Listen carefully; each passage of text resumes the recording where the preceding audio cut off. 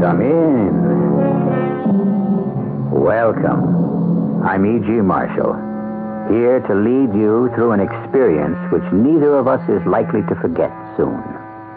We'll travel with people who take murder quite easily in their stride. We'll share the fear of a girl who finds herself somehow led to do and say things that are altogether contrary to her nature. In other words, we'll have an adventure. Our mystery drama, The Telltale Corpse, was written especially for the Mystery Theater by Field and Farrington and stars Earl Hammond and Catherine Byers. It is sponsored in part by Anheuser-Busch Incorporated, Brewers of Budweiser, and Sign-Off, the sinus medicines. I'll be back shortly with Act One. I know it isn't an original thought, but it is nonetheless true that you cannot judge a man by his outward aspects. Take Ernie Blake and Sid Sullivan, for example. Ernie looks like a man in his late 30s who is going places, soberly but not unfashionably dressed, solemn, purposeful in manner.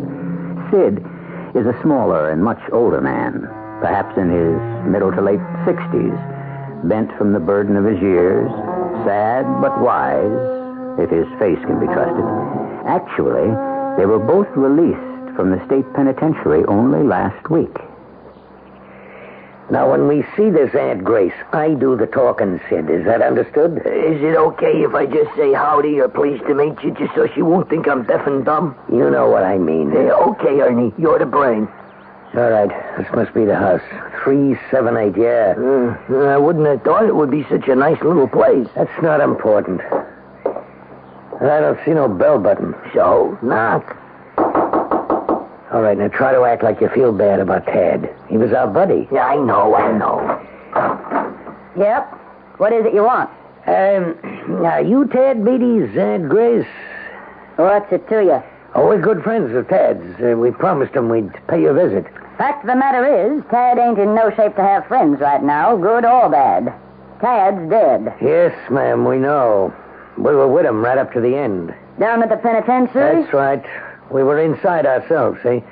We just got sprung last week. My name's Ernie Blake, and this is Sid Sullivan. What's the matter with him? Can't he talk? It's nice to meet you, ma'am. Well, come on inside if you want to. There's nothing much in here worth stealing. Just go right on in there in the sitting room. We were kind of special friends at Tad's. He gave us the key. Now, sit down. Gave you what key? Come on, you know what key I'm talking about. One of the two keys it takes to open a chest. A chest? Stored in the attic of a cottage halfway up Gooch's Peak. Half hour's drive or so from here. I ain't got the faintest idea what you're going on about. Look. Take a look at this key. No, I'll hold on to it. You just take a good look and see if it don't look kind of familiar to you. So, how'd you get your hands on it? Well, we and Tad was good friends, like I told you. After he got knifed, they never did find out who done it. We stayed with him right up to the end. When he knew he was going, he told us about the money from the bank robbery and where it was stashed. He told us about you having one of the two keys that had opened the chest and him the other one. He gave us his key, and he said he wanted us to have his half of the money. That's the way he wanted it, Aunt Grace. I was Tad's, Aunt Grace, not yours. He wanted you to have his share. Yeah. We was buddies, the three of us. A likely story. Well, no matter how you got it, there ain't no getting away from the fact that you got the key. If I want to get into that chest, I gotta let you into it, too. I'll be glad to get it over with, tell you the truth. I've been paying rent on that cottage for 2 years now, till folks was getting suspicious. Didn't dare to take it this season. It'll be going to the summer folks. Yeah? Any of them moved in yet? Not that I know of. But they're due any time now. You got an automobile? No. We took the bus here. Well, I ain't got one neither. Never trusted them. You can rent one, though, down at Hank Millett's garage. I'll come with you. You just stay right here, Aunt Grace. You just make the garage fellas curious. You go down there with us. Yes, you're right. Okay, you two go down and get the car, and then come on back here and pick me up.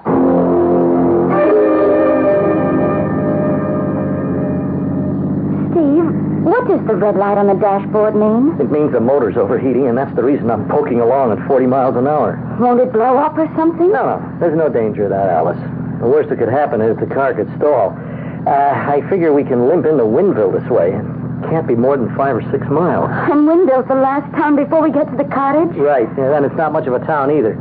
Rental agent said the population was 2,000. No, we should have seen the cottage before we agreed to take it. Well, it has electricity, and a kitchen with an electric stove, and 2 bedrooms, and all the conveniences except the telephone, the agent said. Except the telephone? Now, look, you know what would happen if we had a phone. It would be ringing from the minute we walked into the place until we leave. You remember what happened last year. The office was on my back the whole time. We might as well not have taken a vacation. I know, but what if something happens and we need help? What could happen? We'll make it to Winville. What can I do for you, gentlemen? You Hank Millett? That's right. Oh, my name is John Baker, and this is Sid Sullivan. They told me you got a car to rent. Yeah, I do have, yeah. Well, we'd like to rent it. Just let me go back and make sure it's available before we get to talking business. Hey, why did you give him my right name and use a phony name for you? One of us has to use his right name, dummy. We have to show a driver's license, don't we? So why me? All gassed up and ready to travel. Yeah. Now, who told you I had a car for rent? Well, I don't know his name, the fellow we were talking to down at the bus depot. I see. And what do you plan to use the car for? Well, we're thinking about renting a cottage somewhere in this area. We just sort of thought we'd go out and scout around a little. That suits you all right? Just fine. How long do you think you'll need the car? Oh, not long. Be back before dark, I'd say. There's no use looking at cottages when you can't see, is there? Yeah, right. Well, she's out front, waiting for you. Have a nice afternoon. You don't get a deposit in advance? I don't make a practice of it. That's the reason I like to ask a few questions. Yeah. Okay, it suits us. She pulls a little to the right when you break her, but it's nothing to worry about. Only thing I don't like is that fella's got my name. Stop worrying. We're practically home free right now.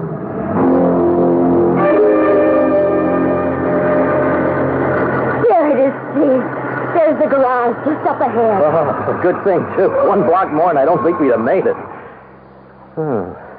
And just hope it isn't beyond help. Do you think we'll be held up long? I have no idea. I certainly hope not. Howdy. Pulling in, you sounded like you could use some help. Overheated, that's for sure. Well, I just hope she's not too far gone. You know, she's been running very hot the last 5 or 10 miles. Well, just let me see what we're up against here. Way too hot to touch, but it wouldn't surprise me if we found a cracked block in there. How much of a delay would that mean? Hard to say till I can get a better look. What's happened, see, is one end of that hose came loose, and you've leaked out mighty near all your water. New hose wouldn't take a minute, but I'm afraid you've done more damage. Well, let's see if I can get a better look now. Oh, we should have stopped the minute that little red light went on the dashboard. Cracked block, all right. I'm afraid it's going to cost you some money. How long will it take? Well, it's hard to say. Whatever parts you'll need, I'll have to wait till I can get them in from Concord. Don't carry them all here. We have to have a car. Oh, I suppose we could take a taxi up to the cottage, but then we get stuck there.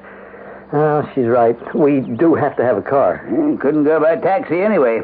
Charlie Castle's got the only one in town, and he's laid up with his arthritis. Which cottage you going to? The Carswell place, I think the agent called it. It's partway up toward Gooch's Peak. Old Aunt Grace finally letting go of that, is she? Aunt Grace? Town character, sort of. Old curmudgeon kind of lady. She's been renting that cottage for the summer last couple of years, and then never going up there. Nobody's figured out why. Well, we can't manage without a car. I'll tell you what. I got a car I rent out. Old buggy, but I keep her in good shape. Party's got it out right now, but I'm expecting them back before nightfall. I could let you have her while you're waiting for your own car to be put in running shape. Oh, that would solve our problem, all right. How soon did you say you expect it? Well, before dark was all the party said.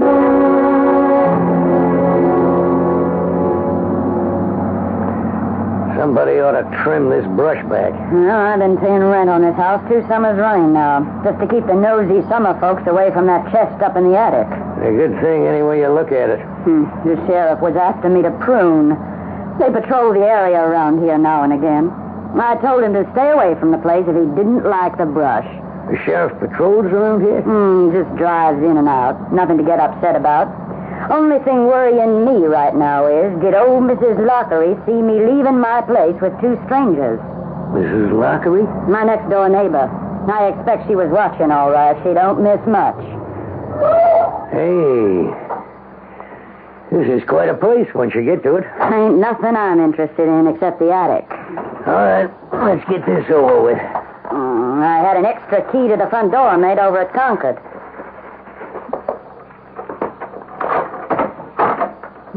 Kind of musty, and there may be some cobwebs. Let's see if the summer folks had the lights turned on. Well, now, that was mighty nice of them. I wish I knew when they're expected. All the more reason to get our business over with. All right, you lead the way, Aunt Grace. I thought about moving out here last summer.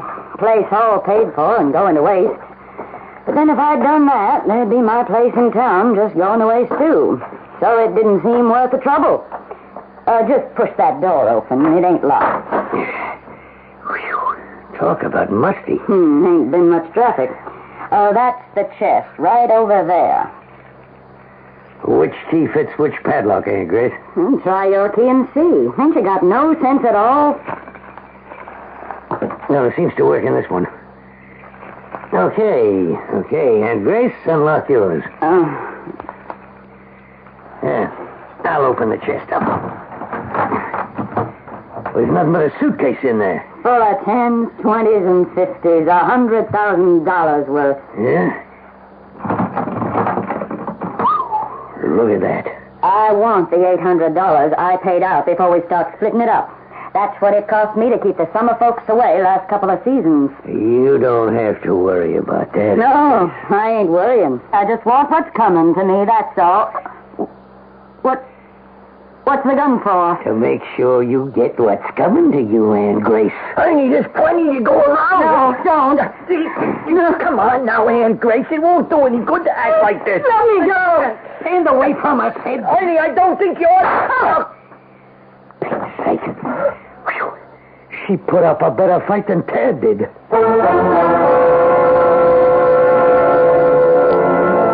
Well, we can't moralize much over what we've just heard, can we? One person's greed has cost her her life. But it was another person's greed that prompted the killing.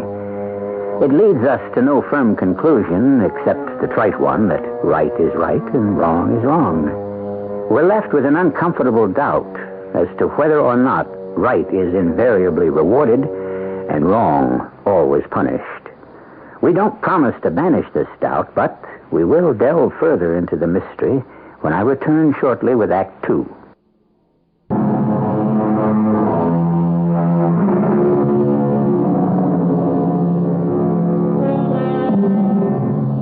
A dead body is an awesome thing, and I've often wondered why.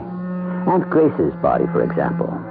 Only a moment ago, Aunt Grace, inhabiting the body, was a tough old lady who commanded a certain respect, granted, because of her toughness. But there was nothing in her spiritual makeup to inspire an almost reverential awe.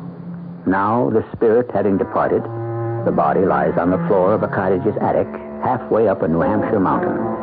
And at least one of the 2 witnesses to its transformation is frightened. You shouldn't have done it, Ernie. Don't be stupid. $100,000, she said, is in this suitcase. If she took half, that'd left 50 grand for us to split. 25 apiece. Now we got 100 to split, and that makes 50 apiece. Come on. Let's get the body out of here. She wasn't much of a bleeder, was she? You mean you're gonna take her somewhere else? Well, what do you think, stupid? We're gonna leave her here? Well, I don't see why not. Well, then listen close and learn something. You better believe the cops know that she's Tad Beatty's aunt. They'd never found the loot from his bank heist. They'd find Aunt Grace up here, and they know the only reason anybody want to knock her off is for the money. They already got her tied into that, so they start asking around. Who knew Tad Beatty in stir? Who got sprung lately? And what they'd come up with is you and me. So they better not find the body. Oh, yeah, I suppose so. Okay. You take Aunt Grace's feet. Where are we going to take her? Down to the car first. We'll stuff her into the trunk and drive till we find a good place to stash her. Don't you think we ought to take the money first, though? It's been locked up here for 2 years. It'll be okay for another 10, 15 minutes. We'll come back for it soon as we got Aunt Grace safe in the trunk. All right, take hold of her feet, Sid. Well, okay. It's going to give me the creeps, though. Oh, she weighs a ton. Yeah. All right, watch yourself backing down them stairs. I wonder why she got mixed up in the bank thing in the first place. No money, what else? She must have been pretty well fixed, though. I mean, if she could spend $800 renting this place. Yeah. So she was willing to spend $800 to get $50 grand. Yeah. All right, watch yourself, will you? You're coming to the bottom of the stairs. Okay. Can we put it down and rest for a minute, Ernie? She's breaking my back. A little higher, Sid. You gotta lift her a little higher. She won't fit into the trunk, Ernie. Well, we gotta double her up some. What do you think? That's a terrible way to treat a dead person. You gotta get her knees doubled up good and tight. Right. Yeah. Okay. Does it? You know, I don't think the trunk lid's gonna close. Yeah, sure it will. May crowd the old gal a little. She won't mind. I just wish we didn't have to do it. Yeah, shut up, Sid. I'm getting sick of it. Well, I just ain't used to things like this, that's all. All right, just think 50 grand. All right, let's get back and get the suitcase. Old Aunt Grace won't mind waiting here for us. Ernie? Yeah? Ernie, there's a car coming up the lane toward the house. Let me see. Damn. Who you suppose it is? Didn't the old battle I say the cops patrolled this area some? I don't remember. They're sheriff or somebody. That's all we need. You think they'll look in the trunk of our car? How the hell would I know? Okay, here's what we do. We'll sneak around the side of the house. We can't go inside now. You think they'll come in the house? Well, they will for sure if they look in that car trunk. This place is lousy with weeds and bushes alongside the house here. Hey, can you read what it says on the side of the car? Wait a minute. Yeah. Says county sheriff. Oh, well, we better get out of here, Ernie. And leave that $100 grand behind? They're looking our car over pretty good. Just so they don't open the trunk. Can you hear what they're saying? I can't even hear them talking. One of them's getting in our car. Must be some kind of a deputy. The other guy keeps ordering them around. Well, what are they going to do? They're going to take our car away. It looks like it. I think it's abandoned. But she's in the trunk, Ernie. Shut up, will you? I know she's in the trunk. What are we going to do? Hadn't we better get out of here? As long as there's $100 grand in that suitcase up in the attic, we ain't going nowhere. Mr. Millard, it's dark already, and they haven't brought your car back. I know, ma'am.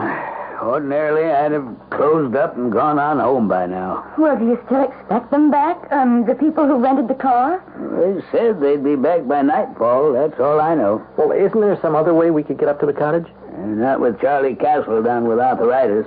He drives the only taxi in town. What are we going to do? Only one thing I can suggest. Miss Purdy lives over back of the church. She takes in tourists sometimes. I expect she'd be able to put you up for the night. Excuse me. Hello. Oh, hello, Bess. Oh, not again.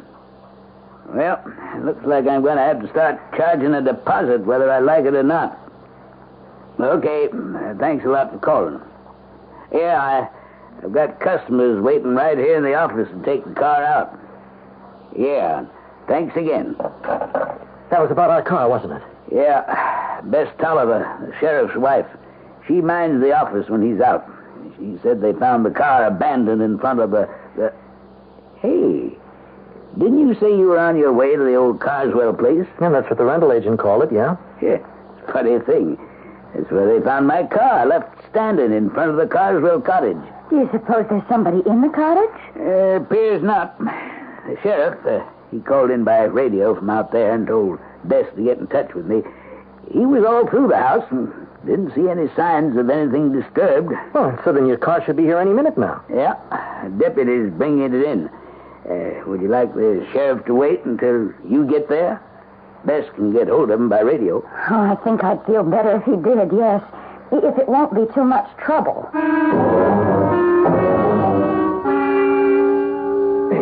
Watch out for this one bush here, Ernie. It's thorny. I tore my shirt. Yeah, shut up. You want the sheriff to hear you? He was up there in the attic, Ernie. I saw the light on up there. I know that. Do you suppose he found anything bad up there? I mean, like blood? Now, she didn't bleed that much.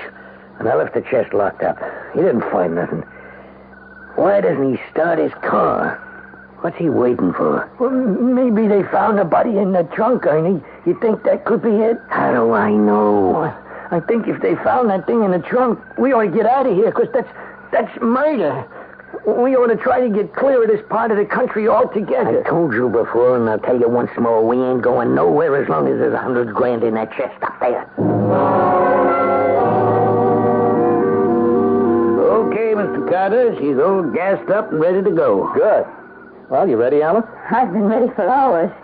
Did you put the luggage in the trunk? Oh, I tossed it in the back seat. There are only 3 bags, and we'll be there in 15 minutes. Mr. Carter, are you sure you and Miss Carter want to go out there tonight? Are you sure you wouldn't rather stay with Miss Purdy? When we can get to our own cottage? Oh, I'm certainly in favor of going on. Oh, don't you think we should, Mr. Millett? Well, I don't want to frighten you or nothing, Miss Carter, but this car was found abandoned right in front of your cottage, and, I guess it's all right when the sheriff's waiting for you at the cottage. If you don't feel perfectly safe after talking to him, you can just turn around and come on back. Right. So, let's go, Alice. All right. I guess. I hope I haven't upset you none, Miss Carter. No, I just... Oh, it's nothing. What, Alice? Oh, for a moment, I just didn't want to get into the car. Oh, it's nothing. A goose walked over my grave.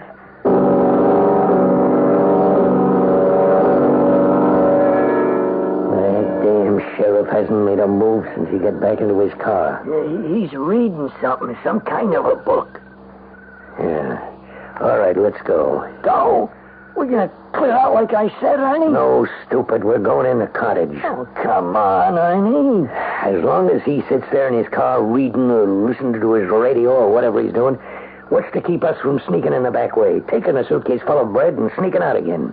What's to stop us? The sheriff, if he catches us in there. Well, he's not going to catch us. For Pete's sake, Sid, ain't you got no guts at all?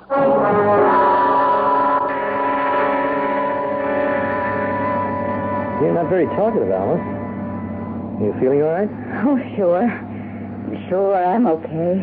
You don't sound very positive about it. I don't know. Spooked or something. I just don't feel right riding in this car. Don't ask me why. Do you feel all right otherwise? Not really, no. I feel kind of achy all over. You know, my legs mostly. They ache like anything, and my back and my chest. And I keep wanting to double up. You know that feeling. You just want to curl up into a ball. Here, let me feel your forehead. I don't have a fever. I'm sure I don't. Have I? Doesn't feel like it. Would you mind terribly if I just sort of curled up here on the seat? Of course not. Would you rather move into the back seat? Oh, it's all full of luggage. Well, you can put the bags in the trunk. No, don't bother. We'll be there pretty soon anyway. I'll just curl up here. Am I in your way? No. You look awfully uncomfortable. Well, if you want to know, I am. Well, then don't stay that way. Come on, sit up. No, I'll give this a few minutes. I mean, I can't explain it, Steve. But I feel like I have to stay in this position. Like somebody's forcing me to. Who's forcing you? Certainly not me. But I don't like the sound of any of this, Alice. I think we should... Steve, turn the car around. What? Turn around. I don't want to go to the cottage. I want to go back to Winville. But why? I can't tell you why. We better go back to Winville and see a doctor. No, I don't want to go back to Winville to see a doctor. Okay. The lane back to the cottage should be showing up any time now. Can't you drive faster? I'm very uncomfortable, you know. Well, why don't you sit up straight? Of course you're uncomfortable, all rolled up into a ball that way. I told you this is the way I have to be. Now stop nagging me about it and get us to that cottage, will you? What is it, Alice? You don't even sound like yourself. Just turn this car around and go back to that lane. What is wrong with you? You don't sound a bit like my Alice. Of course I don't sound like Alice. Why should I? Now get me up to that cottage and get me out of this car. Fast.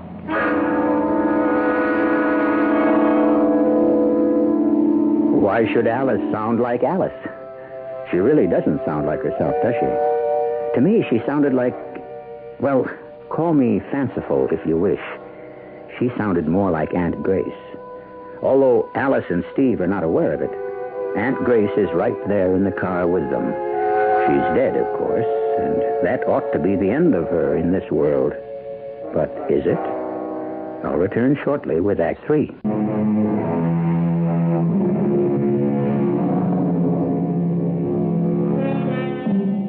The question we must deal with is simply this. How dead does a dead body have to be? All the way dead, you say? Well, that's very true as far as our 5 workaday senses can make out. But there's a lot going on in the world around us that our senses may not perceive. Who are we, then, to say that death must be only what we make it out to be? Ernie Blake and Sid Sullivan, the 2 men responsible for the presence of Aunt Grace's dead body in the car, are still in the underbrush that surrounds the cottage. What if the back door is locked, Ernie? Then I'll pick the lock. Hold it. Sheriff's got his motor running. No, it ain't the sheriff's car, Ernie. There's another car coming up the lane. I can see the lights. Like we ain't got enough trouble already. Okay, we'll stay right here where we are and see what happens. Well, who could be coming out here? Nobody but you and me knows about the money up in the attic. Tad Beatty and Aunt Grace used to know, but they're... Shut up! And stay closer to the house in the shadows. They just pulled up in back of the sheriff's car. It looks like... Good Lord. What is it, Ernie? It's the car we had, the one we rented from that garage. It can't be. I mean, how can it? The guy rented it to somebody else. And that means nobody's opened the trunk. You mean she's still in there? Must be. They found her in there. You know damn well the sheriff's office had impounded the car for evidence, so they didn't. So she's still in there. What are we gonna do, Ernie? Hide out and wait. What else?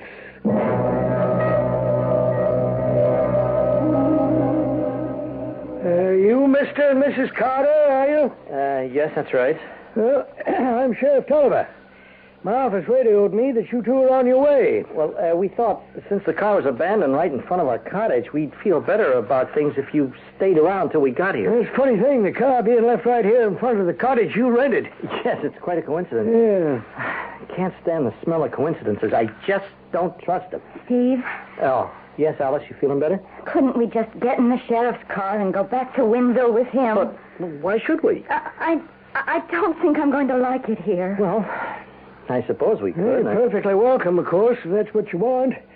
I've been over to the house, top to bottom, and there's nobody in there. It does seem like a shame for you to spoil your whole vacation just because a couple of nuts decided to ditch your rented car in front of your cottage. Alice? Oh, I suppose it's all right. I'm just feeling spooked tonight for some reason. Of course we'll stay. I was just being silly. Well, anything I can do for you folks before I go on back to town? I guess not. No. I'll be going then. If you should need me for anything, feel free to call on me. I'd like to know how we're going to call on him with no phone in the house. Everything's going to be all right, Alice. I'll go get the bags. Not sure I can get out of the car, Steve. Can't get out of the... Alice, you've been screaming to get out of the car all the way out here. Now you say... I know, it doesn't make sense, but it seems to have changed its mind. It?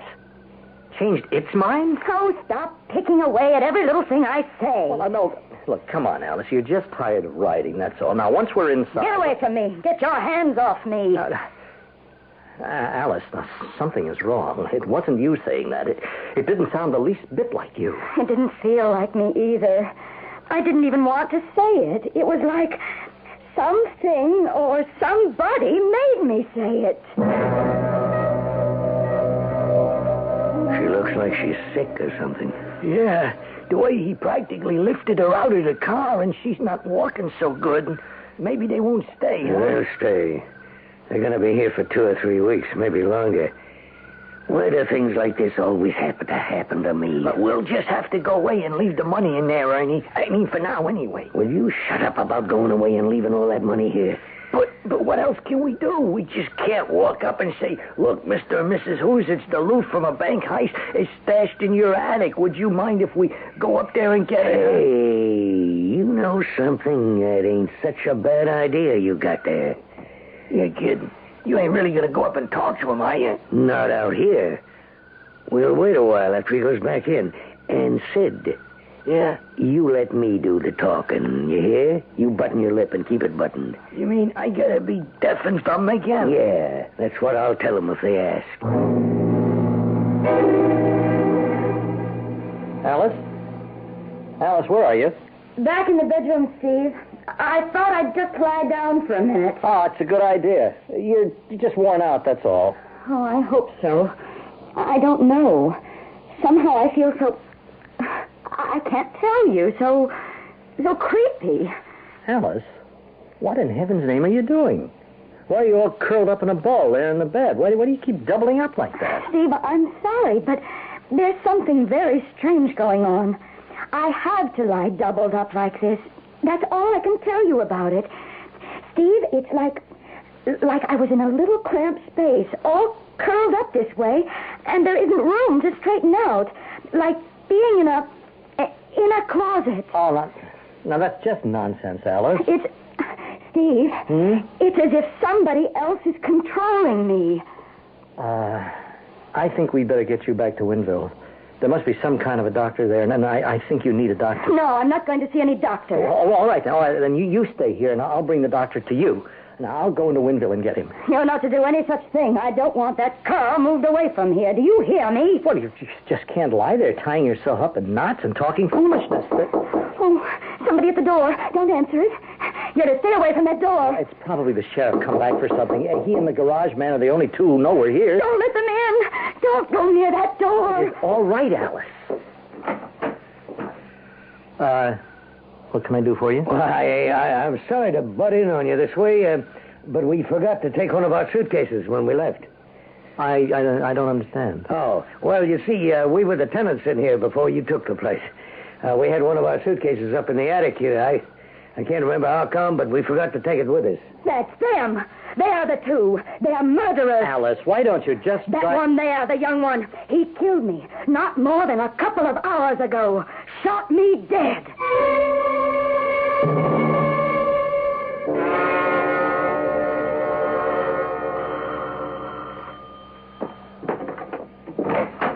Hi, Sheriff. Oh, Hank. Sorry to bother you at home this way. Oh, no bother at all, Sheriff. Mrs. Lockley called you a few minutes ago. He lives out on Elm Street? That's right. Next door to Aunt Grace Beatty. She said she saw Aunt Grace get into a car with a couple of strange men this afternoon drive away. Says Aunt Grace hasn't come back, and it's dark now, and Aunt Grace never goes out or stays out after dark. I've heard that before, yeah. Mrs. Lockley says she recognized the car the minute she saw it. Says it was one you rent out.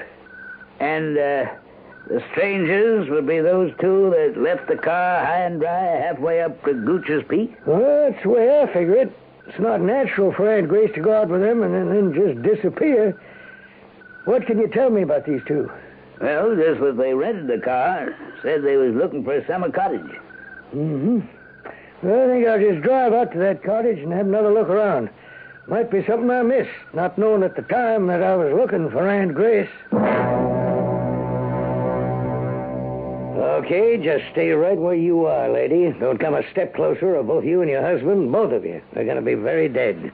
Please, Alice, do as he says. Don't you please, Alice, me. You think I'm going to stand here and let them walk up them stairs to the attic and then walk out with all that money? What do you know about any money upstairs? I know all about it. What do you think? Half of that money's mine by right, and I don't aim to see you two walk off with it. Aunt Grace? Who did you think it was? Alice, why are you talking this way? It ain't Alice right now, mister. It may look like her, but it ain't her. I'm sorry about taking her over this way, such a pretty little thing, but it was the only way I could think of. I'll be through with her in a bit. Good Lord. I don't give a damn ghost, spirit, anything you want to call yourself. You ain't going to keep me away from that money. Sid, you got your gun? You see, Sid don't talk, but he can understand all right. You got your gun, Sid? See, he nodded. He hears what I'm saying. Okay, Sid, you hold your gun on these two while I go up and get that suitcase. You better give me that gun. Alice, don't do anything. Stay away from me, lady, or I'll have to... Okay, lady, I give up. Get off of me. I told you not to talk, Sid. Yeah, but how could... It don't matter anyway. All right. What I got in this suitcase, if you don't know already, I got $100,000 or money close to it, and it's all mine. You thought I was going to split with you, Sid? Yes. Well, maybe I'm a little bit sorry, but come right down to it. You're too stupid to live anyway.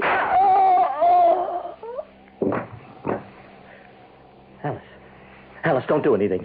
He'd just as soon kill you as not. I'm going to have to anyway, let's face it. You, too. I can't have a lot of witnesses walking around shooting off their mouths, now can I? You're going to have to get past me if you expect to get out of this house with that money. I don't know which one you are, the old lady that's dead or the young one you look like. But a bullet's going to take you out whichever. I'll get past you, all right. I'll kill you. All right, hold it right there, everybody. Drop that gun, you on the stairway. Sheriff, he killed that man. And I ain't through yet, Sheriff. Alice, are you all right? Not yet, I ain't. That man dead, Sheriff? It's a shot in the shoulder, Mrs. Carter. Or are you... you sound exactly like Aunt Grace. Who else would I sound like? I'd like to know. Where's your own body? I'm in the trunk of that car outside there. Get me out of there and I'll be finished with the lot of you.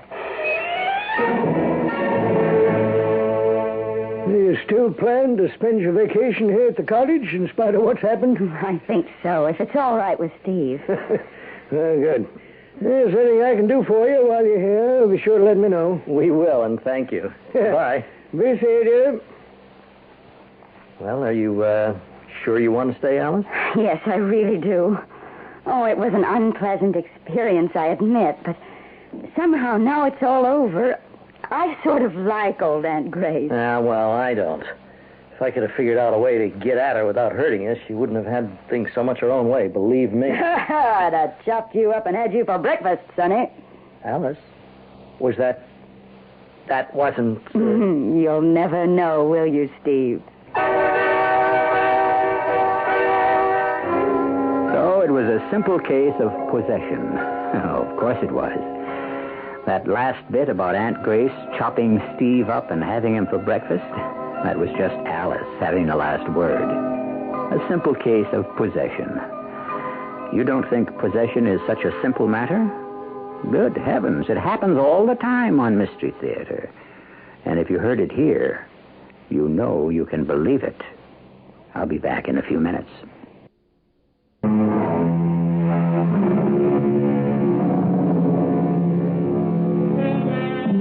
Steve and Alice stayed on in the cottage where they had had such an extraordinary experience. And the remaining 3 weeks were as peaceful as the first few hours had been terrifying. Alice got a beautiful suntan, and the fishing was so good that she has sworn never again to fry a brook trout.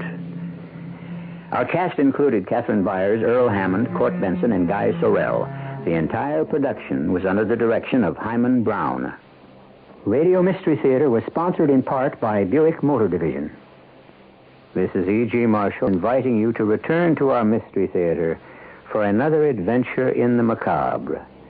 Until next time, pleasant dreams.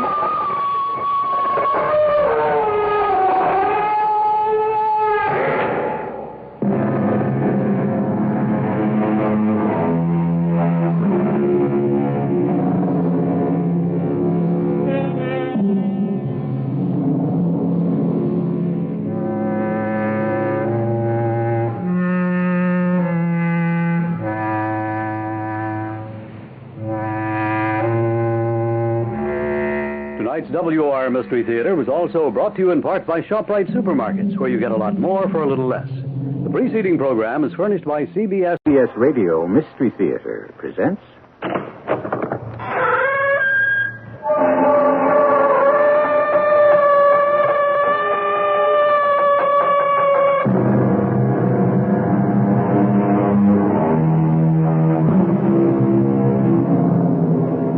Come in. Welcome. I'm E.G. Marshall. Some people put great store in a phenomenon called fate. But the truth of the matter is, man makes his own destiny. We ourselves control that vital steering mechanism within each of us that determines whether or not we turn a certain corner, cross a crucial street, choose the right or the left fork in a road. In essence, we control that special moment that will determine the course of the rest of our lives. What you say is impossible, Professor. I can do it, Your Excellency. I am a scientist, and I tell you it can be done. I can send a man back into time. Oh, insanity. And once I've sent this person back, I will have changed everything, because history hinges on just one man. And who might that be? You, of course, General. You.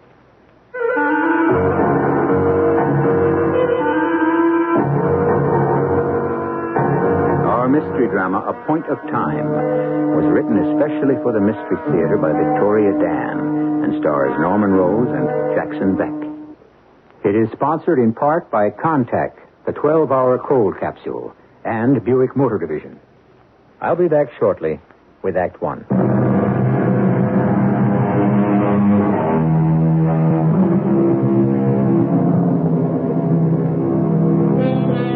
Welcome to the year 2052. Welcome to the celebration. The celebration of what? But of course, how could you know?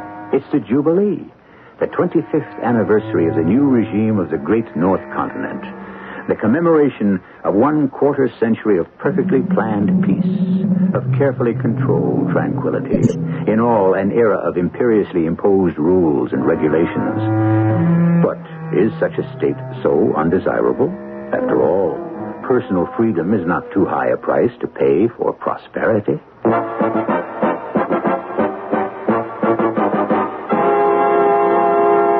His Excellency, the Supreme High Commander of the Great North Continent, spirit and guiding hand of the new regime, General Franklin Ulysses Morgan.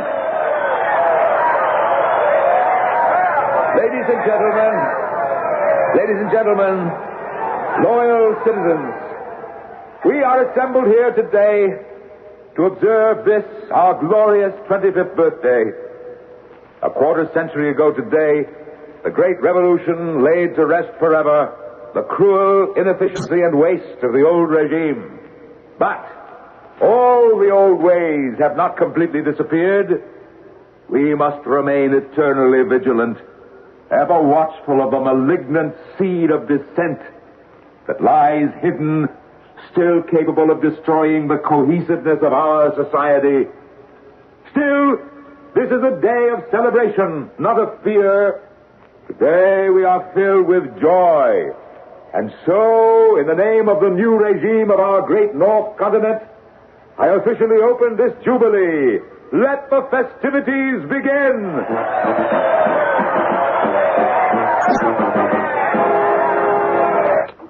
Why did you turn the set off? We have to talk, Otto. This very minute? I was watching the General himself. This is serious. It was most interesting, Lita. He called us the malignant seed of dissent. Not very flattering, is it? My dear brother, any minute now... Of course it's not flattering. But I really do believe he means well. The General means well? Yes. You see, I understand what motivates the man more clearly now. You mean you didn't understand before? I don't believe I've ever seen you so agitated, Lita. Shall I tell you why, Otto? It's quite simple. Our entire plan hinges on the fact that you understand General Morgan. Lita, dearest, I actually believe you're losing faith in me. Oh, I just don't know. This whole idea of yours, it's too fantastic. Inspired genius, that's what it is. Inspired insanity is more like it. Too many things could go wrong, and I'm not even talking about the displacement process yet. That's another thing altogether. Those calculations of yours are going to have to be so precise. I have always been a master of precision, little sister. Oh, Otto, face facts. We're old. Too old to be revolutionaries. Visitors approaching from the rear vestibule. Oh, no. Too old, you say? Well, obviously not too old to be arrested. How do you know it's the special police? I made sure my disloyal remarks were heard by the right ears. Bad news travels fast. Oh, Otto, please. Let's reconsider the whole plan. I'm frightened. Don't be, Lita. As you say, I'm an old man. What can they possibly do to me? Incarcerate you, interrogate you, torture you. You make it sound so grim. Discipline must be maintained. They have to make an example of someone. They need a human sacrifice. In what better time than the Jubilee? They're here. Open this door at once.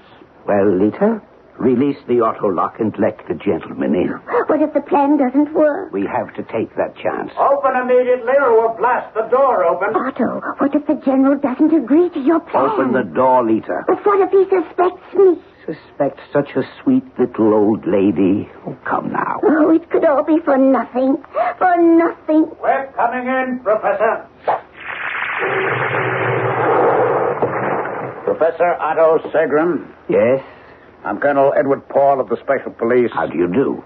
It is my duty to inform you that you have been charged with treasonous and contemptible acts against the state. I see. I'm also obliged to advise you of your rights. My rights? I wasn't aware one had any rights under the new regime. But you're mistaken. You have the right to resist arrest, and should you resist, I have the right to shoot you. Well, I assure you I won't put up a fight, Colonel. Oh, please, Colonel. My brother is not a well man. Old woman, I warn you not to interfere with this procedure. Come along, Professor. Of course, of course. Otto. Remember, my dear, remember the Latin, carpe diem. Yes, Otto. Carpe diem.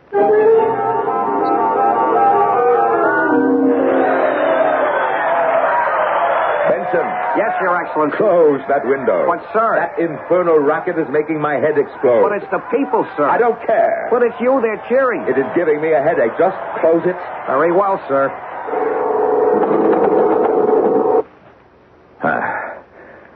Now, what is it? I pressed your other uniform, sir. My uniform? What on earth for, Benson? The interrogation, sir. What interrogation? Well, sure, you haven't forgotten. I assumed you'd been informed. Informed of what? Believe me, General, the last thing I'd want to do is provoke another incident between you and Colonel Paul. Colonel Paul? What does he have to do with this? Sir, an hour ago, Colonel Paul, accompanied by 2 officers of the elite guard, took into custody Professor Otto Segram. Who? Otto Segram, the physicist. But he's 90 years old. But they say he's the acknowledged unofficial leader of the underground. Oh, what is Colonel Paul up to? I'm telling you what I heard. Heard from where? I'd rather not... Where, Benson? I have a cousin in the motor pool. Oh, Colonel Edward Paul thinks he can go around arresting fruitcake scientists and not tell me. Fruitcake? An old expression, Benson. It means having a brain baked with crazy notions. Yes, I think I know what Colonel Paul's game is. You do? Otto Segram is a harmless old eccentric, and everybody knows it. But Paul wants to score points with the High Council on this one. He'll goad and deride that old professor into making some sort of confession. A malignant seed of dissent, snuffed out by the illustrious colonel. And where will I, General Morgan, be when this triumph is occurring? In bed asleep? Well, just don't stand there, Benson. Bring me my uniform. Yes, sir. Oh, who would have the gall at this hour? His most exalted residence.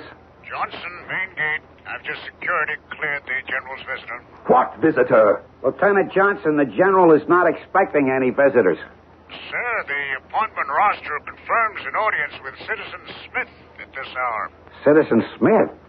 Oh, yes. Citizen Smith. I'd forgotten. Very well. Disengage inner security screens. Yes, sir. Out. General, Forgive me, but I had forgotten all about it. Mm-hmm. Now, why wasn't I told of an audience? I'm sorry, sir. It slipped my mind until this moment. I refuse to see anyone at this hour. But you have to see Citizen Smith. Who the devil is Citizen Smith? Phoenicia Smith, sir. Grandmother of the Year. Who? Grandmother of the Year, General. The embodiment of gentleness and virtue. The matron saint of the state. It's traditional. Even the hour of reception is traditional. I cannot be bothered. I would caution you, sir, not to flaunt tradition in a Jubilee year. There are many opponents of yours who would happily misconstrue such an action. That's her now. Shall I release the auto lock? Oh, Benson, is this going to take long? Well, if I may suggest, sir, do what you do every year. Shake her hand, offer her a toast, and send her away with a personally monogrammed souvenir New Regime pen. All right, let's get it over with. You may enter his presence. Your Excellency, may I present Citizen Phoenicia Smith. Charmed. This is an honor. Oh, yes, Citizen Smith. I would like to shake your hand. Oh, thank you, Your Excellency. Sir, if you will excuse me for a moment, I will attend to your uniform. Now, may I offer you a drink, citizen? Oh, no. No, thank you, sir. Yes. Well, before you go, I would like to present you with a small token of our esteem. Oh, an old-fashioned ballpoint pen. How lovely. I'll treasure it always. Now, I would love to chat with you longer, Citizen Smith, but you see, there are some pressing matters of state to attend to. I have a confession to make, sir. I am not Citizen Smith. What? I am not Grandmother of the Year, although I have her identification ring. I'm Lita Segram. Segram? My brother Otto uses a little phrase, Latin, I believe. Carpe diem. Seize the opportunity, grab the chance. Now, wait, just one moment, please. What is this all about? So that's what I did. I grabbed the chance. Phoenicia Smith is rather comfortably locked away. I took her place. So you see, sir, I shook hands with you instead. Oh, yes. You mean to tell me that you took all that trouble just to shake my hand? But of course, Your Excellency. This sweet old lady's little gloved hand shook your uncovered one. Carpe diem. Your skin has already absorbed the chemical film coating from the outside of my glove. Yes. What are you trying to say? I'm trying to say, General, that you have just been poisoned.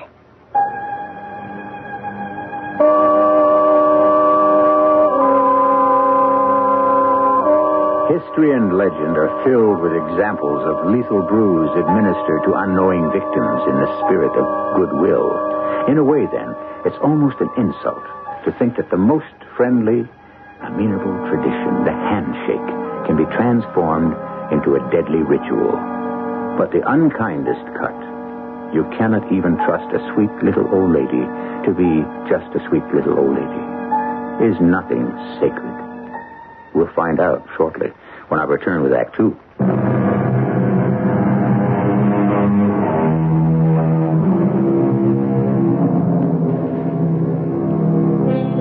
The author is Horace, a wise and noble sage who walked the earth 2,000 years ago. What he actually wrote was, Carpe diem qua minimum credula postero. Translation, seize the day. Put no trust in tomorrow. Indeed, the only thing one can trust is the moment. Tomorrow may never come. On the other hand, tomorrow may come, surely enough, but what good is it if we are not there to see it arrive? 100 years or so in the future, the most powerful man in our tactfully unnamed country is faced with an interesting dilemma. What did you say? You have been poisoned, Your Excellency. Poisoned? By you? Oh, it's just like Otto told me it would be, that you wouldn't believe me. Now, listen, I do not have time for crude assassination attempts, Miss Segram. In fact, my patience with you is at an end. Well, then it is true what they say. You really do believe that you're indestructible? Now, I will be willing to forget the entire incident if you would kindly leave, Miss Segram. I've heard rumors, but naturally I didn't believe them. It cost millions, but you do have something that protects your stomach lining. Please, Miss Segram, you're a nice old lady. I don't want to put you under arrest. But nothing will protect you against the chemical you have just absorbed through the skin. It's a different matter entirely. Oh, wait a minute. Old lady? You called me an old lady. Miss Segram, I am being much more tolerant than I ought to be. Old lady? Why, I'm the same age as you. Maybe even younger. I admit, with modern science, you look, 50, 55. But you're about 78, 79 now. Miss Segram, if you do not get... 79? That's ridiculous. Is it? I don't know where you get your figures. You really don't know, do you? You really don't understand yet. What are you talking about? Time, General. Time. Sooner or later, we all run out of it. But you think you can go on forever. I want you out of this building immediately. It's merely due to my good nature that you don't suffer anything worse. It's you who will suffer, General. In an hour or so, you will feel a slight tingling sensation in your fingers, followed by tremors in the arms and legs, and then a sudden dizziness, all of which will disappear shortly. But they are all indications that the poisonous chemical has entered its final phase. Are you telling me that you would prefer to be arrested? Listen to me for just 1 minute. Very well. You have 1 minute, Miss Segram. What has my brother done that is wrong? I'll tell you, General, though I suspect you won't believe me. Well, I'm waiting. He found a way to be young again. What? It's very complex. It's chemistry, physics. I don't know exactly what it is, but it has to do with space. He can take a person, any person, and place them right where they were any time in the past, right into the space they were in a year ago, 10 years ago, 50 years ago. You have half a minute left. Oh, how can I explain it? It's like moving figures on a chessboard, except the squares represent spaces in time. And whatever point you move into, you become exactly what you were at that moment. Exactly the same, physically, mentally. A person could even live their life over again. Well, do you understand me? Of course, they would live it over exactly the same, because nothing else in the past had changed. Miss Segram, your time is up. You still don't understand? My brother has created a time machine. Miss Segram, I could not care less. But you will, General. In a very short time, you will. Because, you see, time is something of which you have precious little.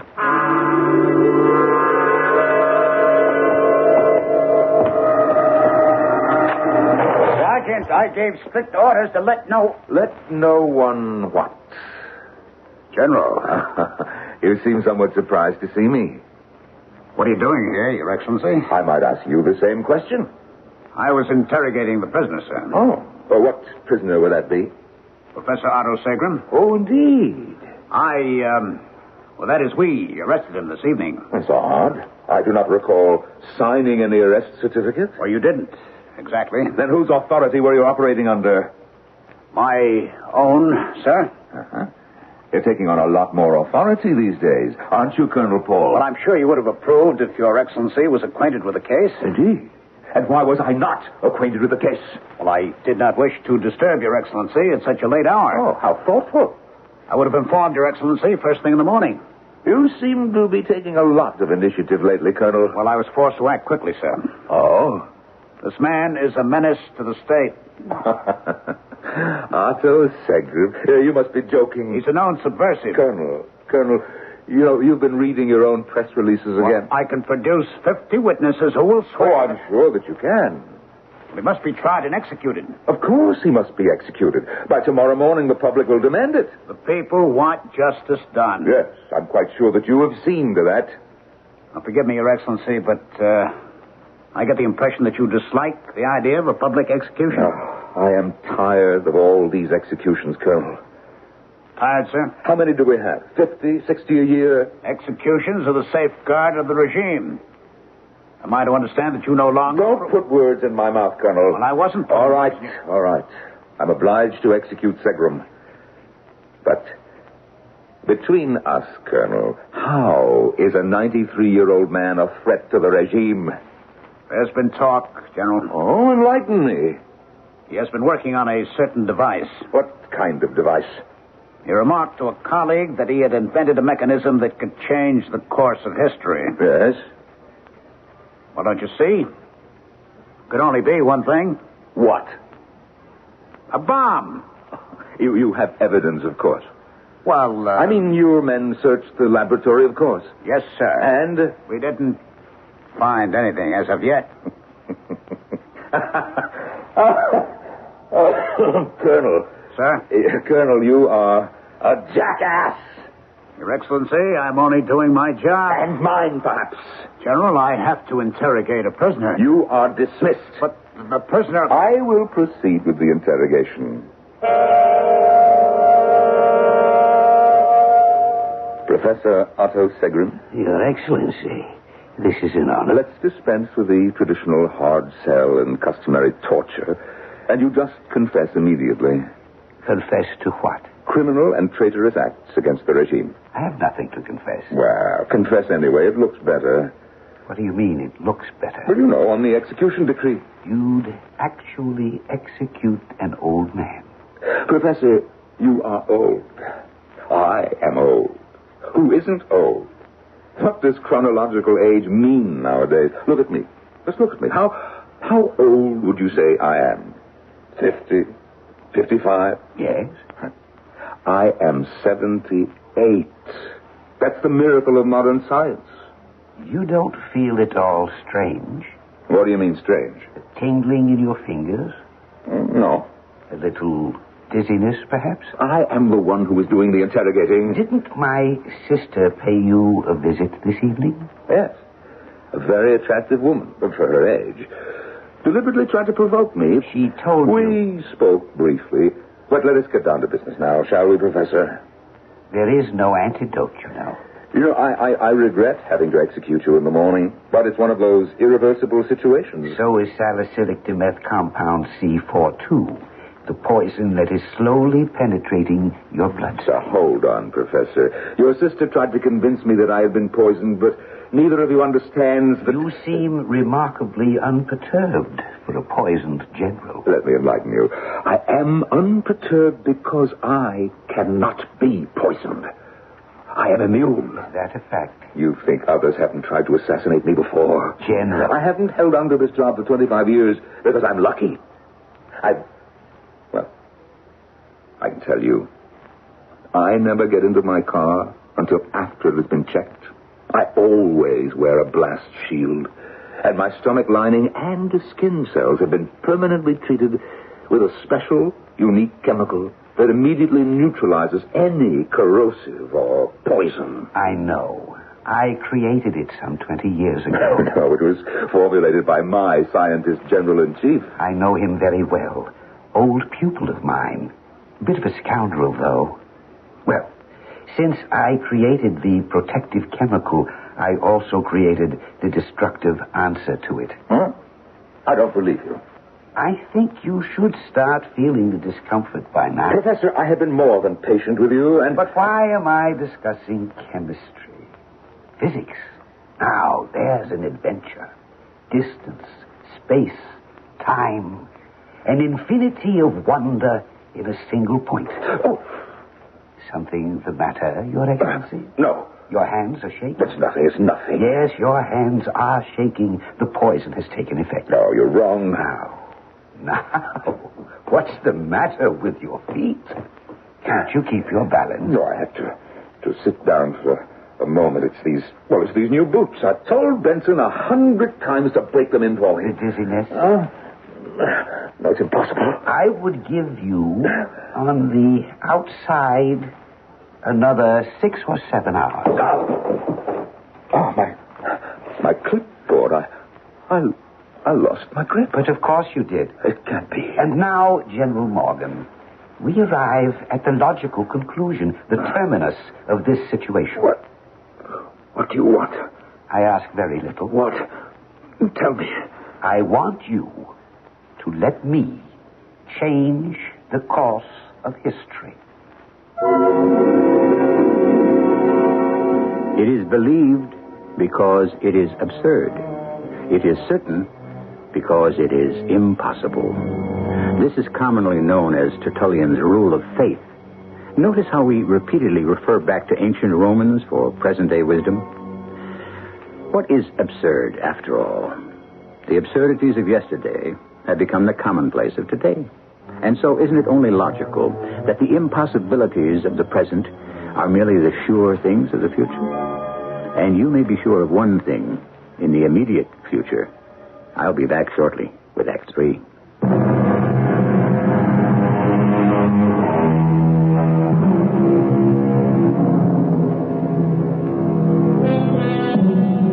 Else whence this pleasing hope, this fond desire, this longing after immortality? So spoke the poet. He knew, as well as they all know, each of us longs to live forever. The bravest among us can become the most shriveled coward in the face of death. Reduced to our most primitive fear, man strikes out and fights, but more often begs, pleads for an extension of this heavenly loan. The general is dying. There is no antidote, unless it lies in the bizarre request that has just been made. You want me to allow you, Professor Segram, to change the course of history? Correct, General. Well, how can I allow you to do anything? I'm dying, don't you remember? You're dying now, but not if you let me send you back in time.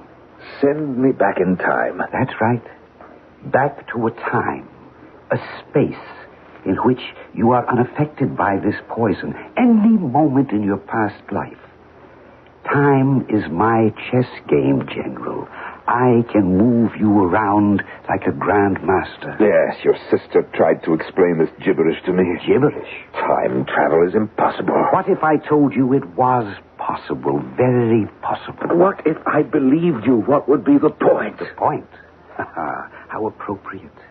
The entire universe is a point, General, multiplying itself into an infinite line, becoming upon itself a square, squaring itself into a cube, cubing itself into other dimensions. Space becomes more and more cluttered. Time exists side by side. The past, the present, the future, all from a single point. Oh, you're crazy. No, General.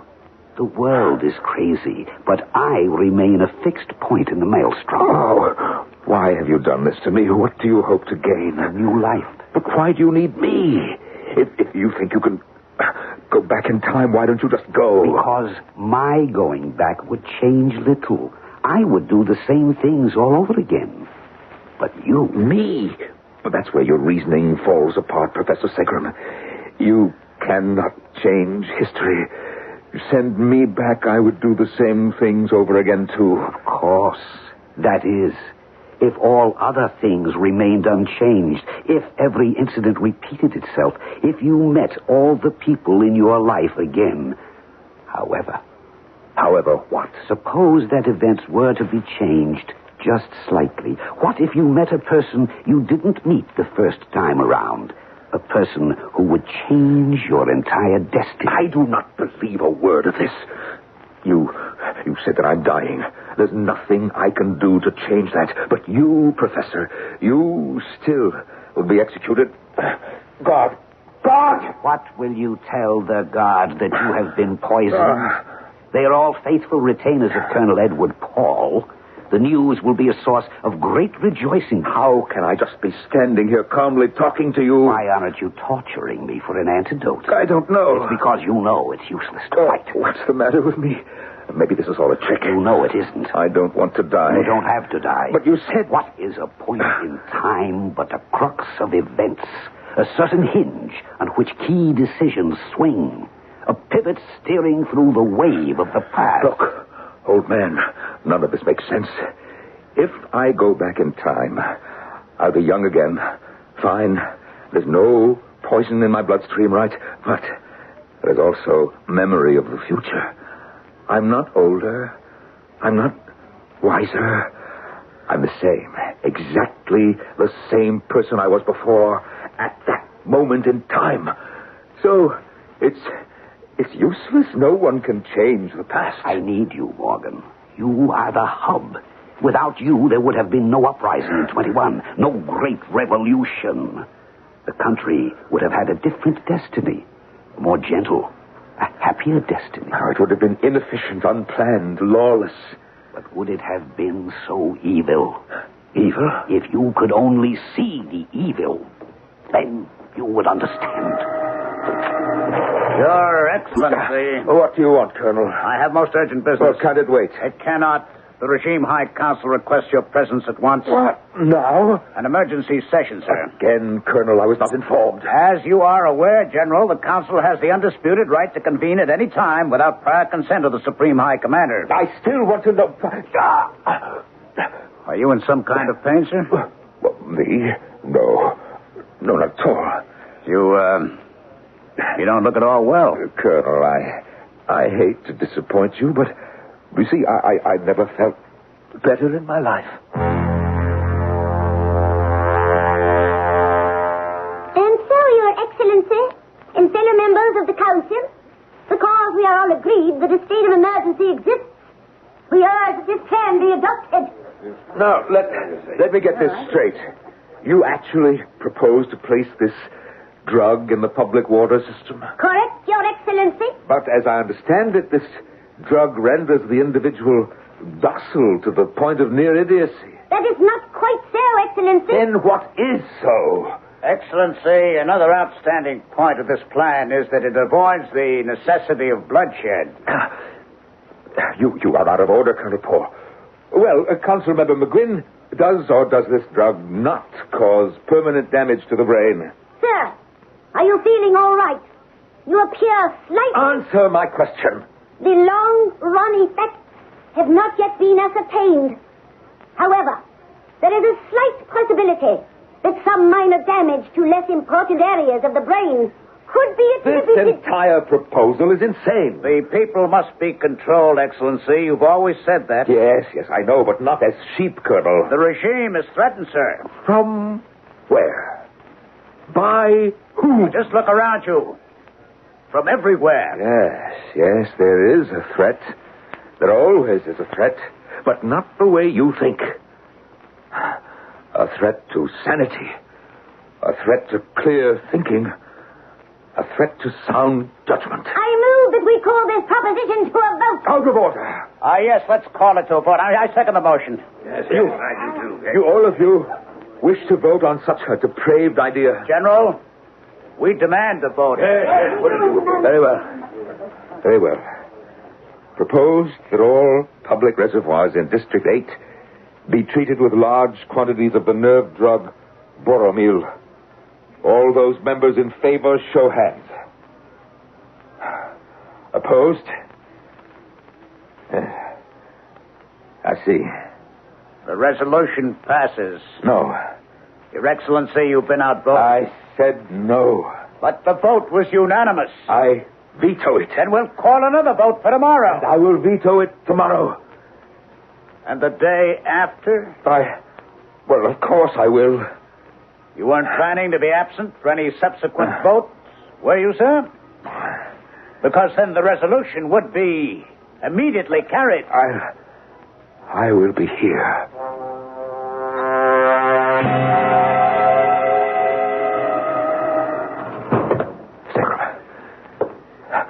Segram, you said that there is some kind of solution, something crazy, impossible but a solution. Yes, General. Well, I put my faith in anything now.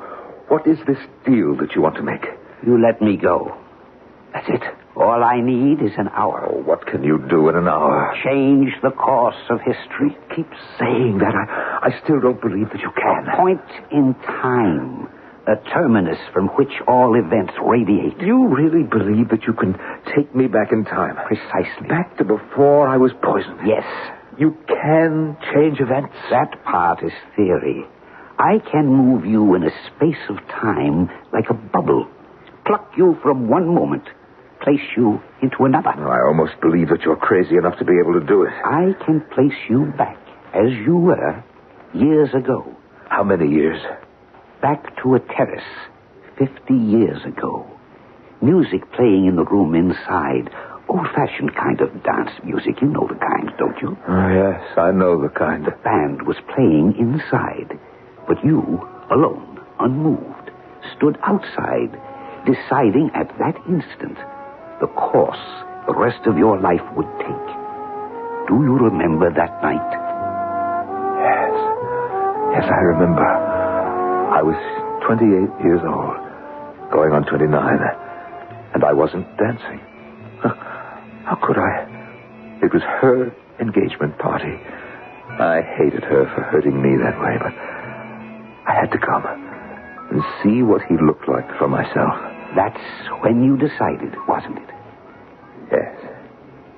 Yes, that's when I decided. It was a turning point in your life, wasn't it? Yes. You were embittered, and you decided to enter the military and make a career for yourself. Yes. You became cold and calculating. But what if you had met someone else that night? Would things have been different? Who's to say? I didn't meet anyone else, though.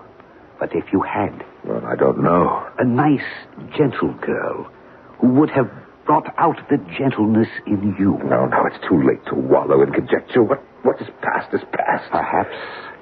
Perhaps not. If you hadn't been a general, you might have been a doctor, a writer, who knows, even a president. There is no presidency. There hasn't been for 25 years. But there might still be a presidency. The government might still be a democracy if there hadn't been a revolution led by you. Segrave,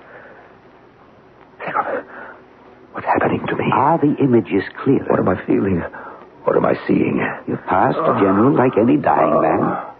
Your life is flashing before you. Don't understand. Why are you doing this to me? You understand. Don't let me die, Segrave. But of course you won't die. Don't let me die. The council votes again tomorrow. Release me, and I promise that the council will never vote at all because it will not exist. Can you really change things? Yes, it's possible, but you have to let me send you back. I'll be just as I was. I'll have no memory of the future. It won't matter. But I'll simply repeat my life over exactly up to this moment. Not if I send her back, too. What? Send who back? The girl you should have met. The girl who might have changed your life. What girl? If you had stayed on that terrace a few seconds longer, you might have met her. I'm not changing events. I'm altering individual bubbles of space, moving yours slightly ahead so that you remain on that terrace just a few moments longer than you did so long ago. But who would I have met? Who, Segrave? My sister, Lita. Lita? You remarked before that she was attractive. Lita, but she's old. She's old now. But she wouldn't be if I sent her back 50 years ago. She'd be 25. This whole thing's crazy. You're a dying man. Like the old adage, you're drowning, and I'm throwing you a life preserver. You might not believe in the life preserver, but it's the only one in the water. I want to believe that you can change things. Get me out of here so I can send you both back. I wish I could believe. Then in the name of heaven, let me try. God, I want this man released into my custody.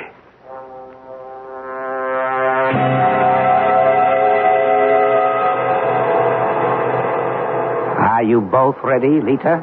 Yes, Otto. Miss Segrave, if this machine of your brother's actually works, we will be meeting again.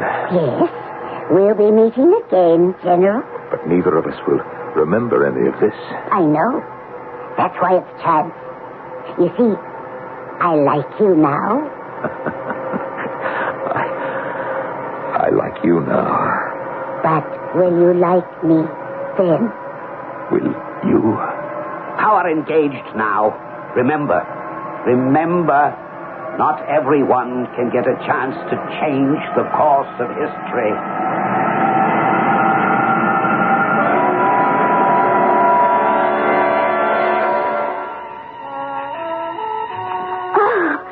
Oh, excuse asked me. What do you want? I didn't realize anyone was out here. Oh, I just wanted some fresh air. Who are you? I don't remember seeing you inside. It's funny. I just got here. I was about to start a dance with my boyfriend, but suddenly I'm outside here. Oh, you came with your boyfriend? Oh, he's not really a boyfriend, just a date. What's your name? Lita. Lita? Mm-hmm. Hey, very pretty name. Thank you. But then, you're a very pretty girl. Well, you're rather nice yourself, Mr. Morgan. Ulysses Morgan. You know, a minute ago, I was depressed and bitter, unhappy. But now... Yes? I have a question to ask you. Well, ask me. Lita, where have you been all my life?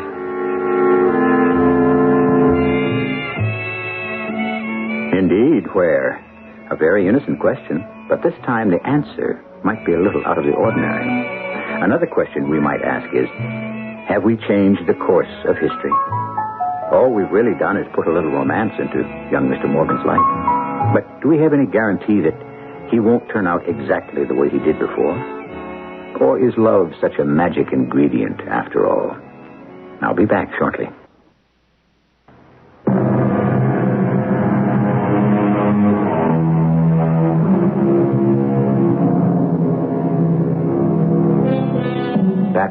Turn backward, O time, in your flight.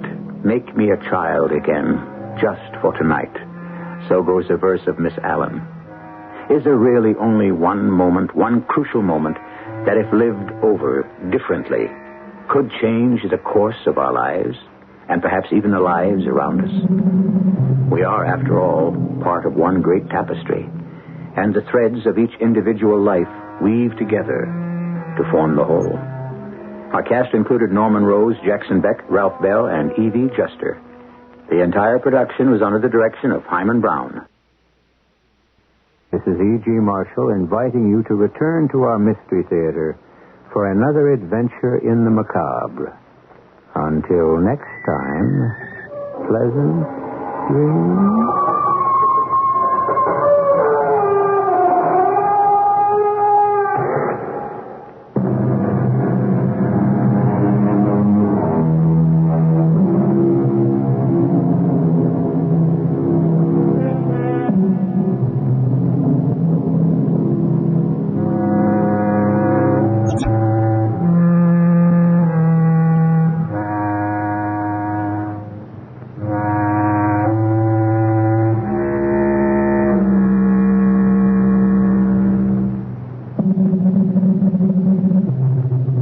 CBS Radio Mystery Theater presents...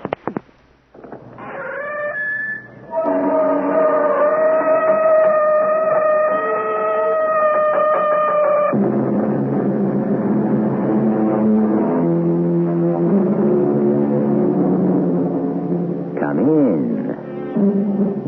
Welcome. I'm E.G. Marshall. There is, someone once said, no better looking glass than an old friend.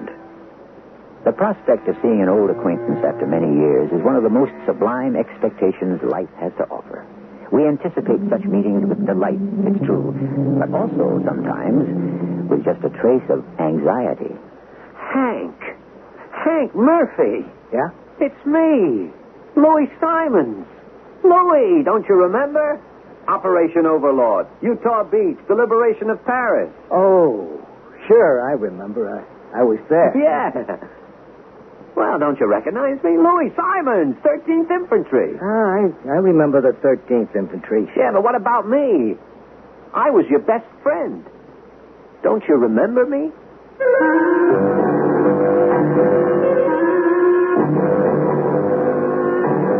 Our mystery drama, The Reunion, was written especially for the Mystery Theater by Percy Granger and stars Paul Hecht.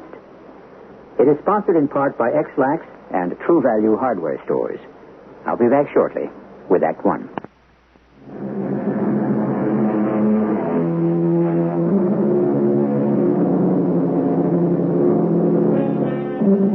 I do not wish to treat friendships daintily, but with the roughest courage, wrote Ralph Waldo Emerson. A friend is a person with whom I may be sincere. Emerson also noted that a person can count himself lucky if during the course of an entire life he can forge even 2 or 3 true friendships, indissoluble unions of heart and spirit, tempered by honesty, trust, and understanding, and free of jealousy. Louis, I don't believe you. I honestly don't. Janie, honey, I've explained it to you 100 times. But you're actually going to go through with it? I told you, Hank Murphy and I made a pact. We promised each other that 10 years to the day after we liberated Paris, we'd have a reunion to celebrate. But you make it sound like the two of you liberated Paris all by yourselves. Well, Hank Murphy could have, just about. Oh, Hank. Oh, really, I'm so tired of hearing about the glorious Hank Murphy. We were in the 13th Infantry together. We fought side by side, all the way from Utah Beach to Paris. And because of that, now you're going to Paris without me. Well, we'll go there sometime, honey, I promise. Hank was the best friend I ever had. The only friend, you mean? Hey, Janie, don't say that. Well, anyway, why do you have to go all the way to Paris? Why can't you just meet here? That wouldn't be the same. Well, I'll tell you why. Because you don't even know where Hank Murphy is. Now, look, Louis, if you're such good friends, why haven't you kept in touch since the war? I told you. Hank was serving some time in the brig when I was mustered out. They wouldn't even let me see him. Some big war hero. A convict. He wasn't a convict. Got a little wild sometimes, that's all. He saved my life once. When I was wounded, he crawled through enemy fire. He risked his own neck to save my life. And got a medal for it, too, I bet. No, he did it because I was his friend. If only I could ever do the same for him. So using this noble act for an excuse, you're going to leave me and the children and go off to Paris for a week-long binge like a couple of adolescents? Ah, you don't understand friendship. I gotta go, Janie. I mean, what would Hank think? I mean, how do you know he'll even show up? He'll be there. We made a pact. But where's a convict going to get enough money to fly to Paris?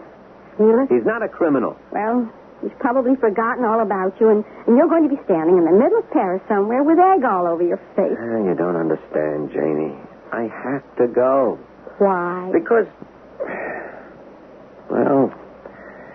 I gotta know whether or not Hank remembered. Oh, boy. They didn't give you that nickname, Screwy Louie, for nothing. Maybe he has forgotten. But he saved my life once. I'm not going to let him down. Maybe you're right, Janie. Hank was just about the only real friend I ever had. So don't you see how important it is to me? Oh, all right. Don't go if you're so determined. But I hope he doesn't show up. I hope the legendary Hank Murphy turned into a first-class bum, and maybe then you'll stop always talking about him.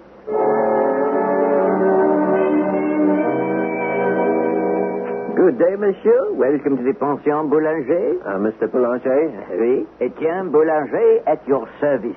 You probably don't remember me.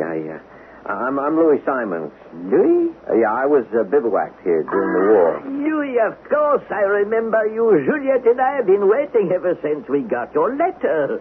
How are you? Yeah, I'm fine. Hey, you really remember me? Of course. It's good to see you again. Juliet. Were you able to reserve number 13? Oui, your old room. The same number as our regiment, the Fighting 13th. Juliet. Louis, I want you to meet my wife. We have been married now 6 years. Monsieur? Juliet, this is Mr. Simons, the soldier I told you about. Pleased to meet you. Just think, Juliet. 10 years ago this very day, Monsieur Simon helped to liberate Paris. Oh, and what brings you back to Paris now, monsieur? Well, I've come for a reunion. Your whole regiment is coming? No, just one other person. Oh, la la, romantic. What?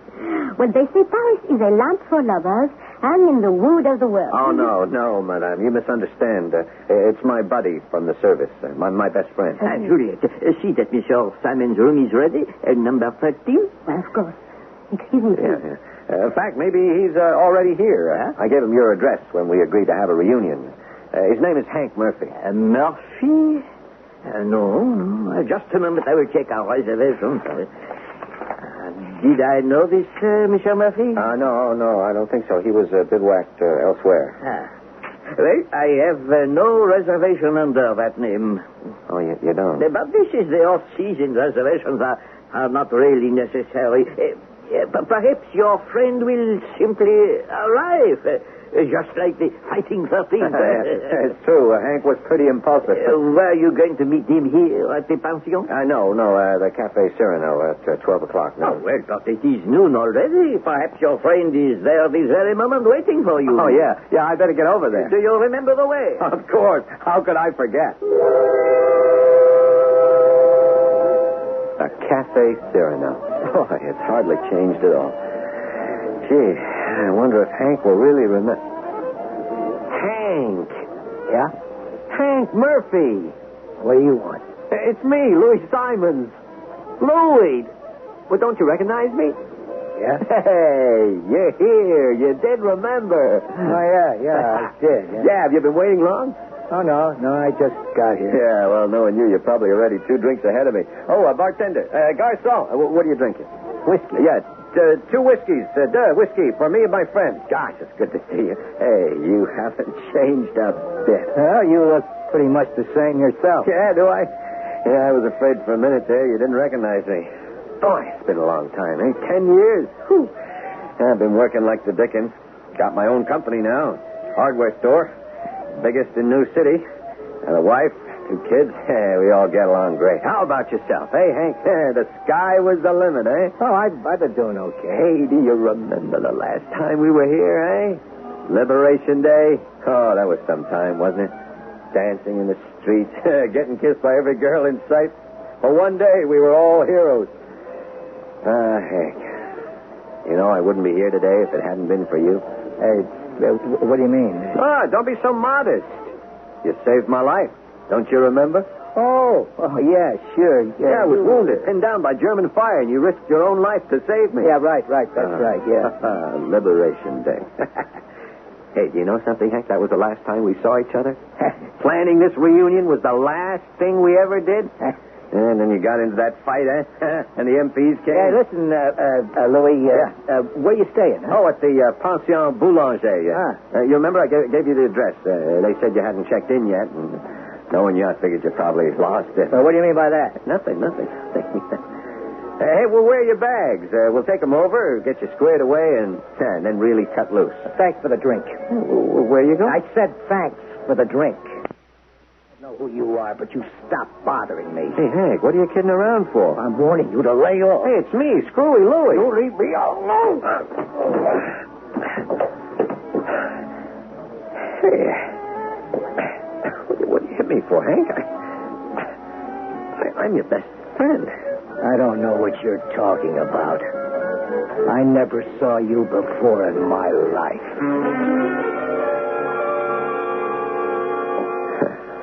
Room 13 for the fighting 13. Stupid can you get? Oh, Mr. Simons, you're back so soon. Oh, hello, Juliet. I'm just making up your bed. I'll be finished in a minute. Oh, yeah. Thanks. Is there a phone downstairs? I want to place a transatlantic call. You just ask Etienne, and he'll place it for you. Yeah. No, I can't do that. Monsieur? I just can't believe it. What's the matter? My best friend. And he refused to recognize me. Yes, but what has happened to your mouth? He hit me. Oh, you mean this person you came all the way to see? Yeah, we were sitting in the cafe talking over old times. Suddenly, out of the blue, he says he doesn't know me, and he hauls off and slugs me. Maybe you had too much to drink. It doesn't make any sense. But please let me give you a cold towel. Yeah, Janie was right. I really am a sad sack. Jenny? Jenny's your wife? Yeah. She told me not to come. She told me I was being silly, that Hank probably wouldn't even show. But he did, you see? I mean, that's just it. He came all this way, and he hits me. 10 years is a long time, and people can change. Yeah, but Hank, maybe it was just a wartime friendship. I mean, how would I know the difference? Now you just relax, and this is going to sting. There. You know, it's funny. I mean, here you are, a complete stranger. And you're being nicer to me than the guy I thought was my best friend. Well, you know what I suggest? That you send a telegram to your wife and ask her to join you. After all, why let your vacation be spoiled? I don't know. I was going to call her, but No, I can't. But why not? She'll laugh at me. She said, I told you so. You know what? I should have punched Hank right back. Well, but perhaps there was some reason. A reason? For pretending he didn't know me? For hitting me? Well, maybe he's in some kind of trouble. After all, if he is really your friend, is it right for you to give up on him so quickly like that? Yeah, you're right. Hank did save my life. I should give him the benefit of the doubt. Yeah, I gotta try to find him. No, see, that's better. But you should change your shirt first. Why, look, your blood stains on it. Oh, yeah. Well, now your room is ready. Please, I will excuse myself. Yeah, thanks, Julia. Oh, de rien. And after all, you are a friend of my husband. The kindness of strangers. Well, if I hurry, maybe Hank will still be at the cafe. Oh, that must be Juliet again. Louis Simons. Hey. Louis, how the devil are you, you old buddy? What? You remembered our 10-year reunion. Oh, come on. Don't just stand there with your mouth open. Put on your drinking shoes and let's go liberate this old town all over again.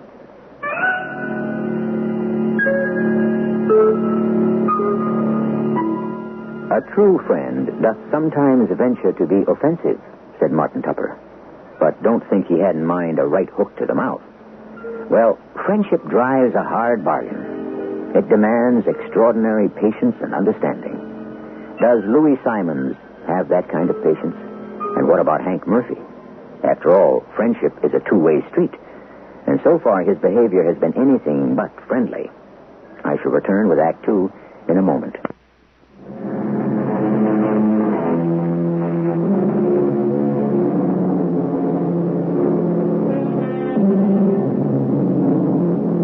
It has been 10 years since Louis Simons and Hank Murphy have seen each other. During all that time, they've had no contact. One might almost say it was a miracle that they both showed up for the reunion at all. Well, we know what Louis has been up to, but what about Hank? 10 years is a long time. A lot can happen, and a lot can change. Louis, you haven't changed a bit. Well, maybe a little less hair, a little more weight. But that's the signature of success, huh? Hey, Hank, what's going on? What's there? You thought I wouldn't show? Hey, what happened to your mouth? Well, what do you think happened to it? Well, you son of a gun. You've already been out racing cane without me. Hey, Hank, I think this joke has gone far enough. Joke? What joke? Are you trying to tell me you just got here? Well, I just stepped off the plane all the way from Terre Haute, Indiana. Air travel's the only way to go these days. First class all the way. Hank. Hey, I see you grabbed number 13, you sentimental old fool. Hey, I'm not Louis the Fool anymore. Well, I'm right next door, room 14, numero 14. Hey, what'd you hit me for? That's for the Cafe Cyrano. Cafe Cyrano, I didn't remember that a sock in the jaw was part of the bargain. Now, come on, Hank. Whatever game this is, stop it. What are you talking about? You know what I'm talking about. In the Cafe Cyrano, not 15 minutes ago, you pretended not to recognize me. When I called your bluff, you slugged me. Hey, are you crazy?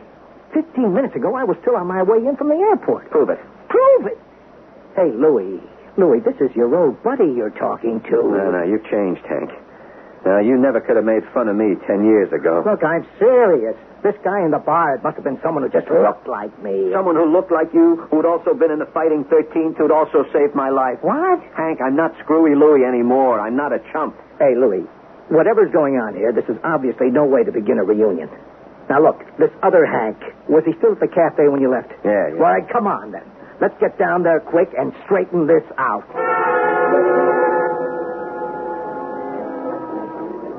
Well, of course he's not here, because he just walked in the door with me. Not much light in here. How can you be certain it was me? You're saying I couldn't recognize you? Well, obviously not. Why would I want to pull a stunt like that? Well, you tell me. I mean, how did he know our division number? How did he know... Hey, wait a minute. He knew about the Fighting 13th? Yeah. And he knew about my saving your life? All the details. Now, just try to remember. Did he volunteer all this information? Well, what do you mean? Or did you? Well, I guess I was doing most of the talking. Most of it or all of it? Well... In other words, you spotted this guy, you came on like gangbusters and started right in with the reminiscences. And all he has to do is nod his head yes from time to time, right? Yeah, but... But what? The guy was putting you on. Yeah, but he looked just like you. So? I got a double. It happens. I just hope he doesn't get me into any trouble. Yeah. It's quite a coincidence. Louis, do you trust me or don't you? Oh, look, I'm sorry, Hank. Sure, of course I trust you. I came in on Alhambra Airlines Flight 41. Now, if you don't want to take my word for it, call the airport and check the passenger list. Gee, I feel like such a chump. Oh, forget it. No hard feelings. We both trusted each other enough to show up, didn't we? Well, that's what counts.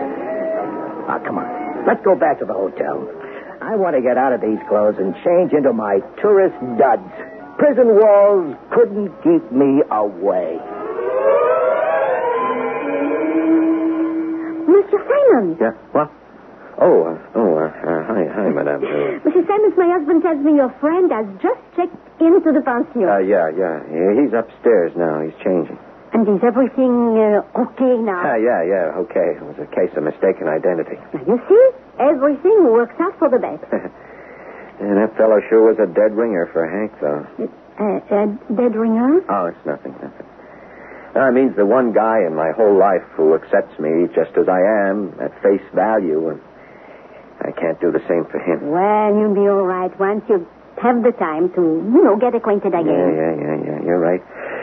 We got a great week ahead of us. Now, can I bring you something while you're waiting to take your mind away from Have it? you got the afternoon paper? Oh, yes, it just came. Here. Oh, yeah, thanks. Sure, of course. It's in French. Screwy Louis. Well, at least I can look at the picture. Hey, what's this? It's a photograph of Hank. Hey, Madame Juliette. Oh, oui, monsieur. Here, come here. Hmm? Look, this picture here. Yes? What does that caption say? Caption? Yeah, the writing underneath. Oh, monsieur, this is not good. Well, what's the matter? What is Well, this man is this man is a homicidal murderer. What? Well, I don't know how you would pronounce this word, monsieur. That's a schizophrenic. Well, that means he has two personalities, no? Two personalities.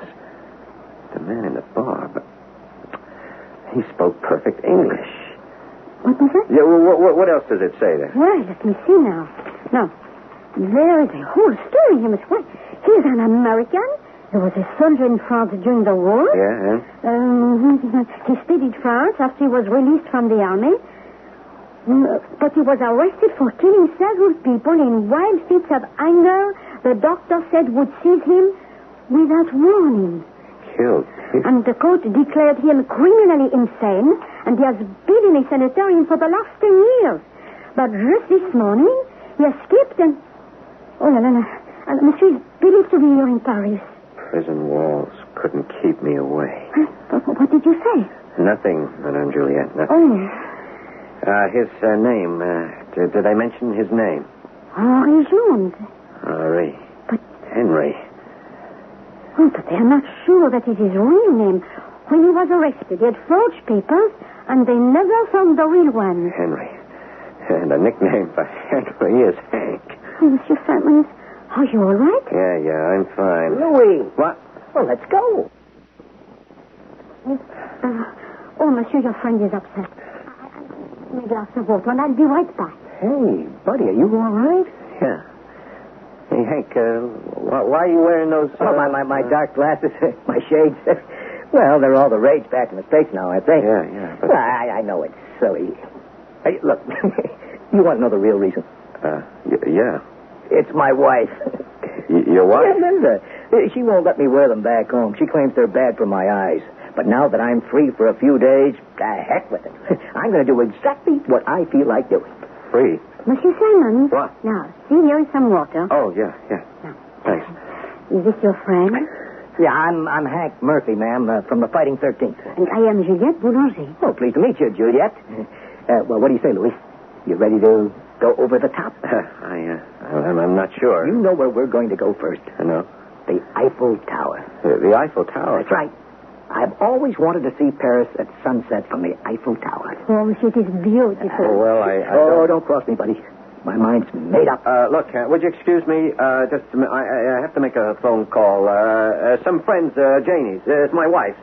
I told her I'd give him a ring, say hello. Oh, can't that wait? No, just take a minute. Oh, there is this one in the back, right through the door, and Etienne will show you. Yeah, thanks. Etienne. Oui? Your phone. Juliet said I could use it. Over there in the corner. Thanks.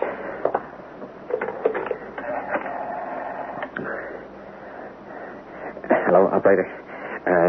Do you speak English? Oh, good. I want the Paris airport, Alhambra Airlines. Thank you. Oh, hello, Alhambra. I was expecting a friend today, Mr. Hank Murphy, on flight 41 from the States, and I was wondering if you could check your passenger list. What? There was no flight by that number. Was there any flight at all that would have arrived around noon or maybe a little before? I see. Thanks. I can't believe it. It's not possible, not. Hey, so is everything all right? Yeah, Etienne, I want to call Terre Haute. It's in Indiana, in the States. Well, I would have to make this call for you. Yeah, sure. Could you do it right away? It's urgent. I'm sorry. It could take several hours. Several hours? To make all the connections. Hey, Louie, come on. What? Oh, yeah. Look, Hank, maybe we could do it later, okay? If we don't leave now, we'll miss the sunset. Yeah, I don't feel so good. Hey, pal, you can get sick next week. Right now, we're going to the top of the Eiffel Tower. All the way to the top.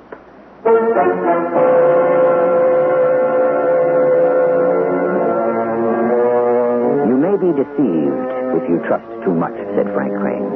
But you will live in torment if you do not trust enough. Either way, Louis Simons is in torment. Trust is the cornerstone of friendship. But is Hank Murphy a homicidal maniac or the victim of an incredible coincidence? I shall return shortly with our final act.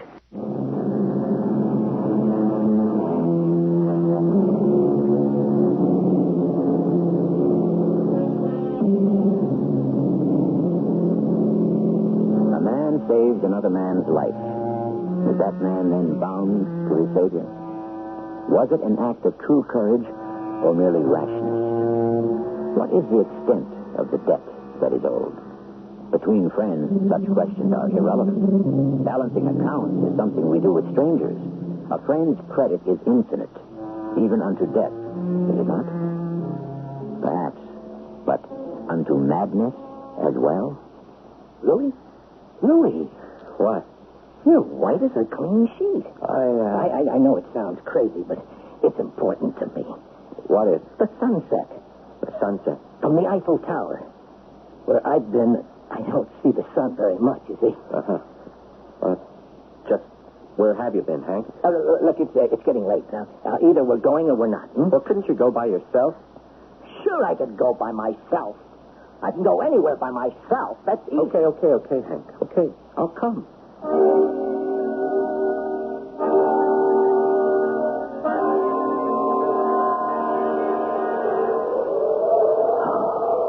There it is, Louis. Paris. The whole city at our feet once again. Yeah. And nothing but this little railing between us and... I feel like I'm a mile into space. 984 feet to be exact. You always were the exact type, weren't you? No one up here but us. Hey, so what are you standing back there for? Come on over here, to the edge. Look. There's the route we took when we marched into the city, remember? Hank, it's almost closing time. Let's go back down. Oh, don't be a killjoy. I'm trying to remember. But that's the past, Hank. It's a long time ago. I know that. I've counted every day. I've had to go to a lot of trouble to get here. I've been looking forward to this minute for a long time, Louis. Well, what do you mean? To feel free. To be free again. One last time. Hank, you're talking crazy. What? Nothing. I didn't mean that. Is that how I seem to you, Louis? Crazy? No. Really, you're the same old Hank. No, I'm not. Sure you are. Nah. The guy in the cafe. I mean, he isn't you. Didn't have that old Hank Murphy smile. Old Hank Murphy confidence. And I do? Sure. Sure, the old war hero. You remember. You remember the saying we had? If you can't make it in the Army, you'll never make it on the outside. And who made it in the Army if not Hank Murphy? The sky was the limit for you, Hank. Was. And still is. Oh, why not? How old are we? 32, 33. Louis, I've got to tell you something. Oh, hey, it's all right. Look, I didn't fly over here this morning. You don't have to tell me anything. I have to, Louis. I don't want to know. Because it's going to change what you think about me. Look, Hank, friends don't need explanations. Friends? Who says we're friends? We haven't seen each other for 10 years. You saved my life. So what does that mean? Am I going to bank on that for the rest of my life? We are friends, Hank. We do anything for each other. Do you really mean that? Yeah, sure. You hesitated. No. I mean it. But you had to think about it. Only for a split second, maybe. But you had to think about it. You know what you and I are, Louis. Strangers. Oh, no, that's not true. I'm your buddy, remember? I'm sorry, Louis. Come on, let's go down, okay? This place gives me the creeps. Me too.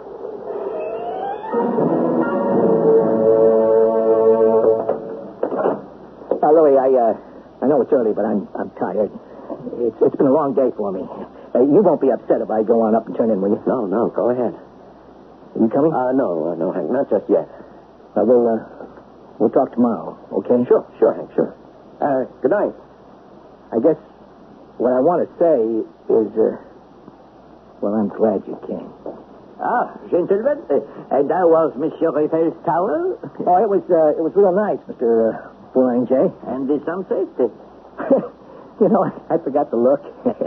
Well, good night. Your friend is tired already, Gent, could you place that call now? The one to the United States. To Carol. Oui. I got to call my friend's wife. Oh, nothing is the matter, I hope? No. Just want to speak to her. Do you have the number? No. Oh, well, I'm sure it will be on their directory. Yeah, hope so. But it could take some time. I don't care. I got to settle this tonight. I'll be upstairs in my room, waiting.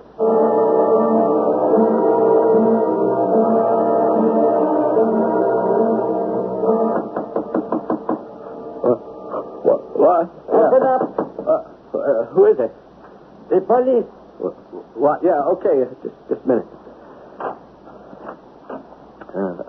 Police? Inspector Malraux. My credentials. What time is it? It is after midnight. Oh, I must have fallen asleep. Would you step out into the hall, please? Yeah. What's happened? Please, I would like to ask you some questions. Oh, okay. Your name? Simon. Louis Simon. Hey, look, what's all this about? The person who is occupying the room next to yours, number 14. Did you know him? Yeah. He was, in fact, a friend of yours. Hey, why are you speaking in the past tense? Because, Mr. Simons, the man is dead. What? Look. You must see for yourself. Oh, good Lord. Monsieur Boulanger heard noises from downstairs. He came up to investigate, saw nothing, and was about to go back down when he noticed this blood from the head wound by which this man died had seeped under the floor and into the hallway. How did this happen? I thought perhaps you might be able to help us answer that. Of course. I'll do anything I can. You knew the victim as Mr. Hank Murphy, is that correct? Yeah. But you were aware of his other identity? I knew Hank Murphy, Inspector. He was a war hero. One of the finest soldiers we ever... Perhaps, but his more recent occupation, which he practiced under the name Henri Jones, he was not so heroic. I knew him as he used to be. That is very loyal of you. But nevertheless, you knew Hank Murphy and Henri Jones were the same man. No, It is no use denying it, Mr. Simons. Madame Boulanger has already told us she translated for you an article in today's newspaper. Well, yes, she did. You knew, yet you did not report this to the police. Inspector, I couldn't believe Hank would have done such things. I still can't. He saved my life once. Which is why you took his? What? Where have you been since 9 o'clock this evening? In my room, asleep. It is difficult to prove. Yeah, how can you think I... Why would I do... You had the strongest of all possible motives, Mr. Simons. Fear. No. Can you honestly tell me you were not afraid of your friend? So, you see, you will have to come with me. Oh, Inspector, I'm glad I caught you. Madame Boulanger, I am taking Monsieur Simons here to headquarters. I will need his passport. Just one moment, Inspector. Monsieur Simons, your telephone call to the States, it has just come through. You mean there was a Hank Murphy listed in Terrell? Oh, yes, and his wife is on the phone, and she's waiting to speak with you. Inspector, I think we can clear this up right now.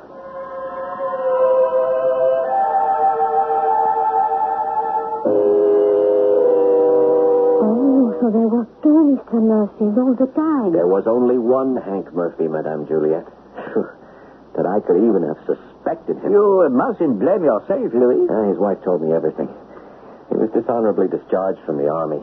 No one would give him a job, so he took to crime. One jail sentence after another. He lied to me about flying over because he was too ashamed to admit he had to come by tramp steamer. But what could you have done? Well, don't you see? Hank needed my help. He was begging me. Well, now it's too late. Oh, Inspector. Thank you for the use of your telephone. I have contacted headquarters to continue the search for Monsieur Henry Jones. Well, then you will not take Monsieur Simons to jail now? No. My apologies, Mr. Simons. I think we can now reconstruct what actually happened. This man you met in the Café Cyrano was the real Henry Jones. From what you said, he realized a man resembling him was coming into the city. He planned to rob this man and then come downstairs, claim his passport, and escape from the country. Oh, there was a method in his madness. Yes, but Hank must have awakened. And there was a struggle in which your friend Hank was killed. Now, wait, Inspector, how do we know that? What? Well, how can we know for certain it was Hank that was killed? Well, I suppose we cannot be certain until we check the fingerprint. Hank was unbeatable in hand-to-hand combat. He wouldn't be killed. Just one thing, Mr. Simons. Where is he then? What do you mean? If your friend kills a maniac in self-defense, he has nothing to be afraid of. Why has he disappeared? Unless he had something more to hide. I guess I don't know that, Inspector. I will let you know the results of the tests. But I'm afraid we will find that the dead man is indeed your friend. Monsieur Simons, you must try to get some sleep now. Yeah.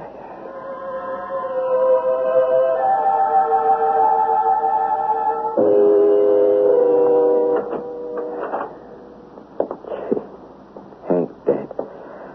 I just can't believe it. Hey, Louis, what? Who's there? It's me, Hank. Hank, I knew it. How did you get into my room? I came along the ledge.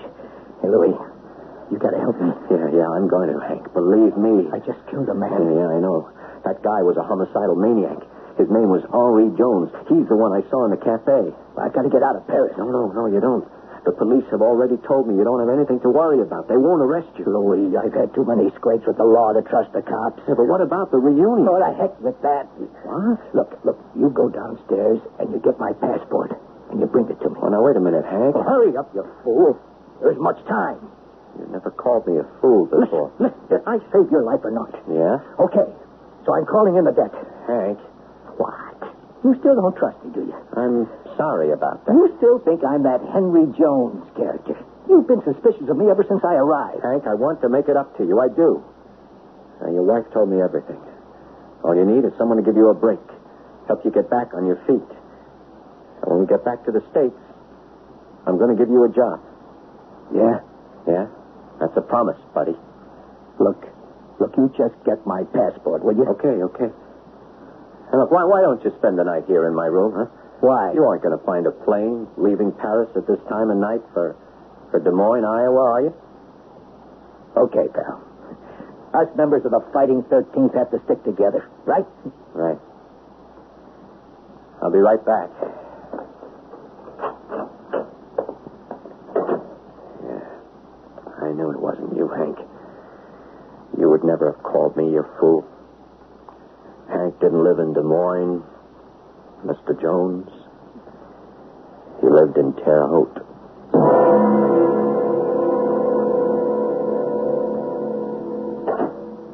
Louie, oh, you're home so soon. Janie, please don't start in on me. Oh, honey, I won't. I know what happened. You do? Well, Hank Murphy's wife called me this morning. You know the whole story? Yes, and I think you did a wonderful thing. What do you mean? Hank was reaching out to me for help, and I didn't realize it until it was too late. But, Louie, you did help him. What? Linda Murphy called to thank you. You see, just before he left, Hank told her that you were the only real friend he'd ever had. Hank said that about me? And that if you didn't show up for your reunion, he was going to jump to his death from the Eiffel Tower.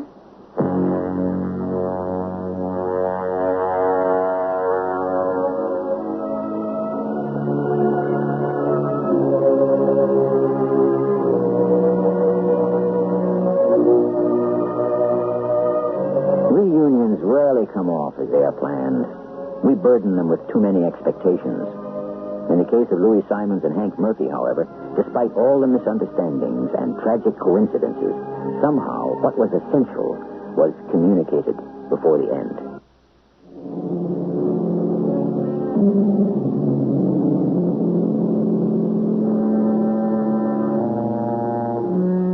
Hank Murphy was a war hero, and Louis Simons was a sad fact. Yet, after the war, Hank found himself adrift on the outskirts of the law, while Louis became a success. Who knows what would have happened to Hank if he'd lived? Perhaps Louis could have helped him, but then again, perhaps Hank's end had already come, even before his tragedy was complete. No one can say what fate has in store for us, but one thing is certain. If we leave it entirely up to fate, we're in trouble. Our cast included Paul Hecht, William Griffiths, Mildred Clinton, and Sam Gray. The entire production was under the direction of Hyman Brown. Radio Mystery Theater was sponsored in part by Buick Motor Division and Contact, the 12-hour allergy capsule. This is E.G. Marshall inviting you to return to our Mystery Theater for another adventure in the macabre. Until next time, pleasant dreams.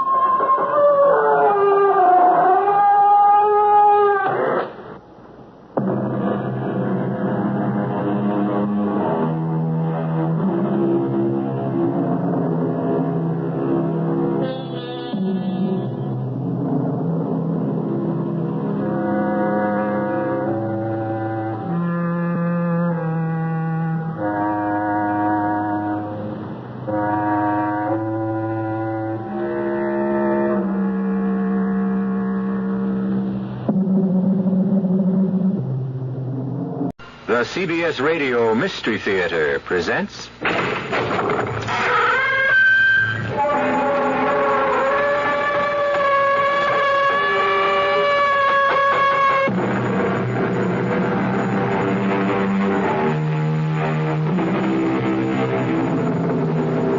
Come in.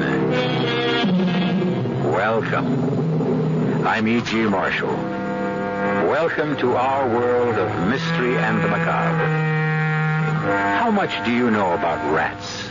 About as much as I did, I suppose, before I heard of the strange crimes at the Meriwether Research Institute. It all began with certain experiments on a strain of rat known in scientific circles as Rattus novicicus, and ended with death. Gray. What? The rat. The rat get out of that cage. And Unrun. with a wing told the truth about Atticus being able to slip the latch on the cage. If he did, what happens to us? Gray. Don't think about it, Doris. Don't think about it.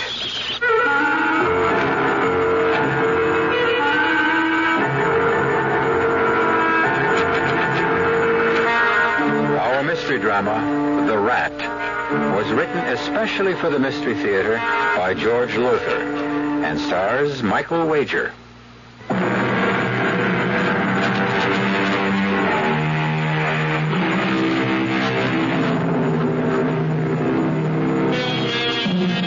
Still there? Good. I admire your nerve. All right, then. Come along with me to the laboratory of Dr. Grayson Carter, behavioral scientist at the Meriwether Research Institute. As you see, in that cage there, which covers one wall of the laboratory, are about 150 rats. Big, too, aren't they?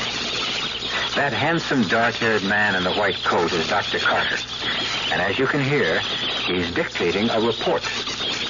Report to Dr. Christopher Morton from Dr. Grayson Carter concerning experiment number 17 on Rattus norvegicus. As you know, my entire theory is based on my conviction that of the 2,000 rat species in the world, the Muridae rat, especially the brown rat of Norway, Rattus norvegicus, is the most intelligent. Although they originated in Asia Minor, they have spread throughout the world. As you know, Sorry, Gray, you're dictating. Oh, it's okay, darling. Come on in. I can't stay long. I'm going to the hospital to bring Wayne home. Oh, so soon. Quick recovery, I'd say. It wasn't really a bad attack this time. Oh? Doris, he couldn't move. He was absolutely paralyzed with pain. When his back goes out like that and the muscle spasms, he is helpless, yes, and sometimes it takes weeks, in fact, for him to recover, but sometimes only a few days. Doris, you are going to go through with this. Tell him I want a divorce so I can marry you. Yes. But I'm sure he'll refuse. I want you for my wife. And I want the world to know it. If Wayne refuses to give you a divorce... Gray? Oh, it's Attila again. Attila? That big fellow there, the one bigger than the rest. Oh, good heavens, he is Gray. He's killing that other rat. Attila! Stop! Here. There. That'll calm him down. What is that stuff you threw into the cage? Blood feed. Blood feed? Oh, kind of rough animal feed mixed with blood. Oh. The rats love it. I use it as a reward. When a rat learns to do something, perform some little task or trick, I reward him with a pan of food. Are they as intelligent as you thought? No, I'm not sure intelligence is the word. Cunning. Yeah, I see. Resourceful. Cunning and resourceful. At this point in my experiments, I'm inclined to think that a rat can figure out a way to do anything. Well, within reason, of course. If there's something to be gained by it. I'm not sure I understand. Well, for example, you see that billiard ball in the cage? Yes. Attila has learned, and so some of the others, but he's the smartest. He's learned to push that ball up that trough and then to maneuver it into that hole at the top. When it goes through the hole, it drops to the bottom of the tube and triggers the opening of that trapdoor. And what do you suppose is behind that trapdoor? Don't tell me. They're feed. You learn fast, too. Yeah. Let me see if I can teach you something you'll enjoy learning. Oh, Gray. Gray, darling. You're a wonderful teacher. I'm sorry to interfere with Wayne. lovemaking. You look surprised, my dear. I was coming to the hospital to pick you up. You knew that. Wayne, let me make one thing clear. Oh, don't bother, Gray. What's been going on between you and my wife is very clear. Wayne. You really think you've managed to cover up your little game of illicit love? There is nothing illicit. Oh, isn't there? You steal my wife just as you stole the Schuyler Award for research. Stole the award? What are you talking about? Oh, you don't know? Well, I suppose that's scarcely surprising. Oh, now look, Wayne. Now get your hands off. Oh. Wayne. My back. That's okay. Oh, just a sudden twinge, thanks to you, Gray. I'm sorry if I caused you any pain. I just want to tell you that... Oh, you'll tell me nothing. I'll tell you. You stole my wife. You stole the award. But there's something you're not going to steal because I've got the inside track. The directorship of this institute. Wayne, I have no interest in becoming director of this institute. Good. Because you won't get it. I will. I'm going to our apartment, Doris. I'll expect you there in 5 minutes. 5 minutes. Or else. What does he mean, or else? Nothing. He's just upset. He meant something. I want to know what. That bruise on your cheek a few weeks ago. You didn't get it from a fall. No. Well, that's dirty. Gray, please. You're going to leave me. Divorce or no divorce. We'll see, darling. We'll see.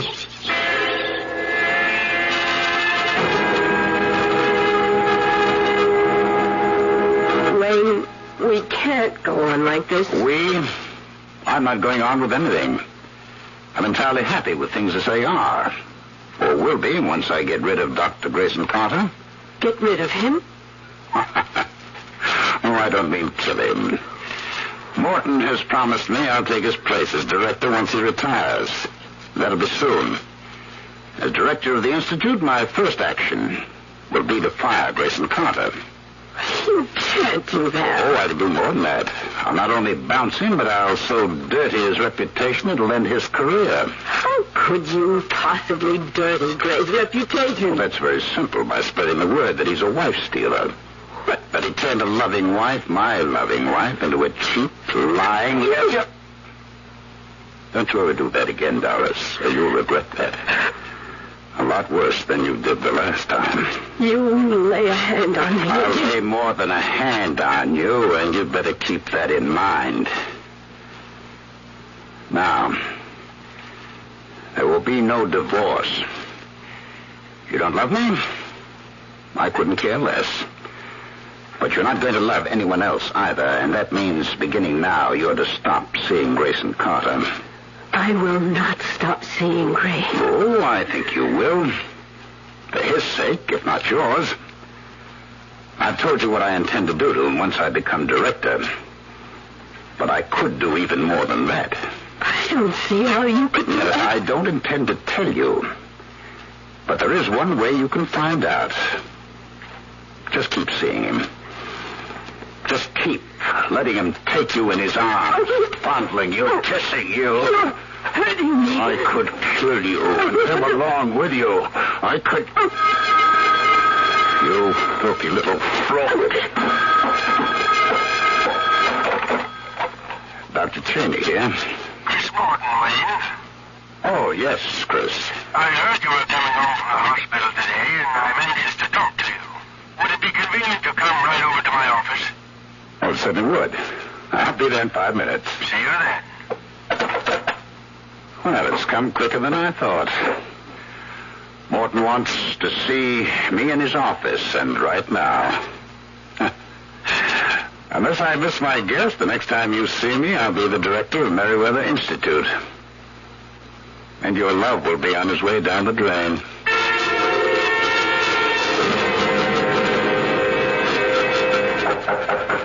Tom? Oh, good to see you, Wayne. Come in. Thank you, Chris. Sit down. How are you feeling? Oh, couldn't be better. Back okay? Oh, yes. A few days in traction always does the trick. Not always. There have been times when it took 2, sometimes 3 weeks. No, never that long. Well, now, what I wanted to see you about. I think I know. If anyone deserves promotion, you do. And we have talked about your becoming director. As I made clear to you, Chris, I'm your man. Yes, you are.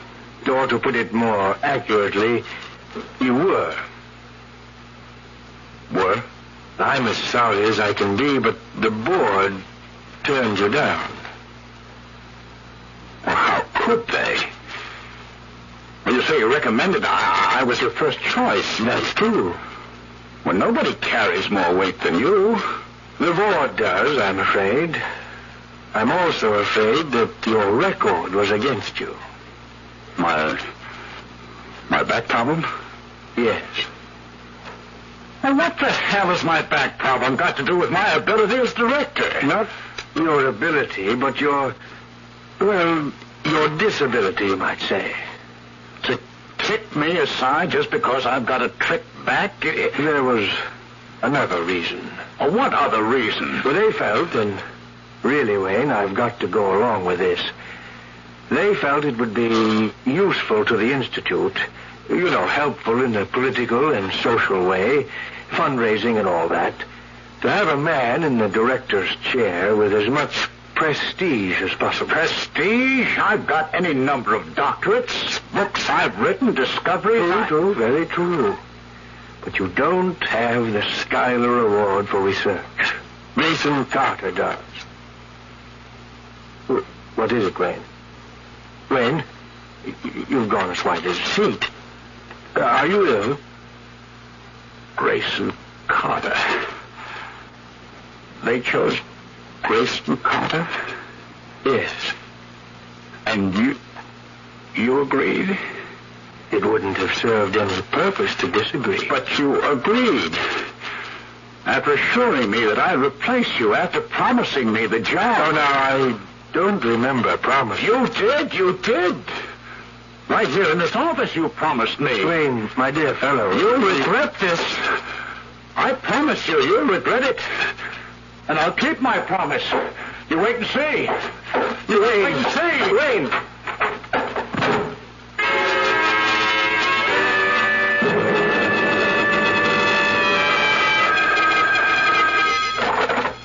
Morton? Grayson Carter, Chris. Oh, yes, Gray. I didn't wake you up or something tonight. Oh, no, gracious man, it's only 9 o'clock. But I have been lying here in my bedroom with the lights off. I've got a splitting headache. Rough day? Oh, I broke the news to Wayne this afternoon. He took it badly. Oh, I'm sorry. Well, he'll get over it. What can I do for you, Gray? Well, I was wondering if you'd listen to that last report of mine on Rathesmeraticus. No, but I was just about to, actually. I got the tape recorder right here on my bedside table and was just about to turn it off. Oh, fine. I'm anxious to get your reaction. Could you call me when you finish? Of course. How long is the tape? 20 minutes thereabouts. I'll call you back, Gray. Report to Dr. Christopher Morton from Dr. Grayson Carter on experiment number 17 for Rathesmeraticus.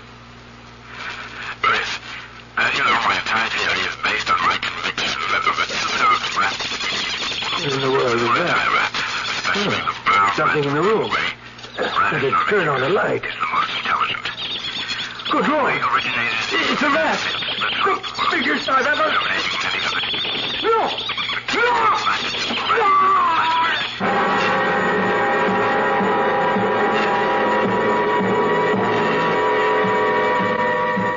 Even as Dr. Christopher Morton listens to Dr. Grayson Carter's report on his experiment with rats, Attila, largest and most cunning of all, flings himself at Morton's throat.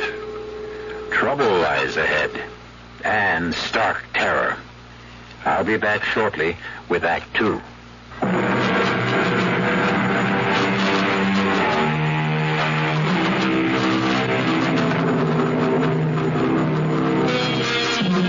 You suppose it was Dr. Wayne Cheney who put Attila the rat in Dr. Morton's bedroom? Almost bet on it myself. He certainly had the motive. His insane jealousy of Dr. Grayson Carter, plus Carter being appointed director of the Meriwether Institute instead of himself. But how could he have transported the rat to Dr. Morton's bedroom? Seems to be a question that bothers Lieutenant Enright of the police, too. Sit down, gentlemen. And thank you for coming here to headquarters. I'd have come to the Institute, but frankly, I'm up to my ears in emergency police work. I'm happy to cooperate, Lieutenant. Of course. I asked both of you here because the two of you are closer to Dr. Morton than anyone else. But I especially asked you, Dr. Carter, because, well, it was one of your rats that killed Dr. Morton. A tragedy I don't expect to get over, Lieutenant. Mm-hmm. Now, according to a report here made out by Sergeant James of Homicide, when he and his squad arrived at the Institute last night, you had apparently captured the rat and returned it to its cage. Is that so? Yes. Tell me about that. Well, there isn't much to tell. Dr. Cheney heard Dr. Morton's screams and... Now, hold it a second. How did you hear the screams, Dr. Cheney? Were you in Dr. Morton's house? No. I happened to be passing it on my way to the Institute library. I want to tell you, or maybe you know, Morton lived alone except for a housekeeper, and she was out for the evening. Mm-hmm. I found that out later, of course. Well, anyhow, I was passing the house, heard the screams, rushed in, and up to his bedroom. Go on, please. And it's also horrible. The rat, that monster of a rat, was on him, tearing at his throat. I can't go on, I'm sorry. What did you do? Well, the only thing I could do was phone me. I rushed over, of course, and captured Attila. How did you manage to do that? I've been working with these rats for months now, studying their behavioral patterns, their emotional reactions, and so on. My experiments have included rewards for certain actions I've taught them to perform. Actions? You mean tricks? Well, yes, you could call them tricks, I guess, but they're really experiments in rodentia IQ, the intelligence quotient of rats. Pretty smart, I understand, rats. I'm discovering they're even smarter than I thought. Have you any idea how this Attila got into Dr. Morton's bedroom? Well, do you? Yes. He was put there. He couldn't have gotten there any other way. Mind explaining? My laboratory is in the Institute building, and the building is across the square from Dr. Morton's house.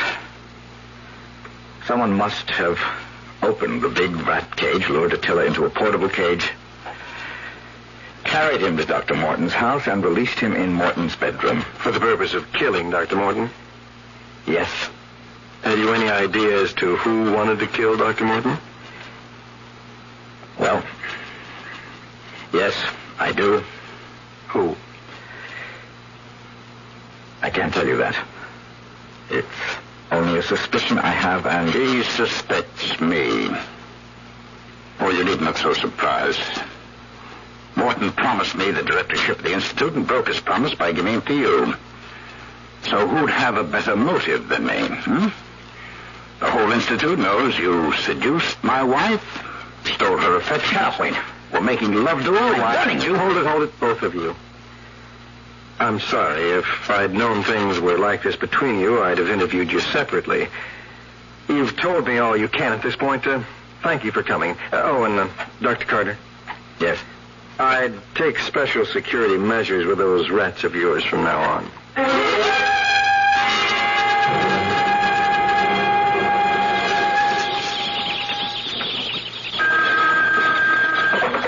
Dr. Carter. Oh, hello, Mr. Berkowitz. Okay. Aaron, then. Guess I'm not used to calling board chairmen by their first names. Yes? Well, I hate to wash up the experiment when it's only a few weeks short of completion. Well, yes, I know it's been a month since Dr. Morton's death, but... Oh, you know, I have spent as much time as possible doing my job as director. Come in, Doris. Aaron, I couldn't agree more. Well, look, let me think about it, will you? I'll get back to you later today, right? Dar, sweetheart. Gray, dear. That was Aaron Berkowitz, chairman of the Board of Trustees. The board feels I'm not giving enough time to my duties as director. You're knocking yourself out. And you look tired and worried. Worried? No. Yes, you are, I can tell. What is it?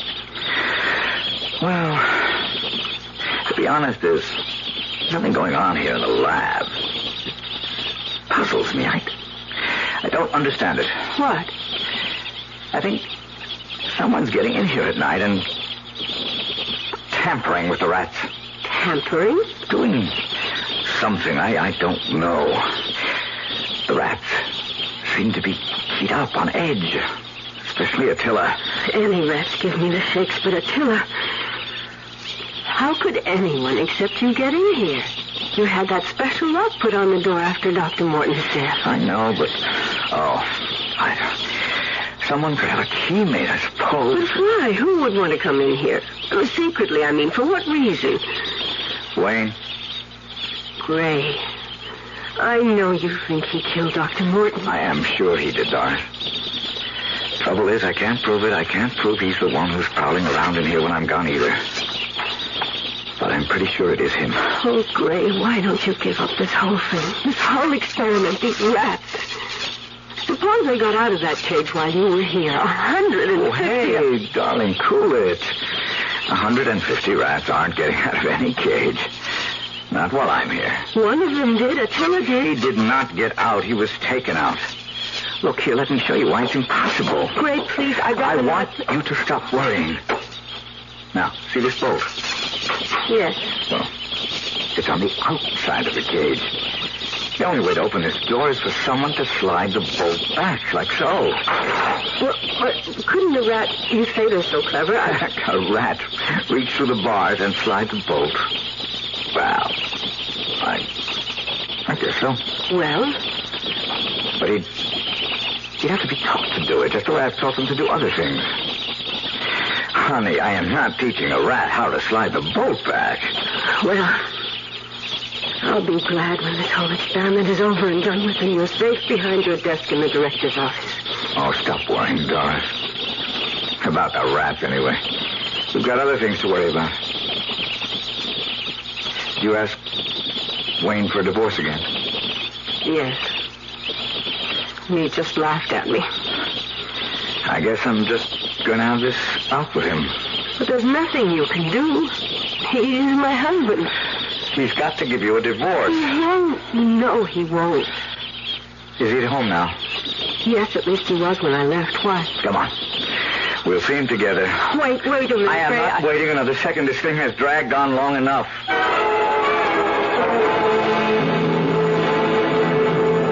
Drop dead, Gray. Oh, Wayne, be reasonable. Reasonable? You asked me to be reasonable? Wayne, I don't love you anymore. I love Gray, so what's the use of our being... No use at all. I'd be happy to be rid of you. Happy to give you a divorce, except that would make you happy. If there's one thing in this world I'll do everything to prevent, it's your happiness. What kind of a man are you? I detest you. I say it calmly because I have to. My doctor's made it very clear to me that extreme emotion, especially anger, can bring on another back seizure. And what about hate? Oh, I find hating you decidedly comforting, my dear. It gives me greater pleasure than you'll ever know. In fact, I hate you so much... Well, yes, why not? I might even give you a divorce. Oh, don't play games. I'm not playing games. I might just give Doris her freedom. All right. Why? Why? Because I know what her life with you will be like. I know you for what you are, Gray. A self-centered character who has only one interest in life, himself. And once she married you, once you got what you wanted, she'd find out what you're really like. No better than those rats of yours. I ignore your insults for what they are. To me, nothing. Are you serious about giving Doris her freedom? I'll think about it. Now, if you don't mind, I'll ask you to leave. I'll see you to the door. Gray, can he possibly mean it? I don't trust him. One way of making us miserable would be to raise our hopes and then dash them to the ground. Don't get your hopes too high. Goodbye, dear.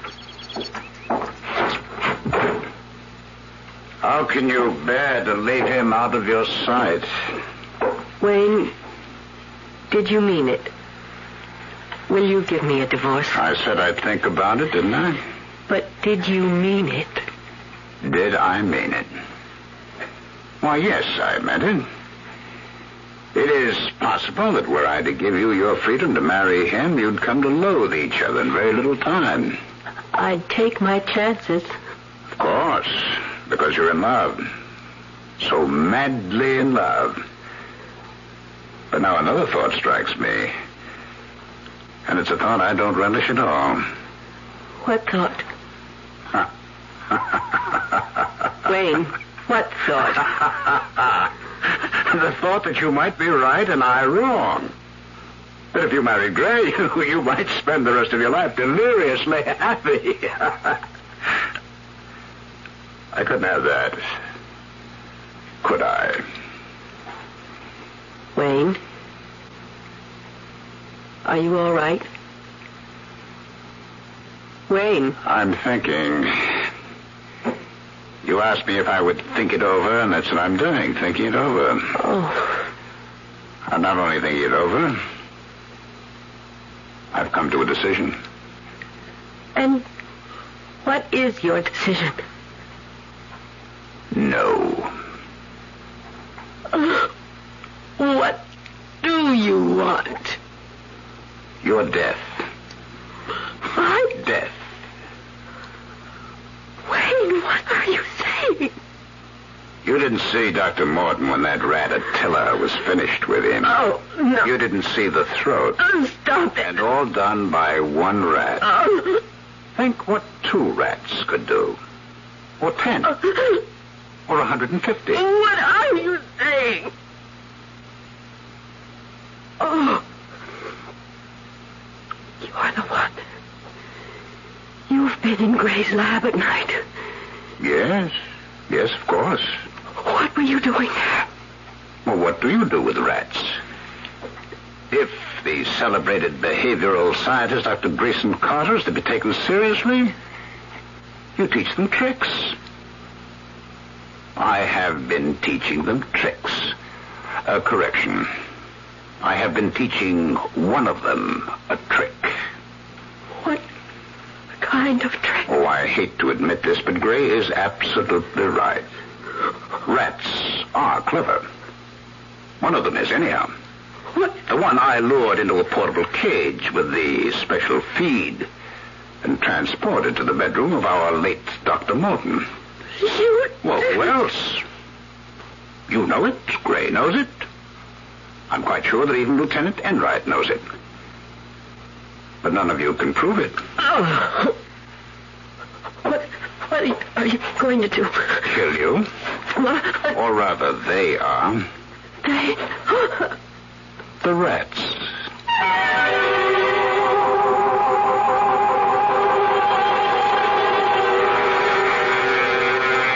Clearly, the warped and twisted brain of Dr. Wayne Cheney has devised a horrible death for his estranged wife, Doris. In a few moments, we'll learn how he plans to use those rats. I'll be back shortly with Act 3.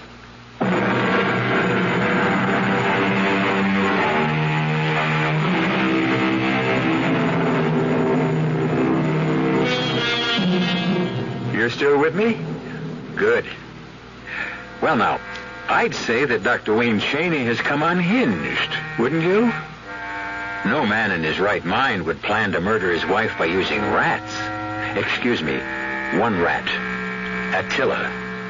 Now, just how he intends to use Attila, I don't know. You? Well, let's find out together. Midnight, Doris. The time has come. More properly, your time has come. Wayne, please, come to your senses. Move. No. I have ways of making you, you know that. All too well. You can twist my arm, bend my fingers, use any of those sadistic grips you have. I will... Ow. Change your mind, my darling? Oh. Does it? Oh, please. Yes, please, stop. That's better. There's a coil of rope in the closet. Get it. Yes.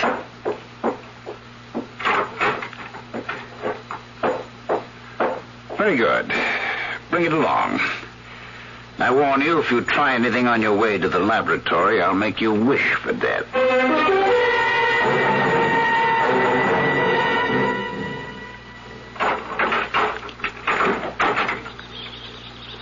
Surprised I have the key to this new lock? Well, I won't keep it a secret from you, Doris. Husbands and wives should have no secrets from each other. Uh-oh, I forgot. You don't go along with that. You believe in keeping secrets from your husband.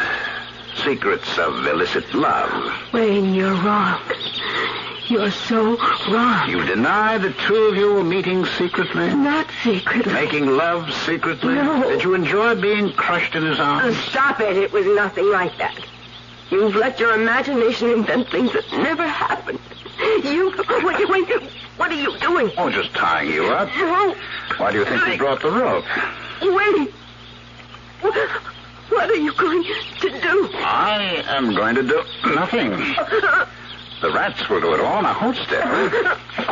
Want to be sure your wrists are securely tied behind your back. Oh, I almost forgot. I promised to tell you how I got a key to the lock. I don't care how you managed to. Oh, but you should. Without a key, I never could have done the remarkable thing. Yes, the very remarkable thing I've done.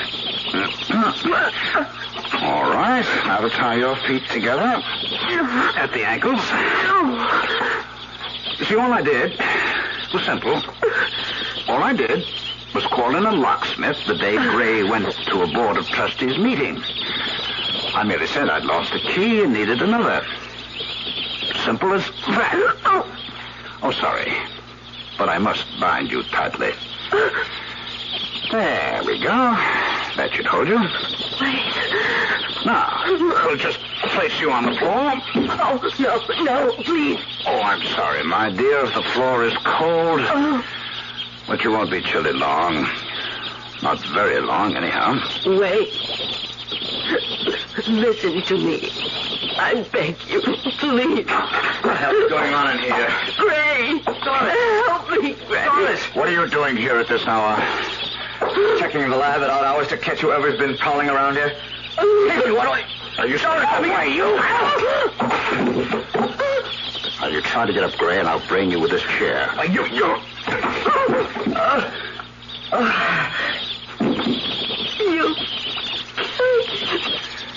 I hope not. You killed him. I don't want to be done out of the pleasure. No, he's not dead. He's breathing. Got to get him tied up, too, before he comes around. You're going to kill us both. Oh, hardly an opportunity to be missed, my darling. Maybe there is some justice. Oh. There now. His wrists tied behind his back. Now for his ankles. Oh, I better hurry. He's coming, too. Now you move, and I'll belt you again. What? There we go. Neatly tied up, the two of you. Now, isn't this a pretty sight? The lover and the unfaithful wife trapped. Horace, he's out of his mind. He brought me here to kill me. He intends to have the rats killed. You are crazy. There's no sense trying to free yourself. You're tied securely, and so is my unfaithful wife. You wish to be parted from me, my dear? You wish to dissolve our union so you could be united with your lover? You shall be united. In death. Beginning now. Something I learned from you, Doctor. Your experiments gave me the weapons with which to kill you both. You claimed that rats are animals of superior intelligence, and to prove it, and you did prove it, you experimented with these monsters in the cage for months, true? Go on. Well, you proved that rats do think. You proved that a rat can be taught, within reason, to figure out a problem for himself, if it resulted in a reward. I know all that. Go on. Oh? Are you in a hurry to die? I'm sorry, that doesn't fit into my plan. Oh, no. I'm going to make you suffer. You're going to be torn apart by rats. Those rats. All of them. Gray. Oh, Gray. Wayne, you seem to have forgotten something, Wayne. Oh, have I? Let those rats out of the cage, and they'll attack you, too. Now, why didn't I think of that?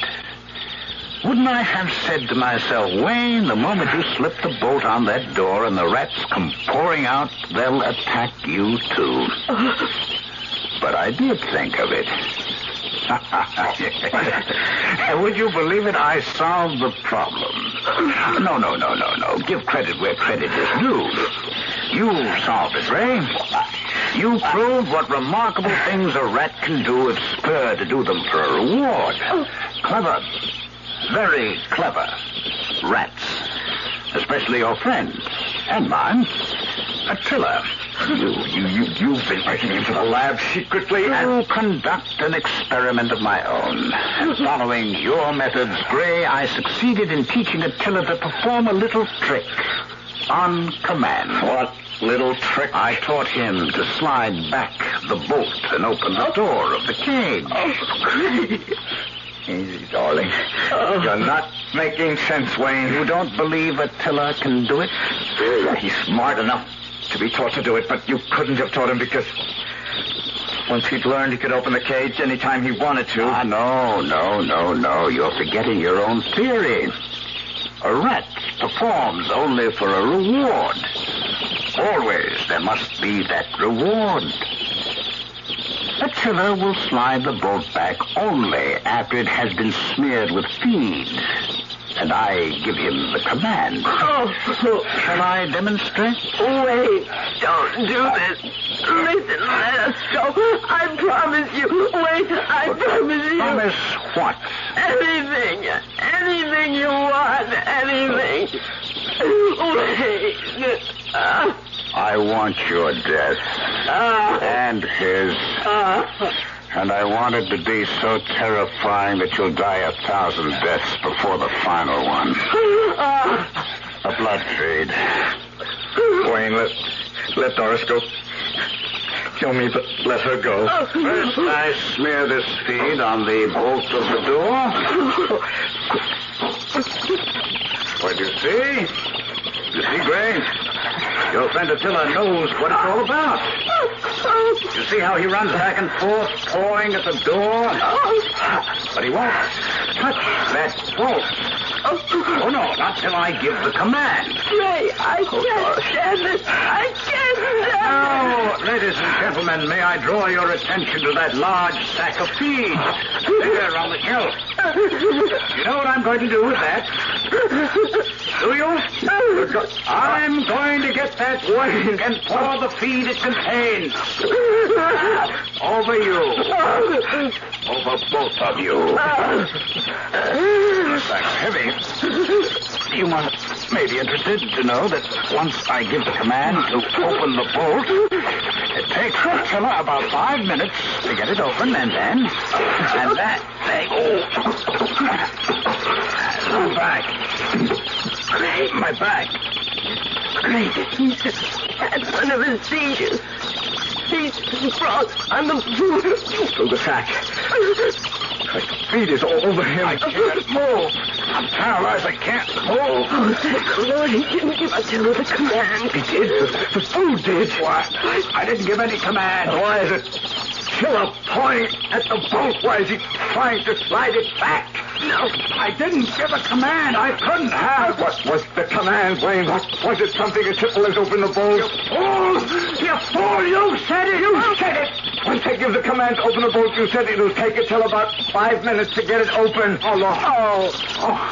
I did say it. I did. Here. Help me. Oh, help me. Help me. How can we? We can't even help ourselves.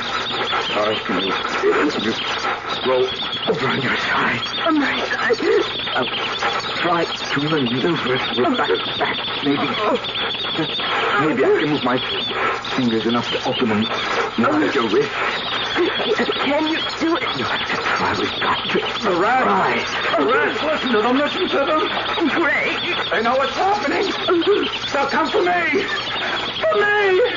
I'm covered with feed. They'll tear me to bits. Doris, keep your hands still. What I'm supposed to ask? That's not. He's sliding that bolt. And the rats, they're all at the front of the cage near the door. They can't wait to get out. To get at us. Another miss. Help me! Doris, try to move your hand. Can you? No! I hope so. Then. Great! You! It's too late. It's too late. The cage is over.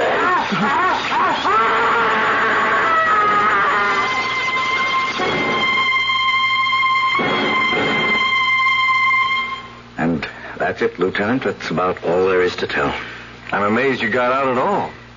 Rats, every one of them went for the feed Wayne was covered with. And, of course, Wayne. If only we could have done something to save him. What could you have done?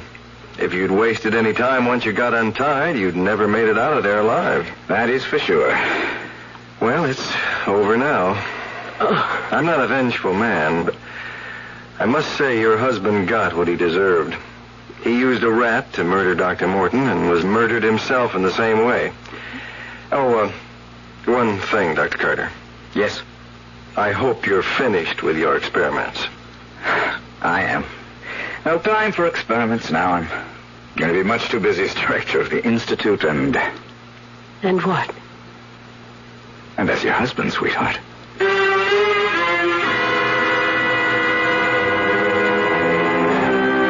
And surely they deserved happiness, those two. The fates had thrown them a pretty horrible and terrifying curve. The kind few of us are ever called on to face. At least I hope we aren't. But you never know, do you? I'll be back shortly.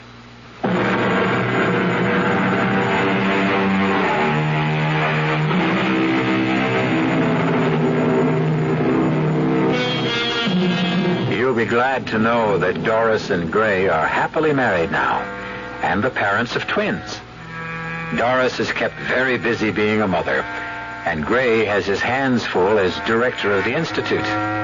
He keeps hoping he'll find time one of these days to continue with some research. But rest assured, it won't be with rats. Our cast included Michael Wager, Joan Loring, Ralph Bell, and Bob Caliban. The entire production was under the direction of Hyman Brown. This is E.G. Marshall inviting you to return to our Mystery Theater for another adventure in the macabre. Until next time, pleasant dreams.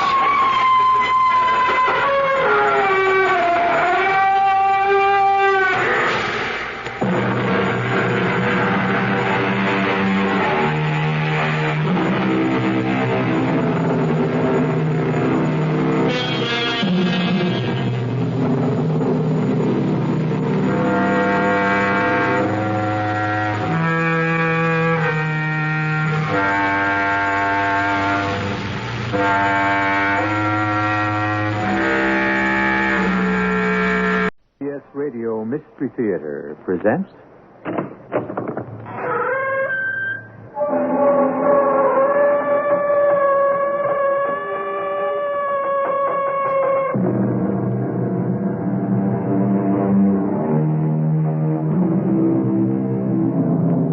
Come in. Welcome. I'm E.G. Marshall. If the crime is homicide, 3 factors are involved in its solution: the corpse, or the victim, the perpetrator, or the murderer, and the investigation, or the detectives involved in it. In this case, there are Captain Ben Trock and Detective Enrico Alvira. The victim, in a sense, we know. His body is there, but his identity is a question mark.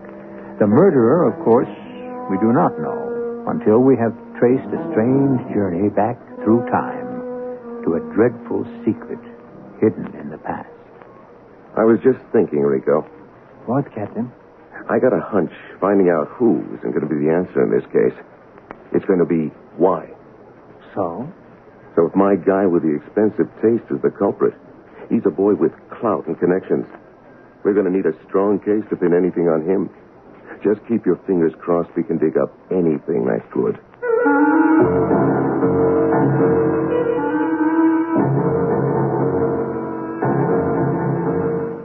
Our mystery drama, Dead Men Do Tell Tales, was written especially for the Mystery Theater by Ian Martin and stars Mason Adams.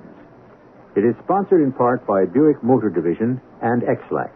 I'll be back shortly with Act 1.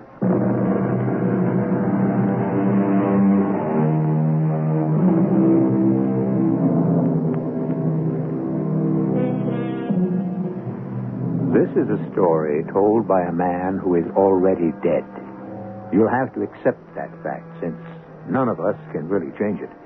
He is a haunted man, haunted by some dreadful memory we can't imagine yet, which accounts for the fact that he is restless and will not stay decently quiet in the grave.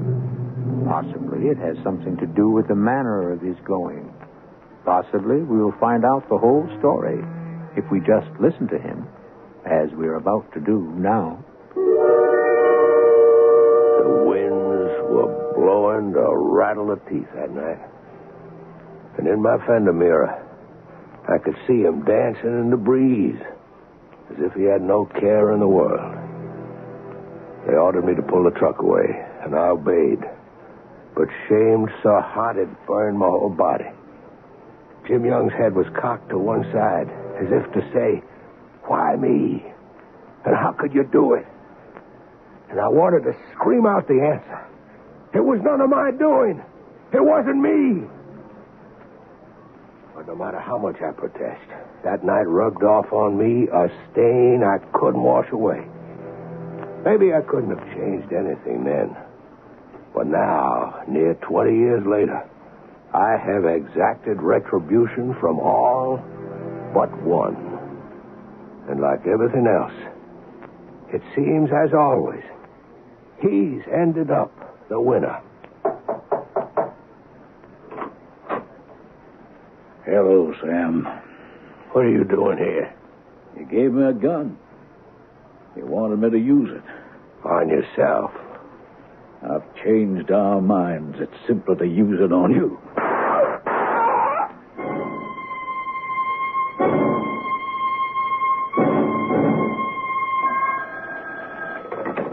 Detective Squad, Sergeant Navarro speaking. Oh, yeah, Pete. Yeah. Okay, on my way. What you got, Rico? Homicide, Captain. No identification. Vagrant?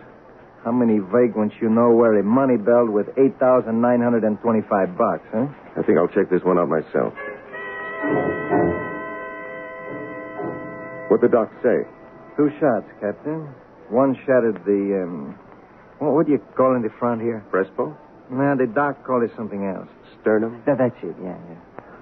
So I go to the head of the class. Advantages of a college education. That the one that killed him? Yeah.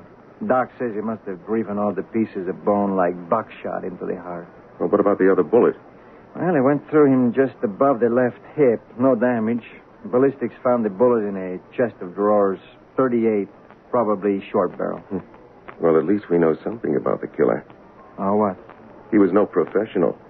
2 shots point blank, that far apart. Point blank? Powder burns on his shirt.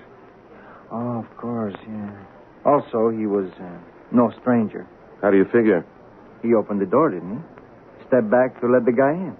How can you tell that? The angle, the way he fell, the bullet that went through him ended up in the front of the bottom drawer of that chest of the drawers. Now, you go to the head of the class. Smart boy, Rico. I learned it all from you. The master detective, Captain Ben Truck. Got the crime solved in a flash. Now, all we got to do is peg who did it and who it was done to. Let's start with the victim. Who is he? Like I said, no identification.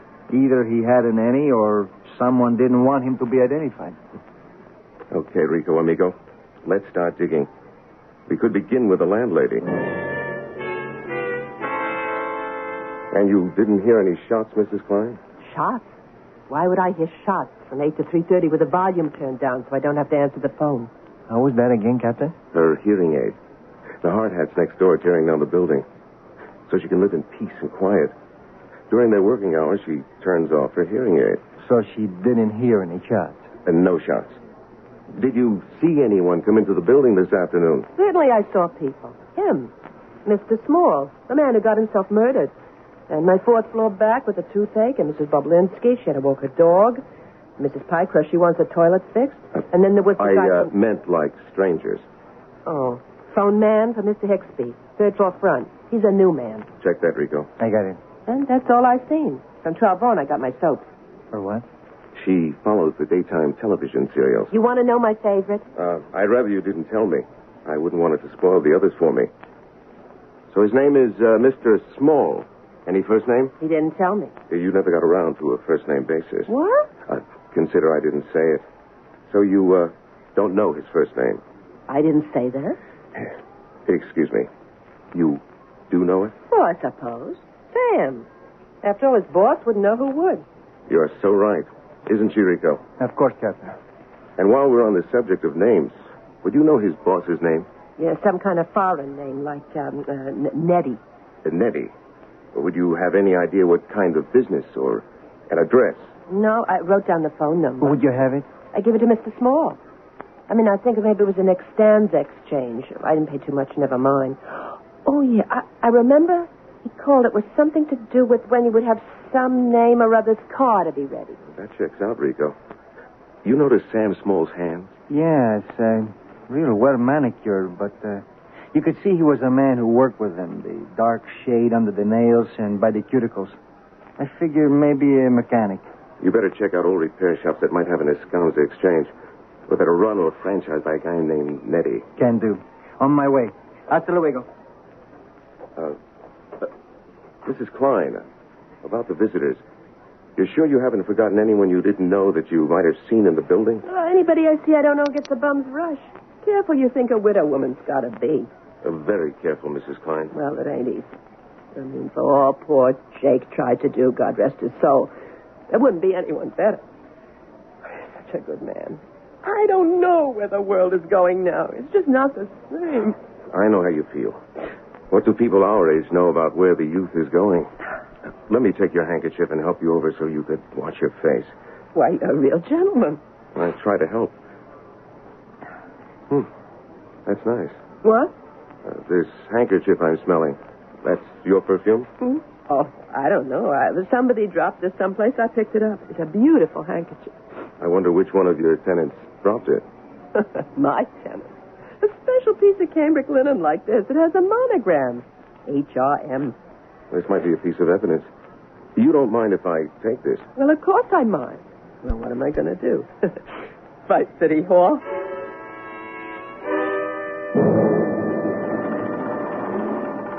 Hey, Luigi, move. We got to finish. Yeah, what do you want, mister? Your name, Nettie? Yeah, that's me. So, what do you want? Police. Oh, I got enough trouble already. I need you. Now what? You got a guy who works for your name, Sam Small? Sure. Best mechanic I ever had. What happened to him? What do you mean, what happened? Well, Mr. Bemmerman, he's waiting for his Mercedes, and Sammy's not here. That figures. You find a master mechanic out of the blue, there's got to be something wrong. He comes to work with you. He's dead, Mr. Nettie. Dead? 2 bullets in him. What do you know about him? Me? What do I know about anything? You try to run a repair shop?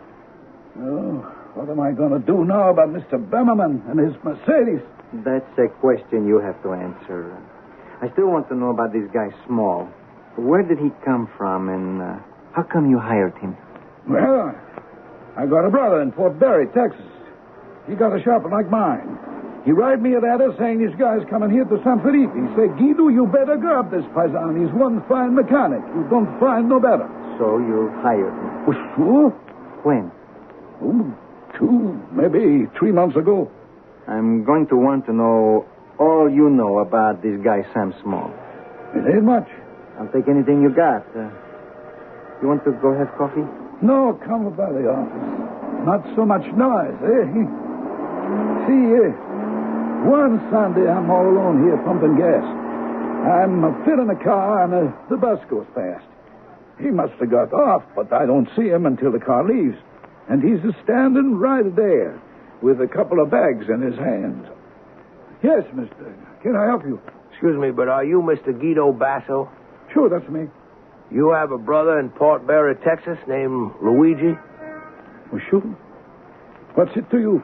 I thought perhaps he wrote to you about me. My name is Sam Small. Hey, the mechanic. That's my business. Good business for me, too. You're just what I need. Hey, you want to start tomorrow? Suit me just fine. Let's go in the office. You give me the Social Security number, and here, I'll take one of your bags. No, I can manage. No, let me help. Hey, Sam, you got a place to stay? Well, not yet. I got plenty of room in my place. 3rd floor, own apartment, 3 rooms, $225 a month. Hey, you want to take a look? I reckon I better find my own place. Oh, what's the matter? Too much? I make it 200 even. Well, it isn't that, Mr. Nettie. It's just that I'm pretty much of a loner, and I have things to do to finish up. It's better that I stay to myself. Hey, che pazzo, Porto. What The happened? hardest thing to make the door close. The spring is too strong. I'm sorry. I spilled all your things. I'll get him. Don't you worry. He moved so quick, he pushed me out of the way. But not before I see a gun right there on the ground. So maybe, Senor Policeman, that means something to you. I never found out why he carried it or anything about him, except he was one damn fine mechanic. This gun, it was a handgun? See, a revolver, you call, huh? Something like this? Yeah, see, just like that. You know if he ever carried it? No. No, you don't know, or no, he didn't? He didn't have it. How can you be sure? Because I asked him not to. I don't like guns. And every day I check. What do you suppose he had a gun for? Search me. I wonder where it was when he could have used it maybe to defend himself. You know if he kept it at his place? No, I never been there. You know the address? Summer Street, I think. And the phone number, I have that. You've been at the station here all day? I see. How about lunch? Oh, well, I'm out about 1 hour. Yeah, when? Usual time, 12 to 1. Maybe a little more. I am the boss. You go home? No, I bring him a lunch. Then I go sit in the park where there is sun. I am alone. No noise, you know. Yes, I know. It's like the next best thing to an alibi. An alibi? Hey, what you talking about? You think I killed Sam? I don't know. Did you? No. Why should I? I got no answers. Right now, there ain't anything but questions.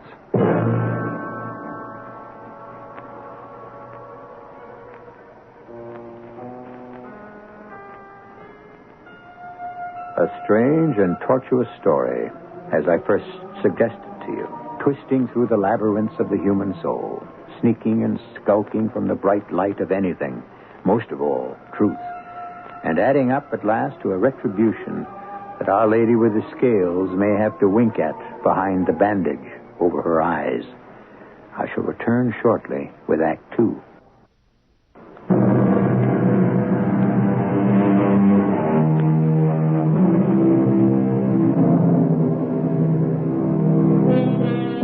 Murder has been done, leaving in its train the 5 W's.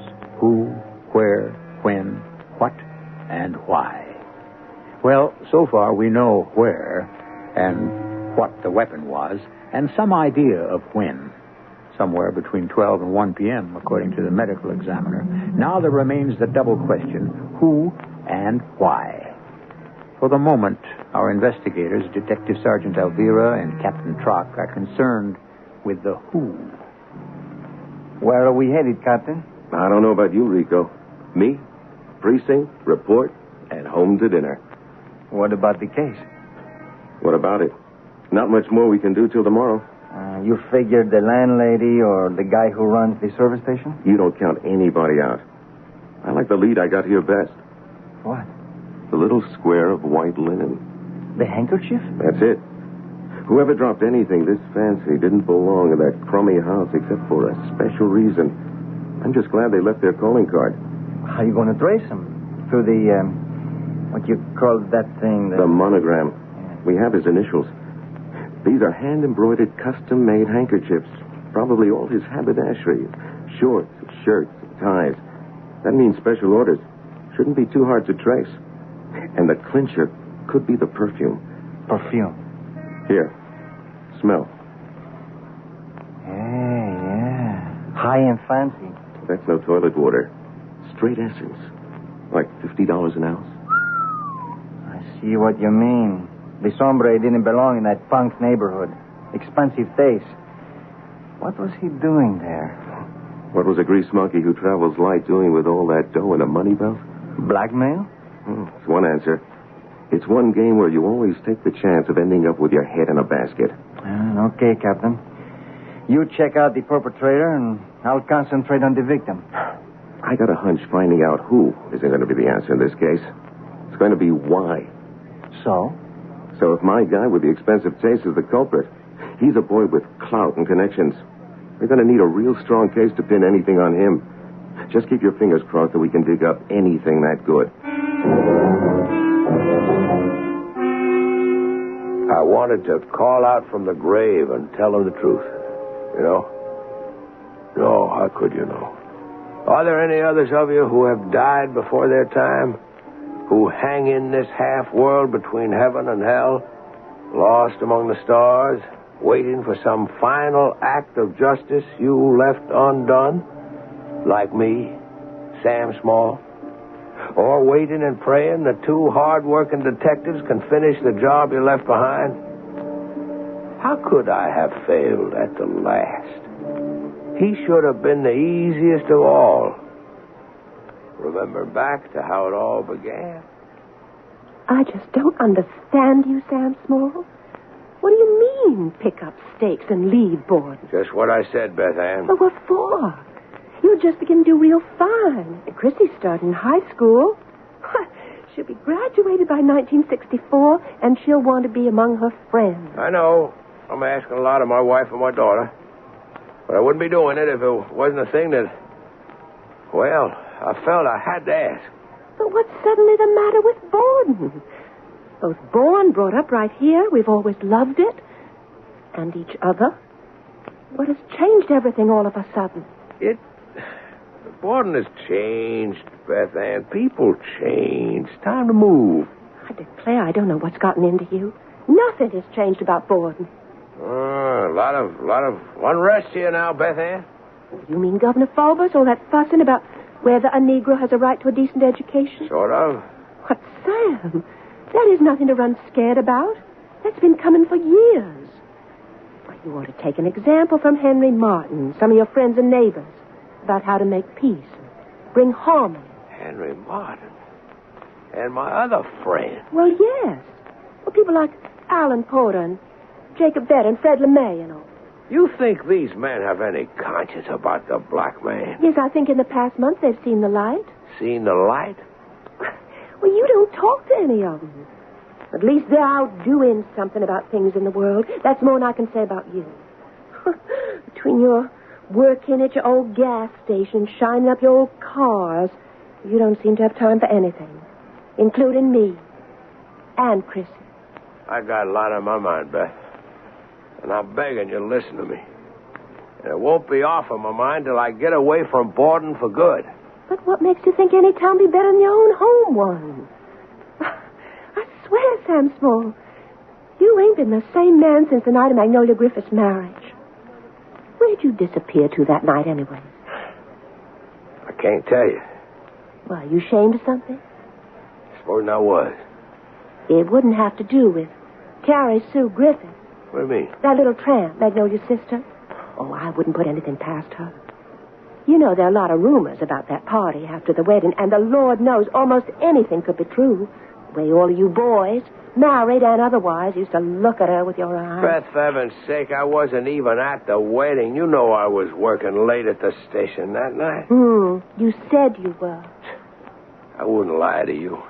All right, then. Tell me the truth about why you want to leave Borden. I can't. That's not good enough. It's going to have to be. Because I'm telling you, Beth, if I'm ever to lift up my head again, we've got to go. All right. Because I'm your wife and I love you, I'll go with you. But whatever it is, Sam, I'm going to tell you something what my pappy would have said. You got to face down things.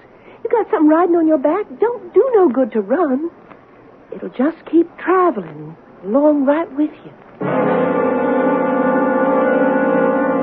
I should have listened to her. But how could I, running as scared as I was? Somehow, after Borden, nothing was the same. And I didn't blame Beth when she finally asked for the divorce. By that time, I bought the first of the guns. And I was in Chaparral, Texas. And that's where I met up with Jacob Betta. And the whole idea came to me. How I could cleanse my soul. Jake Vedder. Sam Small, what are you doing here? I live here. Anyways, I work here. You? Oh, just moving some. Ain't heard hiding a hair of you since you pulled up stakes from Borden. I've done a power of traveling. Seems like a lot of us have. What do you mean? Al Porter, Sam Palerno, Fred LeMay, Arnie Jensen, Doug McFarland. Pretty near all of us who, all of us who were there that night. How about Henry? Well, now, Henry, he was still around when I pulled up stakes. I'd have thought you knew that. How come? Well, after you and your missus broke up, she come back on home to Borden, and Henry and she, well... You trying to tell me they're married? You didn't know? Oh, damn me for a sinner every which way I turn. Oh, don't take it so much to heart. You got dealt the roughest hand. I tell you, Sam, if I had it to... What's that you got there? A gun.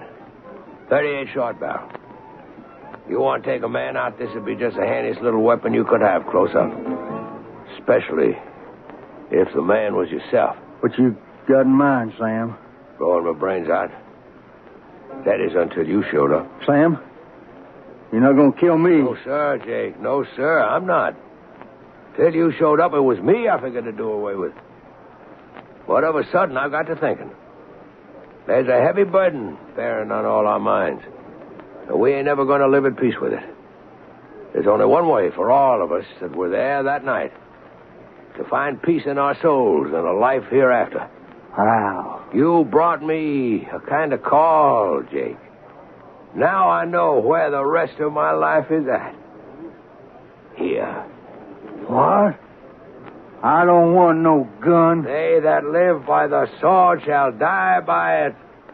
The only way you'll ever put your conscience to rest. It took Jake pretty near 3 weeks to make up his mind. Or for me to make it up for him.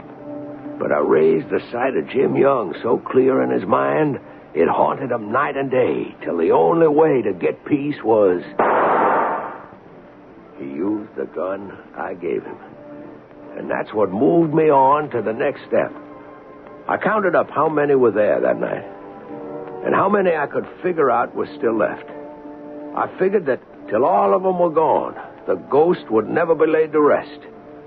I bought me 5 short-barreled 38s. And I started out on a journey to pass them out, to be used. A journey that took me 12 years, right up to the day before yesterday. And my death. Morning, Captain. Morning, Rico. Sorry I'm late. Anything new on the Sam Small homicide? Couple of things. Did you get a make on who owned the handkerchief yet? Yeah, I found out the manufacturer. They keep a list of their monogram customers. I'm waiting to get a rundown on who HRM is and how many of them there are. Now, what have you got? A bunch of stuff. I just don't know what it adds up to. Here's the file. Let's lug it into my office and get away from this racket. Like I told you, I had the hunch the guy might have had military service. Through his fingerprints, I dug up his record. No doubt he is Sam Small. We knew that within 36 hours after we found him. I dug a couple of other things out of the record, too. He was married and divorced, had 1 kid. What happened to his wife? I'm still digging on that. I'm waiting for the telex from Borden. Where? Borden, Mississippi, where Sam Small comes from. Born there. He's come a far piece since then. You should know how far. Up till now, I traced him to 4 other towns besides this. Not to mention his service in Korea. This man has done some traveling. Any notion why he cleared out of these other burgs? Quien sabe. Except that my hunch is it has to do with these. What are they? Newspaper clippings. Found them in an envelope inside the dresser. When the killer ransacked it, they must have caught in the back of the drawer and fallen behind. Santa Pina Record, June 14th, 1968. New Mexico mourns. Judge Douglas McFarland commits suicide. Muscatine Graphic, 8 February 1970. Business executive, a suicide. Fred LeMay, president of Oklahoma Security and Homeowners, died this morning from a gunshot wound. Okay. Other towns, other dates, other men. Suicides, apparently. So what? You notice the weapon used in each case? Yeah, a short-barreled .38. What does that prove? Why would he save these clippings, huh? Here. One is even a bum, this Jake Vetter in Chaparral, Texas. Where would he get a gun? You figure Small would have any other connection with them besides saving the clippings? I don't know. I'm working on that. Yeah. Oh, sure. Put him on. It's my guy calling from Caltiaras about the handkerchief. Yes, hello. Right, this is Captain Trot speaking. You did? That's fine. That many? Oh, from all over the country. I see. Are there any from right here? There is one. Good. May I have his name and address, please? Henry Roberts Martin. No, that's all right. I don't need the address. I know it. Yes, thanks. I'll arrange for someone to pick up the list and have it telexed on to me. Thank you. Looks like maybe you caught yourself a murderer. It looks like I caught myself a bull by the tail. You know who Henry Roberts Martin is? Hey, you don't mean the police commissioner himself? And the candidate for the next governor of this state. Oh, man, you don't have that toro by the tail. He's just about ready to run up your nose.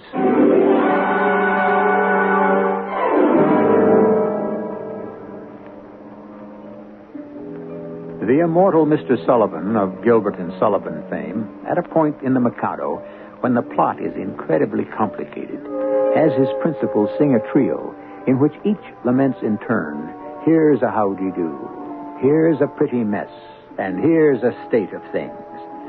I suppose our American equivalent at this given moment in our story would be, where do we go from here? I shall return shortly with Act 3.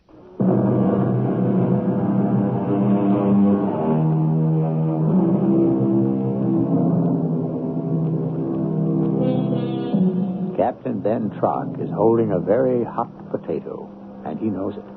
The homicide of an obscure citizen with no apparent surviving family has slowly evolved into a nightmare. If the who in our famous 5 of W's is really the police commissioner and a candidate for governor of the state, what on earth is the why? What link buried deep in the past could tie the victim to this prominent and respected man?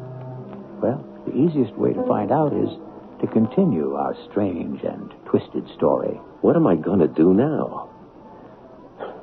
Got to be a mistake somewhere. Maybe someone else dropped it. Who would have the commissioner's handkerchief? His wife? Why would she...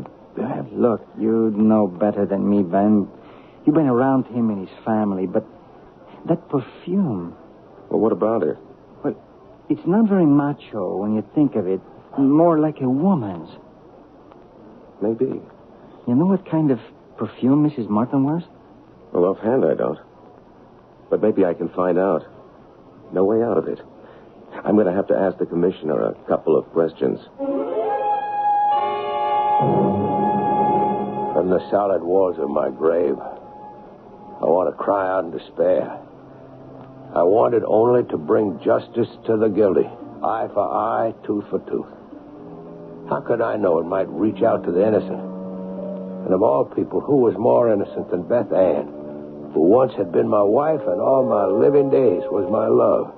She had been destroyed enough by the guilt of the past. How could I have brought the present down in ruins about her head as well? I remembered how secure I thought I was in that planned meeting in the park.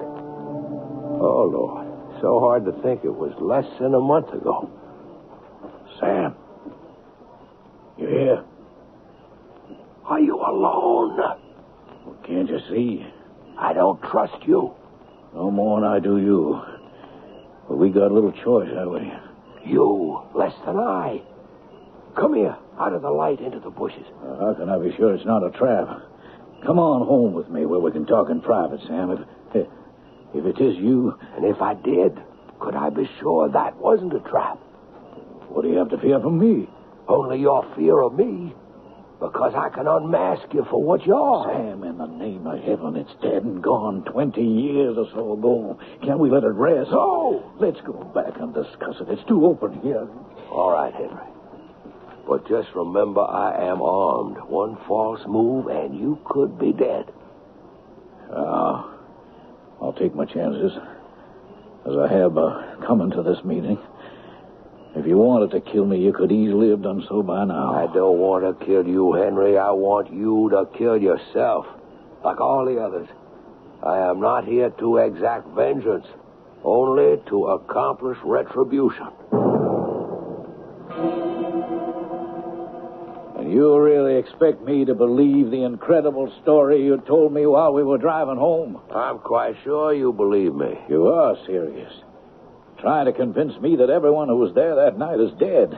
Except you and me. Well, I knew about Red Fulvus with the cancer and Butsy Stella and Correa and Skinny Ellis with the tuberculosis. I reckon you could say they died natural deaths. Well, what else would you say? I'd say God took them in his own time. The others I took for him. Now, I read the copies of the newspaper clippings you sent me. I thought they took their own lives. Mostly they did, except Arnie Jensen.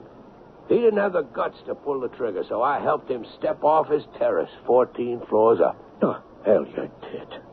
Just who are you, Sam Small, to set yourself up as judge and executioner? Way I see it, Henry, I'm neither. I'm only your conscience. And what right have you to be there? You all made me what I am. I didn't ask to be part of what you did. I begged you not to do it. But you made me part of your sin and tarred me with the same guilty secret all of you had to bear. It broke me, the innocent one, first, and ended my marriage and my home. And in the end, I came to see the only reason I had left to keep on living was to make all of you pay the same price you made poor Jim Young pay. You had to give your own lives. Oh, you must be mad. Jim Young is dead and buried and forgotten. He only got what was coming to him. He had no trial. He didn't need one. The evidence was in. And automatically, he was guilty. Well, you doubt Carrie Sue Griffith's word? When she cried rape against my friend Jim Young, yes. Well, you forget it. The past is dead. Oh, no, it ain't, Henry. I've been spending the last years making time wind up, and all the hens come home to roost. Well, I'm bringing you a present like I brought all the rest. I'm giving you this gun. Why, thank you, Sam. Now the tables are turned. I could shoot you down like the dog you are. You want to stain your soul twice? I don't think you dare. But you can go ahead if you want. I'm only living on borrowed time. I've been dead ever since the night you and your kind forced me to be part of the crime you committed. I'm offering you your only salvation. The way out everyone else took. If you don't want it, it's your own damnation. You can roast in hell for the rest of all eternity if you pull that trigger and send me to join Jim Young. Damn it, he was a black man. And I'm white? You think there's any difference in what color you kill? You're guilty just the same before the Lord. I turned and walked out of the room, leaving him with the drink in his hand, looking down at the gun. I was half blind, and at last it was all over, and I could go seek my own peace. I nearly stumbled over Beth Ann when she stopped me just before the outside door. Sam. Beth Ann? I heard. I'm sorry you did. I'm ashamed for the both of us. I should have known all those years ago. Maybe I should have told you. I didn't know how. Oh, how could I ever have married him after you? If it helps any, I've hated him for years. I just didn't know how to bust loose. And how about Chrissy? Oh, no worry about her. She's safe, married with a fine boy. And she's got your grandchildren. Sure would have liked to see them. Well, why can't you? No way. I gave them up with everything else that night. Sam? What? Don't trust Henry. He doesn't have any conscience. I'm his conscience, Beth Ann. He knows now he ain't got anything else as long as I'm alive. Because I can open up the truth and it will pull him down. But he could kill you. If he does, he kills his only hope for salvation.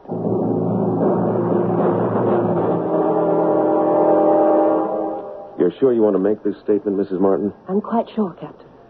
You followed your husband to this address without his knowledge. You were on the floor below when the deceased, Sam Small, opened his door.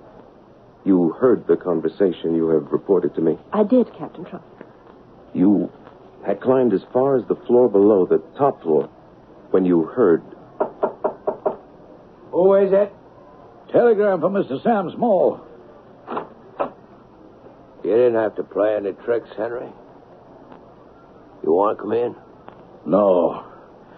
I want to get out. And this is the way.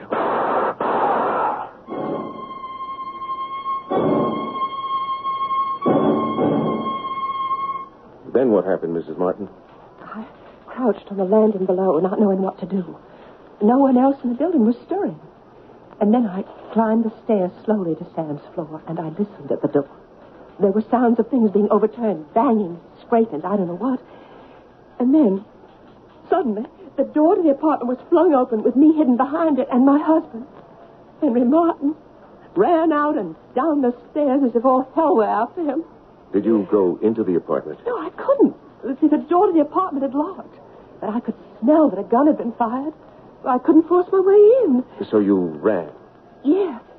Dropping one of your husband's handkerchiefs that you had borrowed as you did. Well, I suppose so. I must have.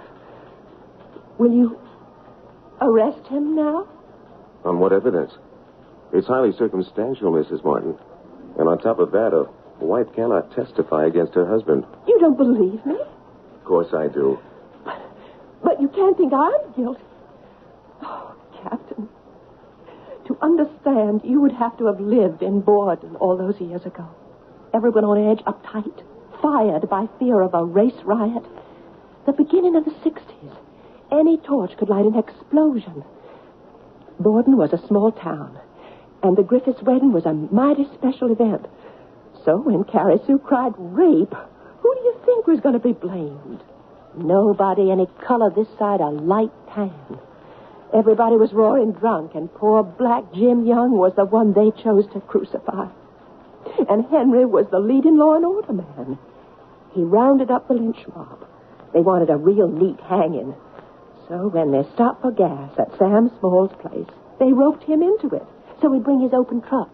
You see, that's a mighty good place for someone with a noose around his neck to stand before they drive it off and leave you swinging in the breeze. It was something poor Sam wanted no part of, but they forced him into it. And they threatened they'd kill me and Chrissy, too, if anyone else talked. You knew about this, ma'am? Oh, well, of course not. Not then. It was a secret buried as deep as Jim Young's body, but I know it now. Like I said, ma'am, a wife cannot testify against her husband. Then let us go home and see if he won't testify against himself.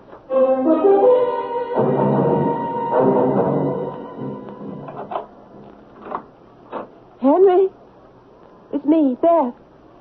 Yes, I've been expecting you. Are the police with you? Yes. That's too bad. We might have had a more intimate farewell. Check him, Rico. Are you all right, Mrs. Martin? I'll manage. Don't let her come in, Captain. In the temple. He's gone. Oh. I'm sorry. No, I'm not. It's perhaps the one decent thing he's ever done.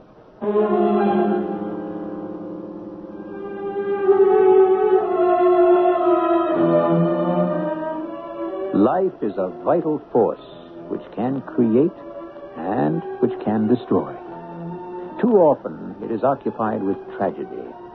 Our story swept away the ordinary business of living and lifted a curtain on some people whose lives were scarred and doomed in a way I hope none of you may ever have to face.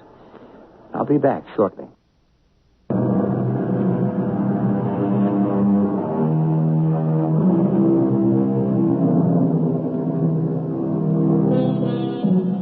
Time after time, you come to my sanctum seeking stories, living vicariously the life of other people, or simply settling back and enjoying a good yarn.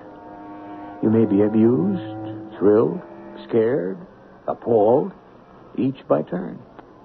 I cannot promise you what tale will come your way when you knock on my door. You take your own chances every time the door creaks open. Like Pandora's box. You never know what will fly out. Our cast included Mason Adams, Howard Ross, Bob Caliban, and Marion Seldes. The entire production was under the direction of Hyman Brown.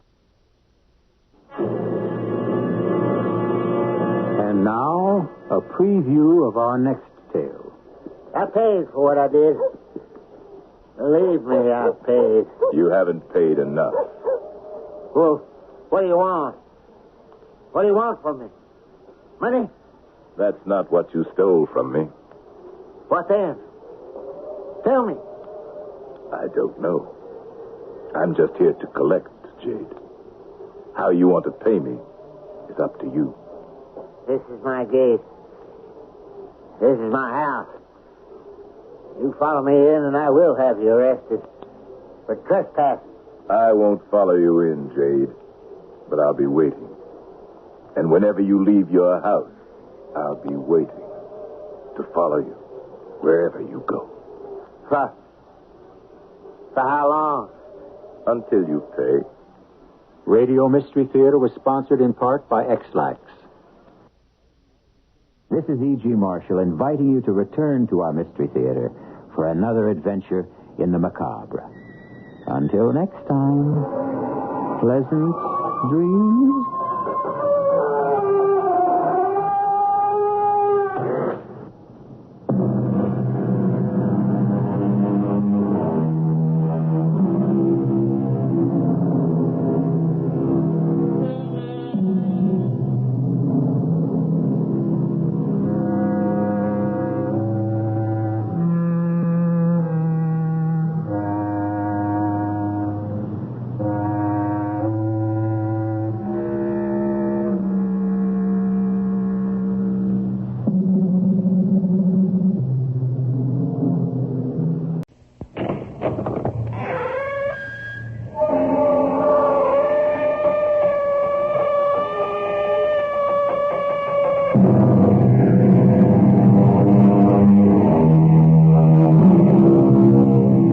Come in. Welcome. I'm E.G. Marshall, and I preside over these tales of the macabre. All of them are strange and frightening because you have joined me in a shadowy world.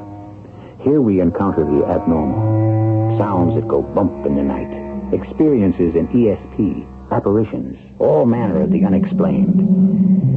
I have a tale to share which begins innocently and then turns into terror. It begins in the year 1885. Ludwig Horace Holly, a student at Cambridge University, is alone in his rooms at midnight. He closes his book and wearily leans back in his chair. Good heavens. I can't imagine anyone calling on me at this hour. Who is it? Frisbee. Open up. Give me a hand, Holly. Iron box. Here, let me have it. Yeah. Weighs a long time. Oh, what's in it? Proof of murder. Committed over 2,000 years ago.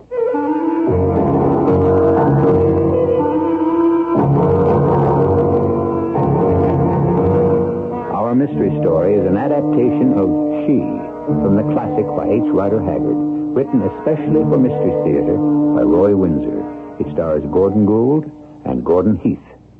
It is sponsored in part by Buick Motor Division and Contact, the 12-hour cold capsule. I'll be back shortly with Act One.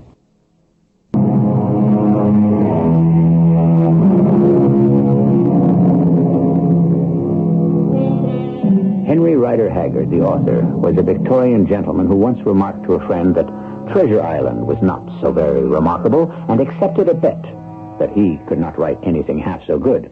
In 6 weeks, he had written King Solomon's Mines, which became a worldwide bestseller. Shortly thereafter, he wrote She, again in 6 weeks. It is the story of She Who Must Be Obeyed, and it is through Horace Holly that we experience the terrifying adventure. I was 22 at the time, studying at Cambridge for a fellowship which I was certain of being awarded. The only friend I had was M.L. Vinci, who was about 30 and wealthy. And there he was at midnight in my rooms, leaning with his hands on a small table, looking very ill, his gaze fastened on a small, heavy iron box, which somehow he had carried through the quadrangle and up to my quarters. No, Brandy.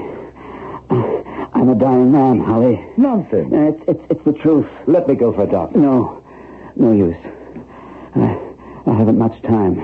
Listen to me as you've never listened to anyone before. What do you know about me? You're rich. Came here to Cambridge to study years after most men have left. That you were married. And that you've been the best, indeed the only friend I ever had. Did you know that I have a son? No. I have. He is 5 years old. He cost me his mother's life. I have never seen him since. Holly, if you will accept the trust, I'm going to leave you the boy's sole guardian. What? I have known for some time that I could not last. I have been searching for someone in whom to confide about the boy and this iron chest. But, my dear Vinci... No, hear me out. My son, Leo, is the last descendant of one of the most ancient families on Earth. His 65th lineal ancestor was an Egyptian priest of Greek origin named Callicrates, who was murdered in 339 B.C. Good Lord! 2,200 years ago? Yes. And you and Leo are direct descendants of his? Yes. Callicrates was a priest of Isis at the time of the fall of the pharaohs. He broke his vow of celibacy and fled Egypt with a royal princess. Her name was Amanatas. What's the significance of what you told me? You know Latin. What does the name Vinci suggest to you? Well, it could be a corruption of Vindex. Meaning? Avenger. The Avenger of Callicrates. An Avenger who has waited for more than 2,000 years, Holly. Sorry to be dull-witted, but vengeance against whom? It is explained in the contents of the iron chest. You are not to open it. All I will tell you is that Callicrates and Amanatas fled from Egypt into the kingdom of a mighty queen. She fell in love with him. And murdered him? Why? Because he would not give up Amanatas. She escaped to Greece, where she bore a son, named, in Greek, the Avenger. Oh, good heavens, man, that was centuries ago. The mighty queen is still alive. Oh, that's impossible. I once thought so. But after attempting to find her kingdom in the heart of Central Africa, I'm convinced that she still lives. It is an impenetrable, undiscovered country. I failed to reach it, and the attempt broke my health. And this iron chest? When Leo is 25, he is to open it and to decide what to do about its contents. I see. You're skeptical, Holly. I am. Will you undertake this trust, Holly? To keep this iron chest, and when Leo is 25... Upon your death, yes. God willing, that won't be for years. Oh, God has willed it otherwise. I will be dead by morning. And the next morning, Vinci was dead. And I became the guardian of his 5-year-old son. Leo was a delightful, golden-haired little boy. We got along from the first. I had my fellowship, and we moved out of my college to comfortable quarters nearby. I had employed a round-faced young man named Job as nurse, and the intervening years were wonderful for all of us. Before we realized it, Leo was 25. And this is the momentous day, Uncle Holly. It's your birthday. That's momentous. I was thinking about the iron chest. That... You did bring it from London. Yes, with the keys. Shall we have Job in for the dramatic opening? Job? Yes, Master Leo. Come in here. We're about to open the iron chest. Oh, I've been looking forward to this occasion for years. Uncle hasn't. He thinks it's all nonsense, don't you? Not your history, Leo. It's remarkable to be able to trace your roots to a priest of Isis in the court of the last pharaoh. But a queen who was over 2,000 years old? Rubbish. You can understand my skepticism. The key? Yes. There's a wooden box inside it. Ebony.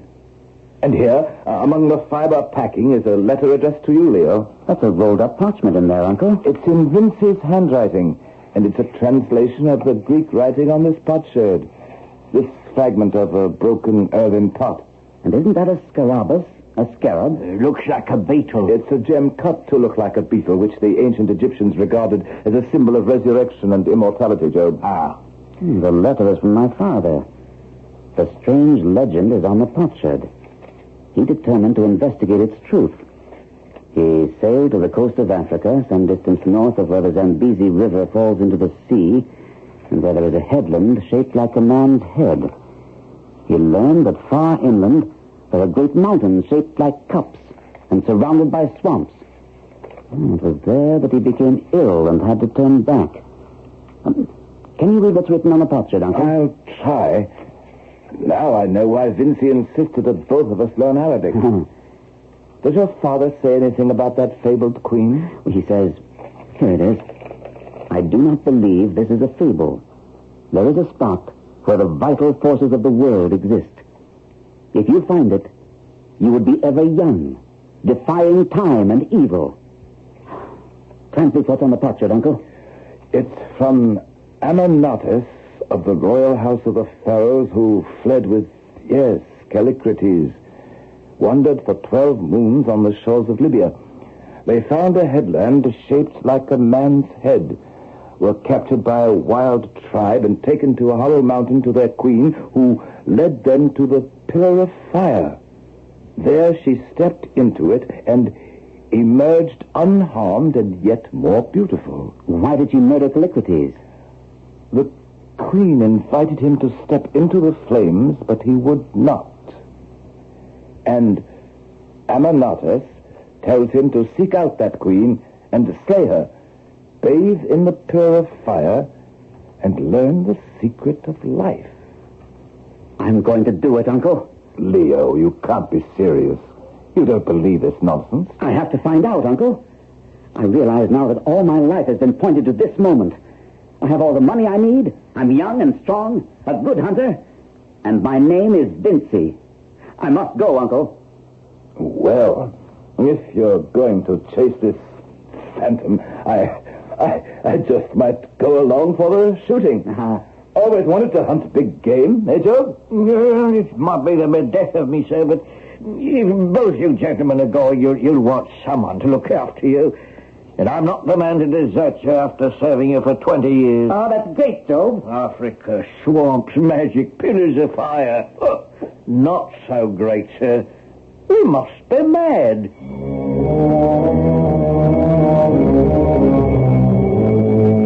And so we left England for the coast of Africa and the Zambezi.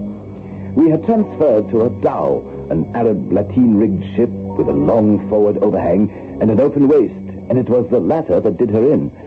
With the rising wind, we had boarded a specially built whaleboat which we had attached to the ship. The wind grew to a gale, and the storm drove our ship onto the breakers and destroyed it. We had cut free in the whaleboat, rescued the tillerman, Mohammed, from the wild seas, and managed to row to the basin of a narrow, quiet river. And then, at dawn... Ooh! Lord love me, it's a far cry from civilization. Do not trail hands in water, sir. Crocodiles. I'd like to pot one, Uncle. Look! Blimey, if that isn't the king of beasts himself. What in the world? He's been speared. And look behind him. Our guns, Uncle. No, hold fire. Hundreds of natives armed with spears. They haven't attacked us, and perhaps they can lead us where we want to go. Oh, my advice, Professor Ari. Later, Job. We come as friends. I say, we are friends. Come to the shore. Steer us there, Mohammed. They're as quiet as cats. Handsome men, tall, good features. Peace. Who are ye who come swimming on the water?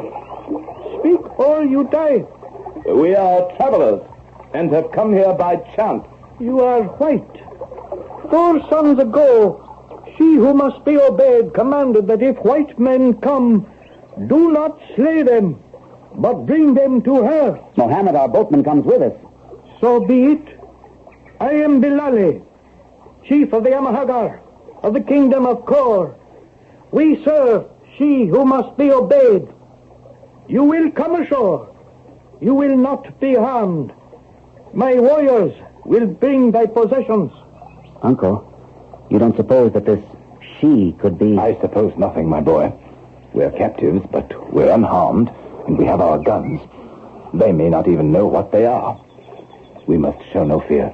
You are my guests. You are protected by she. Do not incite my people. They might transgress. They have a ritual that is most unpleasant. And who, O Bilali, is she? Thou wilt learn soon enough, if it be her pleasure to see you in the flesh.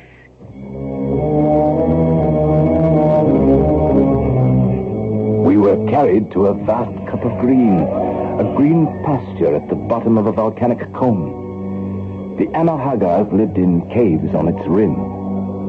Bilali set out to inform his queen about our arrival. The night he was expected to return, I grew worried. What's troubling you, Uncle? Mischief. Have your revolvers ready. I have my knife. I'm armed, sir. What mischief, Professor? Watch their ritual down below. Notice the pot. It's red hot. My guess is it's being prepared for someone. Look! 2 men are holding Muhammad, and another is tying him up with a long noose. Allah! Help! Help me! Oh, Allah! They're bringing that white hot pot down on it. Oh, no! You hit one of the men, sir. And Muhammad is down, too. Run for it! They're coming for us! Fire at will! Those devils won't take me alive. Master Leo's been hit with a spear. He's injured bad, Professor. Follow me. Save your last bullet, Job. I'm saving mine. I won't be taken alive.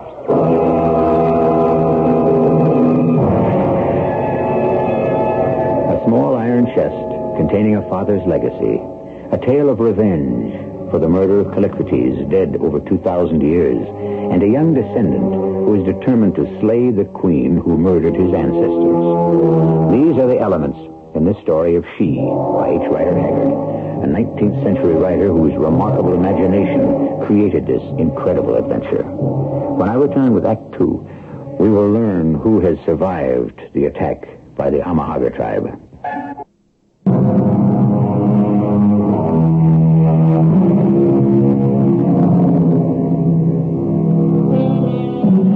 Our small party is far upstream and many miles inland in a hidden country shaped like a huge cup, the base of an extinct volcano. Above and lining the green fields are caves dug deep into the mountainsides. This is the kingdom of Kor. Horace Holly continues his narration. Job and I had no doubt that we were dead men when, as suddenly as the attack had begun, it ended. Because Bilali, the chief, returned from his mission to She. Ye shall be punished. She who must be obeyed commanded that these strangers be unharmed and brought to her. At dawn we march to her palace. There your punishment will be made known to you. It was a march of several days before we entered the cave city of Kor. Job, Leo, and I were settled into a huge vault. Leo was feverish from his spear wound, and a woman named Justine attended him. Sir. Yes, Job? I can't get it through my head, sir, about the woman. You mean the day before we were attacked? This woman, Justine, came up to Leo and embraced him, and he kissed her. Aye. According to custom, they are now married. Heathen custom. But I don't like any part of it, sir. Or for that matter, these natives and these cave dwellers. Makes me feel like I'm in a tomb. Uncle Holly? Yes, my boy. Where are we, Uncle? In the city of Kor. He still has fever. I shall make him well. Justine's been very good to me. You are my husband. If I cannot make you well, I shall plead with she who must be obeyed, and you will be safe. More magic. Who is she, Justine? Our mighty queen. What is she like? Oh, no one knows. No one has ever seen her? Nay. But she does exist. Aye. She has ruled Kor for thousands of years. Holly, it's the same woman who... Yes, but we won't talk about it. We are merely travelers, hunters. If they knew the reason for our visit, we'd be dead in minutes. Justine. Eh? Everyone in Kor lives in these caves. I and the dead live on with us. The dead live on with us. Preserved forever. As mummies? In their natural state, O stranger.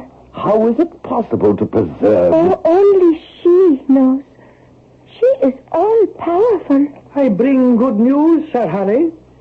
She who must be obeyed will see you now. Bilali led me to a huge antechamber, about 40 by 40 feet. At the far end of this great room was a curtained doorway. 2 women pulled the curtains aside, and Bilali went down on his hands and knees. Down, Sir Harry, down. We enter the presence of she. I halted, afraid, but I remained standing. And then she came through the door, covered from head to toe with a filmy kind of cloth. I stared at the figure.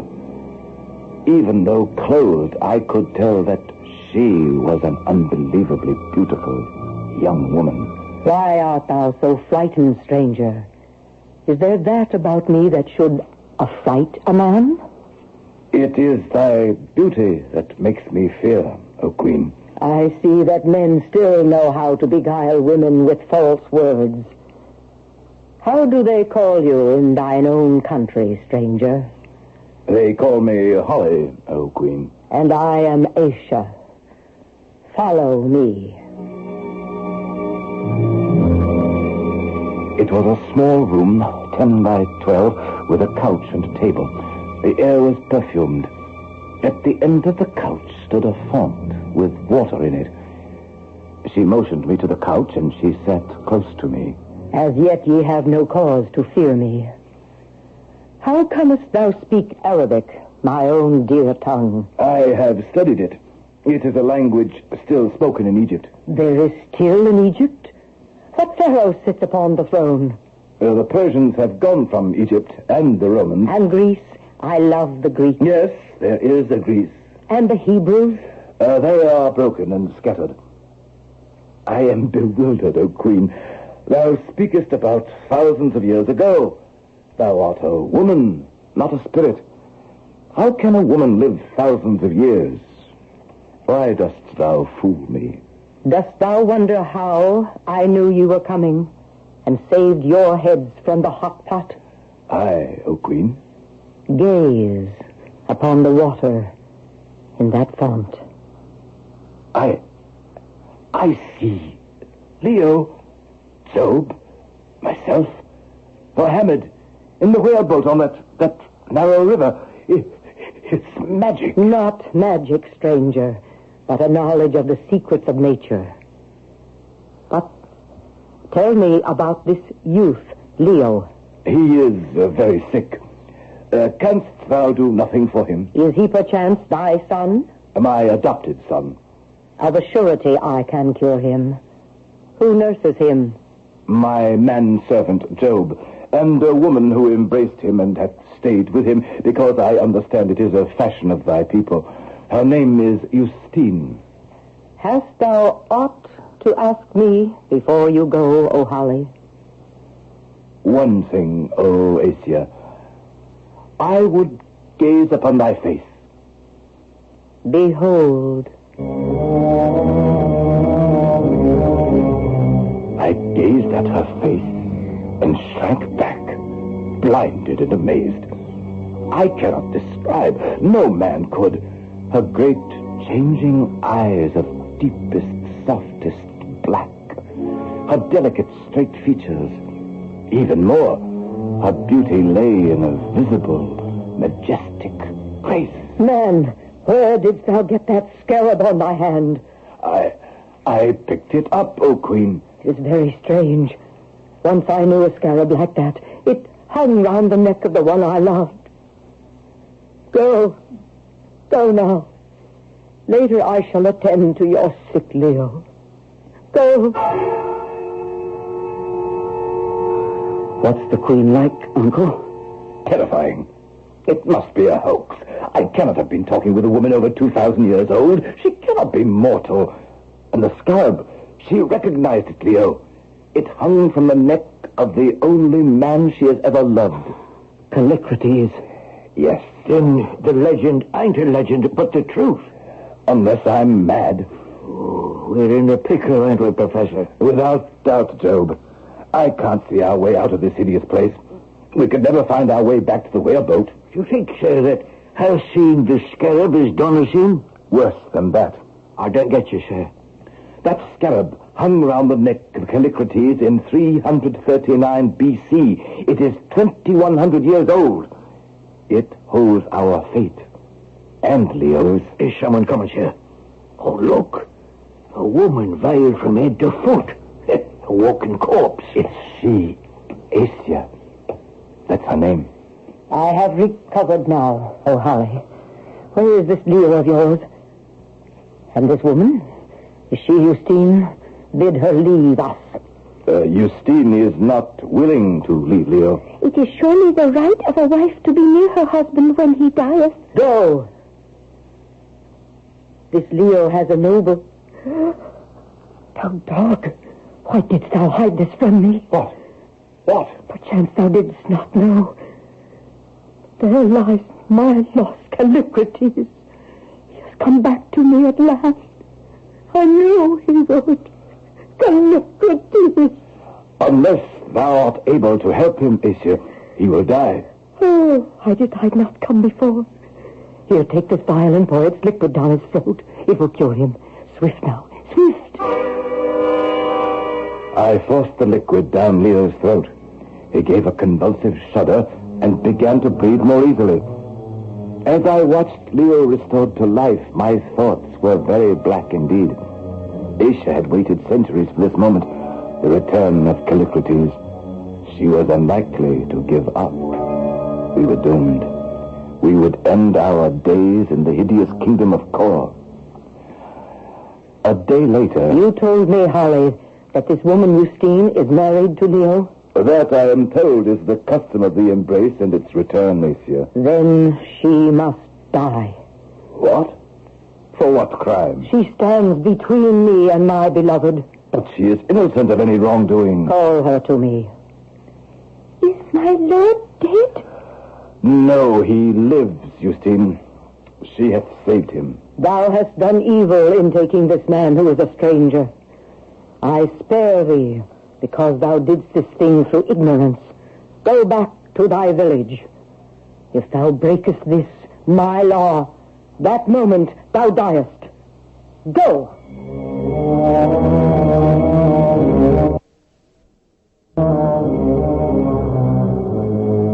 That night, we were moved to the Queen's quarters. Leo recovered rapidly, but he still was weak from the fever. Job and I were with him, and so was Asia, when he awoke from a deep sleep. Greeting to thee, my young stranger lord.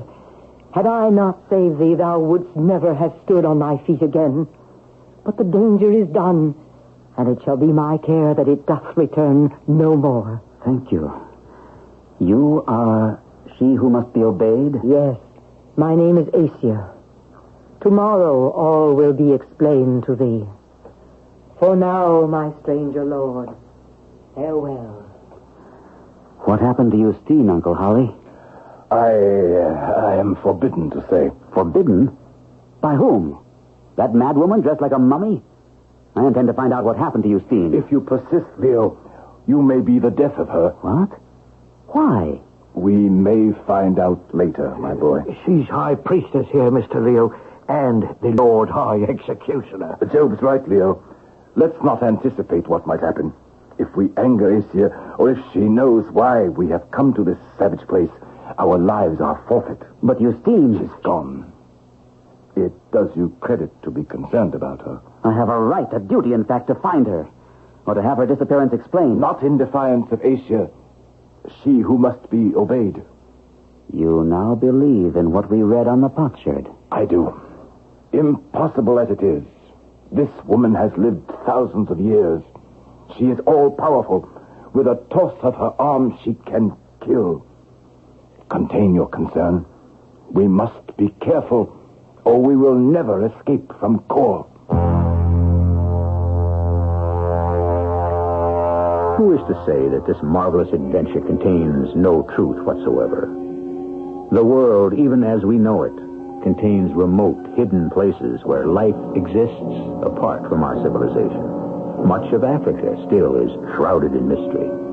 Back in 1885, the mystery was even darker. What happens next to Holly, Leo, and Job will be revealed shortly when I return with Act 3.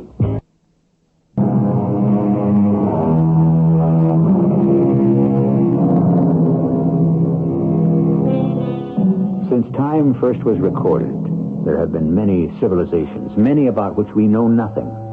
Even today, we read about unknown cultures and customs. Early Ethiopian man, for example, who dates back 3 million years. Who then can dismiss the possibility of the cave city of Kor, where Horace Holly, Leo Vinci, and Job are the uneasy guests of Asia, she who must be obeyed? Holly continues his narration.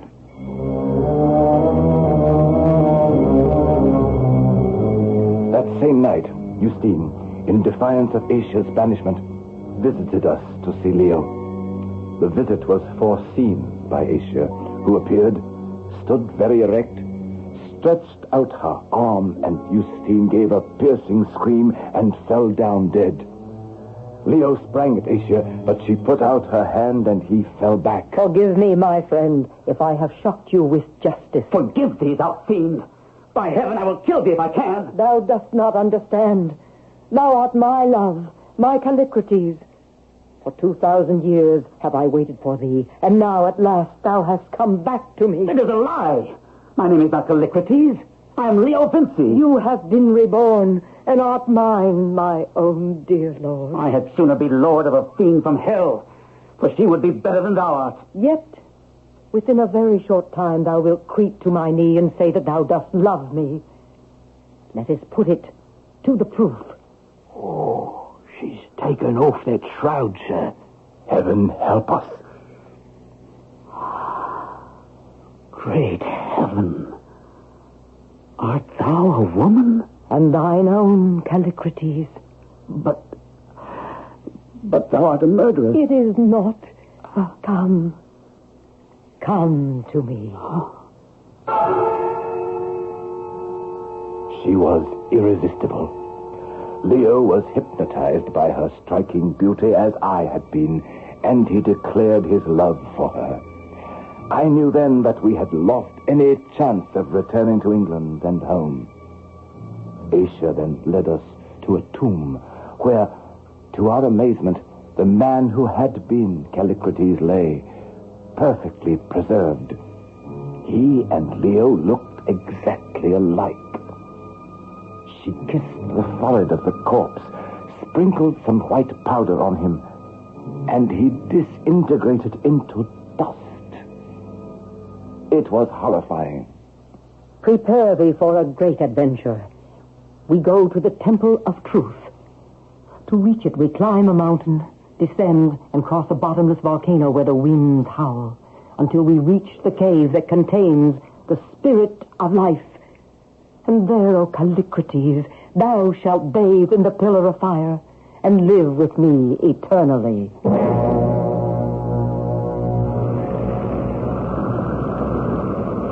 Oh, the Lord preserve me, sir. I can't even imagine what I'm seeing. A wall of fire roaring through the end of the cave like a forest being swept flat by a mighty wind. I can't stand to watch it come by again. Look, Job. Oh, the Queen's disrobing. Oh, what a magnificent woman. She looks divine. Calligraphy, do thou likewise. Together we shall bathe in the pillar of fire.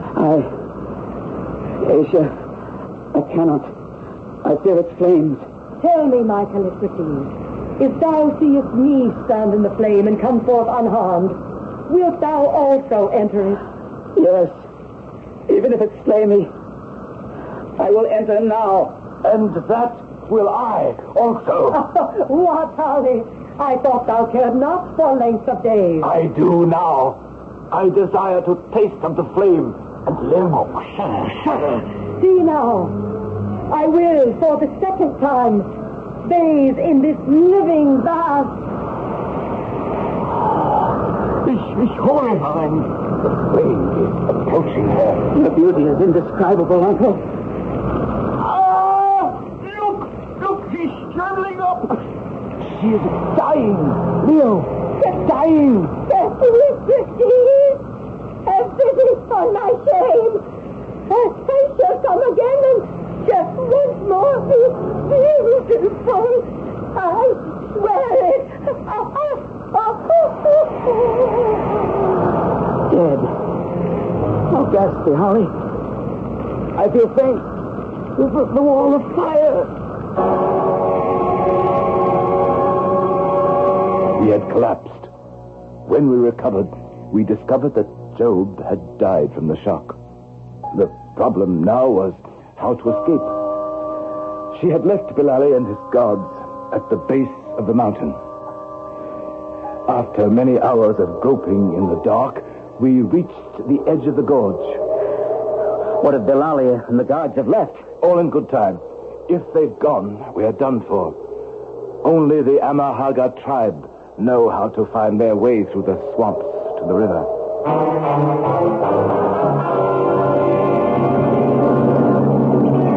They're still there, Uncle. Stop a minute, Leo. What is it? Our predicament. Can we lie to Bilali about the truth? He is fond of you, Uncle.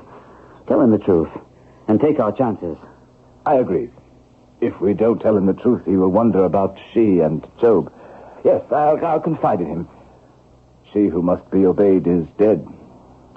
Even in death, Leo. I know. Even dead, I could love no other woman.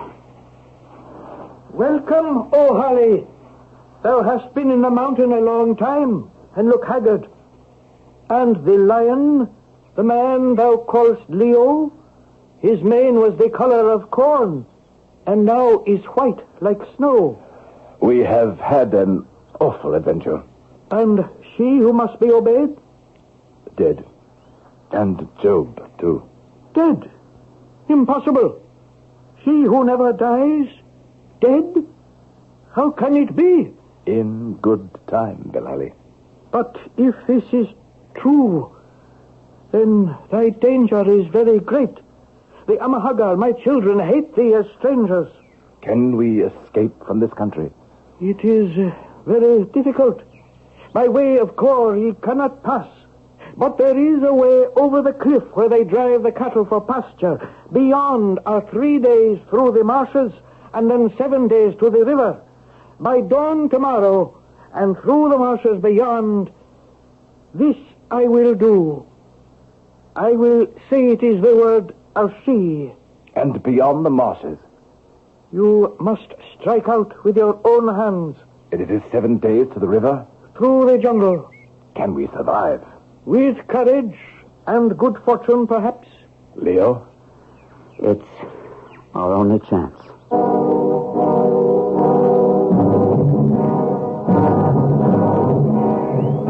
I'm glad to see the last of the Amahaga tribe. If we should get home, no one would believe what we've experienced. And if is a big word. We have our guns and express rifles and a compass. And ammunition, about 200 rounds. We can give a good accounting of ourselves. We head west? Yes, we must strike out for the Zambezi and hope we make it. There we might be picked up. Poor Job. Yes, poor old beggar.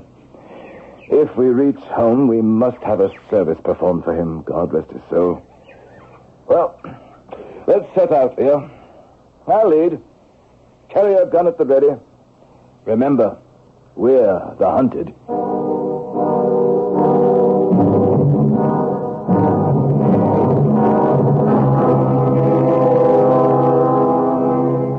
not trouble you with our struggle to survive, but survive we did. Miraculously.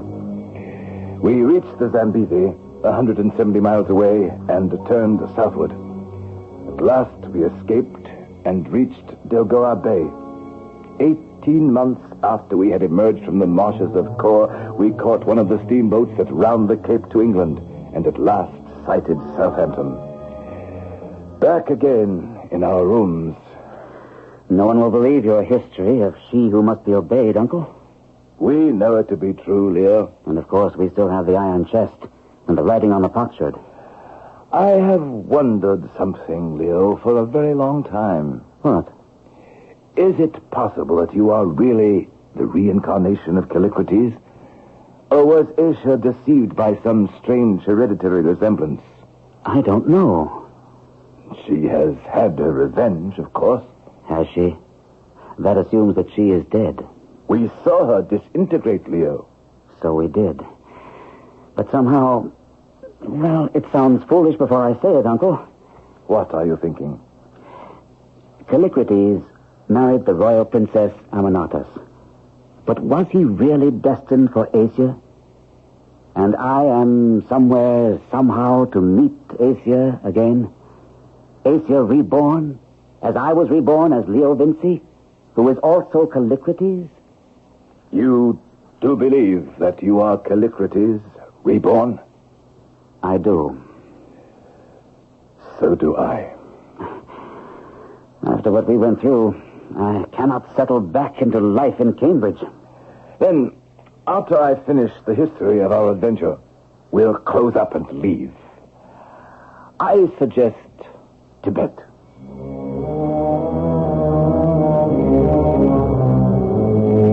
And that is what we are about to do.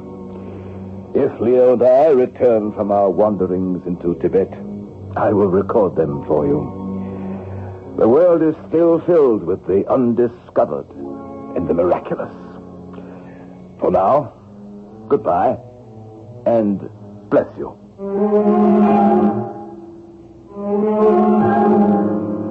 And there's Horace Holly's account of a search with Leo Vinci to find the woman who murdered his ancestor, Callicrates, in the year 339 B.C., and who herself perished in 1885 in the Pillar of Fire. Holly and Leo were never heard from again. They did leave England for the interior of Tibet and vanished. I'll be back shortly. Leo Mystery Theater was sponsored in part by Contact, the 12-hour cold capsule, and Buick Motor Division. This is E.G. Marshall inviting you to return to our Mystery Theater for another adventure in the macabre. Until next time, pleasant dreams.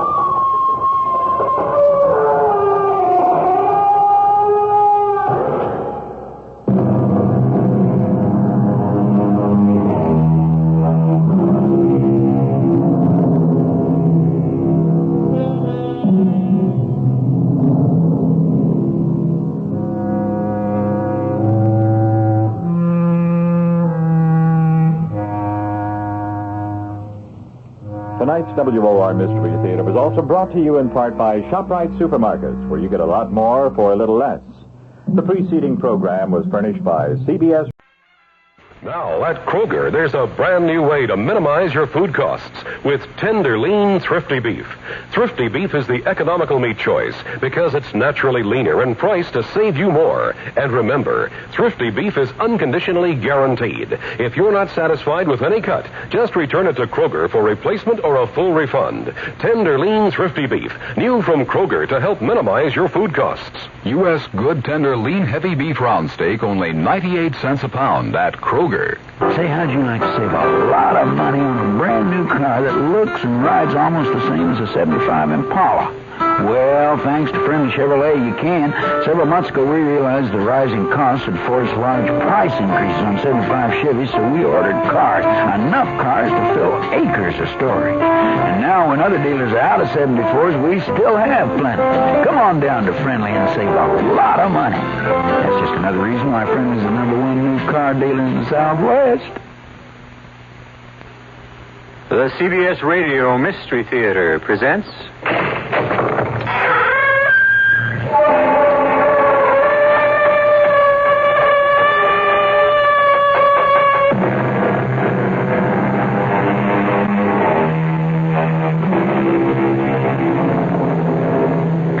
gentlemen, welcome. I'm E.G. Marshall. Some people call our kind of entertainment escape fiction. Well, that word has never been more appropriately used than to describe the story you're about to hear. It's about a man with a most unusual profession, a man who makes his livelihood by making escapes. But now, the great Fellini is going to cap his exciting career with the greatest escape of all, even if it turns out to be the last escape. And if you think Houdini took great chances, wait until you hear what the great Fellini has in mind. That's right. I'm going inside that box in a bathing suit, and they're going to dump me right into the middle of the lake. Joe, but that's crazy. It's too dangerous. What you mean is I'm too old for it, huh? But I'll show you, baby. I'm not too old for the trick. Or for you.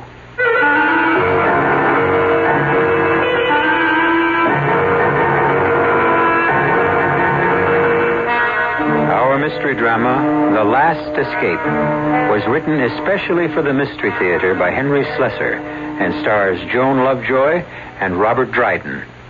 It is sponsored in part by Anheuser-Busch Incorporated, Brewers of Budweiser, and Buick Motor Division.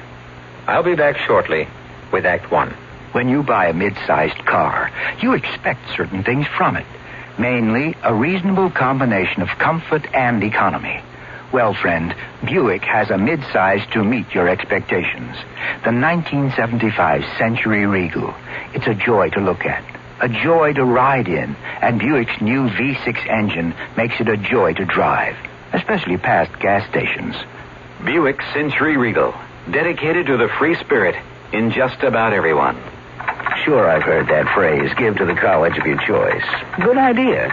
And I know all colleges need more money, what with inflation and all. It's just that since I graduated, I've been so busy, not just with my career, but with the community affairs, too. I haven't found the time to reevaluate. Take the time now and give more to the college of your choice. Now. A public service message of this station and the Advertising Council. Kitchen appliances are power tools, too, just as much as drills and jigsaws. Hi, Frank Lieber here to tell you True Value hardware stores have that kind of power tool, too. Kitchen appliances that help cooks create. A West Bend party percolator, for instance. It makes a lot of coffee, 20 cups, and then keeps it hot. If you ever had to make coffee for 10 with a 9-cup percolator, you know the advantage of that. It has a durable polypropylene body and a two-way spigot, just $9.99. And there's a Toastmaster broiler oven, one that cleans itself as it cooks. In one position, it broils and grills. Flip it over, and it bakes and roasts. It's just $32.88 at True Value hardware stores. And there's a Hamilton Beach 14-speed blender. It comes with 2 special plastic containers. You can blend food in them, then store them away in the refrigerator. Just $19.88. Kitchen appliances are power tools, too. Just a few of the values at participating True Value hardware stores.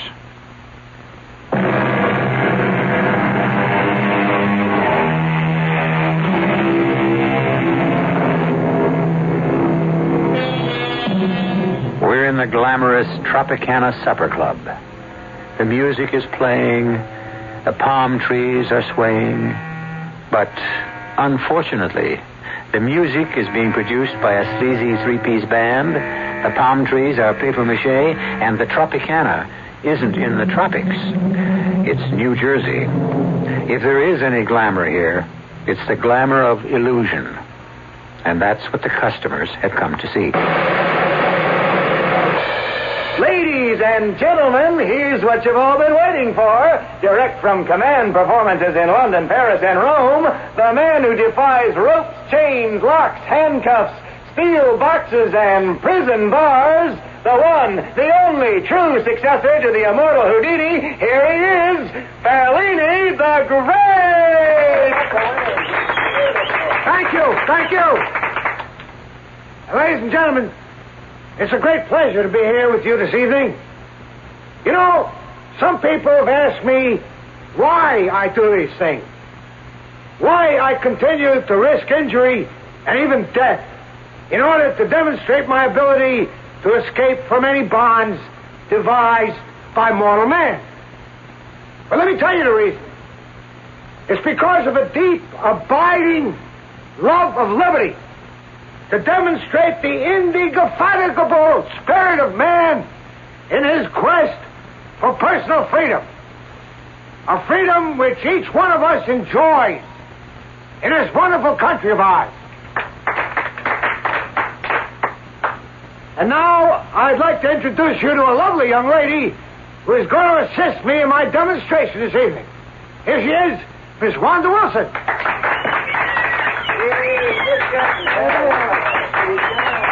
As you can see, Miss Wilson is holding something in her hand.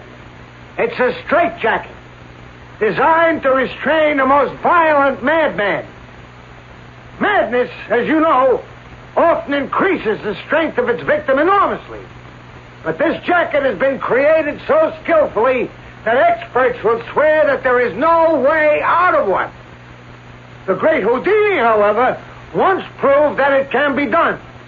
And tonight, before your eyes, I am going to attempt to duplicate his astonishing escape. Wanda?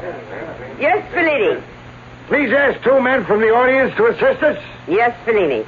Well, how about, what about you two gentlemen? Will you help out? Oh, thank you very much. Now, if you two gentlemen will just put the jacket on me. Yeah, that's right. I fold my arms around my torso, and then you secure every strap. Yeah, that's it. Just as tight as you can now. Yeah, that's right. Every single one of them. A little tighter. Tighter. Make sure there's absolutely no way I could get out of it. Thank you, gentlemen. And now, ladies and gentlemen, to spare you a sight of my agonies, Wanda will place a screen in front of me. Here it is, Fellini.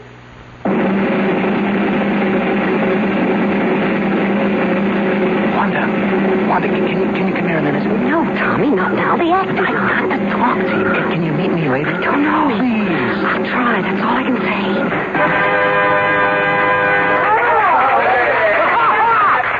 All right, here it is, ladies and gentlemen. And as you can see, now one strap is torn or broken. The straitjacket is in perfect condition, but I am free. I'll tell you one thing about this escape. You don't have to be crazy to try it, but it helps.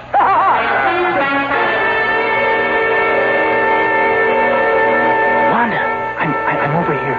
Tommy, I can't talk too long. Why'd you come out without a coat? You'll freeze to death. Well, I couldn't very well have put a coat on. Joe would have asked where I was going. Where is he now? In the dressing room. I gotta get back there. He really keeps tabs on you, doesn't he? And you know how he is. What did you want? You know what I wanted. To see you. To see you alone for a change. Oh, Tommy.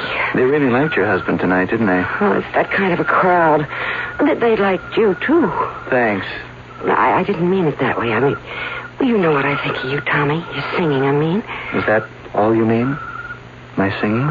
Tommy, don't. Not here, not in this filthy alley. Where, then? There's no place I can ever see you. No place at all. But it can't be helped. Joe has to know where I am every minute. He goes crazy if he doesn't see me around all the time. Not that he's jealous. He thinks too much of himself to be jealous of me. He just has to know I'm around, admiring him, waiting on him hand and foot. He treats you like a slave. Tommy, I got to go. He's probably foaming at the mouth right this minute. Wanda, please, listen. One kiss. One. All right. Oh, Lord, why does someone like you have to come along now?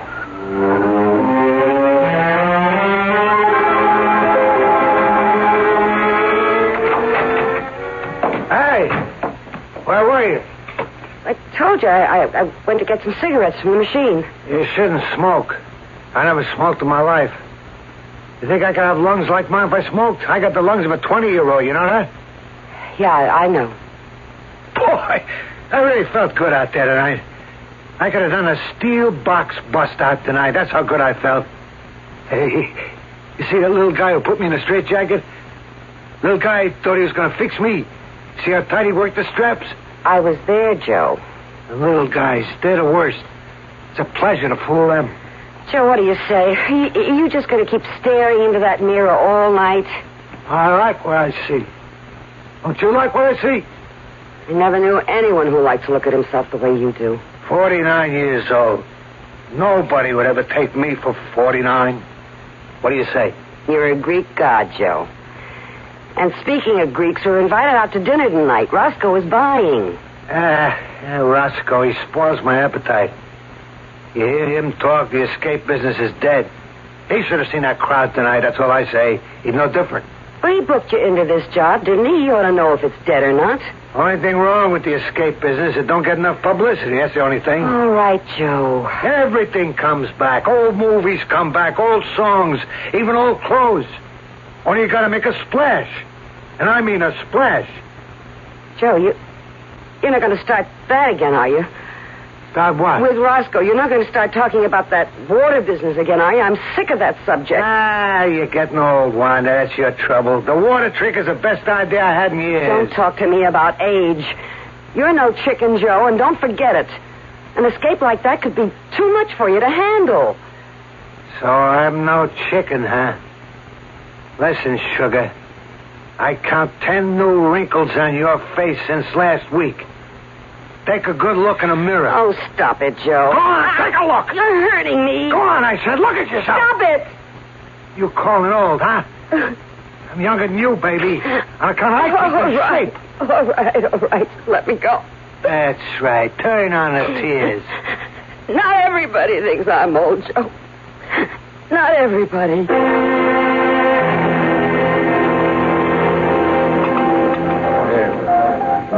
You should have seen me tonight, Phil.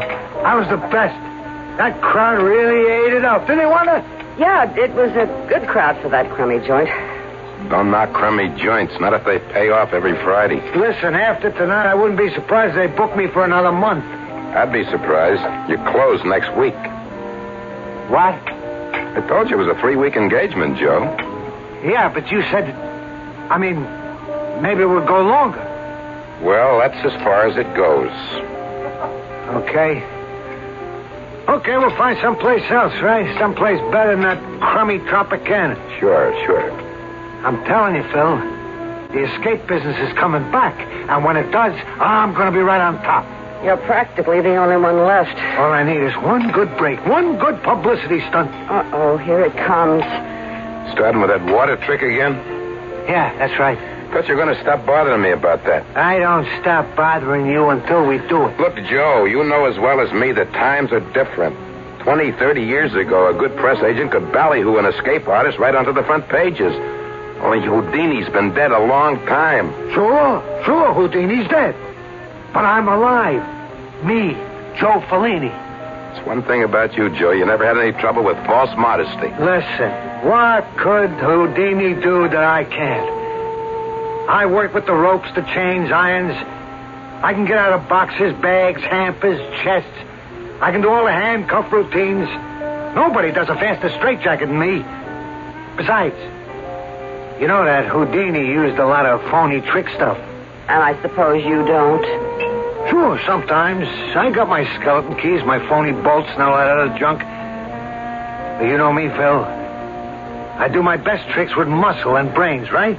Sure. You're the greatest, Joe. Yeah, I keep in shape. Ask Wanda here. 1 hour a day with the barbells. Yeah, I still got a terrific chest expansion. I can do this water trick, Bill. It'll be great. You know something, Wanda?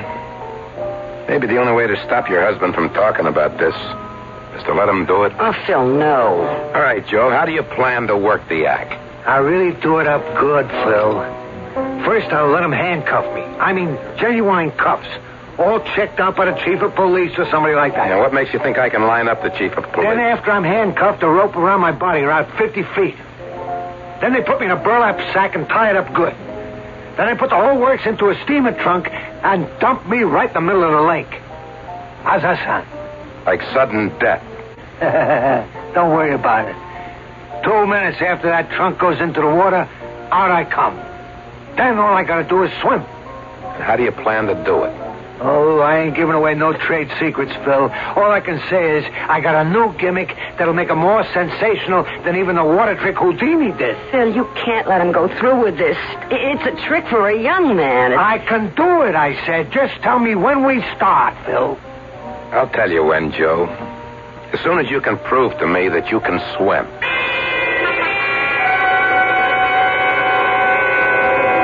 It's really a miracle. I never thought you'd be able to get away from that guy, Wanda. Oh, Joe finally went someplace he couldn't take me. Where's that? To a men's gym. He went to swim in their pool. What for? Oh, he's going to do a trick. He calls it the water trick. He gets handcuffed and tied and all that, and they dump him into the lake in a big steamer trunk. Ooh, that sounds pretty dangerous. Well, the only danger would be Joe getting too winded to swim to the surface. I know he can get out of the cuffs and the ropes and all that, but... It seems to me that if the slightest thing went wrong... Oh, he'll take all the precautions, or we will, rather. We? Well, I help him out with the trick part of it. Oh. Then there is a trick. Part of it's a trick, naturally. But, even tricks go wrong sometimes, don't they? Yeah, they do. Did anything like that ever happen to your husband? Well, yeah, once. He couldn't open the lock on his handcuffs. See, he had a key hidden in the cuff of his trousers, but it slipped out of his hand and fell between the cracks of the floorboard. He wasn't hurt or anything. It was just a wicker basket escape on stage. I see. But if anything like that happened now, I mean, at the bottom of a lake...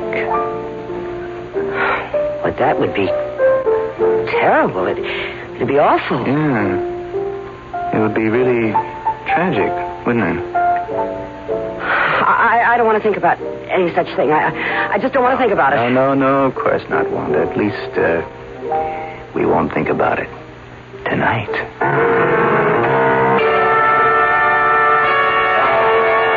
Well, unless I heard wrong, it sounds to me that I've just heard a conversation about murder. No, the word wasn't spoken. The plans weren't made. But it wasn't difficult to hear between the lines. Will Mrs. Joe Ferlini really spoil the grandiose plans of Ferlini the Great? We'll find out when we return shortly with Act 2. Ladies and gentlemen, this is Ed McMahon. Welcome once again to $1 Million Question. Madam. Yes. What is your name, please? My name is Jones, Geraldine Jones. Geraldine Jones. That is We're correct. about to ask you the $1 Million Question. $1 million? If you're correct, yes, if you're correct, you will win $1 million. Honey hush. Are you ready? Okay. All right, here's the question. What is the largest selling beer in the entire world? Budweiser. You're right. Good. You just won $1 million. Would you give it to me in Budweiser? Of course. Be sure and watch Flip Wilson. And the name of the special is Flip Wilson, of course. My guests are going to be Peter Sellers, Lily Tomlin, Richard Pryor. And, of course, Flip Wilson. That's Flip Wilson, of course. This Friday night on TV. Sponsored by Budweiser. Of course.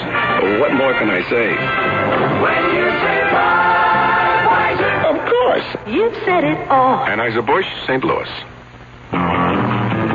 When's the last time you enjoyed a really big chocolate bar? A big Three Musketeers bar. A Three Musketeers. Thick milk chocolate outside. Fluffy chocolate whipped inside. Fluffy, not stuffy, so you don't feel full. A big Three Musketeers bar. Three Musketeers. When your mouth waters for chocolate, bite into a Three Musketeers bar. Big chocolate taste that's easy on your tummy. Light, whipped-up chocolate fluffiness inside. Creamy milk chocolate outside. Three Musketeers. They're fluffy, not stuffy, so you don't feel full. Enjoy the big chocolate bar that's fluffy, not stuffy. A big Three Musketeers bar. A big Three Musketeers bar. Three Musketeers.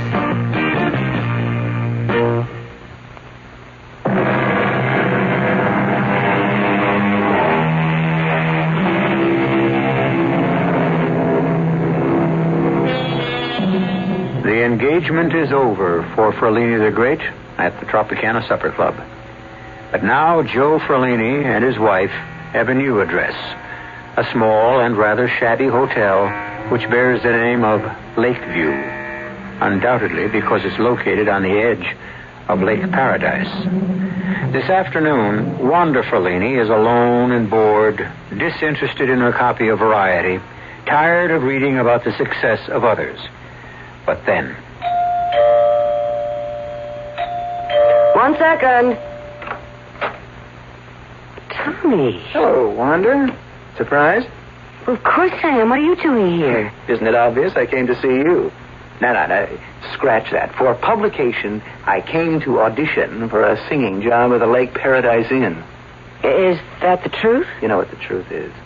Look, can I come in? Oh, yeah, of course. I've already tried to get a job at the inn. Nothing doing there. But Ferlini doesn't have to know that, does he? You shouldn't have come here, Tommy. It won't look right. Where is he?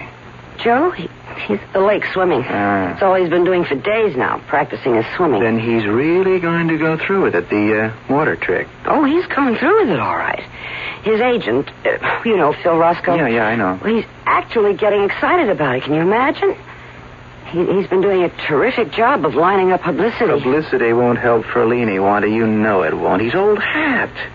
That escape stuff died when Houdini did. You never know, Tommy. I mean, he's actually gotten the local chief of police to cooperate. He's going to make sure that the handcuffs are absolutely genuine. But your husband can still get out of them, right? Well, yeah, he always does. How? Tommy, I told you I didn't want to talk about that anymore. I don't like what you're... Well, you know what I mean. You don't like what I'm implying, right? No, I can't blame it on you. I'm the one who did all the implying. I'm the one who said that if one little thing goes wrong, Joe's a dead man. He'll drown. One little thing. We've got to stop this. Good Lord, we can't talk about murder like it's something casual. Murder? Isn't that what we decided? Just because something goes wrong with the act, that isn't murder. We're not going to be arrested for it. Please, Tommy, I'm trying to forget what we said. Did you forget saying that you love me? No, I didn't forget that. Is it still true? You know it is. Wanda. Tommy, don't. What if he walked in? Then you know who'll get murdered. You and me, both of us. How's he been treating you? Worse than ever. Every day it's worse. All he thinks about is the act, night and day. Escape. Oh, sometimes I think I'll go crazy, Tommy. I mean it. Easy. He wakes up in the middle of the night, throws off the covers, and takes a bow. Wanda, what's this? What? These handcuffs. Are these the ones he uses in his act? Well, those are the new cuffs. The ones he plans to use for the water trick? Yeah, that's right. They look real, all right. They are real. Oh, they're not trick handcuffs? No. This police chief who's going to inspect them, he's an expert in this kind of thing. Oh, he'd spot a trick cuff in 2 seconds. But Ferlini still gets out of them. Well, he has to. Or he can't get out of the ropes, or the sack, and then the steamer trunk. Okay. Then tell me how he does it. You must know, Wanda.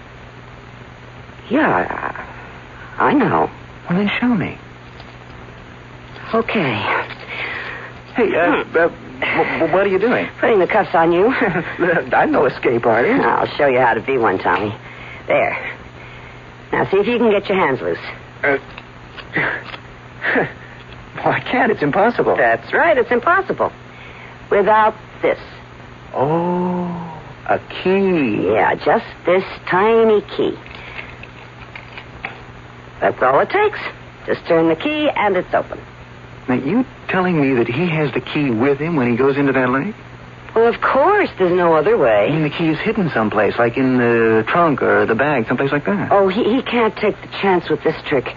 Every single piece of equipment will be thoroughly checked out by the police. Well, then how will he manage the key? Well, he hasn't told me that yet. Usually he has it sewn into the cuff of his trousers. Uh-huh.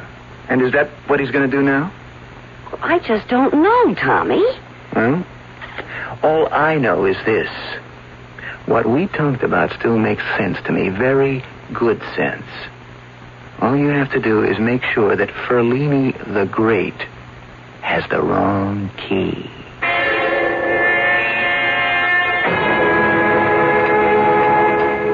Look at that story, Phil. Just look at it. 4 big columns all about me. Now, don't get carried away, huh? It's a big story, but a very little paper. Circulation 10,000, maybe. Oh, that don't matter. It's a beginning, just a beginning. When I pull that stunt on Saturday morning, I'll be on all the wire services. You wait and see. I just hope you don't end up in the obituary column. Stop worrying about me. Well, I'd worry a lot less if you'd tell us how you're going to do this trick, Joe. That's what I keep asking him. I've been working for this guy for 18 years, and I know every stunt he pulls. Only this time... This time, I'm doing something different, something really terrific. Look, will you tell us what it is, Joe? I'm knocking myself out, rounding up the press, getting the police to cooperate. I even got us a motorboat free of charge to take you out in the middle of the lake. Yeah, you're doing a real good job, Phil. I knew you wouldn't let me down. I haven't even told you the best part. I got a big news magazine guy coming out. What? That's right. It's a guy I used to know a long time ago. He works on the show business section. I talked him into coming out. If he likes what he sees, well, who knows? You might get some pretty good national publicity. Hey, that's great, Phil. That's just terrific. Only I'll tell you this, pal. If I don't learn some details, I'm going to be tempted to call the guy and put him off. I don't want him to come all the way out here just to see a guy get himself drowned. That's not the kind of news I want to see printed. Come on, Joe. Tell us what you're going to do. Okay. Want the scoop? Here's how it goes. The steamer trunk is no problem. It'll have a phony bottom. The canvas bag is no sweat either. That'll be the usual type I use. Pull the thread on top, the whole seam comes open. Yeah, I know about those gimmicks. As for the ropes, that'll be pure muscle. I'll just make with the chest and muscle expansion. By the time they load the trunk on a motorboat, I'll be out of the ropes. By the time they're ready to dump me in the lake, I'll be out of the canvas bag. But first you have to get the handcuffs off. Sure. That's the most important part. What's it going to be, the key in your cuff? Well, what's so funny? There ain't going to be any cuffs. What? You heard me. I figure that's the first thing those smart guys will be looking for. Me having a key hidden. So I'll fool them. Completely. How? I mean, I'll let the cops examine me from head to foot to make sure I'm not hiding a key on me. And instead of pants, I'll wear a bathing suit. Are you nuts? Joe, you've got to have a key. There's no other way to get those handcuffs open. Oh, sure. I'll have it on me. Because you're going to pass it to me, honey. Me? That's right. Well, how will I do that? And then get away with it? Ah, that's the part I just dreamed up, and it's a beauty. You're my wife, see? You're going to have to kiss me goodbye before I go into that steamer trunk, right? Yeah. Well, guess what you have in your mouth when you give me that kiss? The key. Yeah, that's right. You'll kiss me bye-bye and pass that key from your mouth to mine. And that way, I'll be able to slip the key into the lock with my teeth. Get it? It's a good gimmick, Joe. It's beautiful, Phil. Beautiful. It can't miss. Yeah, it does make sense. Nobody would think it's strange that I kiss you goodbye. Yeah, the most natural thing in the world, honey.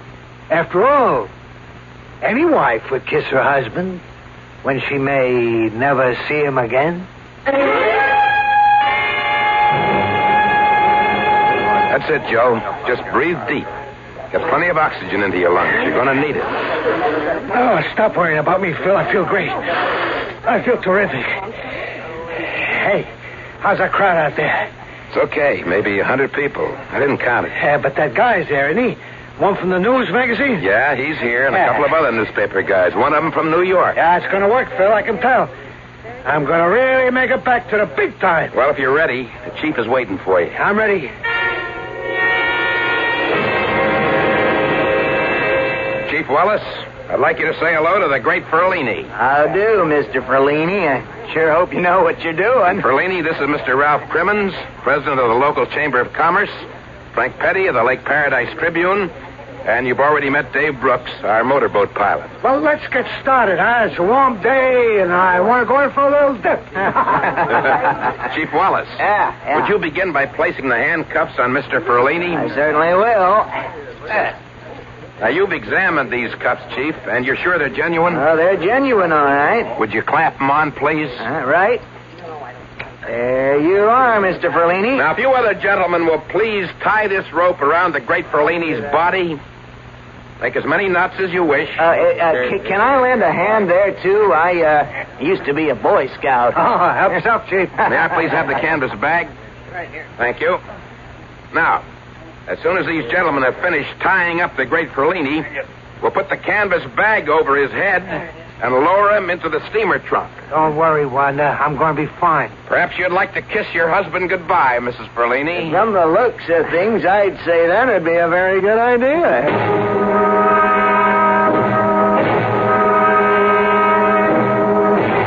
Ladies and gentlemen, the motorboat has stopped in the middle of the lake.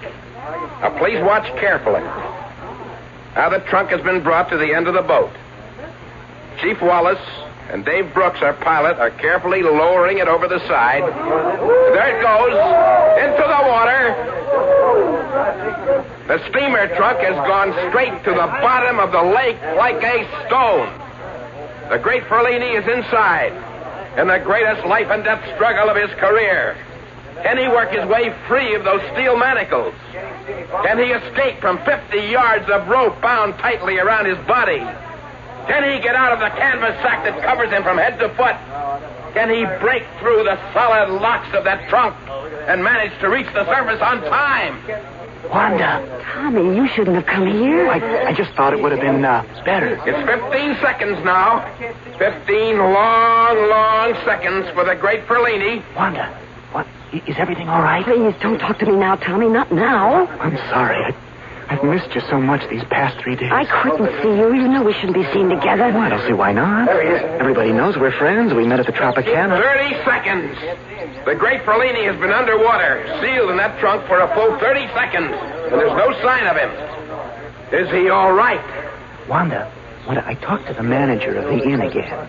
He thinks he may have a spot for me at the show at the end of next week. For God's sake, Tommy, how can you talk about show business now? Oh, isn't that what this is all about? Show business? Wanda, for God's sake, what's happening out there? I don't know. How should I know? Why doesn't he come up? He said he'd be up in 20 seconds, no more than that. I just don't know, Phil. 45 seconds and he's not up. He's got to be all right. He's got to be. Everything went just the way we planned. Hey, there isn't a sign of him, not a ripple on the water. He's gone. Phil, it didn't work. It didn't work. Not coming up. He's drowned.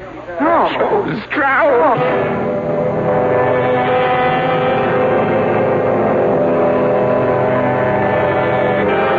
Well, it looks as if the trick has failed. Or perhaps you could say that the trick has been too successful. The one played on Ferlini the Great by his not-so-loving wife. Now, the question remains, will the crime go unpunished? Or does fate have at least one more trick up its sleeve? We'll find out shortly when we return with Act 3. There's a fresh new spirit sweeping the land. A free spirit that demands good products. Products that satisfy your sense of good taste and desire for economy. But above all, products that perform. Buick has been touched by this spirit. And this year, our crisply designed, solidly built Buicks will bring joy even to the most demanding of free spirits. The 1975 Buicks, dedicated to the free spirit in just about everyone. Stanley Myron Handleton. Did you know you can have a college grad's career without 4 years of college? All you need is a year or two of technical education to work in fields like engineering, health service, automotive design, and forestry. The facts are in a free booklet called 25 Technical Careers in 2 Years or Less. Just write, Careers, Washington, D.C. 20202. A public service message of this station and the Advertising Council. If you want to buy a new home today, your problem isn't the cost of materials. It's the cost of money, high interest rates. Hi, Frank Lieber here to suggest you do this instead. Visit a True Value Home Center. The huge array of building materials you see there will give you ideas about what you can do yourself to renew parts or all of the home you live in now. The basement, for instance. True Value Home Centers can help you change it from workroom for washing machines to a playroom for people. Paneling to go over cold concrete block walls in wood grains, colors, and scenic designs. Install it yourself. And hardwood parquet flooring to go over the old linoleum. Install it just like tile. You could even install a bar down there. True Value Home Centers have sinks, countertops, and plumbing fixtures, too. You supply the labor, they supply the materials, and some know-how if you need it. Come see what you can do with the home you live in now at your nearby True Value Home Center.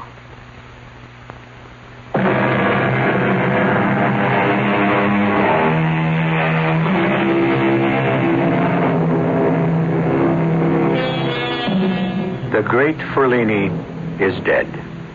His waterlogged body, still loosely bound in rope, still encased in a canvas bag, which became his shroud, still in a steamer trunk, which became his coffin, has been removed from Lake Paradise. Now it's a time of mourning and a time of questions. I'm really sorry to be bothering you folks at a time like this, but in cases like these, we need to produce certain facts for the coroner's office. You understand? Yes, of course, Lieutenant. It's just that there isn't much to say about Joe's death. Things went wrong. That's all there is to it. Well, that's what we'd like to know. What things went wrong exactly? Oh, how can anybody answer that? So many things can go haywire with an act like that. That's the truth, Lieutenant. An escape act is a matter of split-second timing. Everything's got to be done carefully, precisely. If one factor goes badly, well, you saw what happened. I told Joe not to go through with this. He was just too old for such a dangerous stunt. He'd never tried this water trick before? No, never. No. It was Houdini. Houdini did it. Joe always wanted to do something to make him better known than Houdini. Houdini's been gone a long time. Did he still consider him competition? Yeah, that's the way Joe was. Alive or dead. The only thing that mattered was reputation. Fame. Did you try to stop him from this attempt, Mrs. Ferlini? Yes, I did. I did everything I could. I pleaded with him. I begged him. Maybe it was my fault, Lieutenant. Maybe I should have listened to Mrs. Ferlini. But Joe just kept after me about it until... His reflexes were too slow. That was the real trouble. Well, that makes sense, I guess, Mrs. Ferlini. But it isn't a fact. I still need a rough idea of what might have gone wrong. I guess that means you'll have to tell me how he intended to get out of that steamer trunk. Well, I don't know if we can do that, Lieutenant. You mean you don't know? Well, I mean, it's still a professional secret. The man is dead, Mr. Roscoe. Yeah, but just the same, I mean, well, you don't know the pride people like Joe Ferlini take in their work, in their methods. If I tell you how he did his tricks, it would be kind of a betrayal. Look, I appreciate how you feel, Mr. Roscoe, but I'm not going to publish any expose on the man. I've just got to supply some answers for the record. Well, I just don't see the point of it. It could have been any of a dozen things. Well, just name some. All right. Obviously, he couldn't get the handcuffs off. The key must have dropped out of his mouth. What key? You didn't find a key? We weren't looking for one. Well, there was a key, all right. Wanda passed it to him before he got into the trunk. But his arms were bound to his side. How could he open the cuffs, even with a key? With his teeth. Joe's done that 100 times. But this time, well, he couldn't make it. Well, we searched the trunk. It was empty. It probably fell out of the trunk when they opened it. It's only a tiny key. A fish probably swallowed it by now. I see. And if Ferlini couldn't get out of the cuffs... He couldn't get out of the ropes, or the canvas sack, or the steamer trunk. And then the air began to give out. Oh, Phil, that's enough, please. That's enough. Yeah, Mrs. Ferlini, okay. I guess that's enough for today. It's pretty obvious what happened, and I guess it'll be obvious to the coroner, too. Death by misadventure.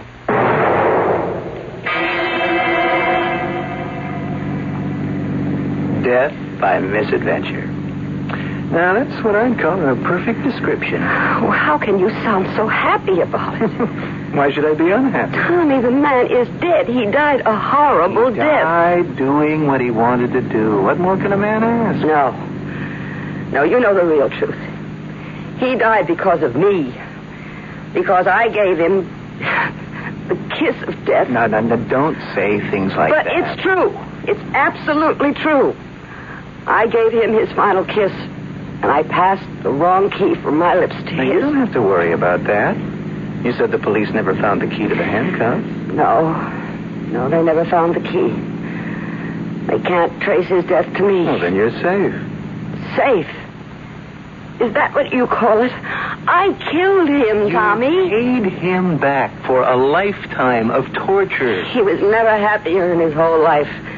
I never saw him so happy. He thought he was going to be so famous. Look, try to stop thinking about it so much. Do you think I slept a wink last night? All I could think about was the way that trunk looked when it slid into the lake with Joe inside of it. And the way we waited and waited. And, Wanda, and then the trunk coming up all wet and slimy and Joe still inside. Oh, my God, Tommy, I never had a nightmare that bad in my life. And it was all true. Well, there's something else that's true. Joe Ferlini is being buried this morning. And that means you'll never have to worry about his mistreating you again. Yeah. I won't have to worry about living with Joe anymore. Now I'll have to worry about living with myself. You don't have to live by yourself. You've got me now, Wanda. Please, Tommy, not now. I can't listen to such talk now. Not on the way to the funeral.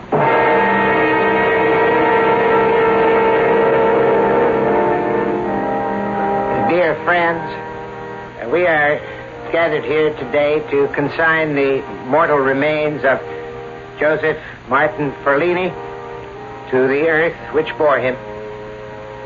Joseph Ferlini was a man of courage and strength, a man who devoted his life to bring pleasure to others. He was, in fact, a man who sacrificed his life to that devotion. He used to say to his audiences, I wish to demonstrate that there is something in the human spirit which cannot be chained. And there is something called the human soul which cannot be kept behind bars. This was Joseph Ferlini, who died performing the work of his life. And who can say... Excuse me? Is this the Ferlini funeral? Right. I beg your pardon? I don't mean to interrupt you, Reverend, but this is the Ferlini service, right? Yes, that's true. Well, I'm sorry to break this up, but I'm from the county coroner's Bill, office. what's going on? I don't know. Let's go see. Really, I can't imagine what this is all I'm about. afraid the funeral services can't continue. You see, we have orders to attach the body of Joseph Ferlini. Yes, but surely... What's going on here? What's the matter? I'm sorry, ma'am. Are you Mrs. Ferlini? Yes? Why'd you stop the service? I have a court order. Now, the coroner is requesting a further examination of the remains. What? I'm afraid I'll have to open the coffin, Mrs. Ferlini. Open the coffin? You can't mean that. He's going to be buried. You can't open his coffin Come here. on, you can't get away with that. I don't have any choice. Now, there's a caretaker's cottage on the grounds, and we can use that for the examination. Would you gentlemen please pick up the coffin and follow me? Bill, don't let them do it. Hush, Wanda. It's all right. I'm sure it's just a formality. Please. The sooner we get this over with, the better. All right, now, please stand back while I open the coffin. Oh, my God, I don't want to look. Don't let it bother you, Wanda. You saw Joe when he was in the funeral parlor. He'll look just the same now. Would you give me a hand with this lid? Yeah, sure. Whoa, whoa. It's empty. Dear Lord in heaven. What did you say? Don't look, Wanda. But he's gone. Well, how could he get out of his own coffin? Gone? Did you say Joe is gone? Jesus Christ!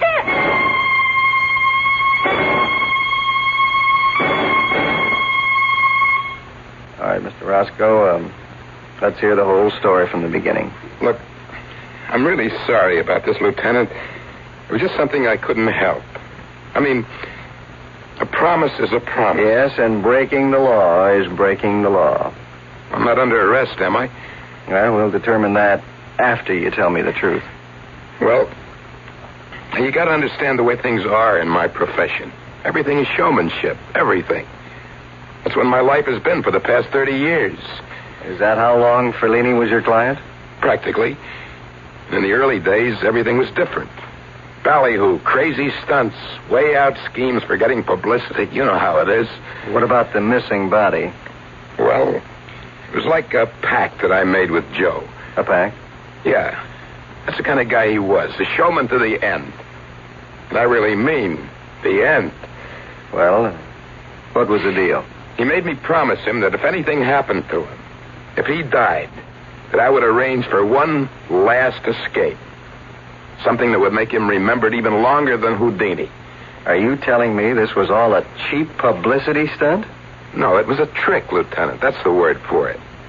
I slipped the undertaker $100, and he arranged to have Ferlini buried someplace secretly. Then he put an empty coffin in the hearse with some slates in the bottom to give it weight. Oh, for love of Pete. Man from the coroner's office. He was a phony, too. It was an actor I hired so we could open the coffin right on the spot. You see what I mean? Showmanship. Yes, I see what you mean, all right. But I suppose you know what the effect of your showmanship has been. What do you mean? I'm talking about Mrs. Ferlini. Yeah, I feel rotten about that. But I couldn't tell her in advance, Lieutenant. Joe made me swear not to tell anyone. He wanted the mystery to last forever and ever. The last escape of Ferlini the Great. But considering what happened to Mrs. Ferlini, you had to tell the truth. Yeah, I had to. Tell me, how is she, Lieutenant? Where have you got her now? As a matter of fact, she's right next door. How's she doing? Look for yourself. Oh, my God. Wanda. She's completely out of her head, Mr. Roscoe. And she isn't the escape artist her husband was. She can't get out of that straitjacket.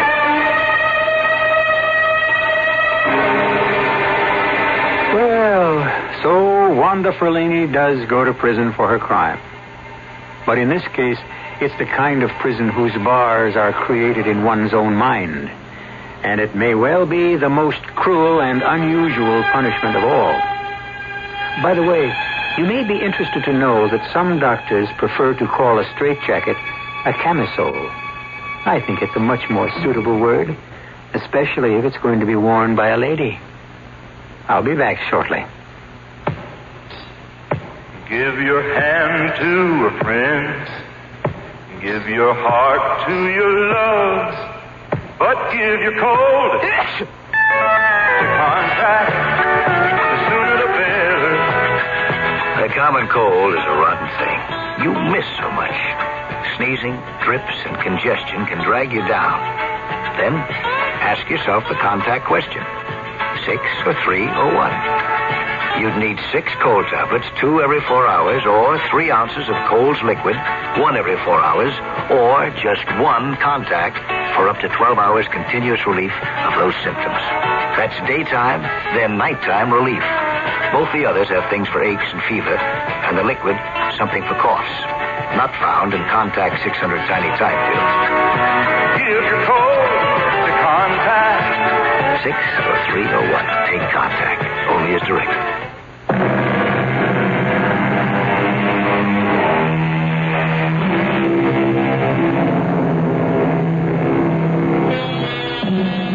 It's really a pity that the days of Houdini and his like seem to be gone. However, we think Joe Ferlini was right. Everything does come back. And we can probably look forward to seeing a whole new generation of escape artists, magicians, and illusionists. In fact, you're enjoying one of the greatest illusionists of all time right this minute. It's called radio.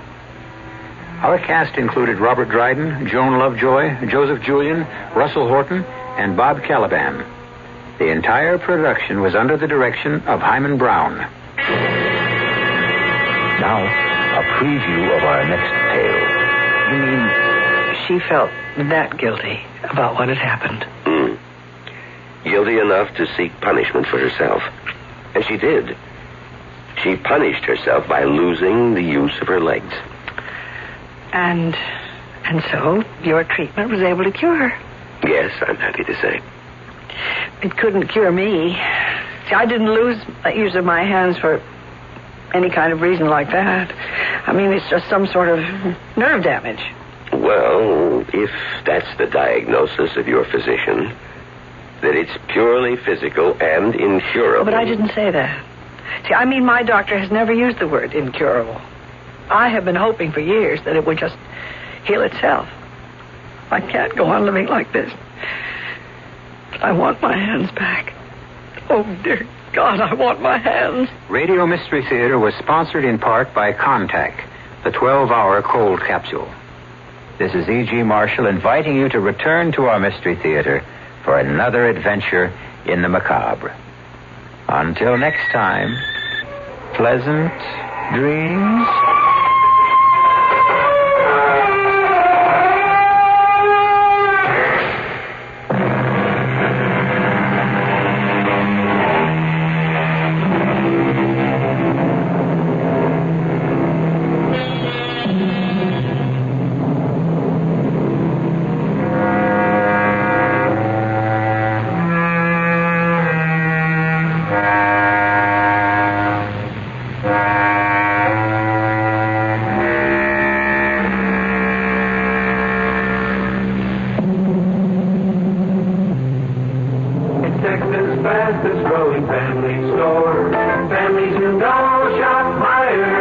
Tremendous savings this week during Meijer's 20% off sale. House shoes and Western boots for all the family. Ladies' sweaters and sweater coats, a famous group of men's dress and sports shirts, and many other items all reduced 20% off the regular prices this week. And you always get S&H green stamps at Meijer's. Wherever you go, the families you know shop Meijer's Department Store. The CBS Radio Mystery Theater presents...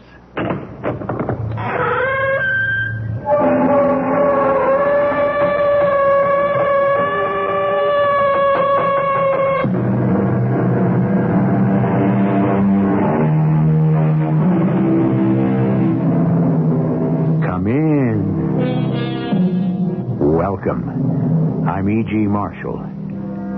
William James, renowned and honored psychologist and philosopher, called it wonder sickness. Man's restless, unceasing research into the arcane mysteries of psychic experience. He thought it soft-headed and idiotically credulous. Well, he may have been right, but the world has never wholly submitted to his judgment, and the search goes on. It's nonsense, Matt. Utter nonsense. It's been done before. I don't believe it. Oh, but it has. More than once. Well, there must have been some trick to it. Would you be willing to try it?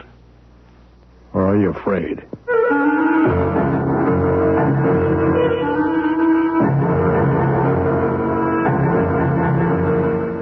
Our mystery drama, The Ruby Lamp, was written especially for the Mystery Theater by Elspeth Eric and stars Mandel Kramer. I'll be back shortly with Act One. It's 11:20.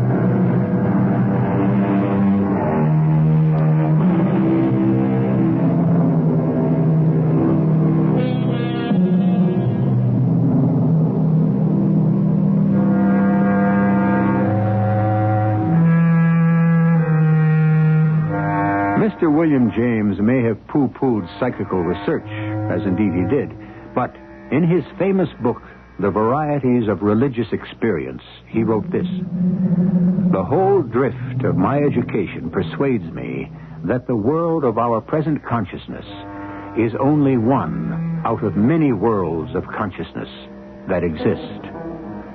Listen now to the story called The Ruby Lamp. Good dinner, Edith. Glad you liked it. Anything for dessert? Apple pie, if you want it. Did I ever pass up your apple pie? I didn't make it, Paul. I bought it. Oh. Well, in that case... I just wasn't up to any baking. Are you depressed again? I guess you could call it that. Well, what would you call it? I don't know. Let's not talk about it, okay, Paul? No. No, it's not okay. Well, so it's not okay. I'm going to clear the table. If that's all right with you? It is not all right with me. Oh, well, pardon me. I want to know why you're depressed. I'm your husband. We live together in the same house. You think it's any fun for me to watch you dragging around like this? No, I don't suppose it is much fun. It's not much fun for me either. Then tell me about it. I have a right to know. You already know. I don't. You do. Edith, I swear to Oh, you. we did all our talking a long time ago. There's nothing more to be said. It's all been said. It's finished, over, done with. I give you my word, I don't know what you're talking about. Then I will tell you once more and for the very last time. Where are they? Oh. Where did you put them? What have you done with them? Where are they? Edith, I have told you. I know what you've told me. I heard it all. And I still want to know, where are they? Show me where they are. Show me the spot. What have you done with them? Edith, please. I have a right to know, and you've got to tell me. This is getting to be absurd. Where are you going? Are you walking out again? I'm going to make a phone call. To whom? Who are you calling? Matt Horner. If he's in, I'm going to stop over there. I thought you wanted to talk to me. Not about that. Oh, I see. You'll talk to me about anything in the world except the one thing I want to know. The one thing I can't stop thinking about. The one thing I've got on my mind all day, all night. That you won't talk about. Is that it? Keep quiet. Is that it? Tell me. I said keep quiet. Hello? Hello, Professor. Paul Morrison. Oh, yes, Paul. You going to be home this evening? I'm always home. Is it okay if I come over? Well, certainly. Play a little backgammon, maybe? Delighted. Be there in a few minutes. Right. Edith? Edith? I'm in the kitchen. Listen, I'm going over to Matt Horner's house. Wait a minute. Just 1 minute. We're going to play a little backgammon. Before you go out that door, answer me one thing. Edith. Tell me where they are. Edith, please. Tell me. I'll be home early. Tell me where they are, what you did with them. What difference does it make? They're dead. Both of them dead.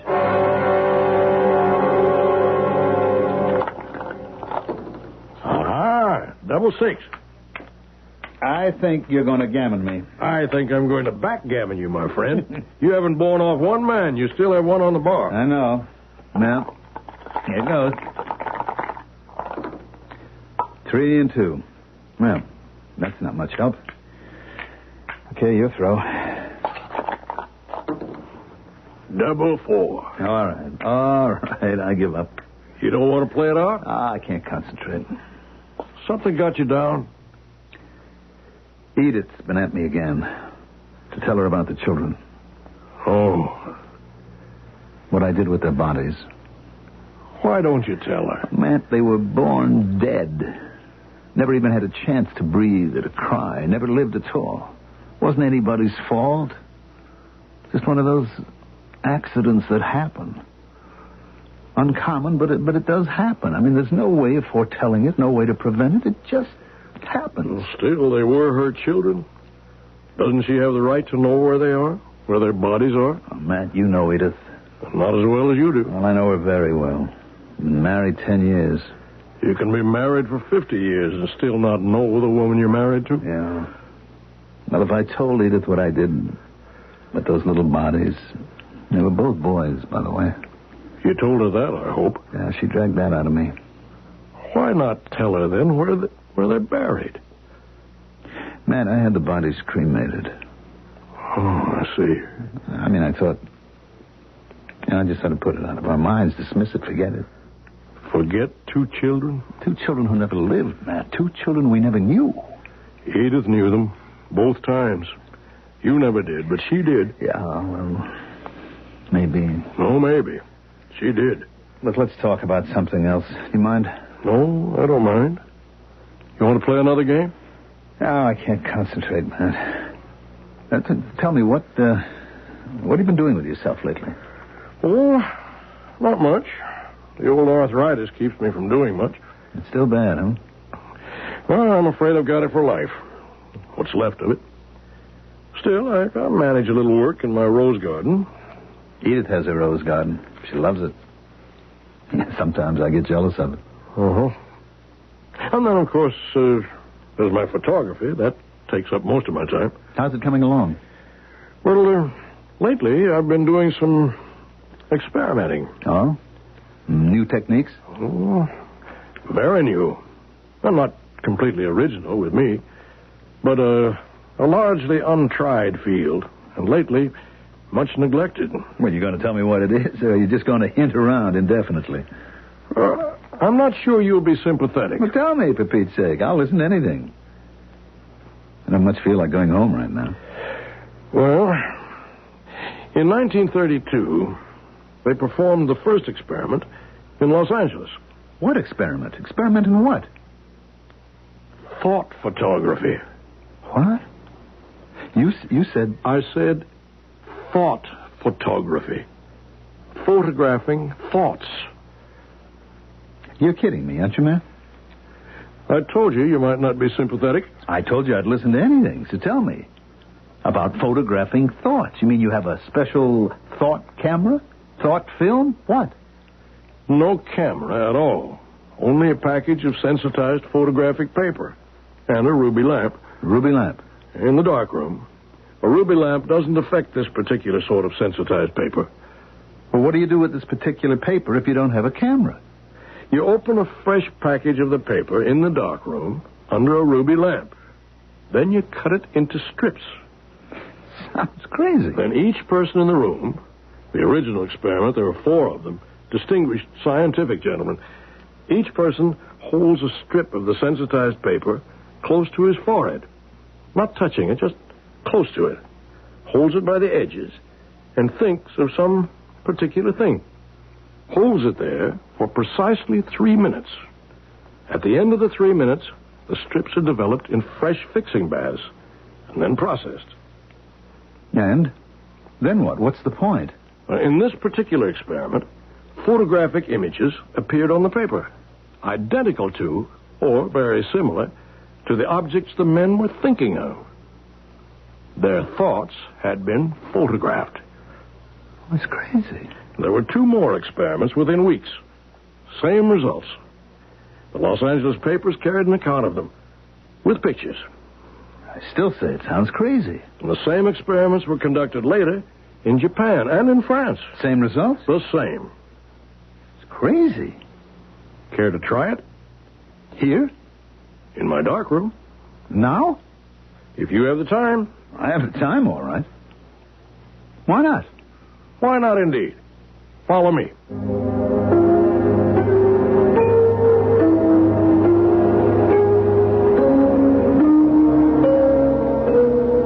Three seconds to go. I still think this is crazy. 2 seconds. I feel like a fool doing this. I mean, standing here with this... All right. The bath is ready. Let's have the strip. Take it. Glad to be rid of it. The whole thing is so absurd. We'll soon see how absurd it is. You want to know what I was thinking about? I was thinking about Edith.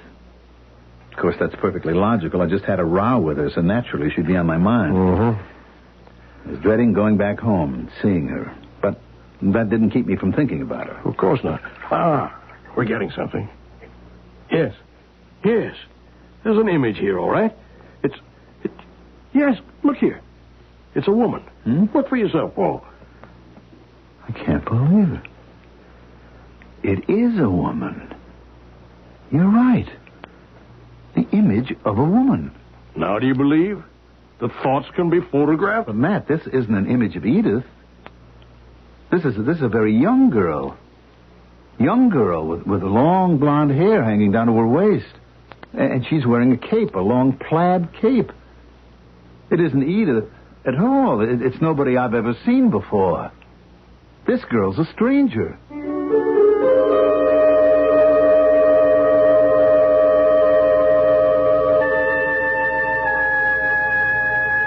Orthodox scientists may shake their heads in disbelief at experiments like the one you've just listened to.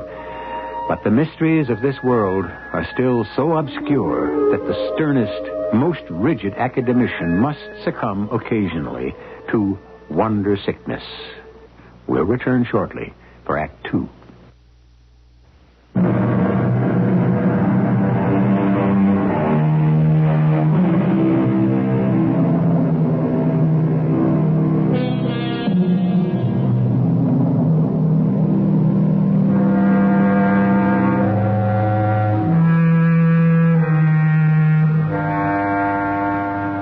Are we not all of us afflicted in some way with wonder sickness?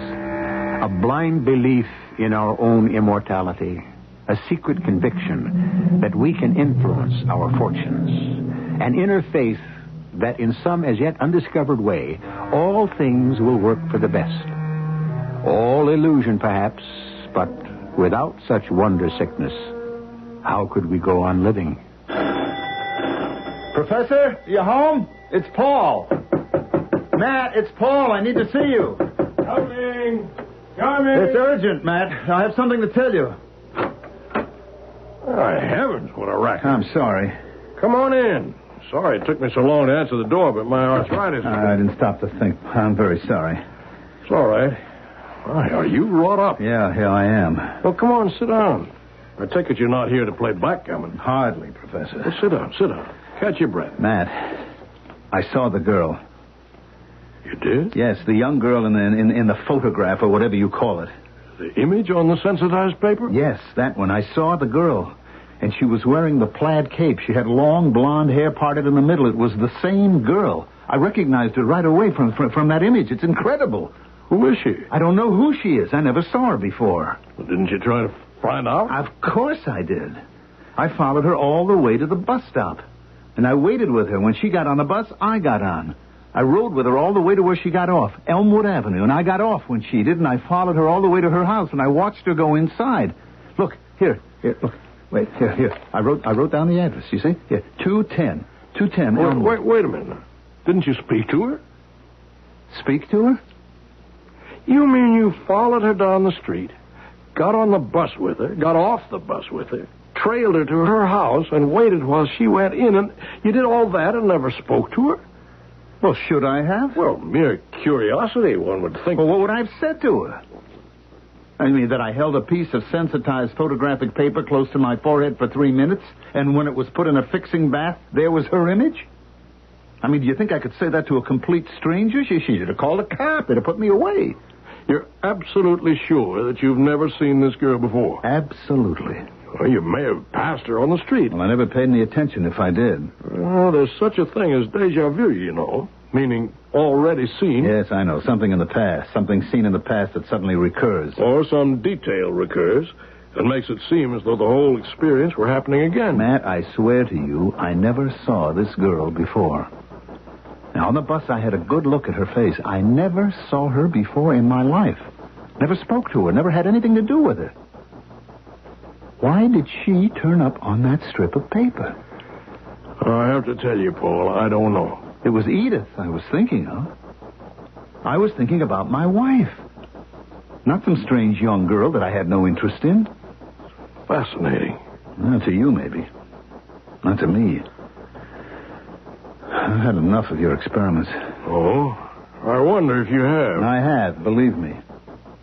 Now I better get home. Edith will be expecting me. I'm already late, but I just had to stop off and tell you. Are you going to tell Edith? About what? About the young girl. Good Lord, no. I haven't even told her about the experiment. Why not? How could I? How can I? She'd want me to explain it. And I can't explain what I don't even understand myself.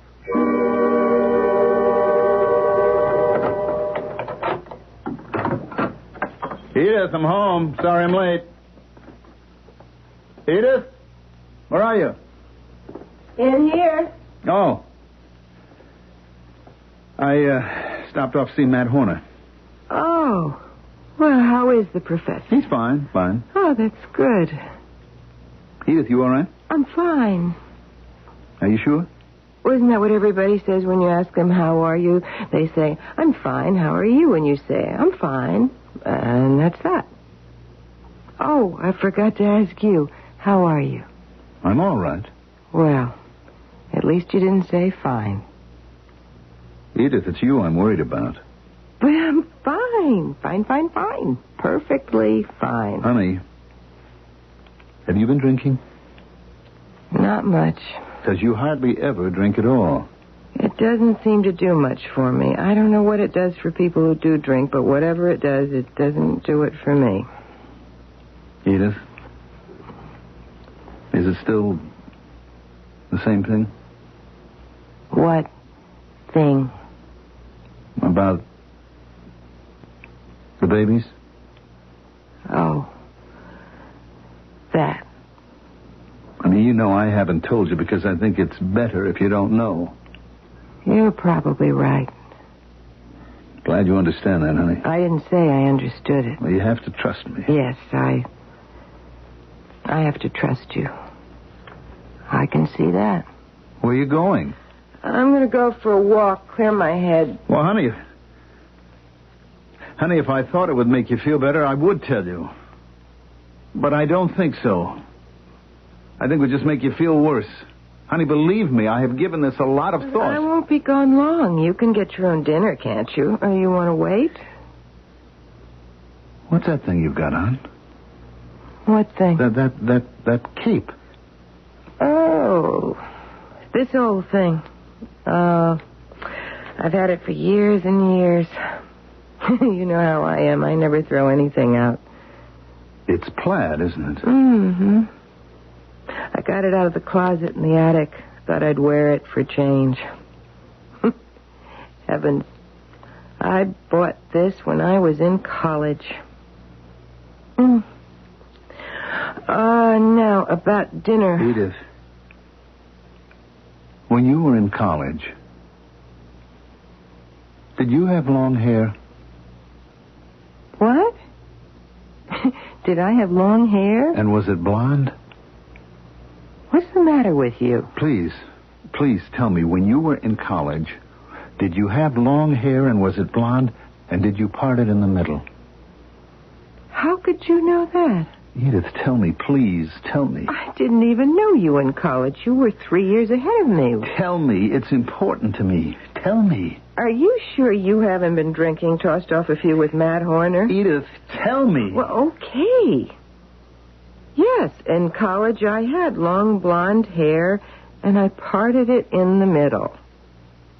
Satisfied? Now, I'm going for a walk.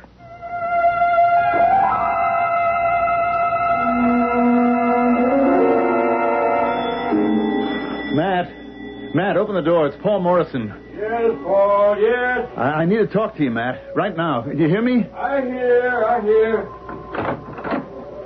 Oh, come in, Paul. Come in. Now, what's the trouble? I'm not keeping you from anything, am I? Nothing that won't wait. Sit down. Want a drink? Oh, good Lord, no. Coffee? Tea? No, nothing. Matt, when I left you, I went home, and Edith was there. She was sitting in the living room. She was not doing anything. She was just sitting there with a bottle of wine on the table beside her. Matt, I don't think Edith takes 6 drinks a year. Was she drunk? No, she wasn't drunk. I'm positive she wasn't drunk or anywhere near it. At first, I thought maybe she was because she just seemed so strange. Strange? In what way? She was very calm. Very, very calm. Well, that doesn't sound alarming. I know, but it was a weird kind of calm. It was just not natural, you know? Not natural for her, anyway. Now, I asked her, was she drinking because of the babies, me not telling her what I'd done with their bodies. Matt, she was even calm about that. The one thing she has never been calm about.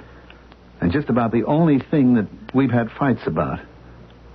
But this time, she said, in that deadly calm way, she could see that my way was the best way, that she trusted me, and so on and so forth. And then she said that she was going for a walk.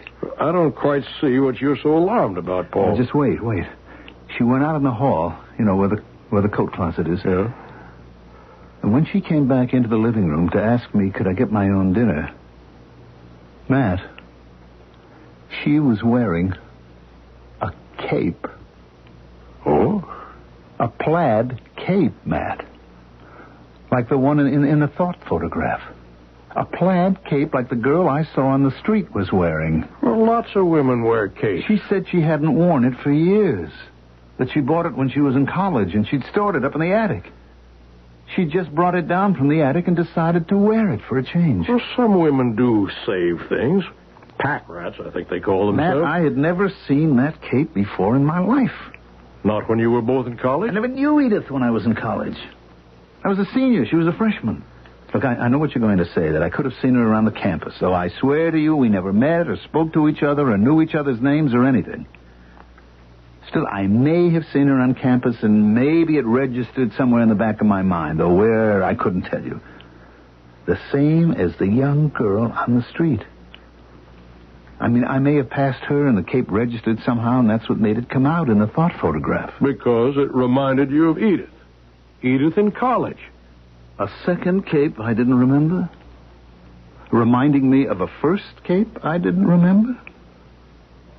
Are such things possible? Yes, they are. Now, if I were you... Oh, wait, there's more. I asked Edith if she'd ever had long blonde hair parted in the middle. Her hair's brown, she keeps it short. And she said yes. That in college it was long and blonde and parted in the middle. But, Matt, I never saw her like that. Never. Unless, what you just said. I did see her, even if I didn't pay any attention, and the thought photograph was, would you call it, already seen? Deja vu. Yeah, deja, whatever. Already seen. Well, you can imagine how I felt.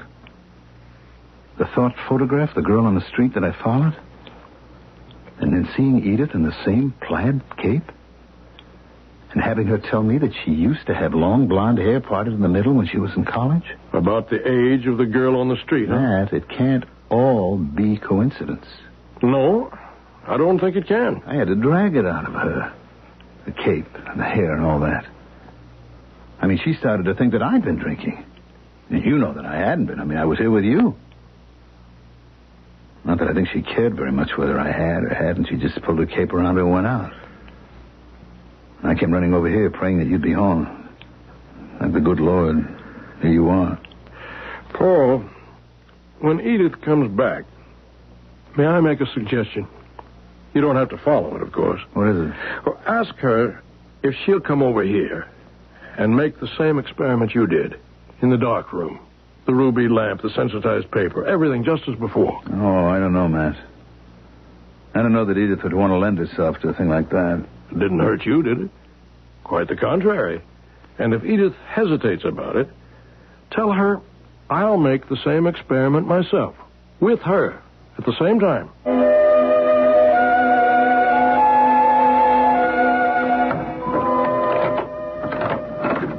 Edith? Edith? You back home? I just went over to see Matt Horner for a few minutes. Edith? Edith, you upstairs? Edith, where are you? Hey, now, better simmer down. She's just not back yet, that's all. She went for a walk. Told you she was going for a walk, so it's not so surprising that she isn't back yet. Just calm down. Go make yourself some dinner. That's what she said to do anyway.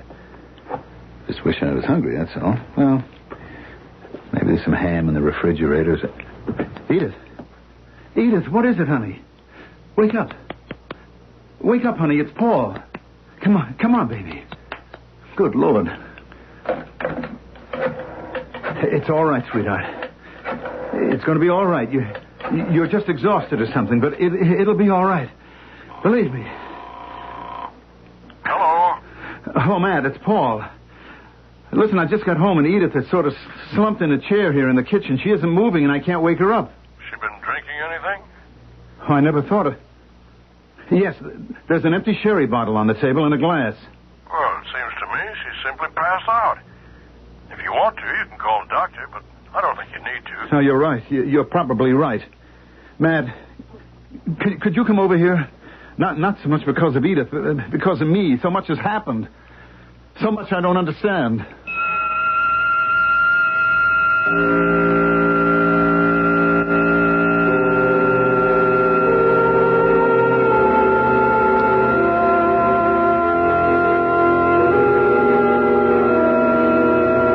So much has happened. A strip of sensitized paper held close to a man's forehead. An image of a girl with long blonde hair wearing a plaid cape appears on it. The man's wife resurrects a plaid cape from the attic and reveals that she once had long blonde hair. Now she has been discovered slumped over in a kitchen chair unconscious. Yes, so much has happened, and much more will happen when we return with the concluding act of The Ruby Lamp.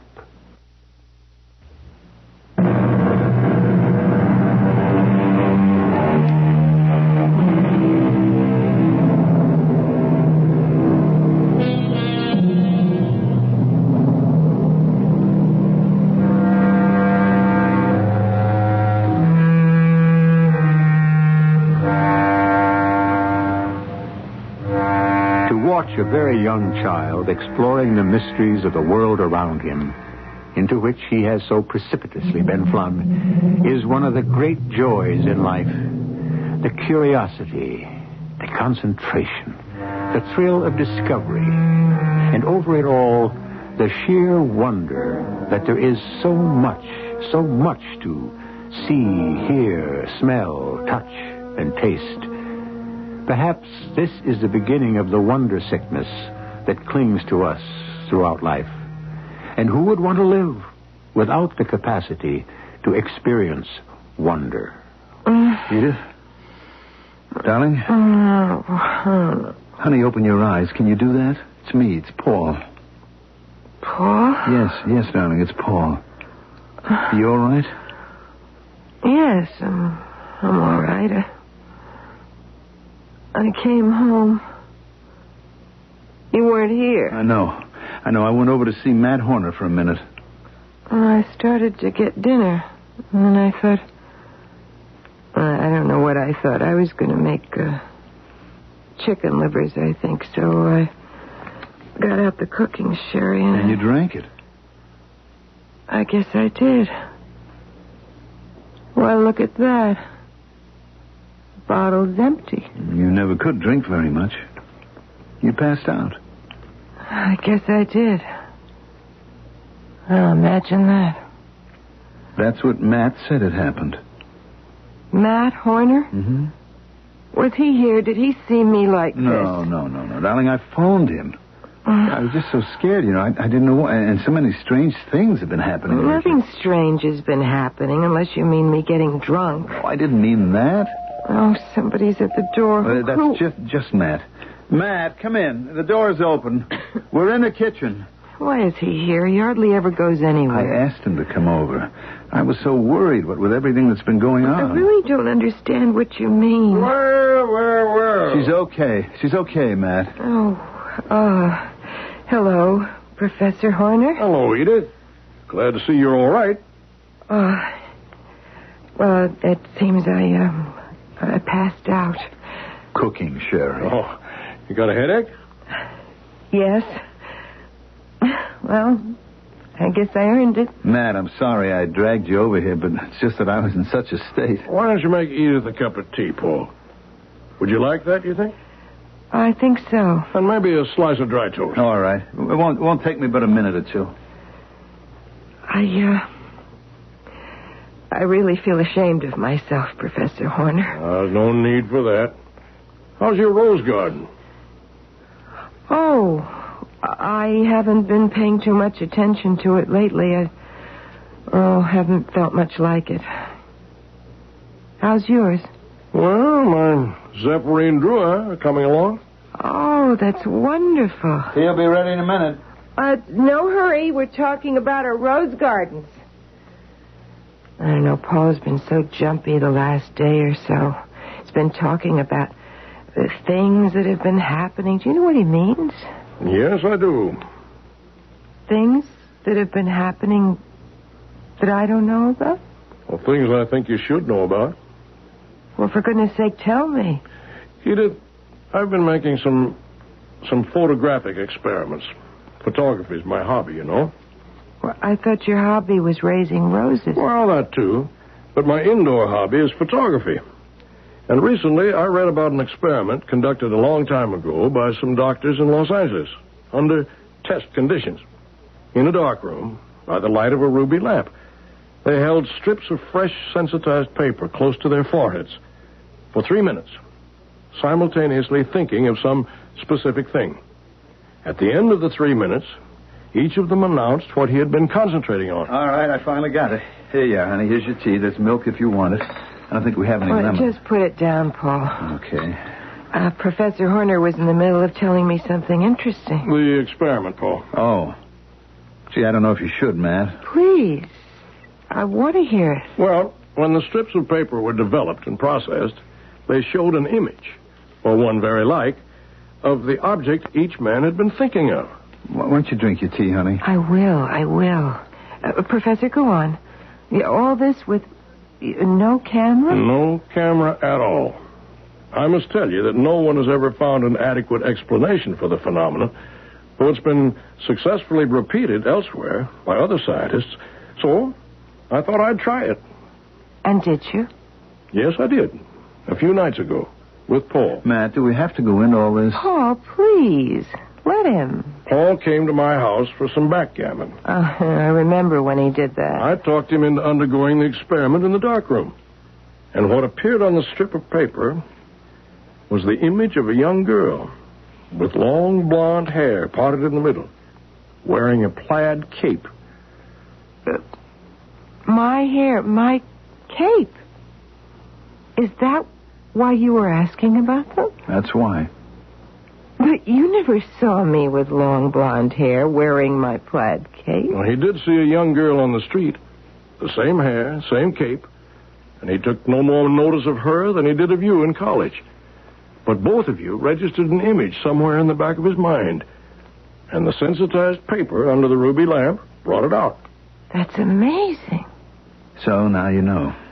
Now go ahead, drink your tea. Edith, I want to ask you to do something. Matt, leave her alone. I want you to make the same experiment. Matt, no, I won't hear of it. Why not? Can't possibly do her any harm. Not now, Matt. She's in no fit condition. I think she is. Well, I say she's not. Well, let her decide, all right? Edith? You say it can't hurt me? Not possibly. Then I'll do it.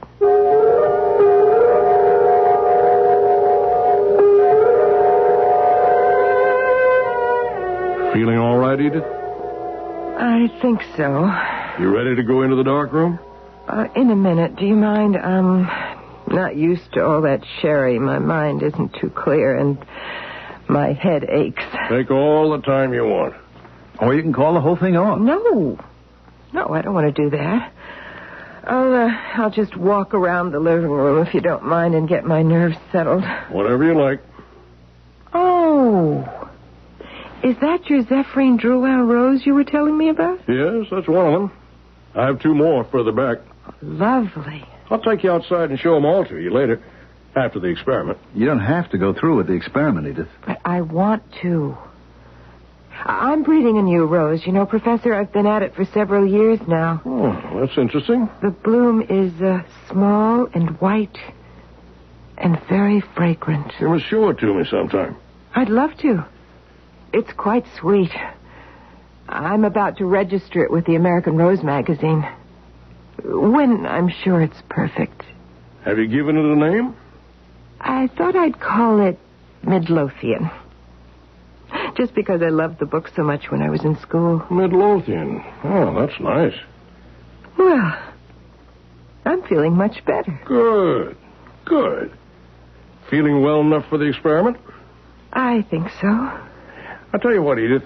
To reassure you completely, I'll take the experiment with you. You and I will hold the strips close to our foreheads, and Paul can hold the stopwatch. How's that?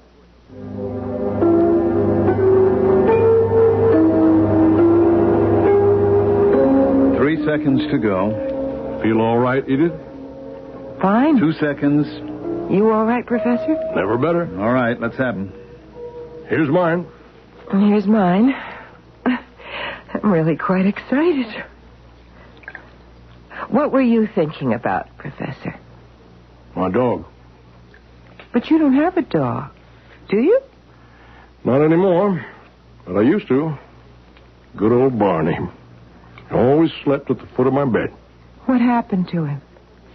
He died about 5 years ago, at the ripe old age of 18. Good old Barney. Died in his sleep. Your strip is developing nicely, Matt. Want to take a look? Of course I do. Yeah, we all do. Well, what do you know? What? A dog. It really is. It's the image of a dog. Good old Barney. Now, what were you thinking of, Edith?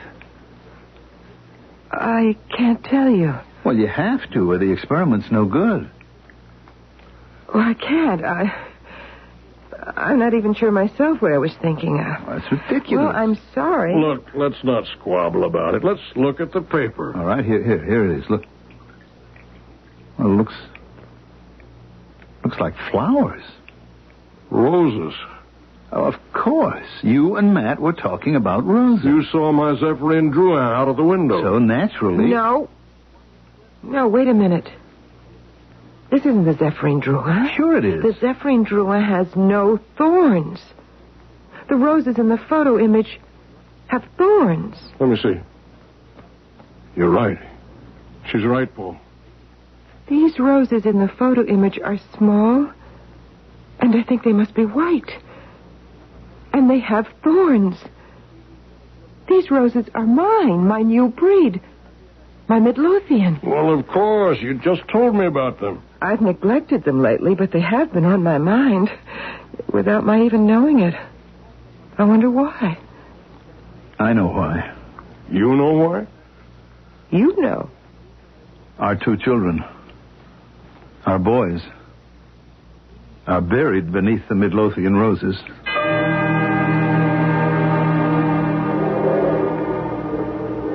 Right here? This is the spot? They were cremated, Edith. For a long time, I had the urns kept at the crematorium. You know, till I could make up my mind what to do with them. Oh, Paul, you could have talked to me about it. I know. And I guess I should have, but you'd been through so much. 2 babies in 2 years, and never to have seen either of them. There were little silver plates on each of the urns. Both of them just said Baby Morrison and the date. When did you decide to do this? A few months ago. I got to thinking that they might be lonely. I don't suppose I thought they were lonely. I guess what I really thought is that we were lonely. Anyway, I was. And I wanted them near me. Near us. Oh, Paul. You should have told me. We could have done it together. I thought I ought to do it alone. Because you see, Edith, I didn't leave the ashes in the urns. I opened the urns, and I scattered the ashes around your rose bushes. Darling, don't cry, please. Please, don't cry. I haven't cried since that night, the night I put them here. I'd never want you to cry like that, Edith. I've cried. Of course you have. Of course you have.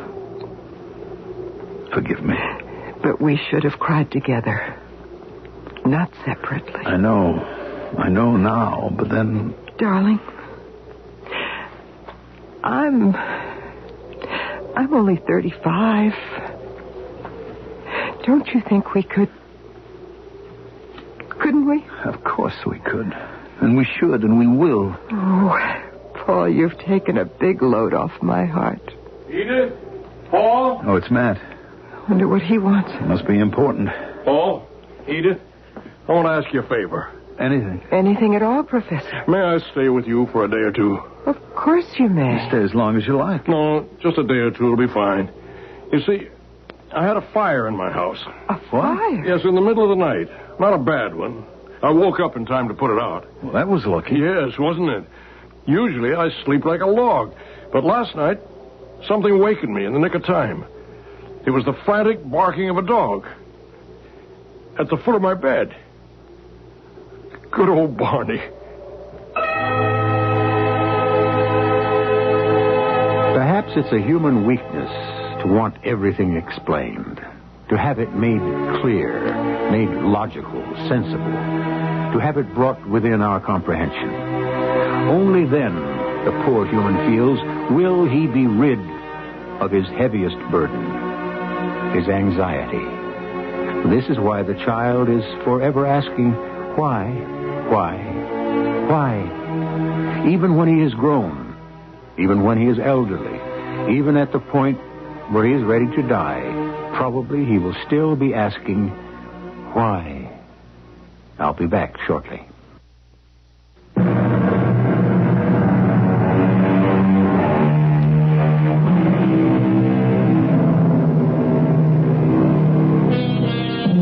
How many whys are answered?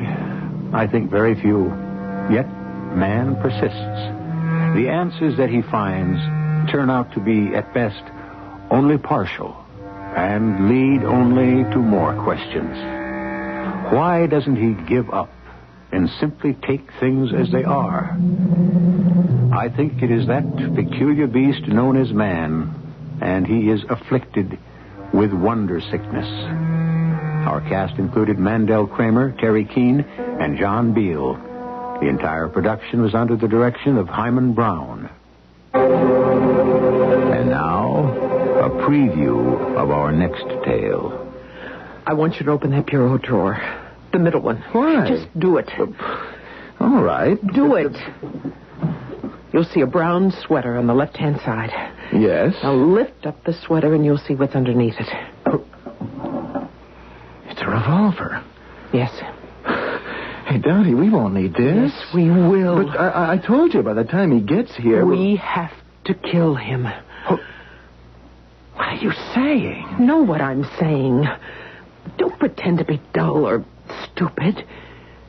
We have to kill him. Why? You know why. Because he's alive. Dottie! He has to be dead. Otherwise, this whole thing, this entire enterprise we have here just crumbles away. But even if he's alive, he's still a hero. No, he's just another brave guy. Mrs. E.G. Marshall inviting you to return to our Mystery Theater for another adventure in the macabre. Until next time, pleasant dreams.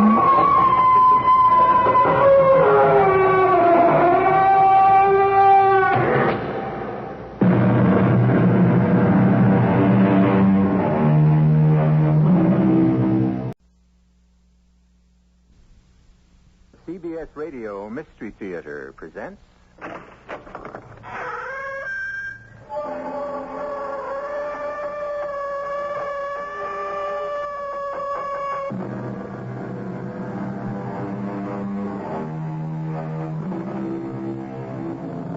Come in. Welcome. I'm E.G. Marshall. We call ourselves modern, don't we? We say these are modern times. The years past are prehistoric or ancient or medieval. We say with some pride that we are modern, as though we'd smartened up considerably and discarded old, worn-out, discredited theories and practices.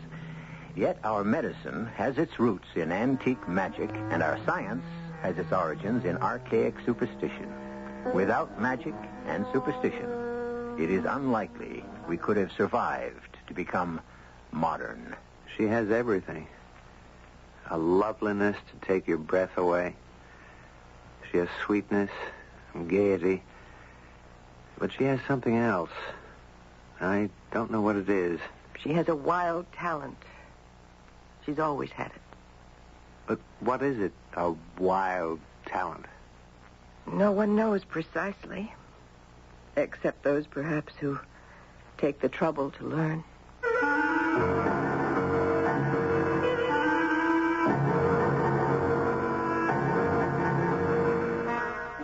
Our mystery drama, The Red Frisbee, was written especially for the Mystery Theater by Elspeth Eric and stars Robert Dryden. It is sponsored in part by True Value Hardware Stores and Luden's Medicated Cough Drops. I'll be back shortly with Act One.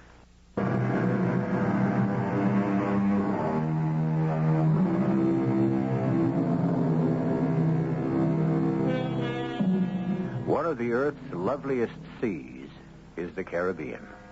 In a gentle curve on the bosom of that sea lie the islands known as the Antilles. A man has come to one of these islands not only for the brilliant sky, the soft sands, the hot sun, and the cooling winds, but for the quiet and the isolation that only an island can give. What he finds there, we will tell you in this tale.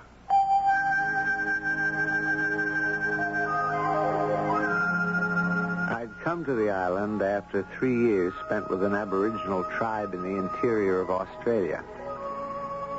I needed to relax and reflect and try to sort out the ideas I wanted to incorporate into my article for the Anthropological Journal and later expand into a book. With me, I brought my voluminous notes, a suitcase full of old clothes, and my dog. Haven't you had enough? Okay, one more time. Okay, fetch. Ha ha ha, good dog. He's so beautiful. What? He's beautiful. Oh, whoa, thank you. Have you always had him? Sure, since he was a puppy. He's been all over the world with me. We just spent 3 years in Australia together before we came here. Look, here he comes. What's he got in his mouth? Oh, that's a Frisbee. A what? A Frisbee. You know, one of those round plastic things that you throw, you know. Oh, no, I don't know. I never had a Frisbee. Oh, well, they're kind of fun. They go sailing through the air. All right, drop it, boy. Drop it. Oh, he doesn't want to. He knows he looks handsome with a red Frisbee in his mouth, with his black hair and all. What kind of dog is he? Labrador Retriever. All right, drop it, boy. Good boy. That's enough now. Oh, throw it again for him. I like to see him swim with it in his mouth. He looks so beautiful. Okay. Fetch. Oh, he's a good swimmer, isn't he? Oh, yes. Will he swim out very far? Well, as far as I can throw the Frisbee, I guess. That's wonderful. You like to swim? I can't. You can't swim? You live on this wonderful island and you can't swim? I used to be able to. What happened? I forgot how. You forgot? Yes. Oh, here he comes with his red Frisbee. How could you forget? I just forgot. Oh, look. He wants you to throw it for him again. He'd do this all day if I throw it for him. And would he swim very far out? I suppose he would. All dogs can swim, I guess. No, not right away. They have to be taught. Like people? Not exactly, but they have to be made to realize that they can. That's about what it amounts to, I guess. They don't always know that they can. They're as surprised as anybody when they find out. That's fascinating. Are you going to throw the Frisbee again? I think he's had enough for today. We both have. Will you be coming back tomorrow? I imagine so. Maybe I'll see you here. That'd be nice. Well, bye, Ben. Bye. Hey, wait a minute. You, young lady. What? How did you know my name? See you tomorrow. See you tomorrow.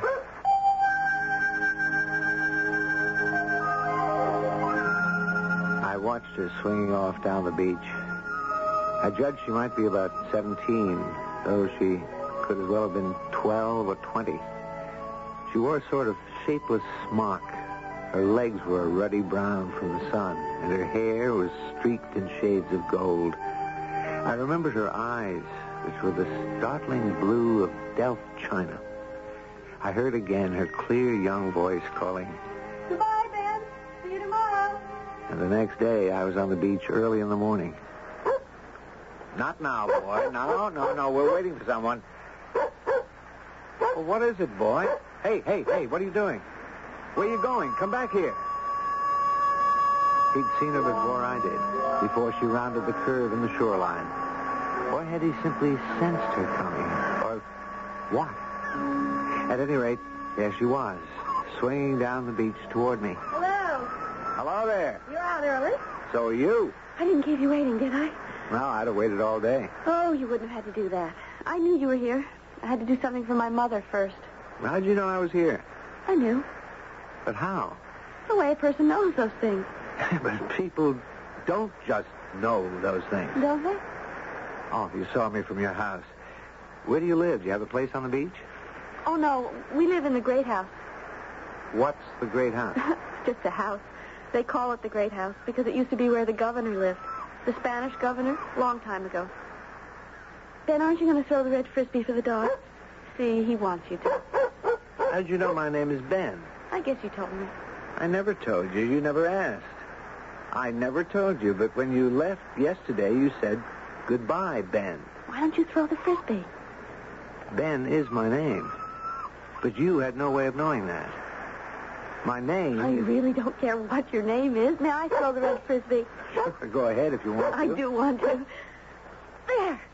There, fetch, boy. Why, he does swim beautifully. What's your name? Nicky, you told me yesterday that dogs had to learn how to swim. Now, what I said was they have to find out that they can swim. I guess that's true of people, too. Probably we can all swim, but we have to find out at some time or other that we can. It's quite a discovery for a person or a dog. How did your dog find out he can swim? Well, it was when we were in Australia. I made a weekend trip to the Great Barrier Reef, and of course I took him along. I was sitting on the beach with him the way we're sitting now, and I had this Red Frisbee, same one I have now, and I threw it into the water. And he plunged in after it and brought it back. Next time I threw it further, and he brought it back. I'd never thrown it so far that he couldn't stand up in the water. But then I did. I threw it way out to where the water was over his head. But he went after it? Oh, yes. And he got to about 3 feet away from it, and all of a sudden his feet didn't touch bottom anymore. But he stretched his neck out and grabbed the Frisbee anyway between his teeth. And he tried to turn around to bring it back to me, and that was when he found out he couldn't touch bottom. And he started to swim? Not yet. He sank under the water. Oh, no. He came up again right away. He looked so surprised, and then he went under again. What did you do? Did you just stand there? He went down for the 3rd time, and I started in after him. I should hope. But before I got to him, he started to swim, paddling away like mad. You know the way dogs do? Oh, I know. And there was such a look in his eyes, such a look of triumph, belief in himself. It was as though his ancestors from way back, hundreds of thousands of years ago, had whispered to him somehow down the ages as though they'd said, "You know how you can do it." And he did it. I've never forgotten that. That's a beautiful story, Benedict. It's true. What did you call me just now? I don't know. Yes, you do. You called me Benedict. Yesterday, you called me Ben. Well, that could be a lucky guess, but Ben is usually short for Benjamin, and my name is Benedict. And that's what you called me. Well, if that's your name. Yes, but how did you know? How could you know that? You're kind of hurting my arm. Oh, I'm sorry. Ben, would you like to meet my mother? I'd like you to. All right. Anytime. Will you come this afternoon for tea? I'd love to. Ask anybody where the Great House is. Everybody knows the Great House. All right. Oh, and Benedict, be sure to bring your dog with you. It was easy to see why it had been called the Great House. The woodwork was solid mahogany and carved. The doors were mahogany, too, nearly 6 inches thick. The rooms were large and square and full of sunlight. The girl, Nicky, met me at the door and took me to her mother. A beautiful woman with the same delft blue eyes. This is Benedict, Mother, and this is his dog. I'm so glad, Mrs. Oh, why don't you call me Monica? Since you and Nicky are such good friends, we're very informal here. Well, thank you. Ben, may I take the dog down to the beach? Nicky, please. I just want to throw the Red Frisbee for him. Please, Nicky. May I, Ben? Well, if you want to. I won't stay long.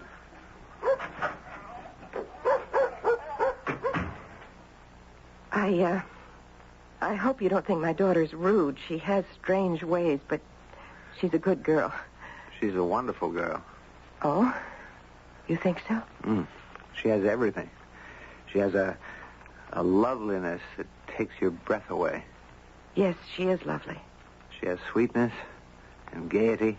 Yes? But she has something else. I don't know what that is. You don't? Do you? She has a wild talent. A what? A wild talent. Well, what is that? What is a wild talent? No one knows precisely, except perhaps those who take the trouble to learn.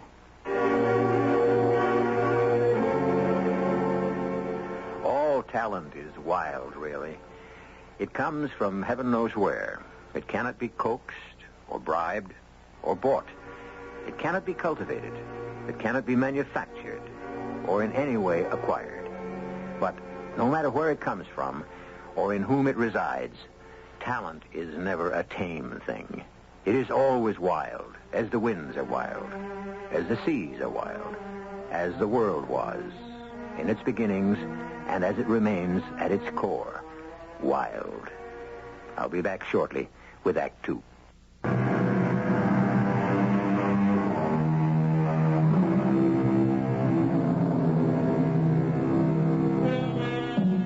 On sands the color of a ripe peach, on an island in the blue waters of the Caribbean Sea, Benedict has met a girl called Nikki, who lives with her mother in a stately home called the Great House. Nikki has persuaded Benedict to come to the Great House to meet her mother, but no sooner had introductions been made than she asked to be excused to take Benedict's dog to the beach, leaving Benedict alone with her mother. I hope you don't think my daughter rude. She has a wild talent. A wild talent? Is that what you said? You've never heard of such a thing? I can't say I have. What is a wild talent? Well, no one knows precisely. If you take the trouble to find out. Well, what is it? Is it mystical? Is it magical? Would it help if I said that it had something to do with extrasensory perception? Thought transference? Did your daughter tell you that she knew my name without my ever having mentioned it? No, she didn't tell me. But then she wouldn't. And not only that, she called me Ben, which is my nickname. And the next day she called me Benedict, my given name. Suppose she was lucky in guessing that I'm generally called Ben. She could have assumed it was the diminutive of Benjamin, a pretty common name. But she didn't. She called me Benedict, a fairly uncommon name. I'm surprised she didn't mention it to you. Nikki's very casual about such things. She takes them for granted. But does she think that everyone is so intuitive? Doesn't she realize that she is somehow different? I don't think she gives it any thought at all. Tell me, has she always had this wild talent? She never showed any sign of it. At least none that I noticed until 2 years ago. Until... Yes? Until her brother died. Oh, she didn't tell me. I didn't know she'd had a brother. He was drowned. Oh, I am sorry. Well, my goodness, you were invited here for tea, and I've never given you any. Oh, that's quite all right. No, I'll put the water on right away. It won't take but a minute. There's no hurry. Nikki? Oh, it's you. Your mother's in the kitchen. She'll be right back. Nikki, are you all right? You look a little... You're not feeling ill or anything, are you? I'm all right. Well, did you two have a good time with the Red Frisbee? Oh, yes. I threw it very far out. Well, fine. Tea will be ready shortly. Nikki's back. Nikki? Nikki, go upstairs immediately and lie down. The tide turned. Go upstairs, take a hot bath, and lie down in your room. Yes, Mother. You see, the tide turned, and I had to come back. I'm sorry, Benedict. What's the matter with her? She said the tide turned. It was when the tide turned that her brother drowned. Benedict, I don't think we can have our tea today, but come back tomorrow, will you? And I'll explain what she meant when she said the tide turned. I wasn't sure that I'd see Nikki on the beach the next morning. She'd looked so pale, so ill when she returned to the Great House the previous afternoon, as though she'd seen a ghost, would be the way some people would have described it. And from the little I'd learned of her brother's death, I thought this might indeed be true. Nevertheless, I went to the beach at my accustomed early hour in the company of my dog, carrying in his mouth his beloved Red Frisbee. The dog looked up suddenly, just as he had the day before. The Frisbee dropped onto the sand, and he started his gallop down the sand. I knew then that Nicky would soon come into sight. And so she did, her loose smock blowing in the wind, her brown legs carrying her confidently, almost arrogantly toward me. Hi, Benedict. Hi. How are you? I'm fine. I'm glad. Where's the Red Frisbee? He wants you to throw it. Let's hear. May I throw it for him? Certainly. Fetch, boy. How's your mother? Oh, she's fine. I'm sorry you didn't get any tea yesterday. Oh, that's all right. She thought she should look after me. Did you do what she said? Did you take a hot bath and lie down in your room? Of course. That's what I always do. Nicky, does the turning of the tide always upset you? Turns at different times, you know. Sometimes it's rather gentle, and sometimes it isn't gentle at all. Well, that depends on the sun and the moon. Does it? It's because of the attraction of the sun and the moon that the tides ebb and flow. They act unequally on the waters of the earth. They disturb their equilibrium. Do you understand? All I know is that here they happen quickly. Suddenly. There's no warning. Well, that's because... Oh, never mind why it is. I wouldn't understand it anyway. I'm not clever like you.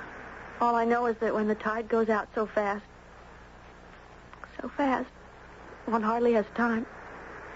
Oh, here he is, with his Red Frisbee. May I throw it again? Of course. Nicky, Did you like my mother? Very much. What a pity I had to spoil everything. You didn't spoil anything. Oh, yes, I did. No. As a matter of fact, she invited me to come back today for tea, and I accepted. And you do like her? I told you Because I know she likes you. Did she say so? No, not in those words, but I know she does. Now, just how would you know a thing like that, Do you think I have to be told things in order to know them? Or read them in a book? People often tell things that are not true, and books can be wrong. But when you know, well, then you know. That afternoon at the great house, things went almost exactly as they had the day before. Nicky greeted me, then greeted my dog, then said... Did you bring the Red Frisbee with you? Of course. We never go anywhere without it. Mother will be down in a minute. She knows you're here. May I take the dog to the beach and throw the Frisbee for him? Well, if you want to, but... I do want to. Nicky, where are you going? To the beach. I wish you'd stay. I am sorry, Ben. Oh, that's all right. She enjoys the dog. Let her. Well, she's forever doing this. Doing what exactly? Bringing men home to meet me and leaving us alone. Men of all ages, all nationalities. I think she wants to marry me off or something. That shouldn't be hard, provided you wanted to cooperate. After my son was drowned, I was very melancholy for a long time. Very long time. I shut myself in my room, wouldn't talk to anyone for almost a year. Finally, my husband grew tired of a wife who was no wife at all, and he left. Oh, I'm sorry. I wish I could have been. Actually, I didn't care. Well, now, let's have our tea, shall we? This time I have it all ready for you, and some little cakes. Oh, splendid. I'm hungry. I spent a long time on the beach today, and it gave me quite an appetite. Well, help yourself. Lemon or milk? A little milk, please. Nicky informed me on the beach this morning that you liked me. Well, I do. Here's your tea. Thank you. I asked her if you'd said so, and she said no, that she just knew. As usual, her instincts are right. She has a great contempt for things that are learned and a great devotion to things which are simply known. I've never been quite sure just what she means. Why can't she swim? Oh, well, she used to swim quite well. What happened? Did it have something to do with the tides, with the turning of the tide? It had everything to do with the turning of the tide. I'm curious. Living on an island, one would think she would... But if you don't want to tell me... I've never talked about it since it happened. But since it happened, Nikki hasn't been able to swim. Not a stroke. She's tried, poor child, but she just can't. She says she's forgotten how. How can one forget a thing like that? I thought it was something once learned, never forgotten. Nikki forgot how to swim the day her brother was drowned. They'd gone in the ocean together on a beautiful day, just like this one. Well, if you don't want to talk about it... No, I do. They swam out to where some rocks jutted out into the sea. And they played on the rocks for a while, sunned themselves, went back into the water again. It was then, just then, that the tide turned. It started to go out? The tides turn suddenly down here. They can catch you unawares. At first, they laughed. Really, they laughed, so Nikki told me later. But as the receding tide grew stronger, they stopped laughing and clung to the rocks. They started shouting for help. No one. Please, don't go on. They grew weaker, and it grew harder to hold on to the slippery rocks. The tide grew stronger, and at last my son let go. And the tide started to carry him out to sea. Nikki swam after him, but she couldn't quite reach him. And then... Please. Some natives who had just beached their boat saw them, and they knew immediately what had happened. They went out after them. They reached them. At least they reached Nikki. They hauled her into the boat. And then they turned to save her brother. But it was too late. He'd gone under. He never came to the surface again.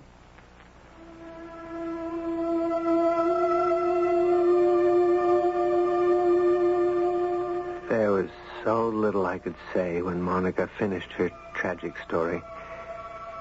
I got up to go, sickened by the inadequacy of my own limp words. But at the door, she said, "Come back tomorrow, will you, Benedict? Come early." "If you want me to." I do. Tomorrow morning. I need to talk to you. You think you've heard everything, but there's more. Oh, there's more.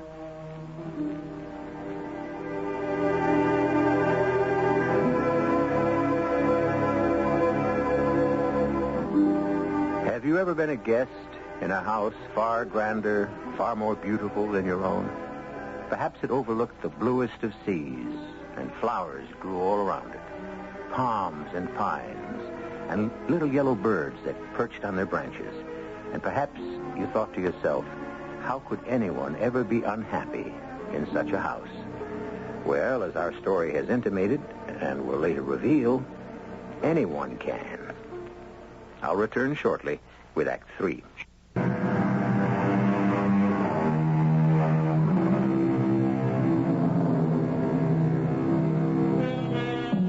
On a Caribbean island, in her home called the Great House, the woman called Monica has been telling Benedict the tragic story of the drowning of her son 2 years before.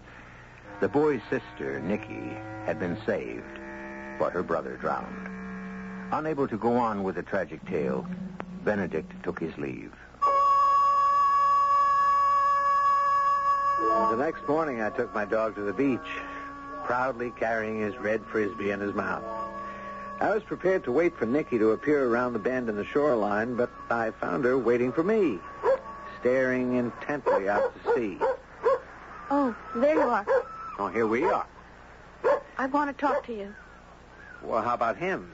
He wants you to throw the Frisbee for him. Later I will. I have to tell you something. What's that? My mother loves you. Oh, now, Nicky, you couldn't possibly know a thing like that. I do know it. It's impossible. We've only met twice. But you're going to see her again this morning. She told me. Well, she wants to talk to me about something. She loves you. It's impossible. We hardly know each other at all. What difference does that make? She hasn't loved anyone for 2 years, and now she loves you, and you... What about me? Do you love her? What do you think? I don't know. What's happened to your wild talent? Oh, that. That's what your mother calls your way of knowing what other people are thinking and feeling. Everybody wants to give names to things. They think once they've given something a name, they've got it pinned down. Like your dog. He's not really a dog. He's what he is. And he wouldn't be any less than what he is if we called him something else. Or didn't call him anything at all. So why call having feelings about people a wild talent? Why call it anything? I think I see what you mean. Look, it's time for me to go see your mother. You want to come with me? I think I'd rather stay here with your dog. I'll throw the frisbee for him. See, he wants me to. All right. And when you get tired of that, come to the great house. Maybe I will. I walked slowly to the great house, not really knowing that I wanted to hear the end of Monica's story. She'd been so distressed the day before. But I'd given my word, and when she admitted me, she seemed composed and cordial. Thank you for coming, Benedict. Well, I said I would. Well, where's your big black dog? I'm used to seeing you two together. I left him on the beach with Nicky. Did she say anything to you this morning about me? Well... Did she? Please tell me. She said... I don't know where the notion came from. I'm sure not from you. She said that you were fond of me. She said more than that, didn't she? Yes. She said that you loved me. Yes, she told me that, too, that I loved you.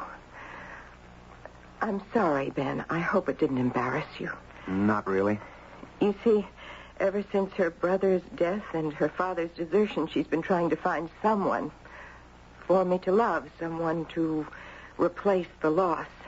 She brings men to the house the way you'd bring gifts to someone who is ill. That's very sweet. Sweet, yes, but futile. Well, now, I told you yesterday that I had more to tell you about the day my son was drowned. Monica, it must be painful for you to talk about No, it. it's not the drowning I want to talk about. No? It's what came after. When the natives came to this house. One of them came into the room, this room, and he told me about the turning of the tide, about the children clinging to the rocks, about the letting go, about setting out in the boat to save them. And I waited, of course, to hear that they'd been rescued. There was a silence for a few seconds. And then the man said, "The girl is alive, ma'am." And I said, "What about the boy?" And there was another silence. And then he said, "Ma'am, the boy was drowned." And I stared at him. I was filled with horror and shock. Terrible shock. Oh, of course. And then I heard myself say... I heard myself. The words simply just burst from me. I never meant... But I said it. Not gently, not softly. It was a cry from my heart. I said, "Oh, why did it have to be the boy?" Oh, my... No, wait. You haven't heard it all. You haven't heard the worst. I heard myself saying those terrible words, and then I looked up, and standing in the doorway was Nicky. Nicky, my daughter. And the look on her face. The stricken look on her young face. She couldn't have misunderstood what I meant. That if one of them had to be saved and one had to die, Why couldn't it have been the boy who was saved? Why couldn't she have been the one to die? What can I say? What can anyone say? I've tried to atone for my awful words. There is no atoning. I said them. I meant them when I said them. And she knew. What has happened is that Nicky has been trying to give me back my son in some way. Any way. Any man who was attracted to her, and many have been, she's brought to me. Laid them at my feet, so to speak, offering them to me as though she were the guilty one because she lived while her brother died. Oh, that's Nicky at the door with my dog. She said she might... Well, shall I let her in, or shall I tell her to wait or go back to the beach? Tell her to go back. I can't, not right now. Of course. Where's Nicky, boy? It's just the dog. Nicky's not with him. Where would she be? I left her with the dog at the beach. Monica, the dog's telling us something. Well, Nicky, where is Nicky? Come on, let's go to the beach. She's not here. What are you looking for? The Red Frisbee. What for? I don't know, except she said she was going to stay here and throw it for the dog. Well, why would she have changed her mind? Why did the dog come to the house without her? Could she have gone someplace else? Where? Why? She'd have taken the dog with her. Ben, I see something. What? Out there in the water. It could be. Nicky can't swim. I'm going in. It could be her. I'm going to fetch a boat. One of the fishermen. Hurry. No. If that's Nicky, she's pretty far out. I see a boat. Help! Help! The fishermen with their boat got to her before I did, and it was they who saved her.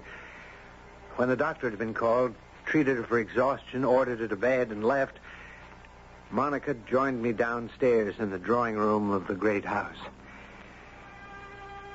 She's going to be all right. Yes, thank God.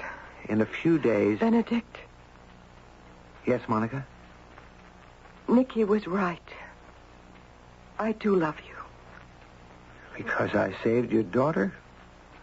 No, I didn't do that. The natives did. I loved you before that. Nicky knew it right away. Oh, that wasn't love. It may have seemed like love, but it wasn't. You felt gratitude. You felt relief. Because after 2 years, you told me the story of the drowning and all that it came after. You trusted me to understand, and I think I did. There's a feeling that mothers have for their sons that's unlike any other. It's the closest thing to pure love that a woman can feel. Now, I don't know why this should be so, but it's so. No, you don't love me, Monica. No, I'd like to go up and say goodbye to Nicky. You're leaving? Mm-hmm. Going back to the mainland. I hope you'll come back one day. Oh, I shall. I shall.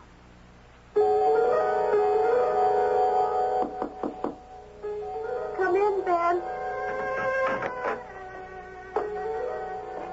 Hello. You knew who it was, didn't you? Of course. I'm leaving tomorrow, Nicky. I came to say goodbye. Oh. When are you coming back? Oh, next year, after I've done some writing. You knew I'd come back, didn't you? Of course. Nicky, when I swam out to try and save you... You didn't really have to do that, you know. I was afraid you'd drown. But I was swimming. You can't swim, you told me. I was swimming. Not very well, but I was swimming. It came back to me. Why did you swim so far out? When they picked you up, the water was way over your head. I had to. Nicky, were you trying to drown yourself? I told you. I was swimming. Yeah, but so far out. I was looking for my brother. Nicky, you must have known you couldn't find your brother. I had to try. I've been trying for so long to give her something. Someone. I couldn't. It's not up to you, Nicky. Your mother has to find someone to love who loves her. She has to do that by herself. If I could do it for her, she'd forgive me. Forgive you for what? For... I don't know. For being alive? I guess so. Yes. Nobody has to be forgiven for that, Nicky. It's not a sin to be alive. Are you sure? I'm very sure. Nicky, when I was swimming out to try and rescue you, I found something floating on the water. I found this. Oh, why, it's the Red Frisbee. The waves should have brought it back to shore. Why didn't they? Because I kept it with me. It's how I learned to swim again. Remember you told me how your dog found out he could swim? How you kept throwing the Frisbee further and further until he was over his head? And how it came to him all of a sudden that he could swim. Well, that's what I did. I kept throwing the Frisbee out further and further, and suddenly it came to me. I could swim. Ben, it was just like you said about the dog. I felt so triumphant. I believed in myself. Nicky, I have to go now. Ben, you love me, don't you? Now, how did you know that? I just knew. You haven't lost your wild talent after all, have you? Oh, that. It's a beautiful thing to have a wild talent. I suppose so. Do you by any chance love me? I don't know. Not yet. Maybe it'll come to you. I hope when it does, you'll discover that you do love me. Next year. When you come back. Then I'll know.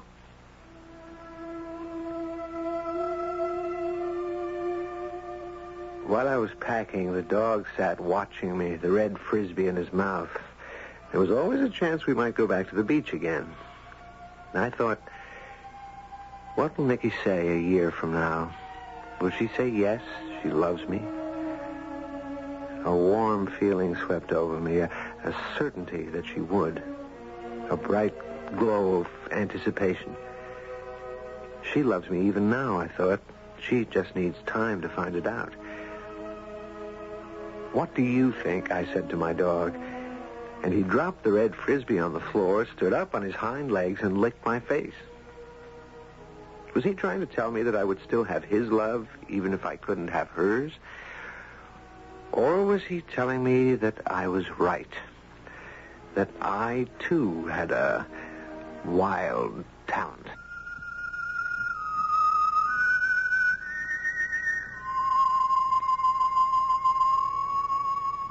Does a wild talent live in each of us? Can we stop trying to be so clever, so learned, so successful, and return somehow to what we call primitive?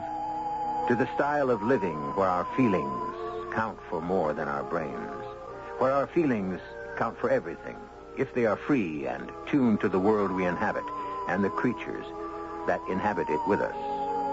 Once again, I can only ask the question. I do not have the answer. I'll be back shortly.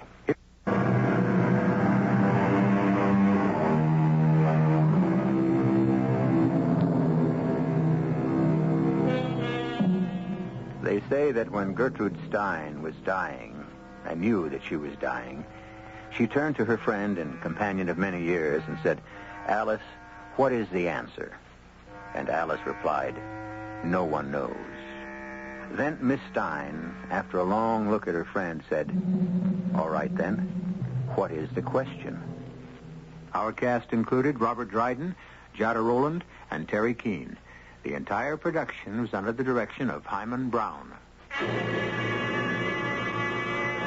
now, a preview of our next tale. Oh, for heaven's sake, why didn't you stay out of my life. Why did you have to call me? I want to see you, Edith.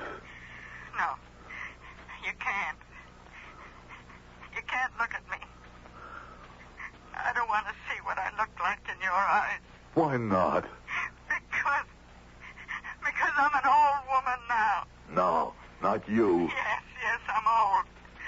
Older than I ought to be, thanks to you. I look older than my mother does. That's what my last 10 years were about, Harry. Working like a dog. No money, just getting poor and old. Let me come up, Edith, just for a while. We could talk. No, stay away from here. You understand me? You say you're a dead man? Fine. Stay dead, Harry. Radio Mystery Theater was sponsored in part by Buick Motor Division. This is E.G. Marshall inviting you to return to our Mystery Theater for another adventure in the macabre. Until next time, pleasant dreams.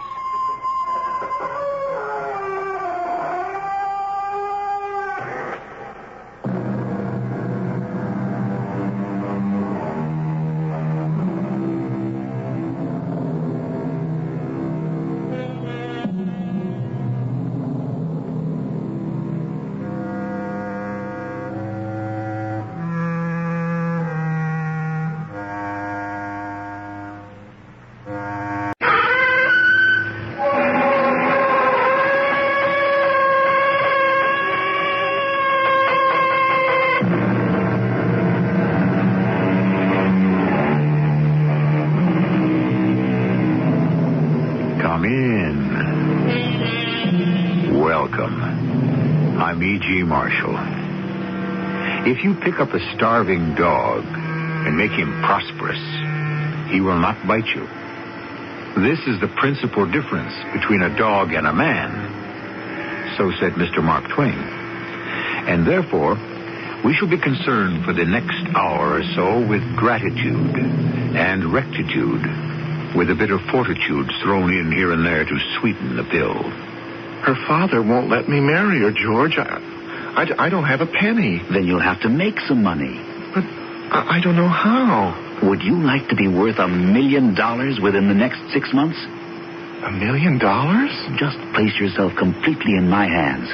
Don't ask any questions, and do exactly what I tell you.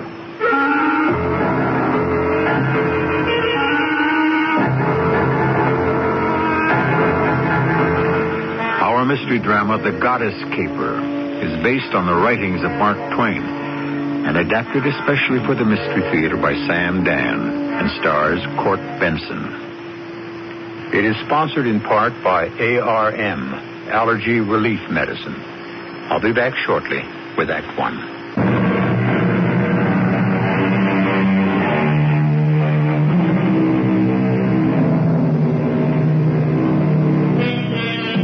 With our customary contemporary arrogance, we like to believe that the world was created just this morning, and that anything of importance was invented after breakfast. Our literature is overstuffed with what can be described as caper stories, and we delight in them, in the belief that they are fresh and new. But actually, the first capers were not stories at all, but real-life exploits performed by primitive man in his efforts to evade the saber-toothed tiger.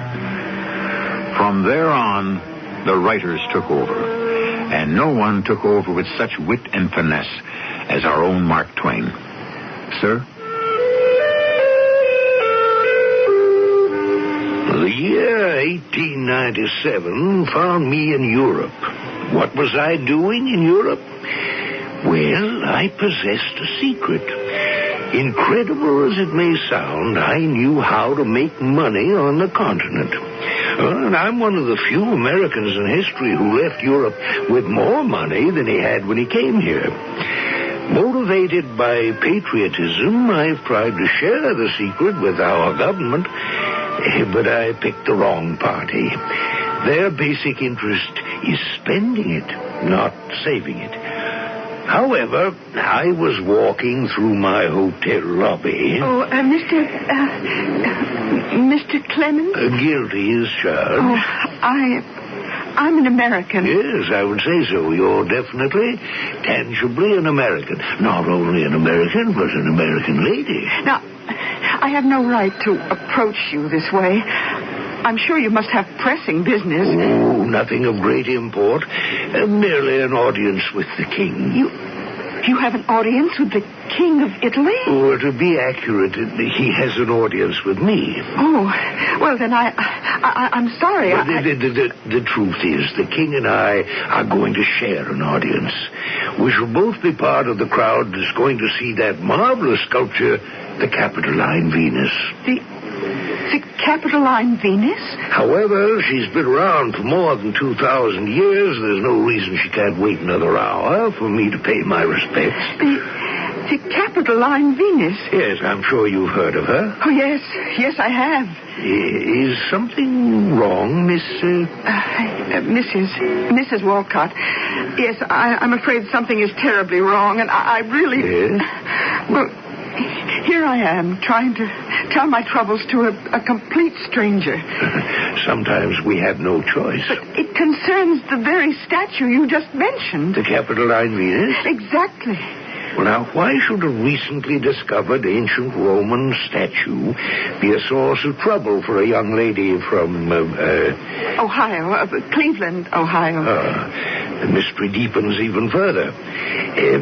Now, why don't we sit down here at this table, Mrs. Walcott? Perhaps a little libation? Oh, no, thank you. I'm sure I couldn't eat a thing. Well, a cup of tea, eh? Cameriere, due tè, prego. Are you sure you can't be tempted by some of the heavenly pastry they serve here, Mrs. Walcott? Oh, thank you, but as you can see, I must watch my weight. But I think I will have something very light, since it's so close to lunch. Suppose I have just a bit of the pasta and a small bowl of the minestrone. C'è la vitella, signor? Buono, signora.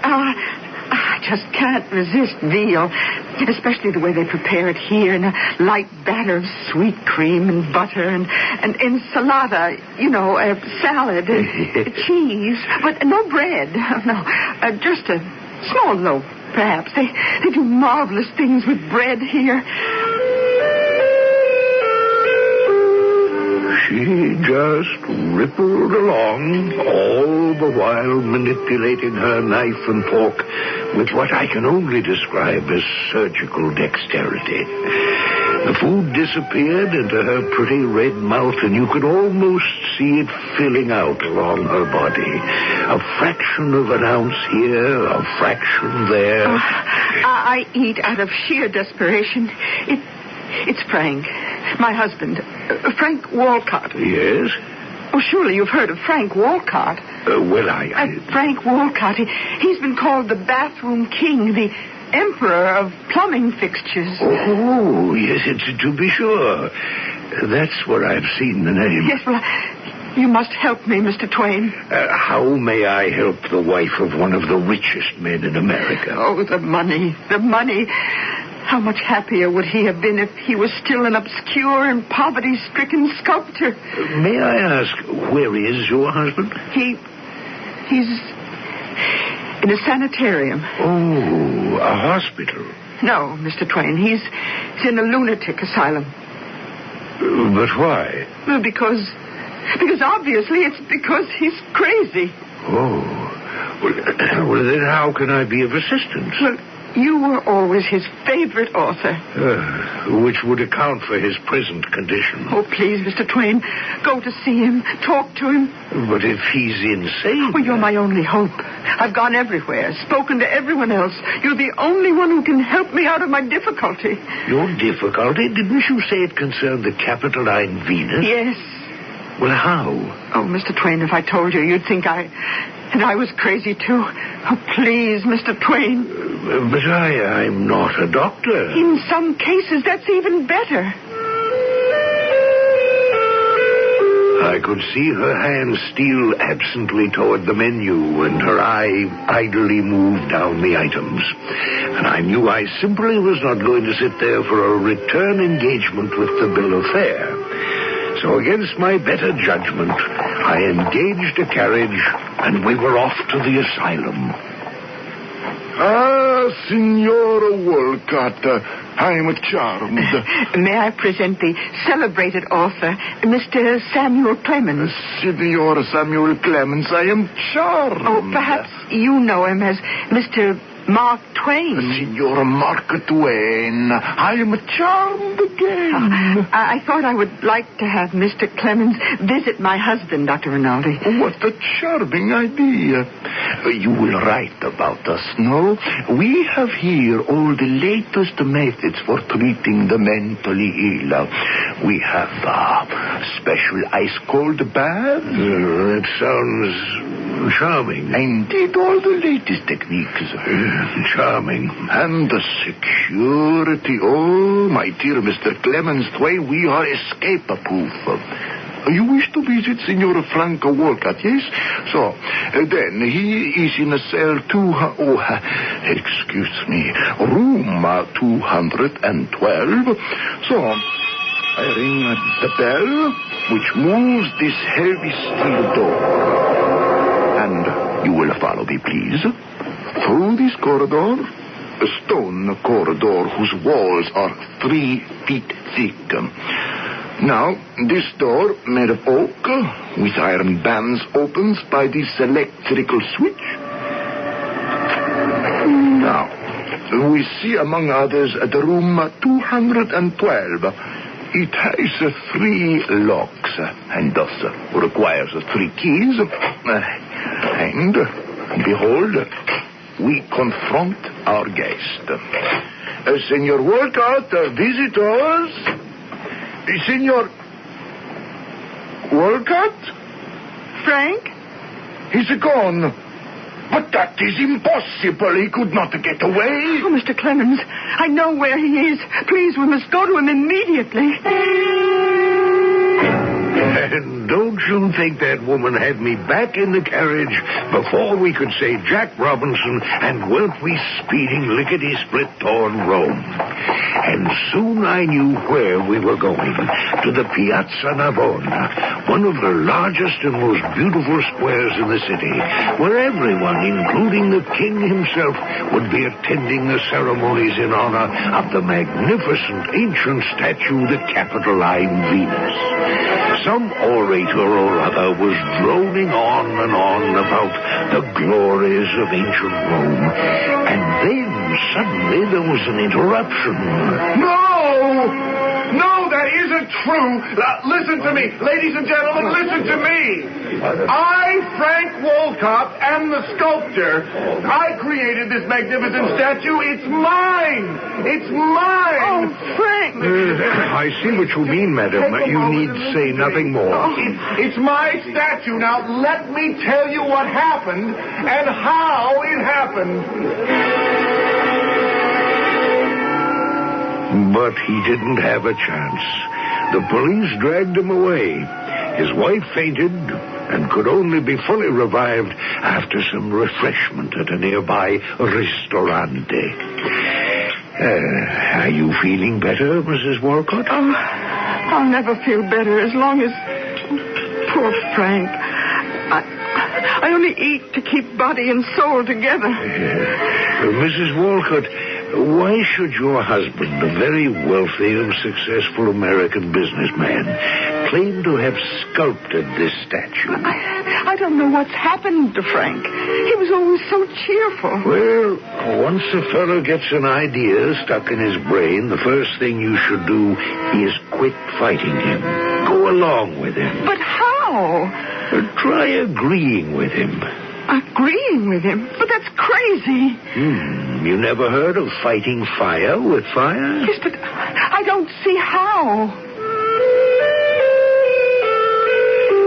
Neither did I at the moment, but I trusted to the luck of the Missouri-born Connecticut Yankee to see me through.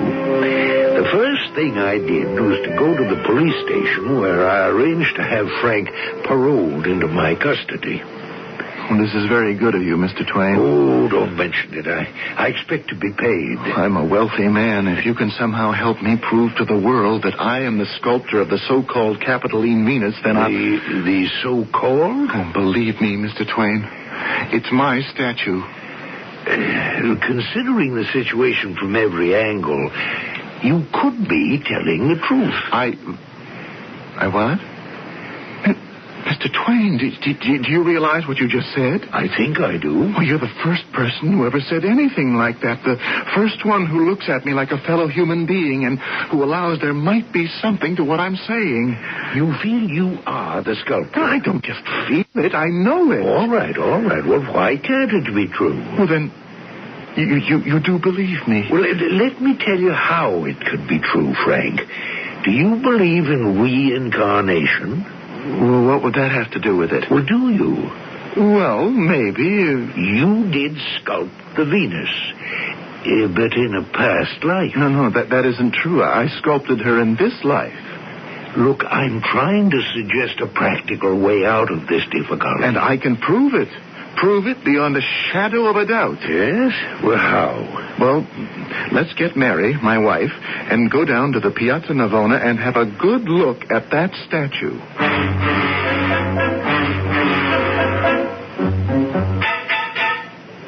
Now, Mr. Twain, look at the statue. Look at what everyone claims is the Capitoline Venus, which is supposed to have been sculpted by some unknown but extremely gifted sculptor in the 3rd century before Christ. Look closely. Yes? Now, gaze upon my wife, Mary Miller Wolcott. You looking at her? Yes. In 10 years, Mary Miller Wolcott has become wider, rounder, heavier, but look closely. Isn't that the same face, the same form? See how every strand of hair, look at how my wife holds her fingers. And now, the Venus. Look. Are you looking closely, Mr. Twain? Well, yes. The shape of the eyes, the lips, and the nose. Now, Mr. Twain, look at both of them. Now, I'll accept your judgment. Go ahead and tell me that the Capitoline Venus isn't the exact image of my wife. Well, they do look alike. They are one and the same, and you know it. Yes. Yes, there's no doubt in my mind. They are. Mr. Twain, is it wise to humor him like that? Now, sir, how do you account for it? Well, how do I account for it? Give me a minute and I'll think of something. And we will. And how do you account for it? Why should an ancient Roman statue be the exact image of a woman who was born more than 2,000 years later? Chance? Maybe. But then again, what is chance? According to a great Frenchman, chance is perhaps the pseudonym of God when he doesn't want to sign his real name. Or are we becoming a bit too serious? Stand by for Act 2.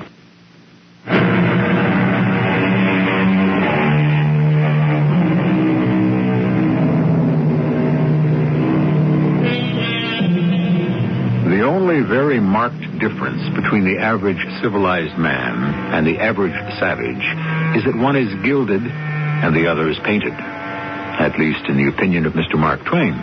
But of course, his major effort was always to strip away the gilding, the painting, the camouflaging, and the disguising that seemed to be man's basic activity, no matter what his condition of life. Well, Mr. Twain, suppose you try to account for the fact that my wife, Mary Miller Wolcott, is the exact image of this statue of Venus. Well, I've already told you. You are the reincarnation of the ancient Roman sculptor who created it. No, I reject that premise. Why? Because I know I'm not the reincarnation of any old Roman sculptor. But, Frank, darling, it does sound logical. It is ridiculous. I reject the entire concept of reincarnation. Well, that's rather a sweeping statement. He hasn't been himself lately, Mr. Twain. Oh, I can understand why I should be having trouble with the rest of the world, Mary, but you Surely you know better. Surely you must be able to recognize the statue. You were there during its creation. You were my model. Is this true, Mrs. Walcott? Well, I was the model for a statue that Frank sculpted. Was it this one? I don't know. She's afraid, Mr. Twain. She doesn't want everybody to think she's crazy, too. Frank, even if she were to say publicly, yes, my husband made that statue 10 years ago, and I was the model, it wouldn't help. The important thing about a work of art is not whether the artist received recognition or reward, but the fact that it exists, as this statue here exists, to enchant the imagination of men and women, to uplift their spirits. Really, Mr. Twain? Really? Look here, Frank. If you did actually create this statue, how did it get? Yes. How is a long story. Frank, I do believe it's time for dinner.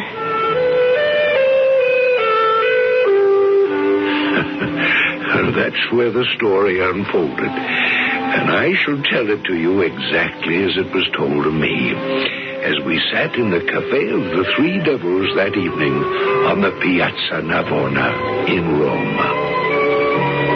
10 years ago, I was a penniless art student in Rome. I'd come here to study sculpture, to create statues. I met an American girl who was here to study painting, Mary Miller. And the moment I saw her beautiful face, I knew I had to capture it in marble. And I did. We fell in love as only young people can fall in love in Rome. Madly, hopelessly, completely. But there was a complication. As a writer, you should know all about it. Her father. Oh, Frank, darling, I do love you. I know, but your father, why is he so obdurate? Oh, he means well, but art is folly as far as he's concerned. Well, then why did he let you come here to study painting? Oh, he thinks art is all very well as a pastime for women before they get married, but men should be concerned with more important things. Such as? Making money. It isn't exactly hopeless. Father says we can be married as soon as you're able to acquire $50,000. $50,000? I can't even pay this month's rent.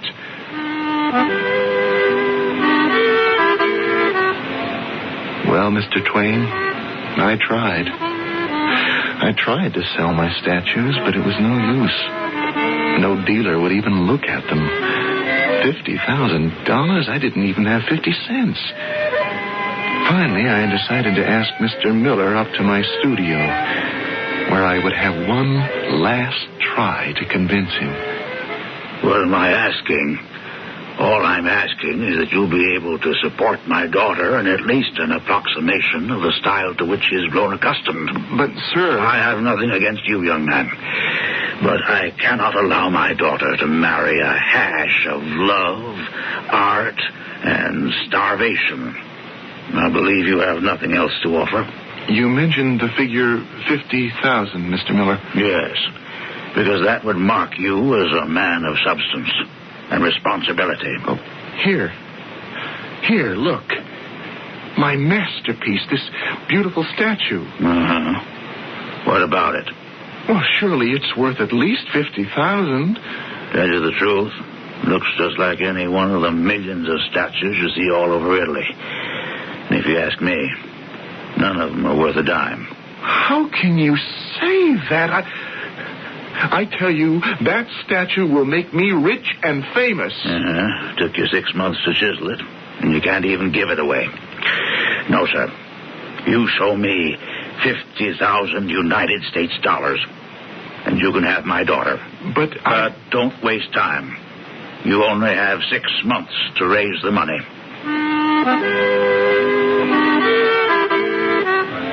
What was I going to do, Mr. Twain? And then he came to visit me. He? Yes, Mr. Twain. The smartest, the kindest, the most wonderful man in the world. My brother. My older brother, George. I remember every time I had troubles, things were going badly, George would always sit down, light a cigar, take a puff, and say, "Well, let's see how we can get you out of this particular scrape, Frankie." "Oh, it's hopeless, George. Her father says $50,000. I know. What am I going to do? She's an angel. I know. I've seen her. But I'm going to lose her. Never. Never? Do you mean you have $50,000? No, my dear boy. Well, then don't you know what's going to happen? Her father will take her home to Cleveland. I'll never see her again. You're going to see her every day of your life. Well, for the very first time in my life, I don't understand what you're saying. Why, she'll be with you, Frank.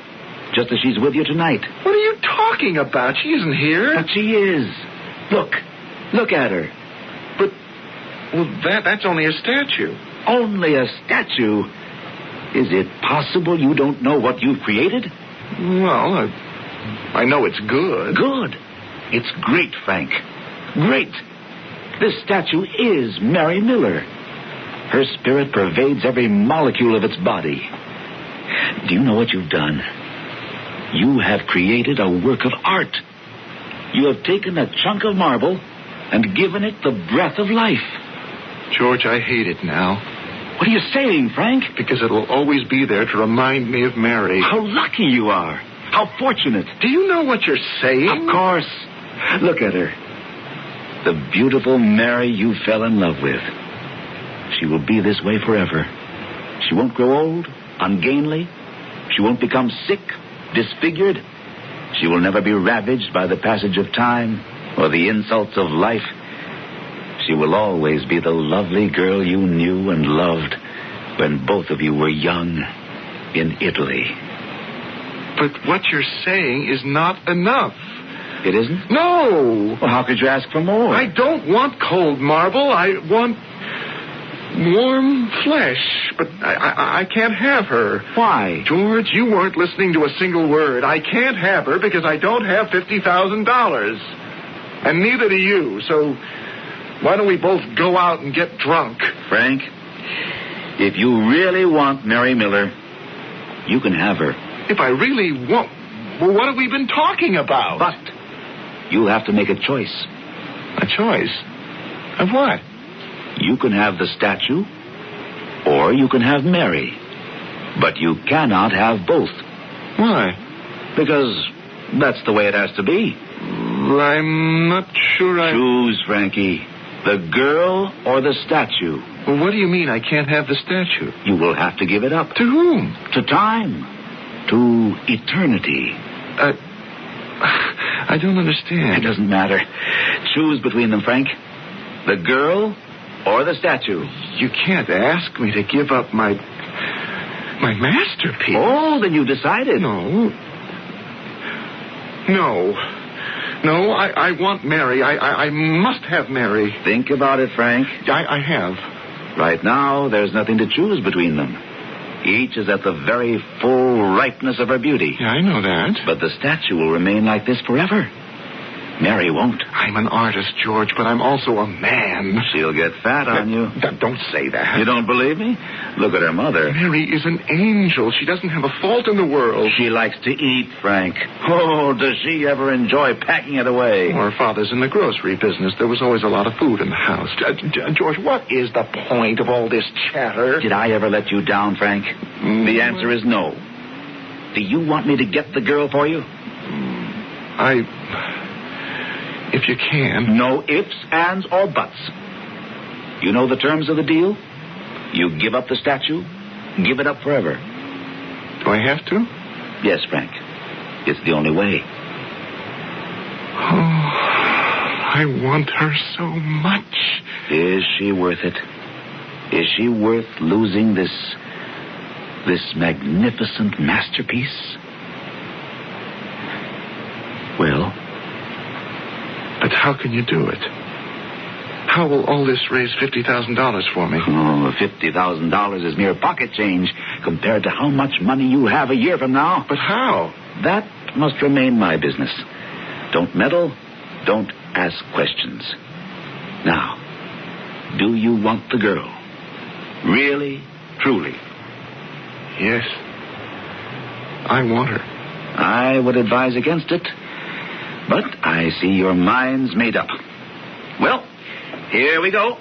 Where's the hammer? A hammer? What do you want with a hammer? I see it. Now to work. Yeah, well, what are you doing? George, get away from the statue. George! I'll kill you. Get away from that statue!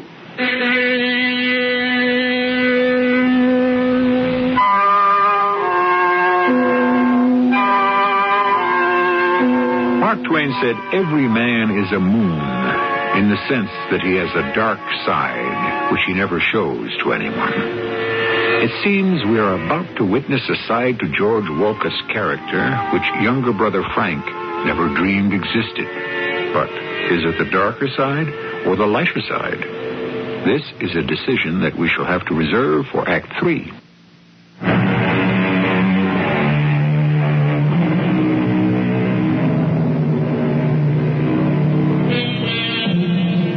We speak of people from other countries as foreigners. But all men and women are basically foreigners to each other. Even a man and wife.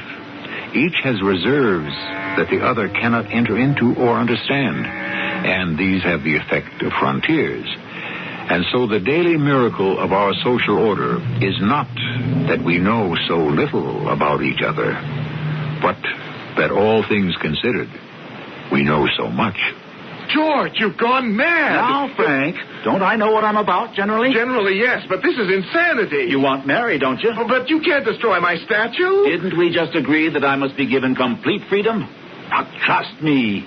Leave the thing entirely in my hands.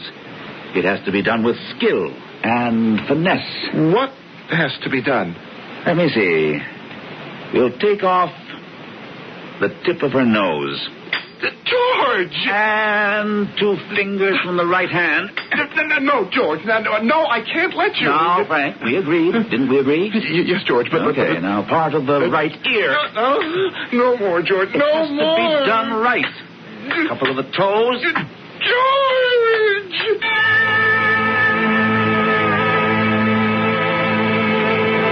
And so you actually allowed your brother to disfigure the statue? Well, yes, Mr. Twain. I know how it must sound, but I was so much in love. All right. But getting back to the facts, you've as much as admitted right here that the Capitoline Venus can't be your statue. Well, how have I admitted that? Well, didn't you just say that your statue was disfigured, or we could almost say dismembered by your brother? Yes, that's what happened. Well, look out there across the square. That statue of the Venus, it's in perfect shape. But you haven't heard the rest of the story. Oh. Very late that night, George came back to my studio with some men. They wrapped my poor, bruised, and broken statue in canvas and took her away. They took away his battered nightmare, which had once been my masterpiece of beauty. Yes, I get the point. Yes, well, a few days later, I was still in a state of shock. My brother George came up to the studio. Frank, how are you? Here, I brought a bottle of wine. We have to celebrate. Celebrate? You have just become a landowner. Just think. You own a piece of this beautiful country. You don't believe it? Here's the deed. Well, George, I still can't understand how I ever let you do a thing like that. Now, Frank, we agreed. No questions. Here is a title to a piece of ground. 5 acres in the Campagna. It's just beyond the tombs of the ancient Scipio family. I bought it from the owner, who's a bankrupt relative of the Princess Borghese. And I bought it for you. George, what does all this have to do with my... as soon as I can get some money together, which should be in a couple of weeks, I'm going to start building you a house there. Well, there's still no way I can see to get my $50,000, and now I don't even have my statue. Sit tight, Frank. Just sit tight.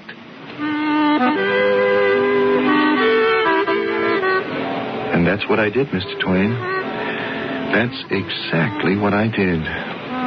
The days went by, the weeks, the months, nothing happened. And Mary and I saw each other every day. And every day our love grew stronger, more meaningful. Do you know what I'm saying? I could only guess. She could never marry without her parents' consent, and $50,000, the price of their approval, was still as far away as the moon. So, hand in hand, we strode the ancient streets of Rome like two doomed lovers of legend. Are you enjoying your dinner, my dear?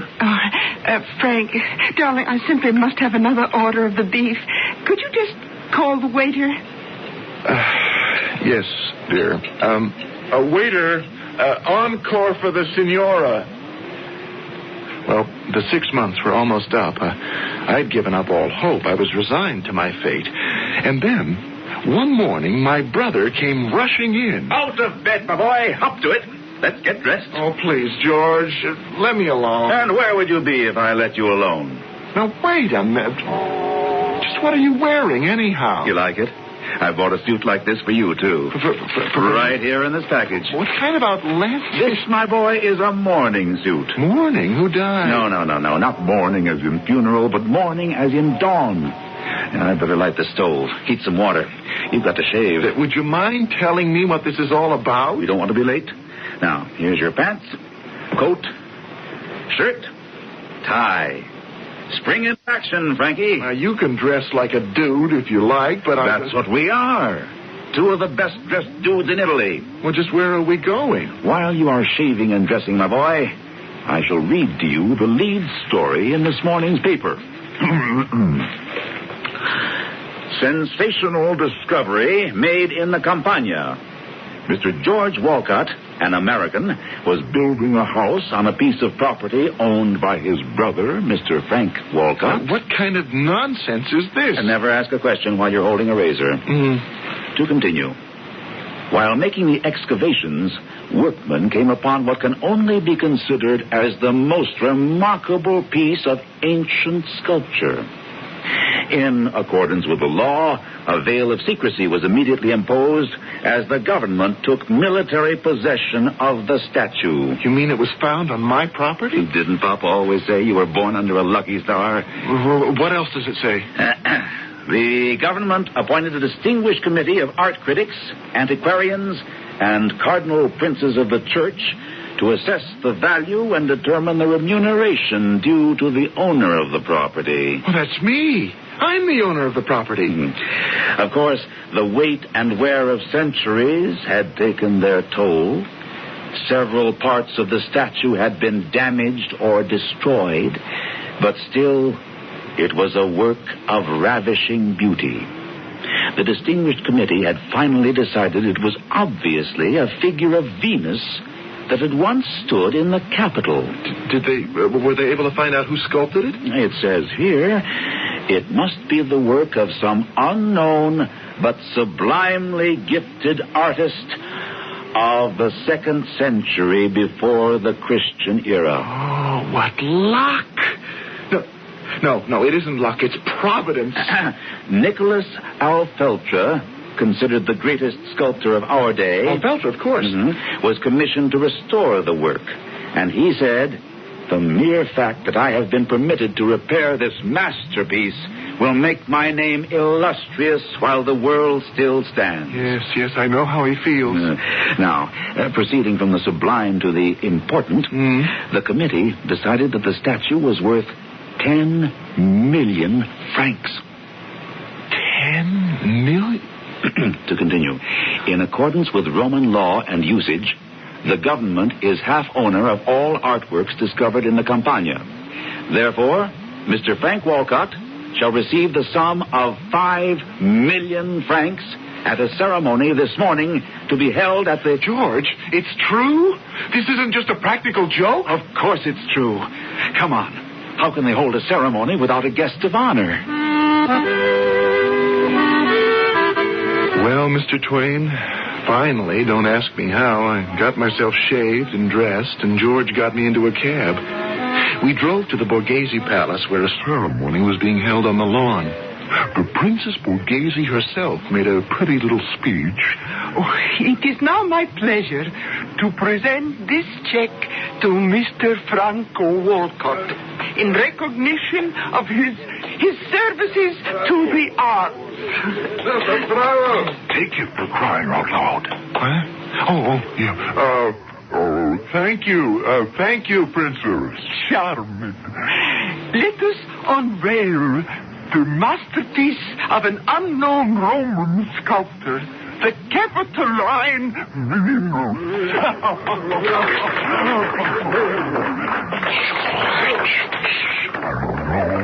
It's mine. No, it's by an unknown ancient Roman. George, I can't let them do this to me. And give them the check. The check is $5 million francs. This morning's rate of exchange, $1 million. $1 million? $1 million and marry against a hunk of rock. I'll take it. I can always make another statue. Now for dessert.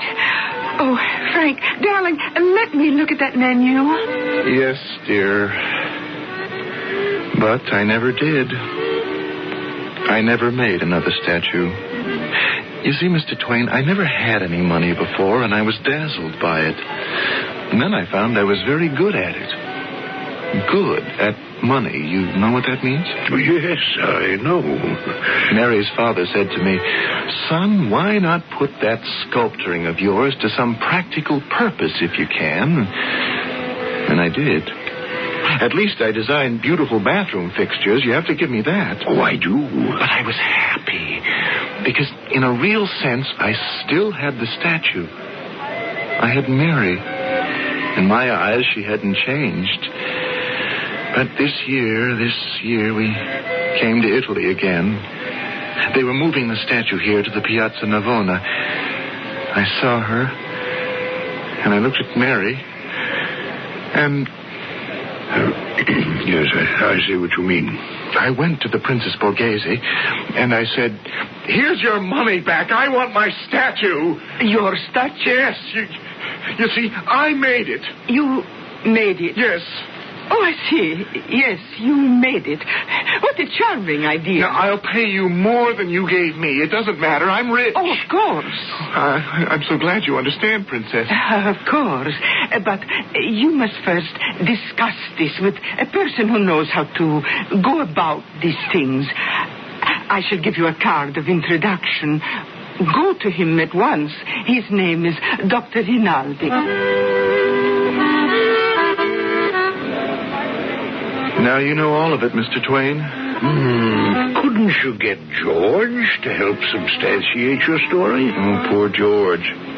He told me it would be hopeless, but I persuaded him, and he came forward. Well, didn't it help? George is in padded cell 213, right next to mine, at Dr. Rinaldi's. Oh. What am I going to do? Well, you made a bargain. You'll have to live with it. But it feels as if I made a bargain with the devil. We all make that bargain one way or another. Look at them over there, Mr. Twain.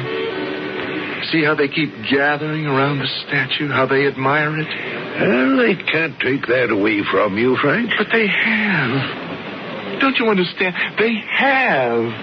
At least you know that you did it. That's something. Yes, but it's not enough. I've got to tell the whole world who made that statue. Frank, where are you going? You haven't eaten a thing. Oh, Mr. Twain, whatever am I going to do with him? Listen to me, ladies and gentlemen. Listen. I am the sculptor. I created this masterpiece. Me, Frank Walcott. It's mine. Oh, no. Frank, not again. Don't you understand? It's mine. It wasn't made 2,000 years ago. And here come the police. Get your hands off me. I'm only telling the truth.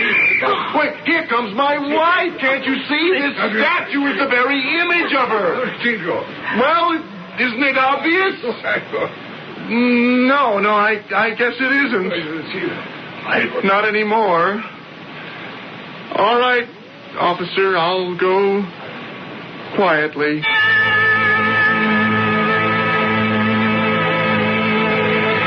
If you should ever happen to visit the Piazza Navona in Rome, you will see a statue of a slim, slender Venus.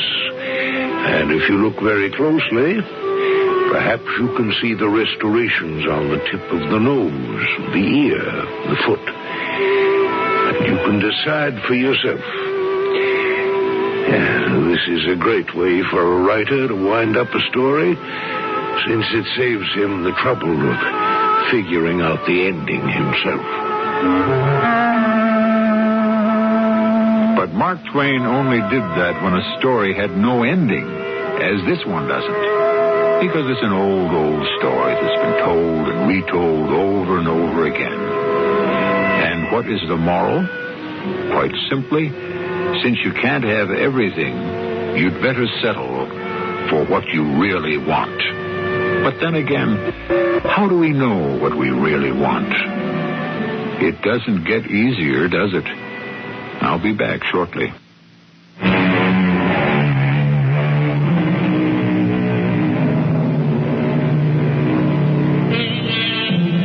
Just as a great deal of Chopin's music consists of exercises to develop pianistic skills, much of Mark Twain's writings are exercises to determine morality. And today's story was a study of public opinion. If once you get the public to believe something, said Mr. Twain, you have created what is respectfully known as public opinion. It is held in reverence. It settles everything. Some people even think it's the voice of God. Our cast included Court Benson, Russell Horton, Bryna Rayburn, and Gordon Gould. The entire production was under the direction of Hyman Brown. This is E.G. Marshall inviting you to return to our Mystery Theater for another adventure in the macabre. Until next time, pleasant dreams.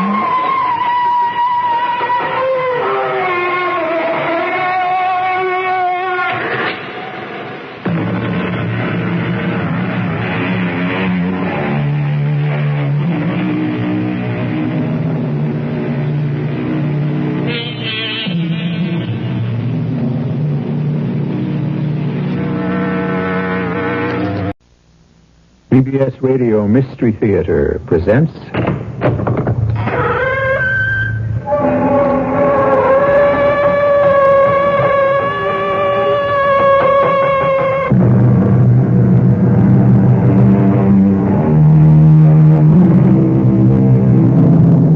Come in. Welcome. I'm E.G. Marshall. October 31st is a date of deep antiquity. In the Christian calendar, it is the day before All Souls Day, All Hallows Day, the eve of which is known as Halloween, a time for trick-or-treat and benevolent mischief, long celebrated by children. But the history of this eve is mephistic and malevolent. In the Celtic calendar, those brooding, dark, bloody people celebrated it as the last day of the year, a day given over to witches and warlocks and their sinful and wicked revels. We found her this morning, ma'am, just the other side of Grant's Woods. The child was dead. Oh, my dear. How? Well, that's the question. She'd been savaged by... Well, if it wasn't for the fact we ain't had a panther, or a cougar, or a mountain lion in this area for the last 20 years, I'd figure one of them for the cause. It wasn't. What do you figure? Well, Miss Taylor, that's just what brought me to you.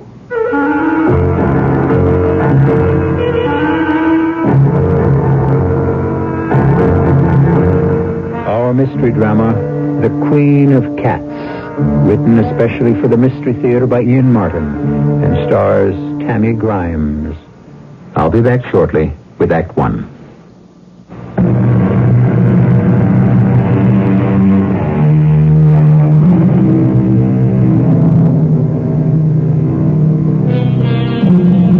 If I were to mention casually lycanthropy, kinanthropy, or let's say versipellis, I doubt if the words would stir any emotion. But if you knew that all these terms apply to the transmigration not only of souls, but of bodies, further than that, if you knew they apply to the unholy and unnatural exchange of the human body for that of an animal, if you are informed that these words are part of the glossary that refers to the werewolf specifically and in all his forms, would you not feel a run of icy fingers down the backbone, a clutch of terror in the throat, a desperate feeling to cry out, "Let me wake up, I don't want to live this nightmare"? If you don't, just turn off the dial. But if you do, don't go away. They are hunting me down again. They are hunting me down tonight again. As they have through all recorded history. The bullets whistle through the air and choke holes as they thud and flee. In other years, they would have been arrows. Before that, spears. The same swish. The same thwunk as they find a mark. Only century after century, they travel faster and make more noise. Yet today I have less concern, for I know none of the weapons turned against me lest my Cupid. The sharp oaken stake is a literary anachronism. Besides, even if I'm it, what does it matter? I have 99 times 9 lives to use up since the dawn of time. 9 times more than the lesser gods.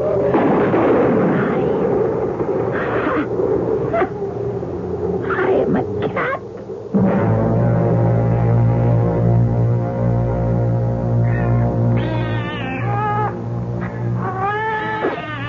Pussy, now behave yourself. Plenty for all. Napoleon, here. Marie Antoinette, behave yourself and no cake. Now then, there we are. Plenty for all. Good wholesome food. Oh, dear. Why do people always drop in unexpectedly at dinner time? Coming! All right, now be good, kiddies. Maybe a new brother or sister is coming to join you. Yes, can I help you? Sheriff Lige Bascom, ma'am. I wonder if I could come in for a short spell. Why, you're more than welcome, Sheriff. Can I get you some tansy tea? No, I reckon not, ma'am. The reason I come by... Sorry I don't have anything stronger. I know how you men are. No, it ain't that, Miss Taylor.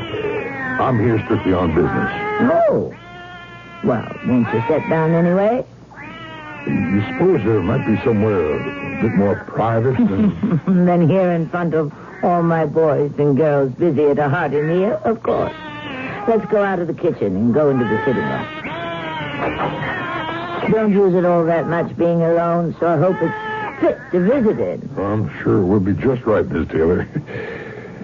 Now, I'm sorry to have to bring this up, but, well, it's sort of a question about your cats. What about them? Well, you gotta admit you got a powerful lot of them. I do. I know my neighbors figure me a mite touched, but I don't want to be just plain human. I want to be humane. Ma'am, I don't mean to score you, but... These Rockies, we're lucky enough to live and breathe in, are one of this country's great natural preserves. But we got outsiders come by the thousands from the east and the south, the north and the far west. We make them welcome here. And all we ask is they leave it the same as they come. So why did they leave all the debris behind them? The garbage is nothing. We can pick it up or let it rot into the earth. The animals are something else again. The animals? Pets, birds, dogs, raccoons, whatever. But most of all, the easiest animal to take advantage of, the cat. They fondle them, feed them, and pet them for a quick summer. And then, when they head for their real home, Leave them to fend for themselves. You think me loco because I gather the strays and give them a home? I didn't say that. You didn't have to. I reckon I do now. Oh. Why? Well, I don't want to make this any more unpleasant than it has to be, ma'am, but, well, one of the Clark children, Susie to be exact, going on 16, disappeared last night. We found her early this morning in Silver Mine Woods, just the other side of Grant's Clearing. I'm glad to hear that. I don't think so, ma'am. The child was dead. Oh, my dear. How? Well, that's the question. She'd been savaged, but... Well, if I didn't know we haven't had a panther or a cougar or a mountain lion in this area in the last 20 years, I might figure something like that for the culprit. And if you don't figure something like that, what do you? Well, ma'am, no one of them alone, of course, but if they was in a pack... Are you trying to suggest that my cats could have been responsible? Well, I'm only doing my duty by asking questions. And then let me answer them for you. I have 63 cats, each of which has a name, and each one is just as different as you and me. I let them run free, but they cannot go beyond the fence I keep them inside of. Silver Mine Woods is at least 4 or 5 miles beyond my compound, and every one of my cats is accounted for as of this minute and last night. And the door out is through the parlor arch to the left. Oh, no, it ain't exactly me, Miss Taylor. It's the rest of the town. This isn't the first accident of this kind that we've had since... Since I came to town? Well, since you took to collecting all them cats. And since when has that been a crime? Well, it ain't exactly a crime, ma'am. Now, Miss Taylor, I'm asking you to be reasonable. The people in this town are up in arms. That poor child was badly mutilated, and they want to blame it on my little pussycats. Let them prove my little boarders were responsible. Well, maybe they can't, but can you prove they weren't? Ma'am, I gotta warn you.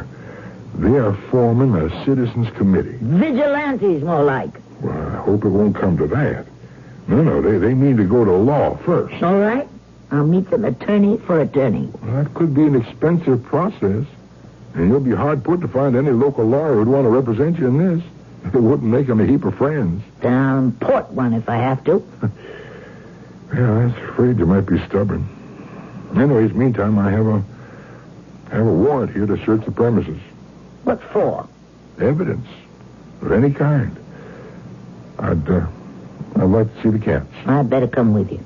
Why, are you afraid they might tear me apart? My cats are as gentle as babies. I just want to make sure you don't do any harm to them.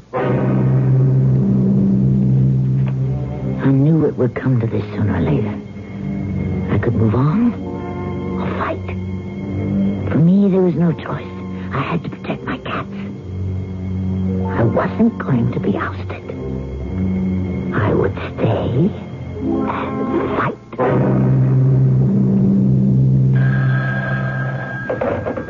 This is the office of Anthony Reddick, attorney at law.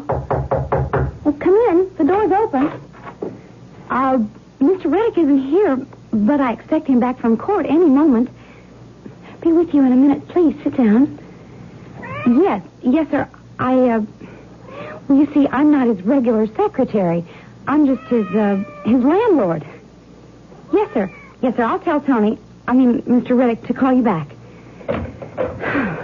Ma'am, did you want to see Mr. Reddick? Quiet, Harris. Yes, miss, I do. He should be back any moment. Could you wait? I think so. I'm quite good at it.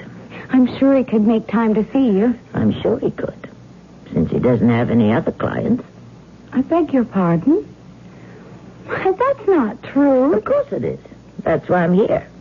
But it's very brave of you to cover up for him. I'm not covering up. But as his secretary... Oh, my dear, you're not his secretary.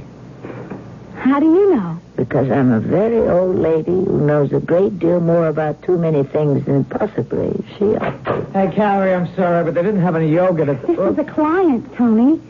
I didn't have a chance to get her name. Hush, Harris. My name is Mrs. Taylor, Mr. Reddick. Well, how do you do? Honey, Carrie, you want to take the groceries while I take Mrs. Taylor in at the office and, Hey, that's quite an amazing cat. Yes. She's my most favorite. Although one shouldn't have favorites. What breed is she? I don't think Harish could be confined to any one breed. She's unique. Very special cat. An original. Shall we all go in together? Oh, I don't think I'd I didn't mean you, dear. I meant Mr. Reddick and me and Harish. You see, she and I are never really separated. I saw the girl's puzzled look, but I didn't stop to explain. How could I? That Harish was my other self. Or one of them. My mirror image. Or one of them. I wondered to myself as I followed this young man into his inner office what he might think if he could see Harish. Human shape. That other reflection of me. Someday he would. For he drew me, this young man, with his blonde Viking looks and the sinuous, easy ripple of his muscles that I could see beneath his clothes as he moved. It was a long time. And desire, like a sleeping snake, uncoiled and undulated all along the old body I had lived in too long. But first came safety, as I told him would have brought me there. Well, from what you tell me, I don't think you have any real problem, Mrs. Taylor. But you're afraid to take my case. I didn't say that. Then why do you hesitate?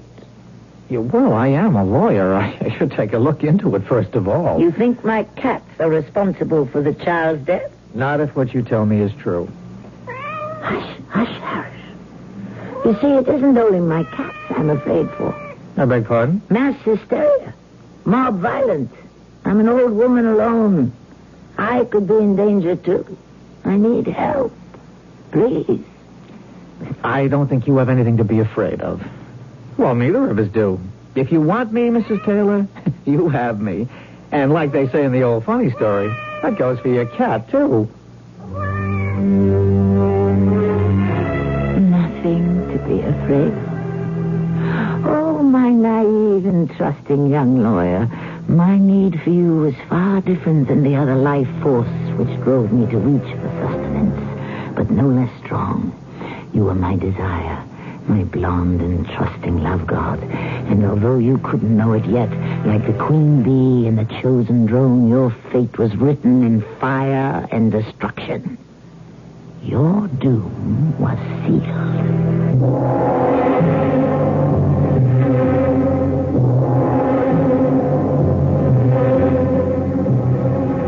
The nightmare has only begun.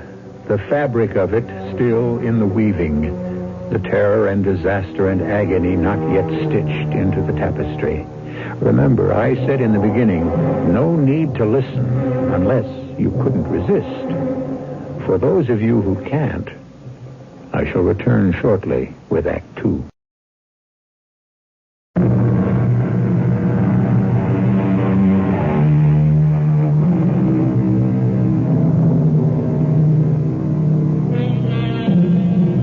A sweet old lady, Sarah Taylor, lives with 63 stray cats that she cares for. Many people, out of compassion, are kind enough to sacrifice something of themselves to help and care for defenseless and abandoned animals. But this old lady is a very special lady, a Halloween figure of monstrous and terrifying evil. If you haven't guessed that already, you will shortly begin to find out. Hush, my darling. Your mother is taking care of all of you. You have nothing to fear. Let those who move against us learn to cower in terror. As long as the moon is full, we rule the nights. Ours is the power and the glory. You will inherit the world, and I am your queen in whatever guise I choose to cloak myself.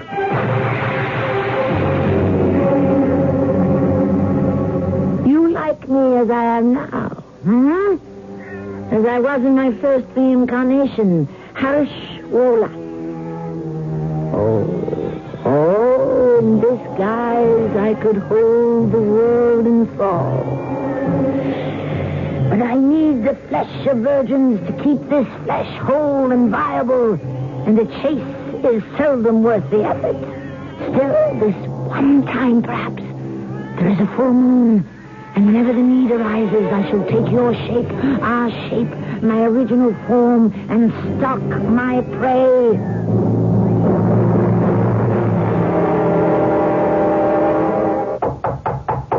Come in. Excuse me, Tony, but the sheriff is here to see you. Oh, well, show him in, Carrie. I'm already on my way, Mr. Reddy.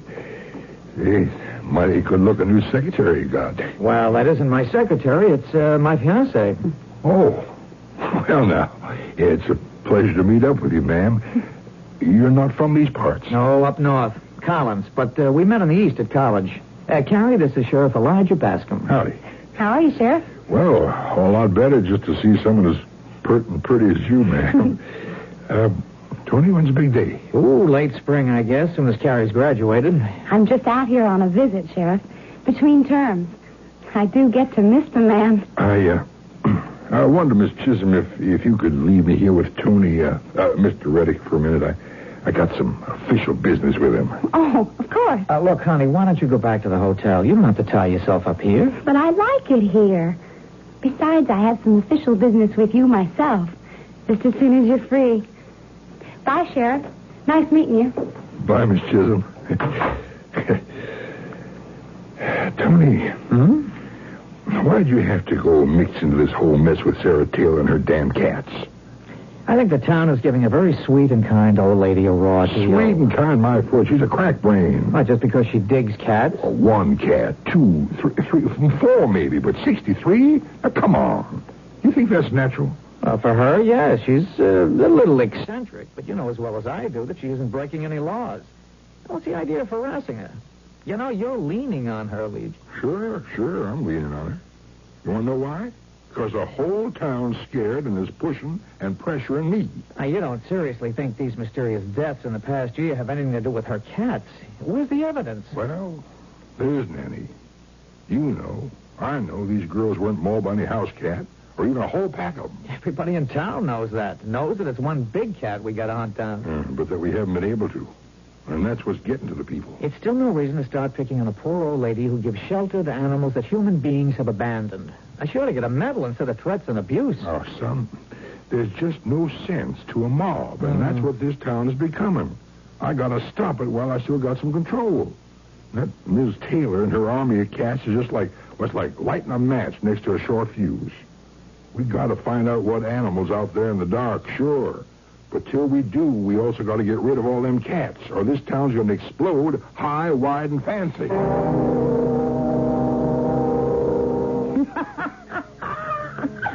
Oh, my innocent and beautiful one. My naive Adonis. How simple all problems seem to the young. Why should you draw me so close? I who have known the heights and the depths, to whom all carnal knowledge is not only familiar, but a frequent indulgence. And yet, the old, inescapable desire, the hope and compulsion makes the phoenix rise again and again from the ashes. It was the girl who began it all. She walked into my parlor by herself. Mrs. Taylor? Yes? I don't know if you remember me, but... Of course I do, my dear. You were that nice girl in Mr. Reddick's office. Who wasn't his secretary. As you guessed, somehow. I don't know how. That wasn't very complicated. What brings you here? I'm just here visiting Tony, and I'm renting a room. Whoever was there before me picked up this poor little kitten and made it a pet. Then when her vacation was over, walked out and left it behind. The landlady won't take him, and I'm going back to college where they don't allow pets in my dorm. I was wondering if maybe... Of course, my dear. Come right in. Just let me take care of you. First of all, give me the little kitty. Has he been fed? Oh, yes. Then we'll just put him out with the rest of the boys and girls to play. You see, they have the whole backyard to frolic in. It's over an acre. No. Playtime isn't over. No one comes back in the house yet. Here's a new friend for you. Sometimes they really are a handful. I don't know how you manage without any help. Oh, I manage. I'm not completely alone, you know. I have my, a relative is always with me. Tell me, did Tony send you? Tony? No. Why? I thought he might be doing a little checking up on me before he takes me as his client. Oh, no. Honestly. This was my idea. I don't meddle in Tony's business ever. Then I'm sure you'll make him a very good wife. You are going to be married, aren't you? Oh, yes. This spring when I graduate. So, what is it you study that is so important? Oh, a sort of obscure field that I'm sure you wouldn't be very interested in. Parapsychology. Just what is that? Well, it's the study of, experiences and happenings beyond a natural explanation. You mean the supernatural? Well, depending on the definition. I mean ghosts and spirits and vampires and werewolves and the like. Well, that's why it's sort of hard to explain to someone who... Well, I don't mean you couldn't understand, but... Well, it's a science. See, not a superstition. The real supernatural. Something we aren't yet ready to explain. Like ESP. ESP? Extrasensory perception. It's like clairvoyance or precognition. My, such big words. Oh, I didn't mean to be a bore. Oh, not at all, my dear. You have all my interest. Tell me, are you like that? I mean, can you see things in advance or get messages from another world? Well, I'm not sure yet. I think. That's why I'm studying, but, I haven't yet proved it all the way. Maybe it would be better if you didn't. Tell me, when do you have to go back east? Well, Tony's driving me to Denver on Tuesday. I fly from there. Then you only have a couple of days left? That's right. Then I disappear. Disappear? Tell me, are you going straight back to college or university or whatever you call it? College. And as a matter of fact, I'm not going straight back. I guess it's a little wanderlust. But I'm making a couple of stopovers on the way. Drop in on some old friends. Going to be out of touch, Well, never really thought of it that way. But yeah, I guess I am. I really must run now. I can't thank you enough about the kitten. And I guess maybe I should say goodbye. Of course. I shouldn't think we'll be seeing each other again. Goodbye, my dear. Goodbye. You might tell your Tony I'd like to see him as soon as he has time for me. I watched her move away from me, lithe, long-limbed, her stride loose and easy with the spring of youth. How I envied her for being young and for being carefree and for knowing that soon she would be beside that vital man, Tony, touching, loving, and being loved. The winds of change are blowing again. I feel the pull of the moon, the call of all the ancient carnal appetites stirring in me, the heady scent of blood in my nostrils. Death is in the air. I feel its trailing scars touching me like smoke, swirling about me, tempting me to destruction. But whose destruction? And is it worth the risk?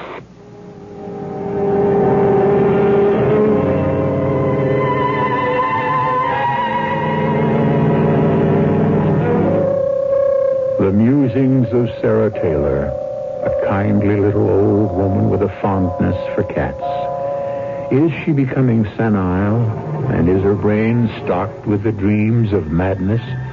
Or is she something so primarily malevolent that she stretches beyond the borders of our belief?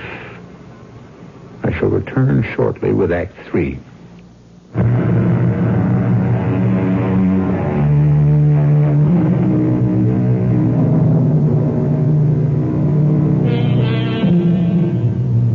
In J.M. Barrie's play, Peter Pan, the tiny sliver of darting, reflecting light who is called Tinkerbell, when she is dying and fading from the light of the world, is revived by Peter Pan's fervent plea to the audience.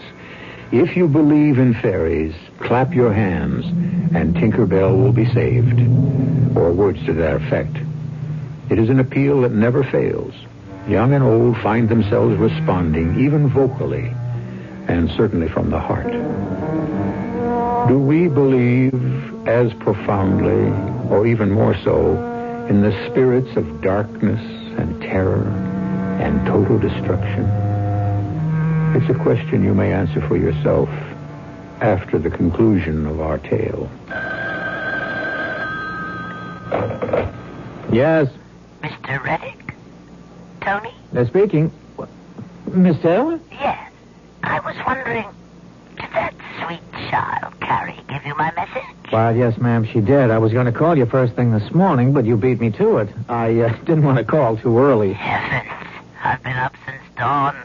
My kiddies wake me with the sun. I just been waiting till you got to your office. Even thought you might be later. With a young lady to dally with. Well, there hasn't been much time for dalliance. I was up all night with the sheriff hunting that panther, the cougar, whatever it is we got killing here. Does that mean you ain't coming out to see me? What? No, ma'am. As a matter of fact, I want to talk to you myself. I'll be out to see you right after lunch. That's right, nice.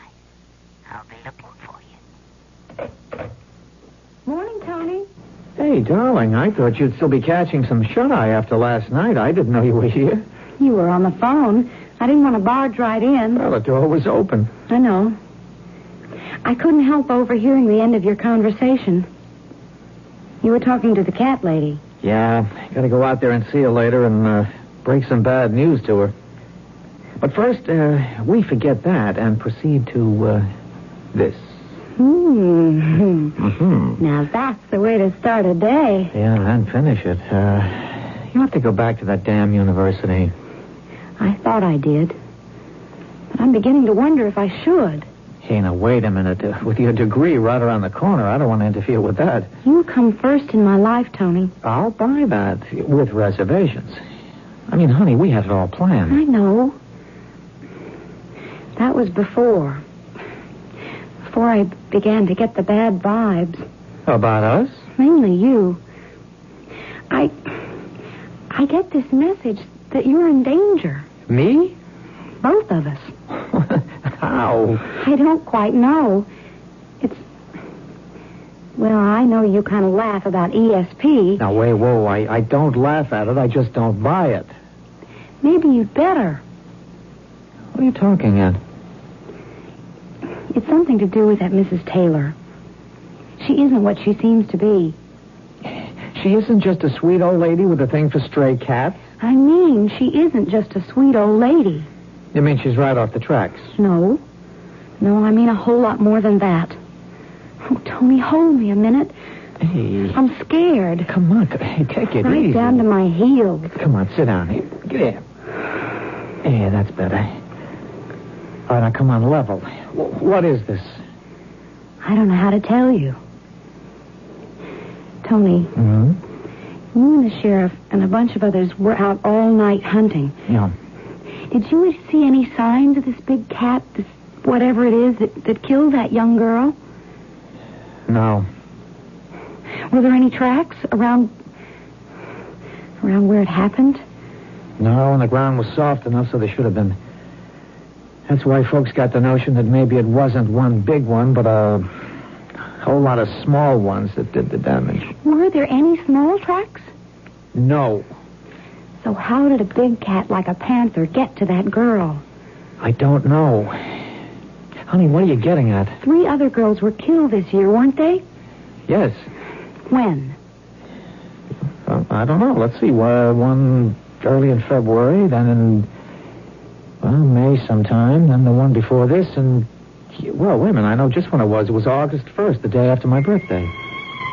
Candidness, rudeness, malice, and now Halloween. Hey, Carrie, hang in there. You sound like you're going around a bend. I'm turning some strange corners and finding myself in dark, evil places. But I can't help it. I told you I was getting bad vibes. Look, hon, if messing around in parapsychology and metaphysics is going to get you like this, maybe you shouldn't go back to college. It isn't parapsychology. Exactly. It's just... Tony, part of our courses are not in science, but in history. I mean, we have to study the Kabbalah, demonology, witchcraft, and so on. But that's just superstition, a perversion of anything that's really scientifically supernatural. Right at this moment, I'm not sure, Tony. Oh, don't go and see Mrs. Taylor, please. Honey, I've got to. She's a client. And why not?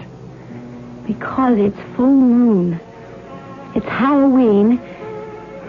And whether or not you think I'm crazy, I think she's a witch. Witch. The meddling little fool with her childish dabblings into a world far beyond her. If she thought she had special perceptions, had she no knowledge of how rudimentary they were, and how sophisticated and total mine are? But now she has loosed the winds of disaster, and no one can blow them out but themselves, unless both she and her man-slave are destroyed before their knowledge can infect and drive an already uneasy town into an unchecked witch hunt. But first, one last effort to calm his suspicions, and someone better than me for that.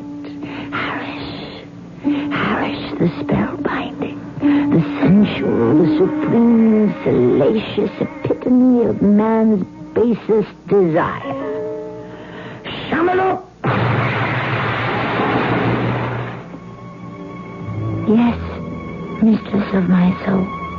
Harish, my domestic familiar, I give you back your own shape as you began when you first evolved from the cat, and I adjure you this: capture and enslave the young man Tony Reddick. Wash his mind of all suspicion of me and us and ours and of the child woman who put it there. It shall be done. It will be done. I so command you in the name of him whose name must never be said aloud. Do not fail. I will not fail. If you do, you will send us back to full slavery as a beast, and you and I will cease to exist from now till the end of time. Go. He is here.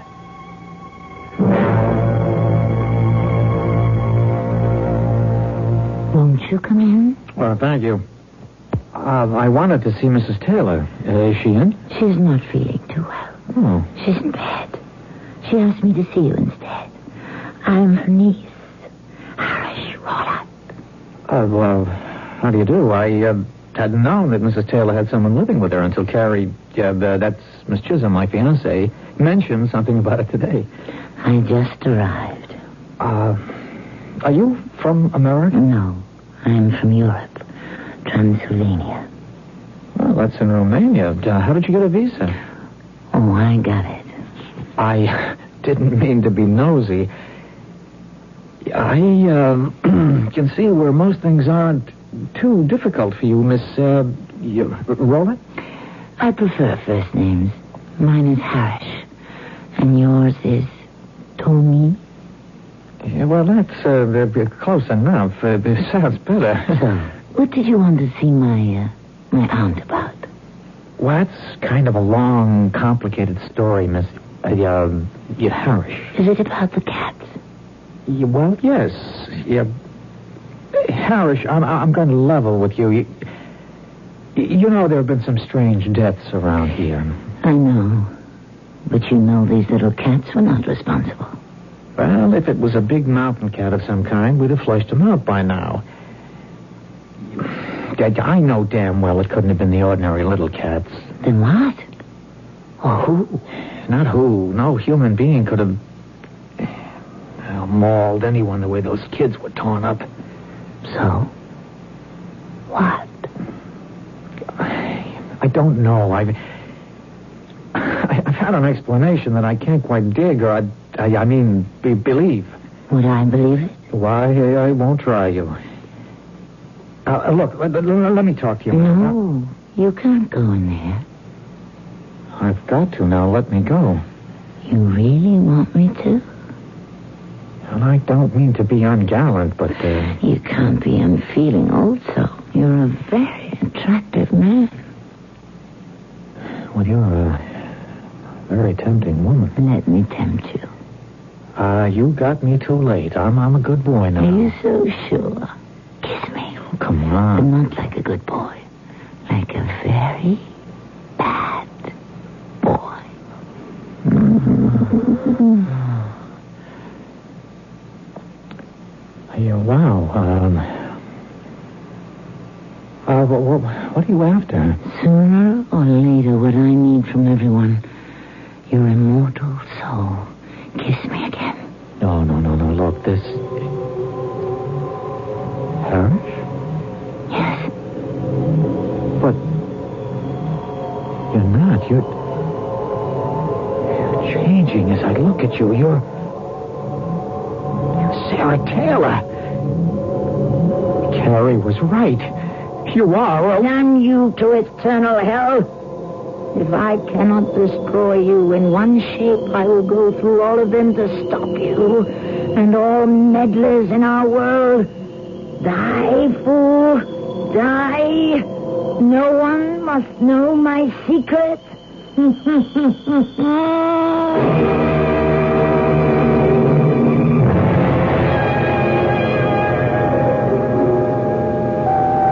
How is he, Sheriff? Well, I can't rightly tell you, Miss Chisholm.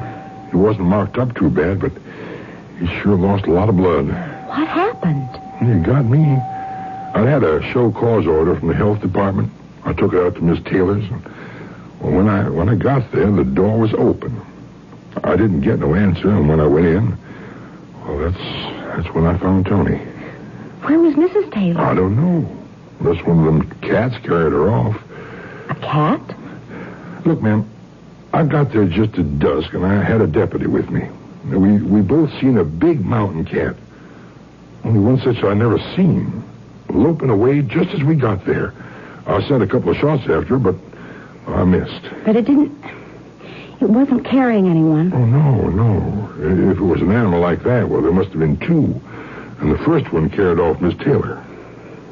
Or the one you shot at was Mrs. Taylor.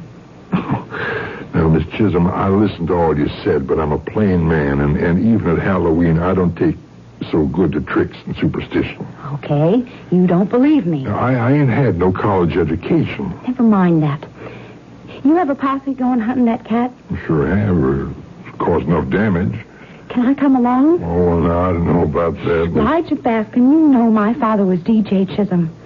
He taught me to shoot and handle a gun since the day I was 12.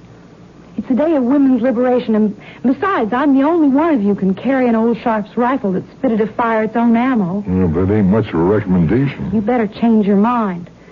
The bullets in my magazine bag are the only thing that'll bring your black mountain cat down. They're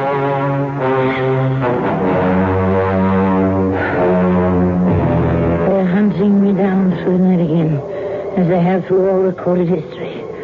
The bullets whistle through the air and chunk home into trees. In other years, there have been arrows before that spot. Same swish, same thunk as they found the mark.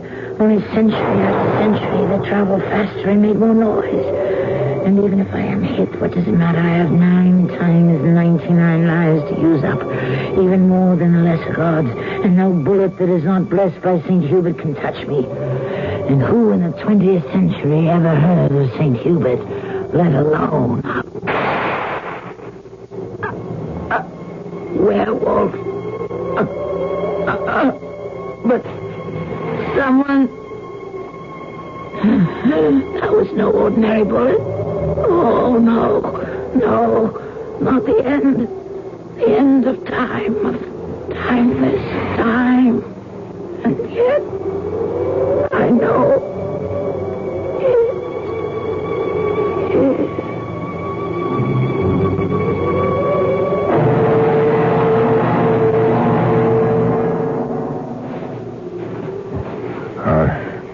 I guess I owe you an apology, Miss Chisholm. Why? Well, you was the one who brought that cat down. I only fired the gun. The bullet found the mark. You aimed it. But God drove it home. Pardon? You know my daddy belonged to a little church way up in the hills north of here? I don't even know to this day what denomination it was, but it was called St. Hubert's. My daddy always said he was the patron saint of hunters, and he claimed every bullet he owned was blessed by the church. It was one of those I fired.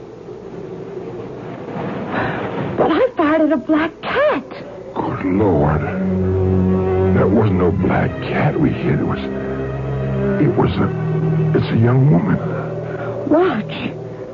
Oh, the shape is changing. Why, that's Miss Taylor. Or whatever her real name was. Look now. Oh. There ain't nothing left but decaying flesh. Oh, and even that's gone now. It's just a skeleton. And the bones of which are turning to dust. You know something, Sheriff? No one will ever believe what we have seen. Something as old as time.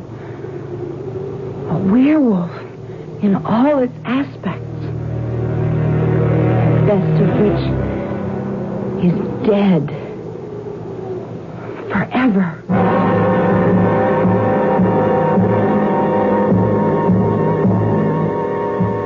Isn't that a nice, gruesome little tale for Halloween? I hope you enjoyed it, or at least were caught in its spell. If you were, have no worries, because I can assure you that, like the witch in The Wizard of Oz, ding dong, this wicked old witch is dead. I'll be back shortly. This is E.G. Marshall inviting you to return to our Mystery Theater for another adventure in the macabre. Until next time, pleasant dreams.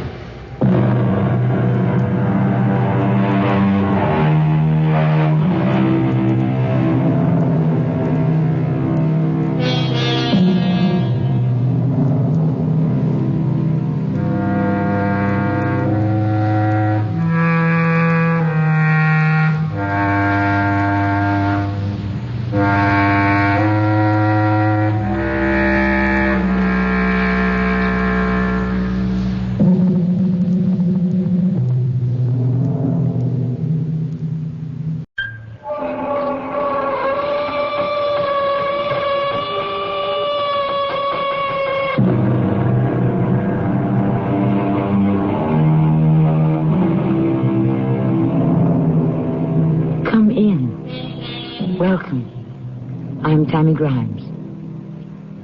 From the very beginning, in almost every civilization, there has come a time when the troubles of a people become so great that in desperation, they seek just about any means to ease their hopelessness. So often in the past, they have turned to a single person to lead them out of their misery and confusion. Sometimes that man has acted for the good of his people. Almost as frequently, he's brought them to their own destruction. Upon these hands I bear the curse of my child's blood. Oh, gods, what dirge can I sing? What funeral song, what lamentation as I rock back and forth, cradling my dead son here in my arms. You gods, be merciful to a miserable, unhappy woman who should be in her grave.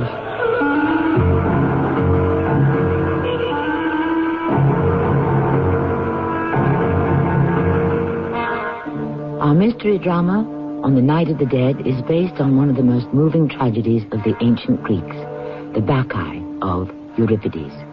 It was especially written for the Mystery Theater by Arnold Moss. It stars John Vickery and Marion Seldes. I'll be back in a moment with Act One. Lots of friends are dropping by, summer fun's in store. With picnic time and camping time, it's country time for sure.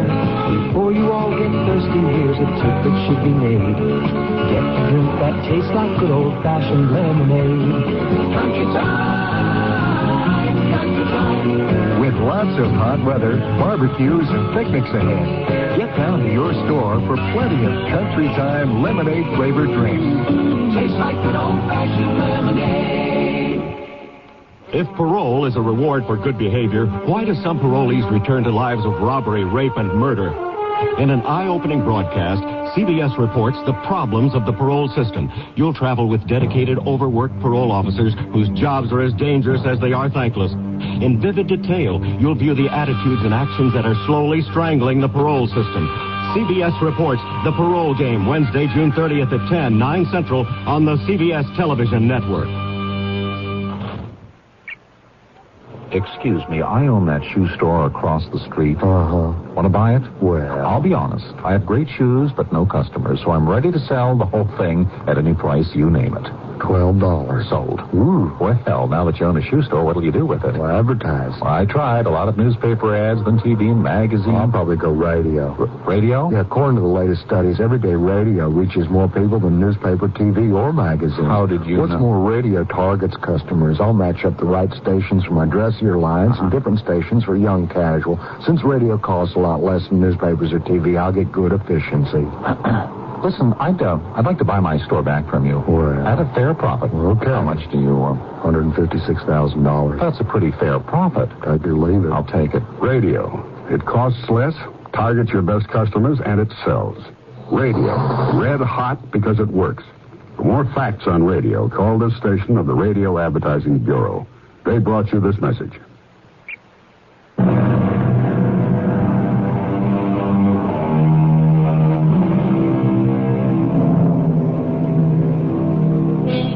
Long, long ago, a tiny privateer sailing under the flag of no nation drops anchor and discharges its passengers on an uninhabited, desolate island lapped by the warm waters of the South Atlantic. The place becomes a sanctuary for some 100 wanderers seeking refuge from persecution. A place where they can practice, without being molested, their belief in more than a single God. 100 years go by. The island's population has found a way to tear a day-to-day existence out of the barren, unwilling earth. Until one particular summer, in his crude palace, the island's young governor, Pentheus, listens to the words of his old and trusted advisor, Cadmus. Your Excellence, my governor, you must listen. Stop pacing like some wild and untamed beast. I listen, Cadmus. For 2 months now I listen. The time for talk is ended. We now must act. What can we do that we have not yet done? My thoughts exactly. But I dare not say, Your Honor. Say, speak freely, Cadmus. You have my promise. I shall not punish you. We know our island is dying. For all these months of summer, no single drop of water has fallen from the skies, not one. We know. And each morning when the sun lets loose its light to warm the earth, our grazing herds of cattle, they lie down. And in a final gasp, their tongues lick at the air, reaching for the water that is not there, for the grass that dried to nothing weeks ago. You have a plan? Let's hear it. We must leave this island. All of us. Leave? We must board our ships and seek another land, a gentler, kinder land, just as our fathers and their fathers did so many years ago. And there lies madness. Our people's wanderings ended 100 years ago. After all this toil, to leave it to the seagulls once again? Never. Not while I still live. No, Cadmus. We stay. And die. As you wish, my governor. Look, Cadmus, I know the little water we have stored from heaven's bounty is undrinkable. I know the plants dry up and wither without the nourishment of rain.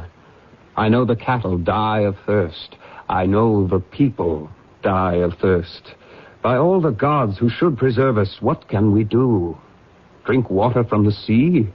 Dig deeper wells? We've scratched the earth until we've reached the bottom, and still no water. Pentheus, my governor, look. Look at what I carry in my arms. Who let you in here? No one could keep me out. Look down at my poor son. This pitiful thing I cradle in my arms. Take care of her. See she's taken home. Come, my poor woman. Follow me. Don't touch me, you old fool. Look at my son. This baby. His breath, it comes no more. We are sorry, sister. We grieve with you for your child's death. You grieve with me. How kind of you. Then bring him back to life. What have you done to see that my child stayed alive? The best we knew. Not good enough. Look at his swollen belly, at his staring eyes, his ribs. Would you care to count them? It's so easy, Your Excellence. So easy. Here, fondle him in your arms. No, don't turn away from me. Stay away, woman. Don't come near me. With my long nails, I'll tear you. Enough! I say enough. And now, go home. Bury your dead. Bury him deep. And know one thing. What? Unless the rains come soon, we're all as good as dead. As dead as your poor child. Cadmus here, and you, and I. What must we do? The one thing left to all of us. Which is? Lift our eyes to the skies above and pray. Please, leave us now. You gods who hold our destiny in your hands, who choose to smile upon us for the good we do, to punish us for our evil, spare your people and your land from this cruel, deadly drought. Open the skies and let the cool rain fall. Look down at the misery of your poor island and then weep for it. Let your tears pour from the heavens above. Let your tears soak into this parched earth. Show us your pity.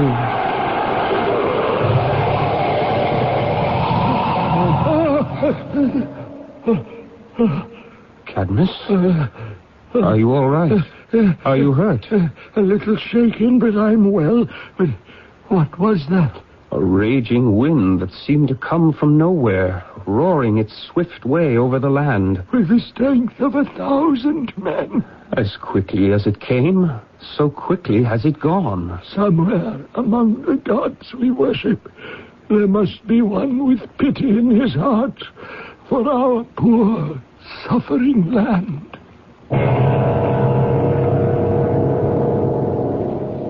Pentheus, my son, I bring great news. Agave, my mother, what is it? We're saved.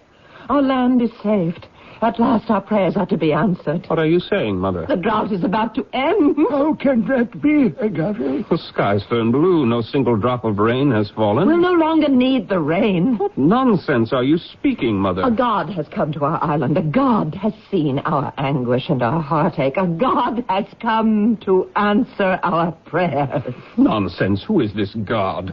Or better, this one you call a god. He is beautiful. He's so beautiful. Who is he? We do not trifle with divinity, Agave.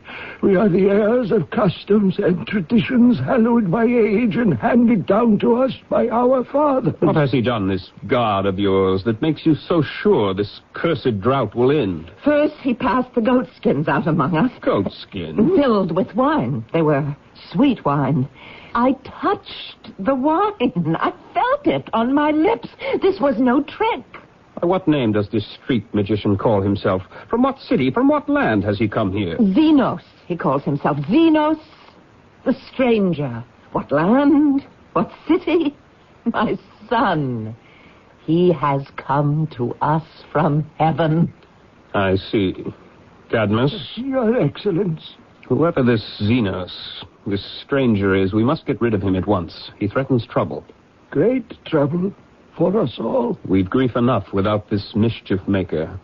We'll stop this waving of his wand if it's the last thing that we do.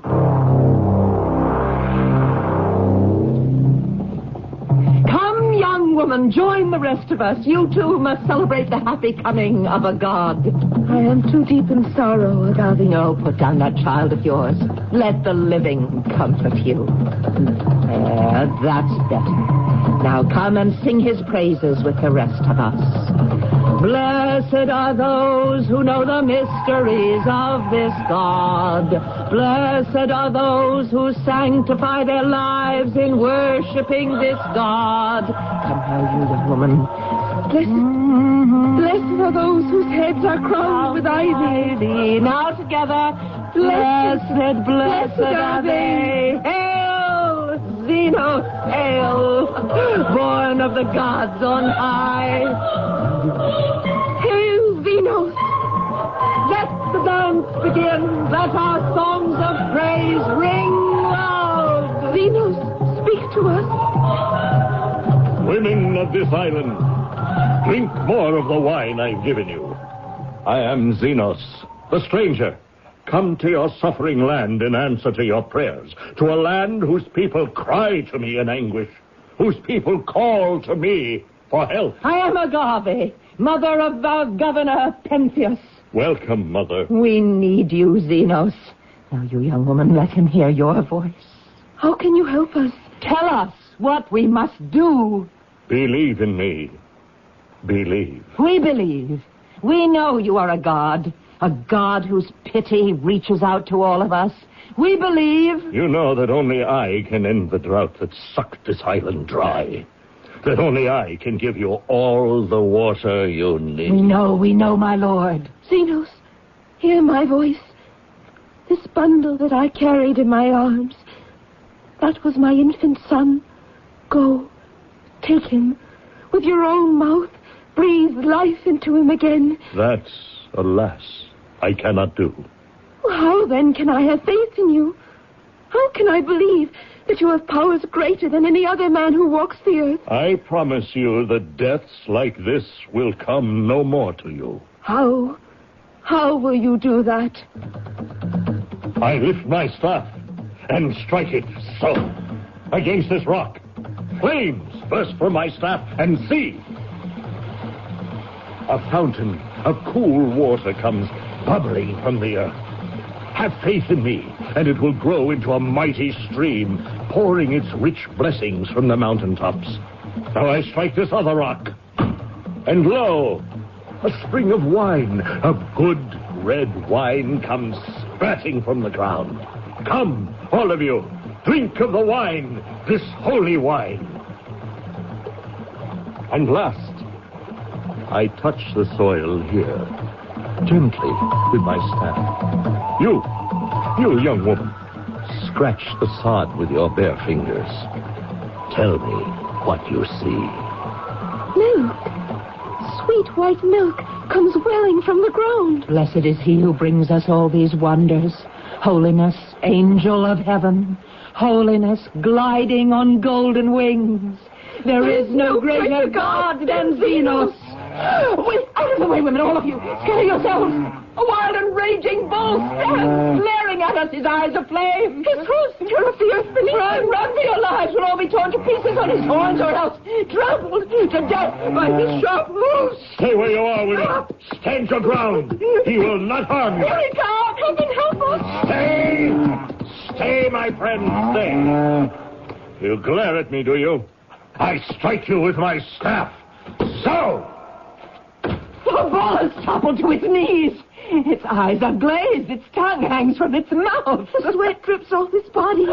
It rolls on its back. The beast is dead. Down on your knees, women of the island. Sing out with songs of thanks for your deliverance. Sing to the God who has rescued you. Women of our island, I've come to order you back to your homes, each one of you. You're acting as if all of you were mad. Oh, call it what you like, Pentheus, my son. The drought is over. I see water pouring down the mountainsides. I see the wine, the milk, the drops of honey. Mother, listen, these are the crafty games of a trickster of the street. What you and all the other women think you see is some weird fantasy, a blinding of the brain brought on by all the wine he's fed you. There is no water, no drop of milk, no honey, only goat skins filled with wine. Leave here at once. Go to your homes, I order you. Well, what have I done, my lord, that you should be so angry? Good women of our island have gone lunatic. And you have driven them to this. You've corrupted their minds. You've poisoned their souls. And this I will permit no longer. Well, what do you plan to do, my governor? I've warned you. Warn all you like. I am a god born in a stroke of lightning, carried here in a powerful wind. Then let that wind carry you back to where you came. Make yourself to disappear. If not, what will you do? Don't press me, Xenos. I have a few tricks of my own. As Pentheus confronts the stranger with an ultimatum, the powers of civilized order and routine are pitted against the most primitive and disruptive forces of nature. What can Pentheus do to re-establish his authority over the women of his island? And does this stranger, who claims to be a god, have the power to thwart him? What new and hidden magic has he in what Pentheus calls his bag of tricks?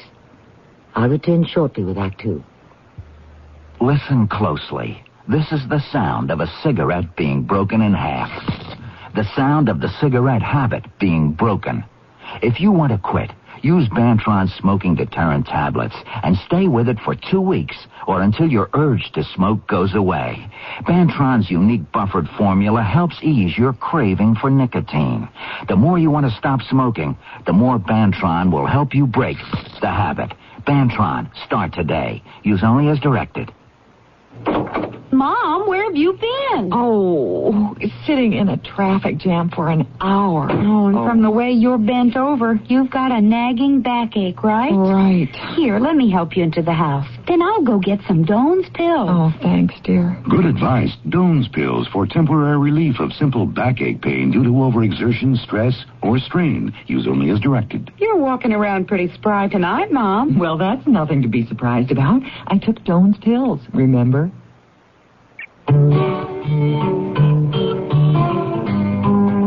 At a restaurant in Louisville, Kentucky, blind people don't have to ask what's on the menu. They can read it themselves, in Braille. The Braille menus are there because a group of local people thought it would be a good idea. They got together and made it happen. In fact, all across America, both disabled and non-disabled people are participating in similar community programs. In Vernon Parish, Louisiana, they're modifying disabled people's homes to make them more accessible. And in Champaign, Illinois, disabled children are able to share a playground because a group of volunteers got involved. This is the National Year of Disabled Persons. Is this the year you get involved? Call the office of your mayor or county commissioner for more information. A public service on behalf of the National Office on Disability from the Ad Council and this station.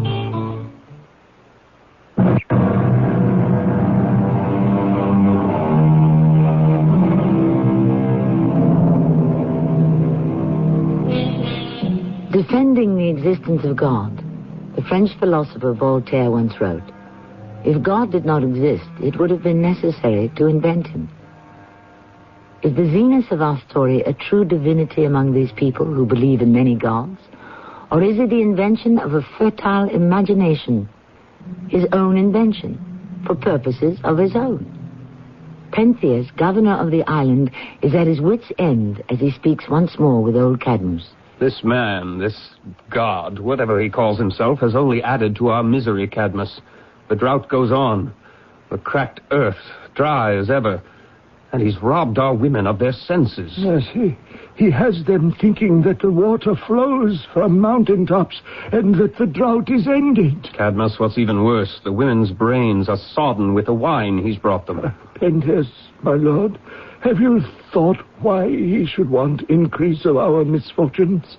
What could we have done to earn this added sorrow? I've no idea. Unless he...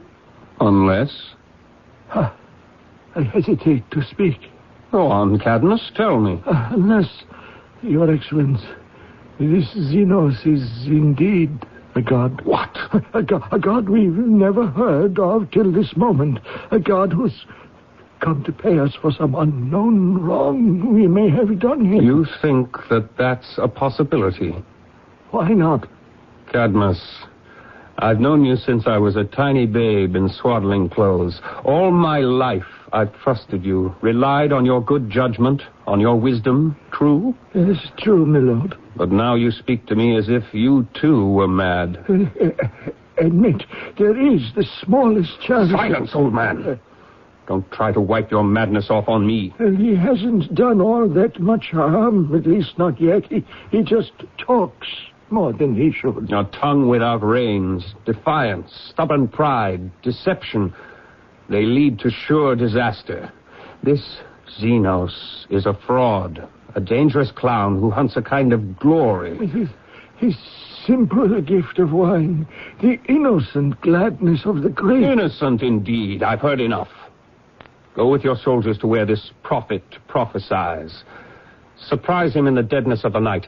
Make him your prisoner, clap him tight in chains, and march him here in irons.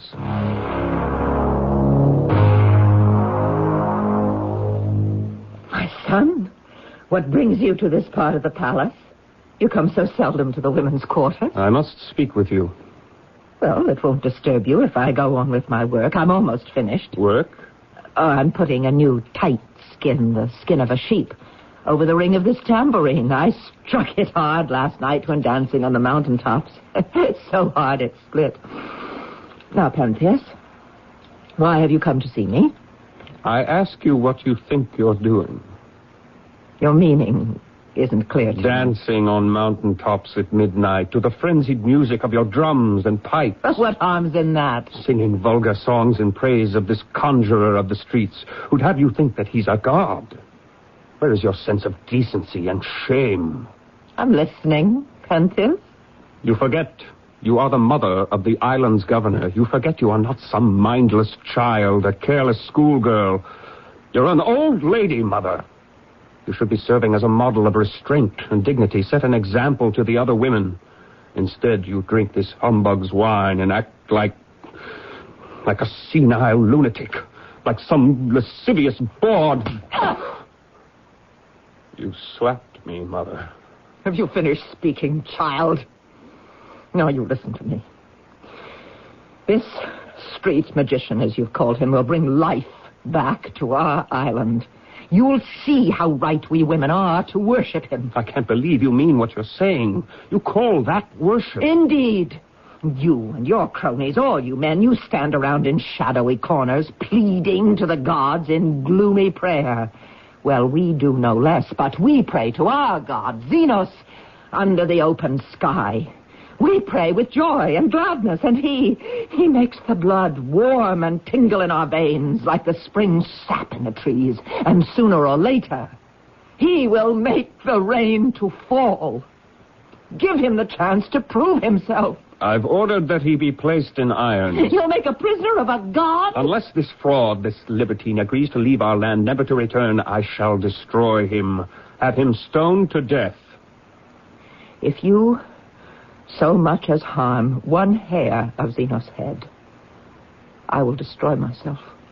And you, Pentheus, my son, so jealous of your honor, you and you alone will take the blame. My own son's hand will plunge the dagger into his mother's breast. You understand me?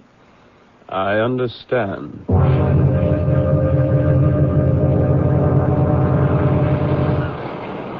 Be careful, Cadmus.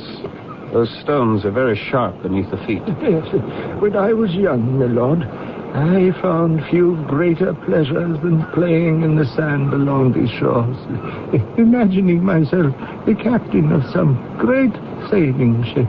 Oh, Cadmus, Cadmus, what must we do about this Xenos? I've had him bound in chains.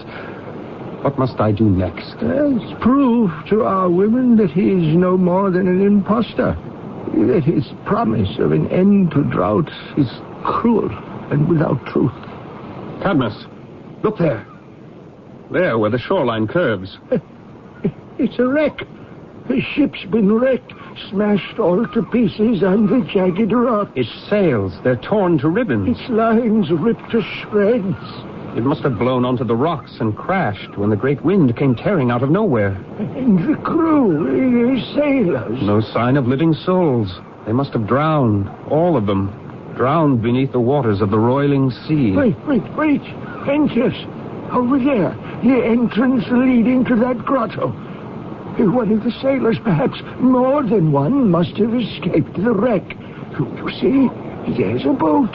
Let's look. If maybe we can find some little trace of life. I don't believe it. From stem to stern, from one end to the other, the boat is filled with goat skins. And filled, each one of them, with wine. The very goat skins, the same one. That supply the wine that Xenos is providing to our women. We now have all the proof we'll ever need. I don't understand. This rogue must be the sole survivor of the ship that foundered. He came ashore in this boat here. The goatskins floated on the water to the shore. He gathered them. And this is what he's using to persuade our ladies that he is a god. Hand me one of them, Cadmus. Now we have our proof. But why, Lord Pentheus, would he do this? We can only guess. He's an adventurer, albeit a very shrewd one. He saw this as an opportunity for self-aggrandizement, to puff up his importance, to live in glory for an hour or two. So now, you know what steps to take? I do.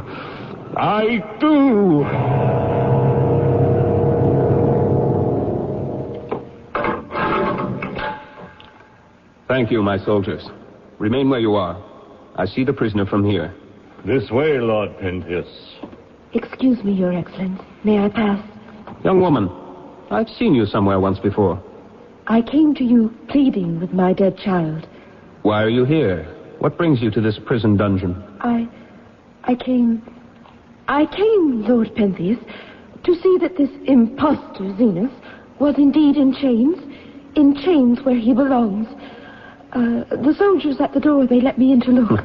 Then there's one woman on this island who's not been hoodwinked by this fraud. I leave, Your Excellence.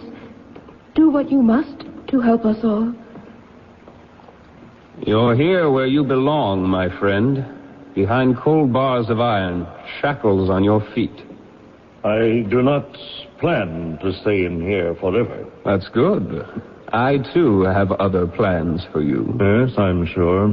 A few last words before you leave this island forever. Just as you please, my lord. You claim you are a god. I am a god. A god? In mortal form? The choice is mine. What do you know about a boat laden with goatskins? Goatskins filled with wine. Goatskins, my lord? Good. I know nothing. Nothing. I see. Would you tell me why you hold your sacred rites by dark of night, or does the daylight frighten you? The darkness is well suited to devotion. Or better suited to the foul corruption of impressionable women? Pentheus, you imagine things are happening with your women that, for all you know, may not be happening at all. These well may be the fantasies of your poor, sick mind. The women of this land are fine and upright women. Such women cannot be corrupted by you, the island's men, even by me. The time for words is over. Soldiers, come unlock the gate. Remove the shackles from the prisoner's feet. He's leaving us forever. Spare yourself the trouble, my good lord. I leave this dungeon any time I wish, with or without your help. Oh, you don't believe me? Watch. I touch this lock that hangs upon the door. The shackles that bind my ankles. I touch them with the tip of my ivy-covered staff. And lo, the locks click open. Without a key of any kind. My feet are free. The iron door swings open. That girl, she found a way to get the keys. She found a way to open all these locks. Give me that staff of yours. I'll show you, Xenos, just how much magic lives within that staff. No need to struggle for it. Here it is. There! And there! It's splintered into a dozen pieces. Work your magic now. If that is your wish, You're excellent. It's dark. The light is gone. Only the bolts of lightning. Help me! Someone! Venus! Save me! Faith was once described as an illogical belief in the occurrence of the improbable, a firm trust that would seem to make no sense in the face of the impossible. Pentheus has refused to believe what he considers the irresponsible, corrupting credo of the stranger.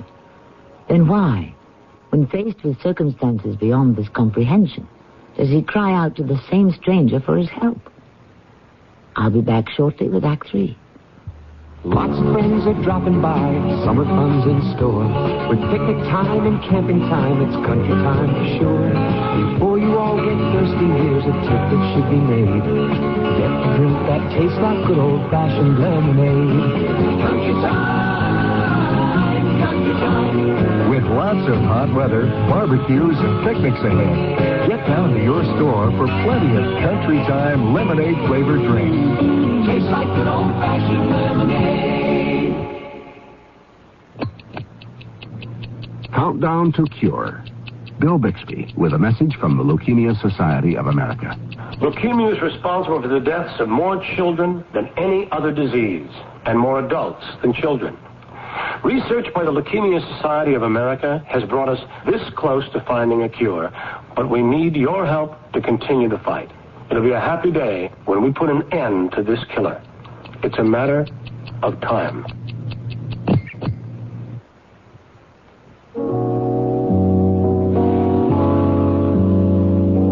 Hello, this is Richard Thomas. The March of Dimes saves babies.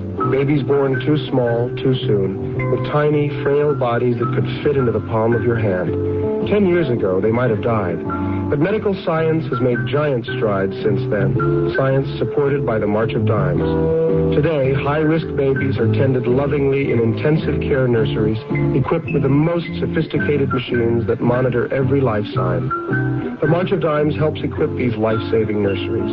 They also support transport services for high-risk pregnant women so that they can have their babies at hospitals ready to handle any complicated emergency. The March of Dimes supports prenatal care clinics so that every mother-to-be may get the kind of care before birth that would increase her chances of having a healthy baby. Yes, the March of Dimes saves babies, and you can help. Please, give to the March of Dimes.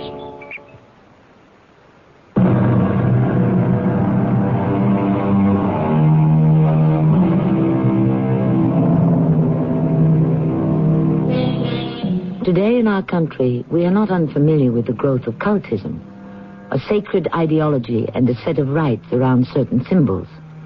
We have had instances of young women blindly following and killing for a man they call their leader, of hordes of young people slavishly beating the drum for a man who has convinced them that he is an important means for their salvation. Faith can sometimes be a curious thing. As Pentheus recovers from the shock of this last experience with Zenas says to him, You are not hurt, Lord Pentheus? No, Zenos. I'm all right. I think. What happened? What was that?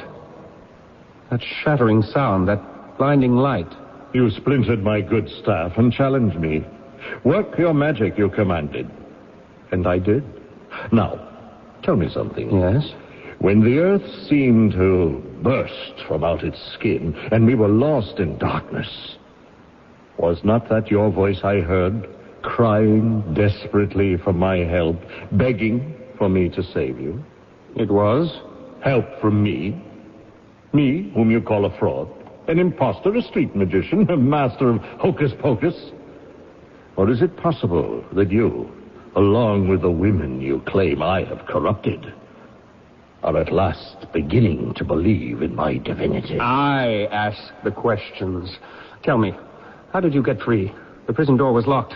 The iron chains that fettered you were strong. It was that girl who helped you. Am I right? The girl is innocent, Pentheus. A god can do such things. My Lord Pentheus, I am so glad I found you. What is it, Cadmus? What is this one doing here? I thought he'd been arrested, put in chains. He has been freed. Why are you here, Cadmus? You're needed, Pentheus. Since this one was condemned to jail, the women have gone absolutely mad. They tear up trees, beat animals to death with sticks, pillage the villages, and successfully fight off anyone who dare oppose them. Go down, Cadmus, to the city gates. Order the infantry to duty. The javelin throwers and the archers. And this, I warn you, do not take arms against them. Your soldiers will be routed. The women's wands will even beat back shields of bronze. A god inspires them. Can anything on earth make you to hold your tongue? One thing, my lord. And that is? See for yourself what Cadmus calls the revelry on the mountaintop. Come with me tonight, at midnight. See how innocent it is. Innocent indeed. Come, convince yourself. But you must come disguised. Why so? Well, if they discover someone spying on their sacred rites, great harm might come of it. There might be bloodshed. What disguise? I have a mountain lion skin, complete from head to tail. You'll fasten it about you. Then, even if you're seen, no one will know it's you. Where do we meet? At the foot of the mountain, just before midnight. I shall be there. Come, Cadmus. Young woman, you there, come out of the shadows. Is it safe now? Have they gone? Until 12 tonight, my little one. He's fallen for the trap and thrushes in the net I've thrown for him. Blessed is he who escapes a storm at sea, who comes home to his harbor. Blessed is he who gathers day by day the good things of his life. Blessed is he. Blessed is Venus. Do you see them, Pentheus? Not very well, but I hear them. There's Agave, your excellence mother. I can hardly see her. From where I lie here in the grass, the brush obscures my vision. Lower your voice or they'll discover you. No. Don't try to stand. How then can I see? I've an idea. It may be if you climb that towering fir tree that overhangs the banks, then you could see them better. The tree is too high. Now watch what I'm about to do. I reach for a high branch of this tall fir, and I bend it down to the dark earth, quietly so no one can hear. What are you up to? Now hang on tightly to the highest tip. Hold fast as I release it slowly, inch by inch. Are you all right up there, Lord Pentheus? Do you see all? I'm fine. I see everything. That's good. And I see that you lied. You told me they'd be winding stalks of ivy on the wands they carry. Their hands busily moving in their quiet tasks. You lied, Zenos. Old Cadmus spoke the truth. Women of the island, a wild, bloodthirsty beast sits cowering in the branches of this tree.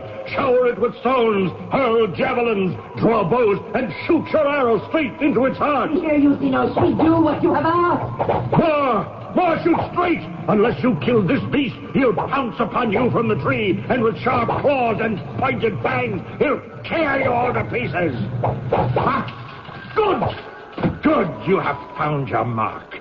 You've brought the evil creature to the ground, but it still breathes. It is still gasping for its life. I'll stop that with my javelin, Zenos. Do it, Agave. Jab your spear between its bloody ribs. And stop! Mother! Stop! Whose voice is that? The wine has confused me. It's Pentheus, your son. Pity me. Spare me, Mother. Hold back your hand. Since when have wild beasts learned to talk? Strike! Strike with your javelin!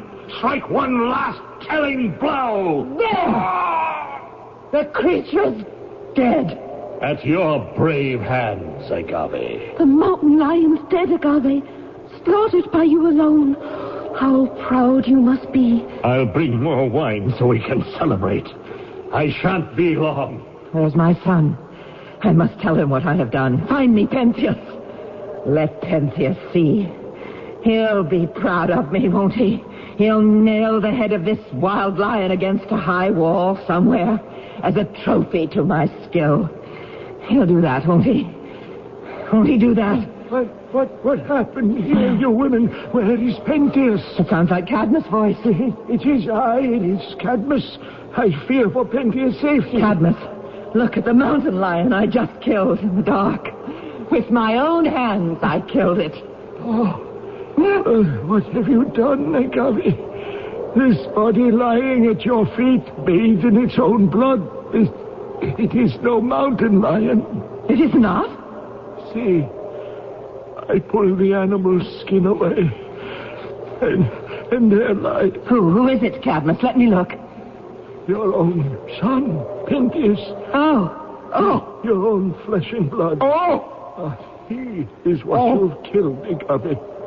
You murdered your own son. No.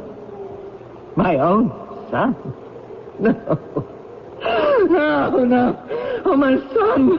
Oh, my son. Let me lift you to my breast. Weep with you, Nagavi. What is this that I hold in my arms and clasp against my bosom? Oh, my son, my son. What happened to you? Why do I hold you so? Tell me, Cadmus, tell me. Your son is dead. He cannot answer you. The crime is mine, Cadmus, mine alone. I see it clearly now. The fumes have lifted from my brain. The prize I thought to carry home with such great pride is my destruction. Upon these hands I bear the curse of my child's blood. Oh, gods, what dirge can I sing? What funeral song? What lamentation as I rock back and forth, cradling my dead child here in my arms. Oh, you gods, be merciful to a miserable, unhappy woman who should be in her grave. Enough, no more. You cannot bring your dead son back to life. Give me a shroud, a cover for his corpse. Oh, dearest face, oh, pretty boyish mouth, I place this last kiss on your dead lips. Now with this veil I shroud your head, gathering with loving care these mangled limbs. This flesh I brought to birth. Here is the wine. The goat skins overflow. Now we can celebrate. What brings you here, old man? I came to see what happened to my master. He's dead. I am old, but I am not blind. Dead in his mother's arms. Dead by his mother's hand, guided to its fatal mark by you. And God, oh no, God, you will pay for this. You'll not escape this time. Go away, old man, before you come to that same fate. This man has found the death that he deserved. He defied a god. I stay. Then watch what happens next. This is what happens next. False god! This! You tried to kill me with the weapon that you used to spare your son? You're mad, old woman. No one can kill a god. A god is murdered only by himself and no one else.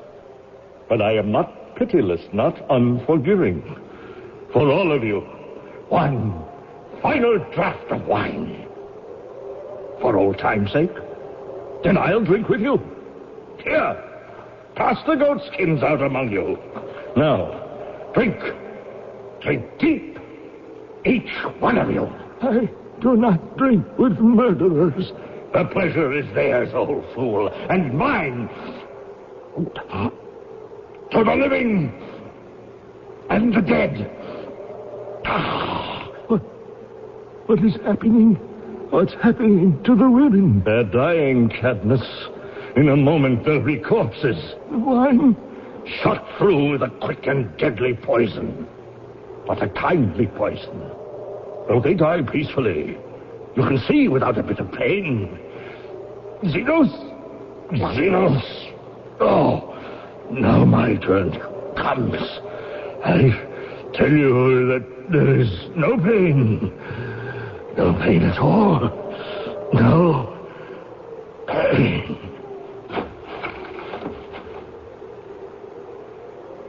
Dead. All dead. Oh, pity on you, God. Take pity on us all.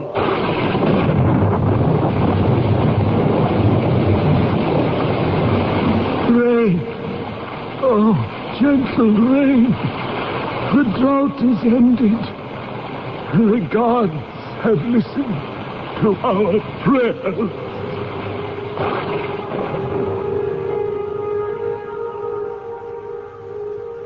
As the blessed rains soak into the parched earth of the island, the men are left to weep for the tragic death of their young governor, of their wives, their mothers, their sisters, and their daughters.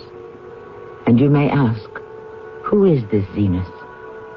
That depends upon your faith, on what you would like to believe. I'll be back shortly. What do doctors recommend to avoid constipation? These days, doctors stress the importance of fiber in the diet. Food fiber that helps the system regulate itself naturally. Metamucil is the laxative made from natural fiber, no chemical stimulants. So for occasional constipation, doctors recommend Metamucil more often than any other laxative. Try Metamucil powder or pre-measured packets of Metamucil Instant Mix, regular or orange flavor. Read label and follow directions. This is Gene King for your Better Business Bureau. If you receive merchandise in the mail that you didn't order, then you can keep it and consider it as a free gift. Under the law, you don't have to pay for it, and it's illegal for the company to bill you. Only clearly marked free samples and merchandise mailed by charitable groups asking for a contribution can be mailed to you in the first place without your prior consent. And even in these cases, you can consider the merchandise as a gift. A tip from your Better Business Bureau. If you've been reading about wise money management in your favorite publications, you've undoubtedly heard about Dreyfus Liquid Assets, one of the world's largest money market funds, and about the big yields you can get on your money right now. Start with as little as $2,500. Make added investments as low as $100. With Dreyfus Liquid Assets, your money is yours whenever you need it. Phone for it, have it sent to your bank, or write a redemption check for cash or to pay your larger bills. You keep right on earning that high yield, compounded daily until your check clears.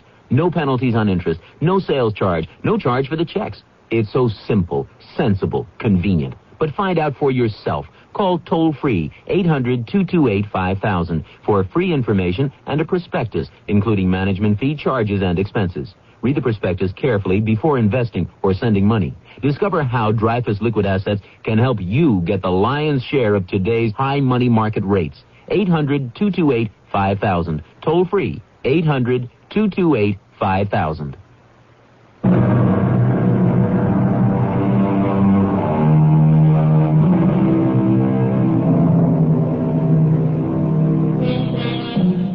A god or not a god? As we said earlier, as far as faith is concerned, you pays your money and you takes your choice.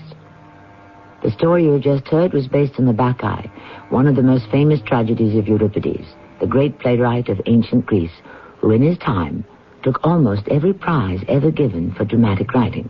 This, some 2,400 years ago. Our cast included John Vickery, Marion Seldes, Earl Hammond, and Tracy Ellis. The entire production was under the direction of Hyman Brown. This is Tammy Grimes, inviting you to return to our Mystery Theater for another adventure in the macabre. Until next time, pleasant dreams.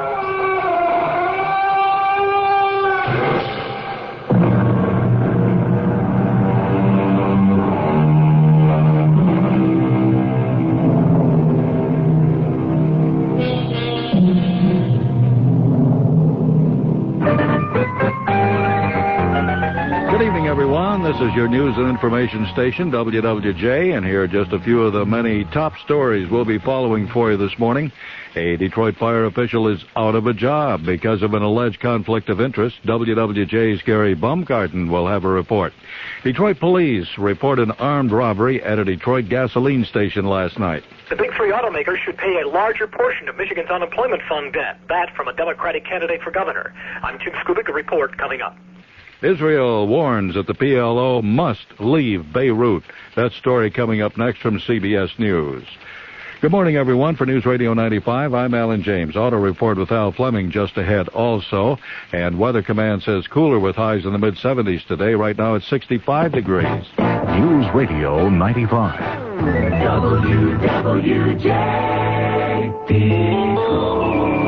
CBS News, this is Rob Armstrong. Israel's Prime Minister Menachem Begin has told his country's parliament that one way or another the PLO must leave Lebanon. In a speech Tuesday night, Begin said the PLO guerrillas trapped in West Beirut may take their personal weapons, their rifles and pistols with them, but they must leave Lebanon of their own volition or be forced to do so. There was talk in Lebanon that the PLO was trying to work out an honorable settlement, but Begin said there could be no PLO force, not even a token political arm left in Beirut. Tony Danina has more from the Lebanese capital. The ceasefire between Israel, Syria, and the Palestine Liberation Organization is holding, but life is hardly normal in West Beirut. Thousands of people have fled the city, and more are leaving today. The Israelis say there are as many as 600,000 people in West Beirut. An Israeli officer estimated that 10,000 have left. The Israelis say that the ceasefire, which took effect Friday night, can't hold forever. Israeli Defense Forces spokesman Colonel Paul Kadar says the negotiations to get the PLO out of Beirut cannot go on for an unlimited time. Israel's aim is to get an estimated 6,000 Palestinian guerrillas out of West Beirut. The PLO has reportedly agreed to go along with an honorable surrender, but the two sides have not been able to agree on the terms of a Palestinian withdrawal. Tony Danina for CBS News, Beirut. This could be the time to buy a new home or rent new office space. According to a recent article in the Wall Street Journal, the rate of inflation in real estate is beginning to slow down everywhere. If information like this is important to you, have a pencil ready for an offer from the Journal that can help keep you informed of everything happening anywhere in business that could affect your future, your family's future, and your company's future. Other Wall Street Journal articles reported on how a move in Congress threatens tax benefits for professionals who incorporate, which new mutual fund is getting plenty of attention on Wall Street, and why continued high unemployment so far has aroused relatively little public outcry. The Wall Street Journal. It's all the business news you need when you need it. Right now, you can get 6 months of the Journal for $47, just 37 cents a day. That's $47 for 6 months of the Journal, just 37 cents a day. So, if you're serious about business, put the Wall Street Journal to work for you. Call toll-free in the continental U.S., 800-228-6600. That's 800-228-6600, except in Nebraska. You'll be billed later. President Reagan has signed a 25-year extension of the 1965 Voting Rights Act, saying there will never be a challenge to Americans' right to vote while he's president. Some civil rights leaders, while praising the fact that the bill was signed, say the Justice Department has not done enough to enforce the provisions of the act. Meanwhile, at the NAACP convention in Boston, much of the focus is on economics. Massachusetts Senator Paul Tsongas said it's time to turn around Mr. Reagan's economic policies. Astronauts Ken Mattingly and Henry Hartsfield are asleep now after their busiest day yet aboard the Space Shuttle Columbia. The two astronauts maneuvered the spaceship's huge robot arm, ran thermal and environmental tests, and got more secret instructions about their secret military experiment. A series of severe thunderstorms hit the North Atlantic coast Tuesday night. In the southern New Jersey village of Berkeley Township, many homes were damaged by high winds, possibly a tornado. Fred Fishkin, a reporter for New York station WCBS, went to the village and files this report. Bent sheets of aluminum line the streets in the worst four-block area of the retirement communities. Some cars were turned over, and 5 homes could be classified as a total loss. About 60 or so others suffered varying degrees of damage. There were scraps of aluminum on Gus Frizz's front lawn. I just was sitting on the back porch there listening to the TV and watching the TV program, and all of a sudden I heard this swish, and everything was crashing down. You can see the debris here, aluminum. But miraculously, there were no serious injuries reported. Mayor Harry Moore. The CBS Radio Mystery Theater presents...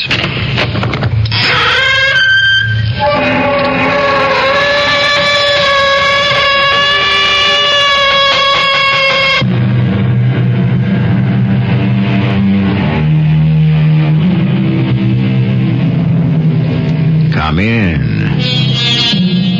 Welcome. I'm E.G. Marshall.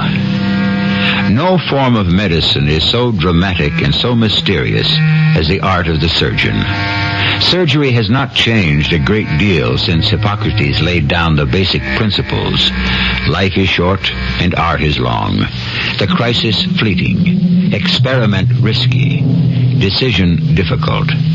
Not only must the physician be ready to do his duty, but the patient and external circumstances must conduce to the cure. That's the crux of Dr. Matthew Bard's problem.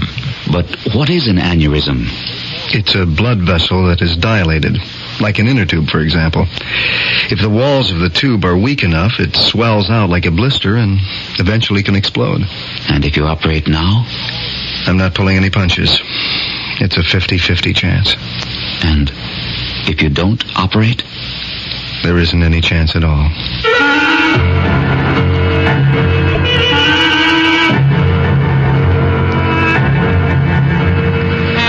Our mystery drama, The Exploding Heart, was written especially for the Mystery Theater by Ian Martin and stars Bob Caliban. It is sponsored in part by True Value Hardware Stores and Contact, the 12-hour cold capsule. I'll be back shortly with Act 1. Deck the halls with boughs of holly, fa la la la la la la la la. You're probably sick of hearing that. But then, maybe not. In any case, let's get down to business. I'm Tony Randall, thank you. And I'm back again for Matus, the superb rosé and white wines that add dash to any holiday dish. Glazed ham, duck l'orange, smoked eel even. Or a partridge in a pear tree. Anyway, I bring glad tidings.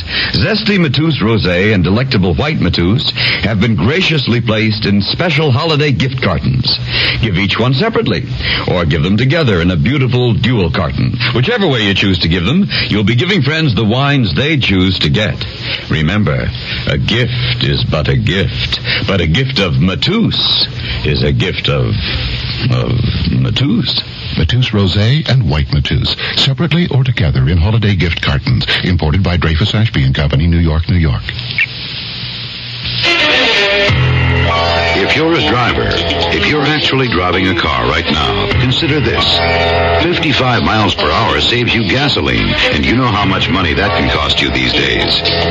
55 miles an hour saves you other troubles you don't need, like the worry about that car behind you with the flashing light on top. It's after somebody else. 55 also saves wear and tear on your car. But even more important than any of those things, 55 saves lives. Since 1974, when this national speed limit began, driving 55 miles an hour has been the single biggest factor in reducing highway deaths by more than 36,000 people. That's a lot of lives. So check your speedometer frequently. And remember, 55 saves lives. One of them could be you. A public service of this station, the U.S. Department of Transportation, and the Advertising Council.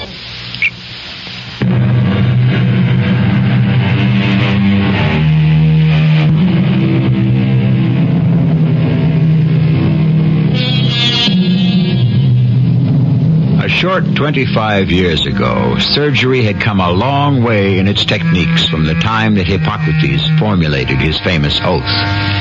Not so far as today, or this story would never have been possible. In the year 1979, Dr. Matthew Bard is a towering figure in the field of surgery. In the early 1950s, he was just beginning to establish his name and his career as Chief of Surgical Services at Williams Memorial Hospital. It was there that the biggest crisis of his life arose, a crisis that was solved by him with supernatural help.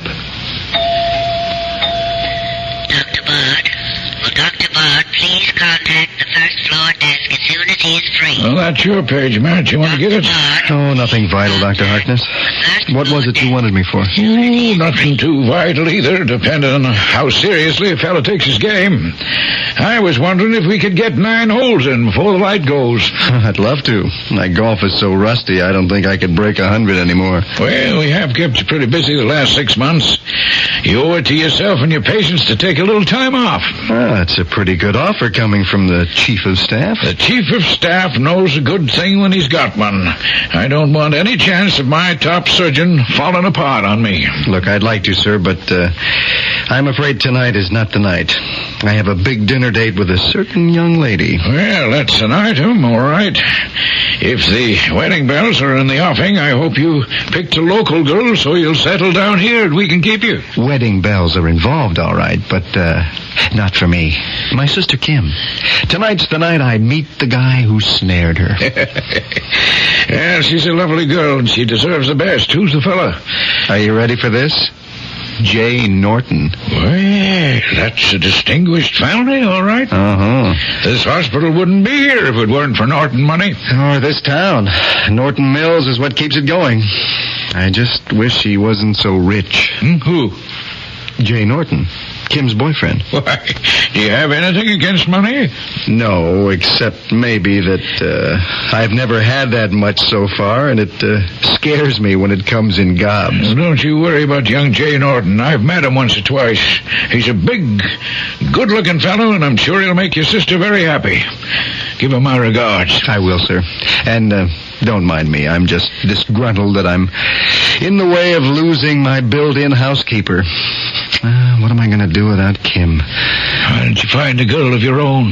Now, that's easier said than done with my hours. Station 1, paging Dr. Matthew Bard. Will the doctor pick up the... Well, I guess I'll let you get on with it. You better answer your phone. Maybe we can get some golf in this weekend. I'll count on it. Paging Dr. Bard. Station 1, please. Dr. Bard speaking. Station 1, Nurse James. Matt here. What's on your mind, Jimmy? Your sister was on the line, but she just hung up. Any idea what she wanted? I think just to be sure you hadn't forgotten an important dinner appointment tonight. Would I do a thing like that? Oh, you certainly would.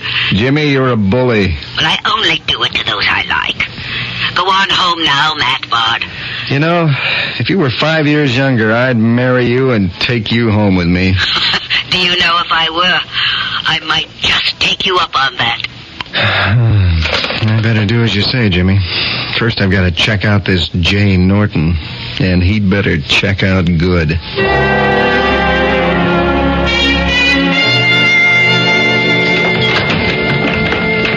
Hey, Kim, your favorite cut-up is home. Funny man, you just keep me in stitches. Oh, it comes in the family, sister. I guess you're my favorite brother. Got to be. I'm the only one. Well, is the prospective bridegroom here yet? Mm-hmm. He's in the living room. Oh. Come on in and meet him. And try to be nice. When am I not?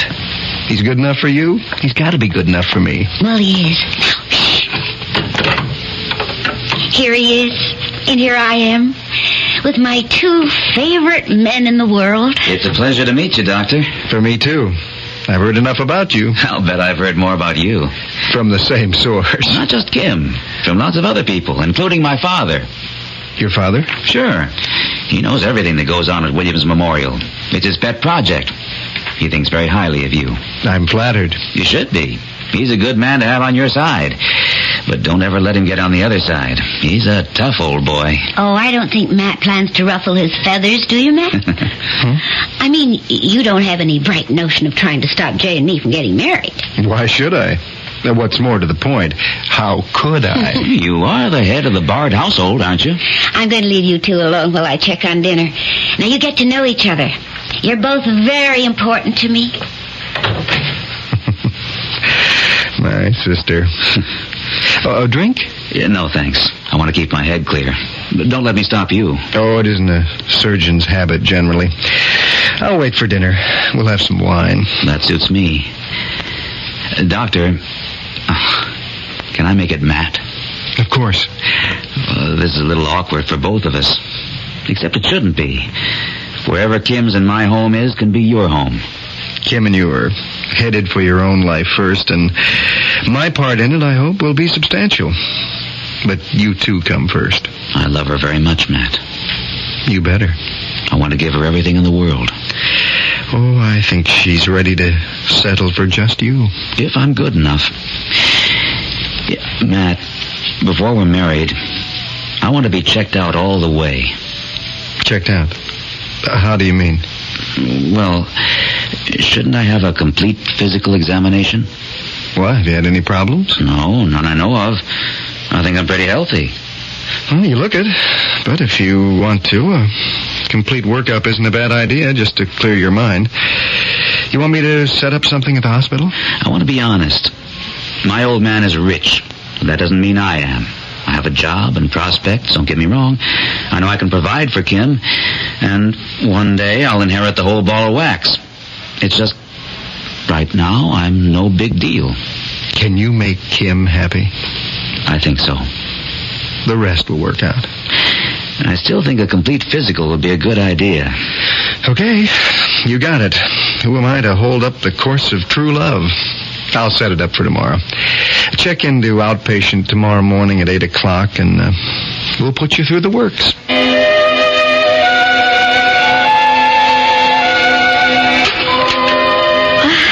Here's your toast, Matt. Oh, I thought this was a morning off.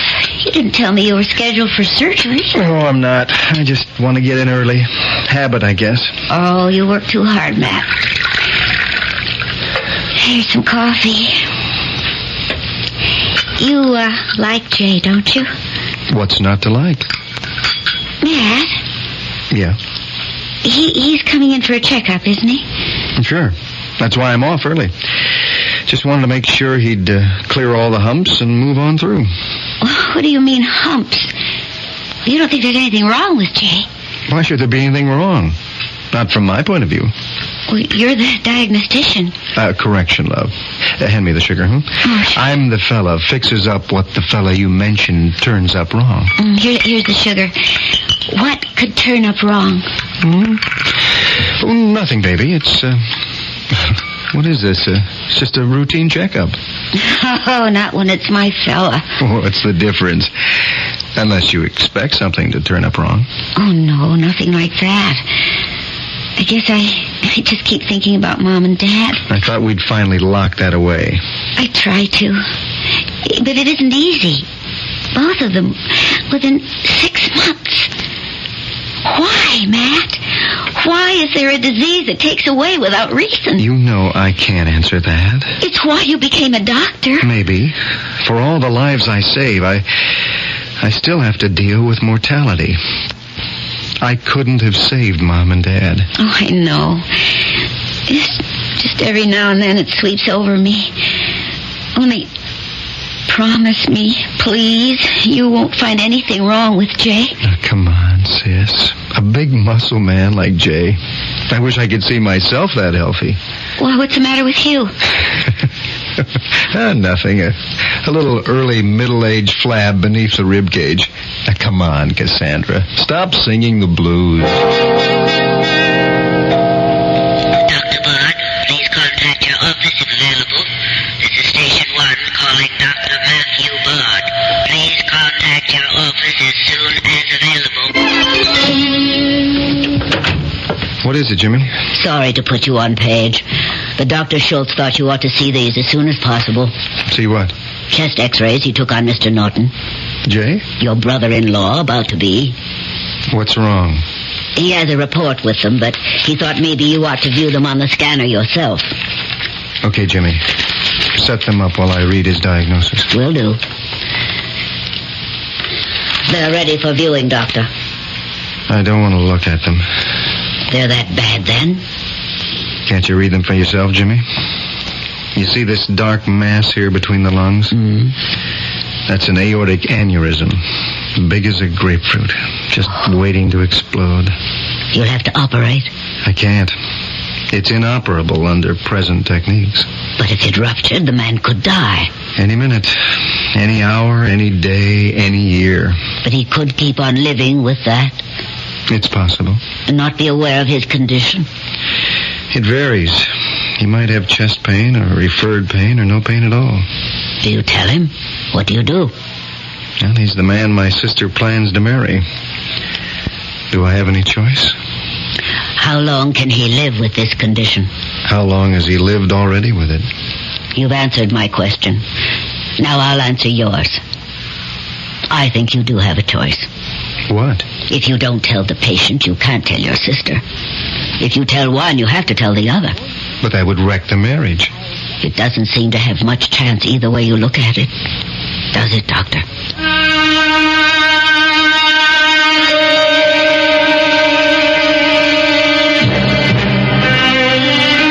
All of us at various times face the decision whether to pass on bad news or to keep it to ourselves. The physician is no different, except in his case, the decision is almost always an overwhelming one, which can affect not only his patient, but the lives of everyone around him. Dr. Matthew Bard faces such a decision now, and beyond it, an even more tremendous one.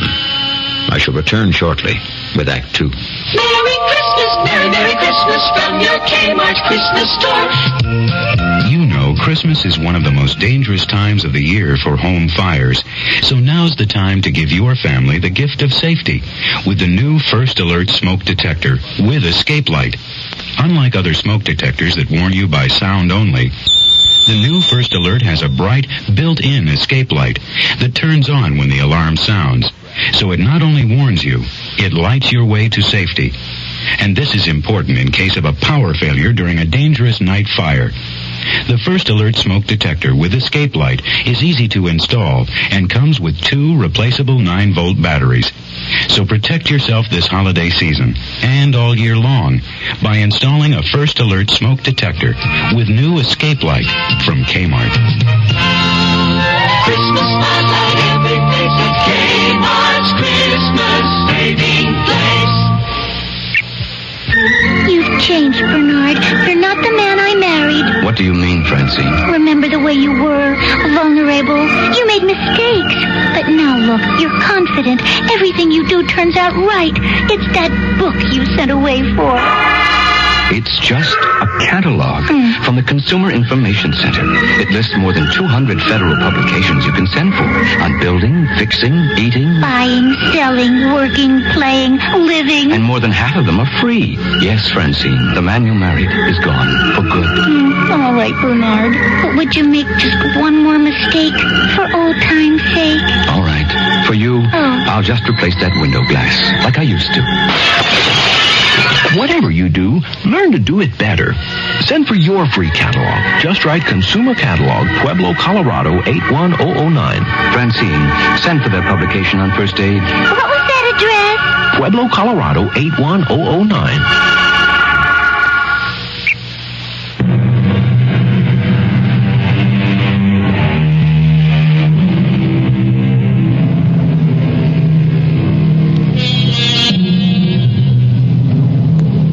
It has been a miserable evening for Dr. Matthew Bard.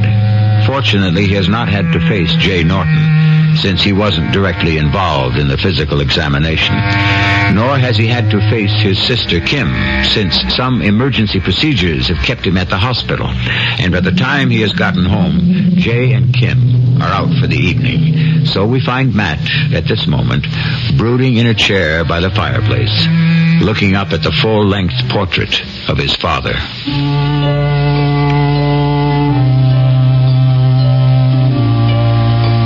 So, what do I do, Dad? If I tell Jay the truth, the boy will never marry Kim. That washes that up and breaks her heart. And if I tell her, I know Kim. She'll marry him just the same. But what chance does a marriage have when it begins knowing one partner is sentenced to death? And if I don't tell her, her heart is going to be broken anyway, sooner or later. More likely sooner. So what do I do? Well, they're home. Do I bite the bullet or not? And which bullet do I bite? You want to come in, Jay? I guess not, Kim. It's late, and I have a big day tomorrow. The big day for me was today, Jay. Oh, it's so wonderful to know you have a clean bill of health. What did you expect me to come up with? I didn't expect you to come up with anything else. But when you love someone as much as I do you just can't help being scared.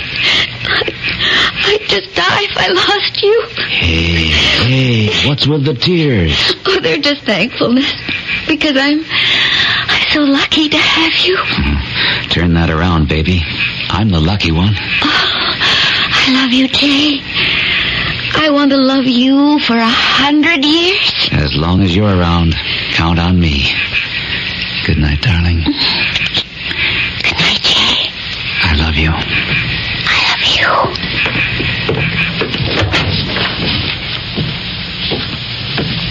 Matt, I thought you'd gone to bed and left a light on in here.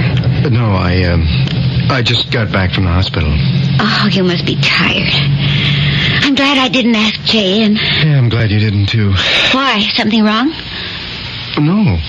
No, what could be wrong? It's just that I'm so tired. I've been yawning in his face. Matt, you don't look well. Are you all right? Of course. I'm fine. Well, you work too hard. It's my life. I wish you could find someone to give you the kind of life you're missing. Oh, I'll find her. Whoever she is, one of these days.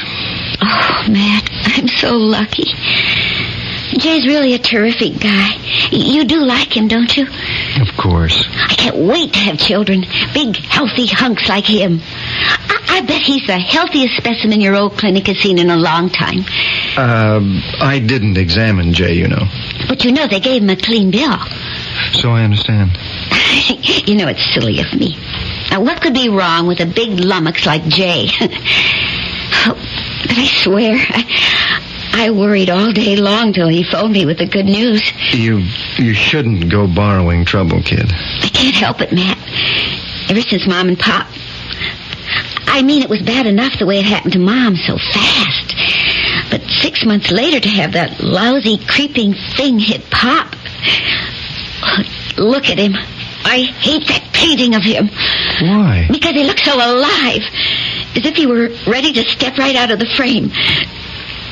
But he isn't. And he won't be here to give me away the way I always wanted. Easy, sis.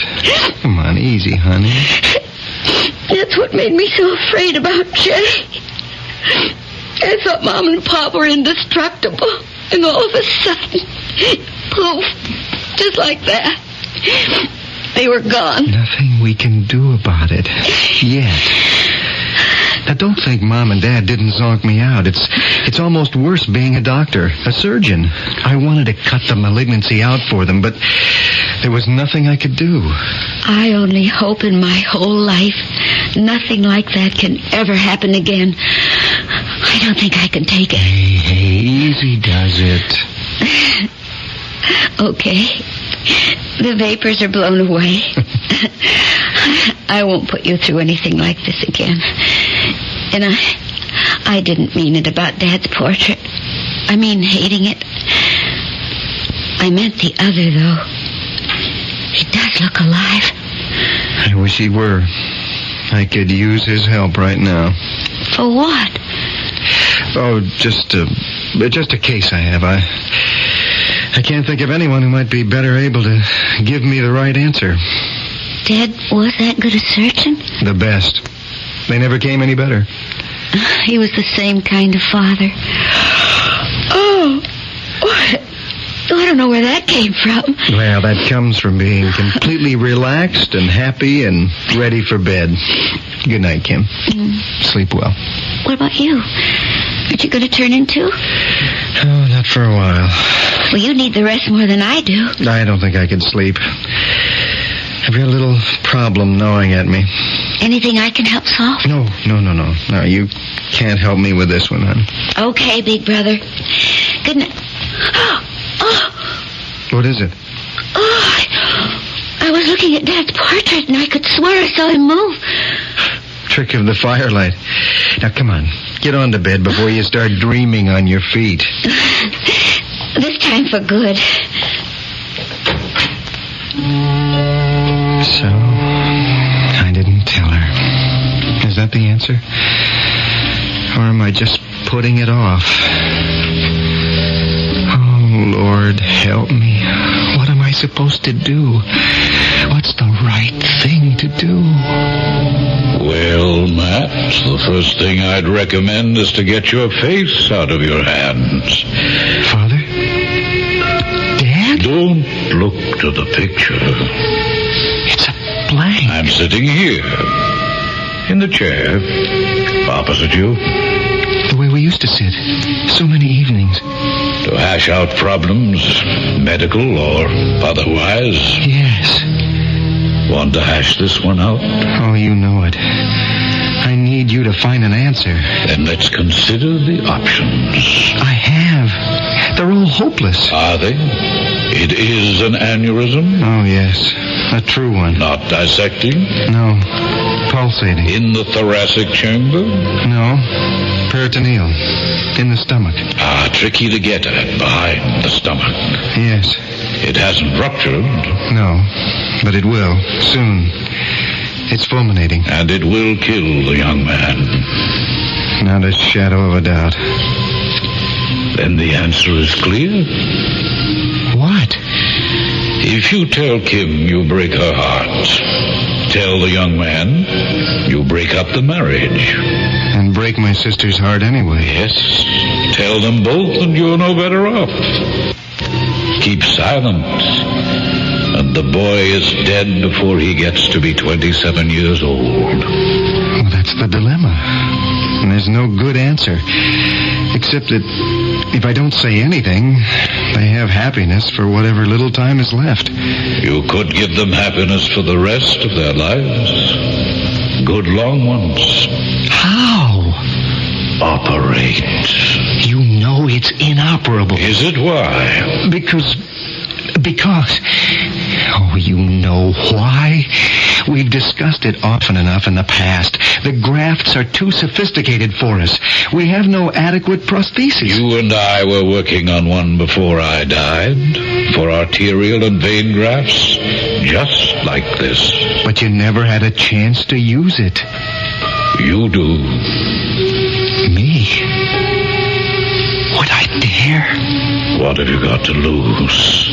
Only your reputation as a surgeon. A risk you take every time you operate.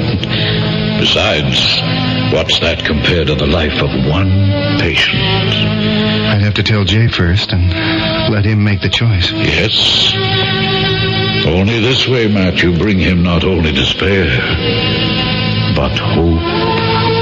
Do I dare, Father? Do I dare? That's a choice which only you can make.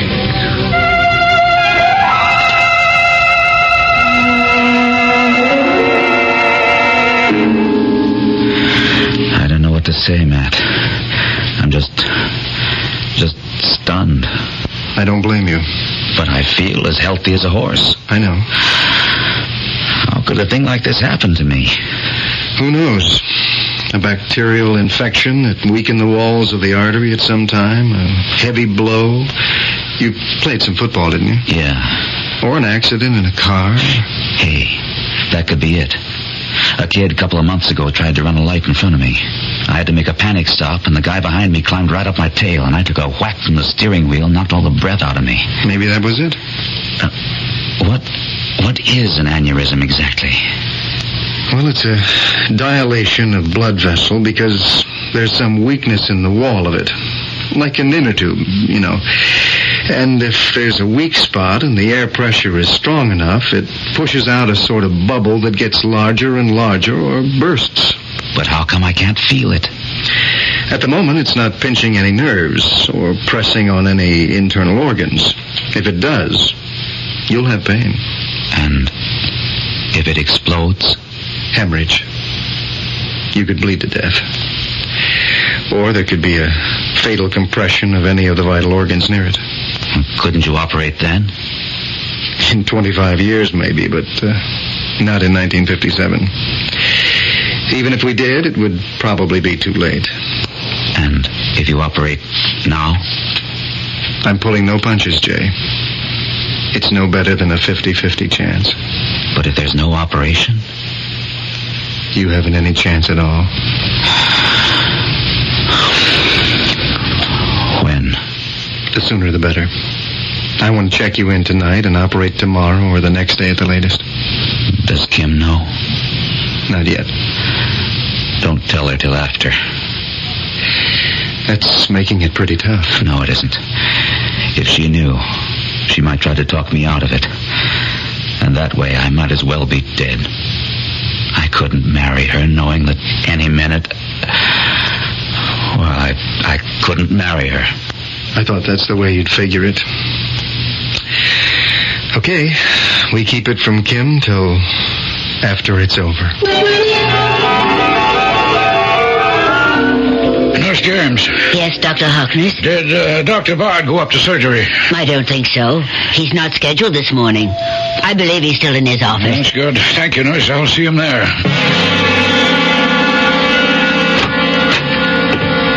Good morning, Dr. Harkness. And I've just learned that you plan to operate on Jane Norton. The first moment I can. We're only holding for blood cross-matching now. You can cancel that. There'll be no operation.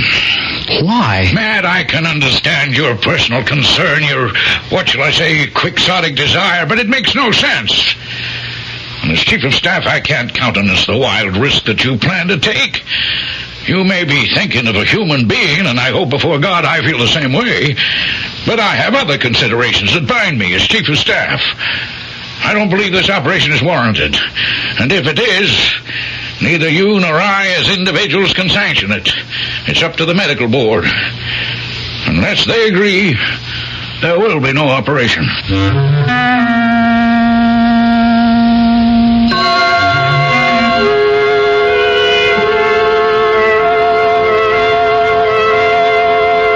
The lines are drawn, to operate or not.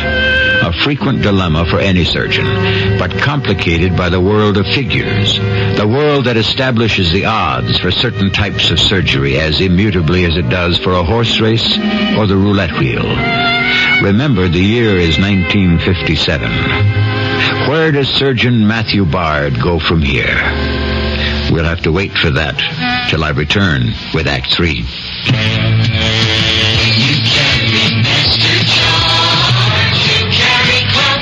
They should pass a law. When it's time for Christmas shopping, you get paid every day.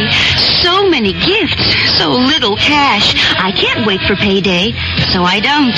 Thanks, Master Charge. I couldn't manage Christmas without that clout. When you carry Master Charge, you carry clout.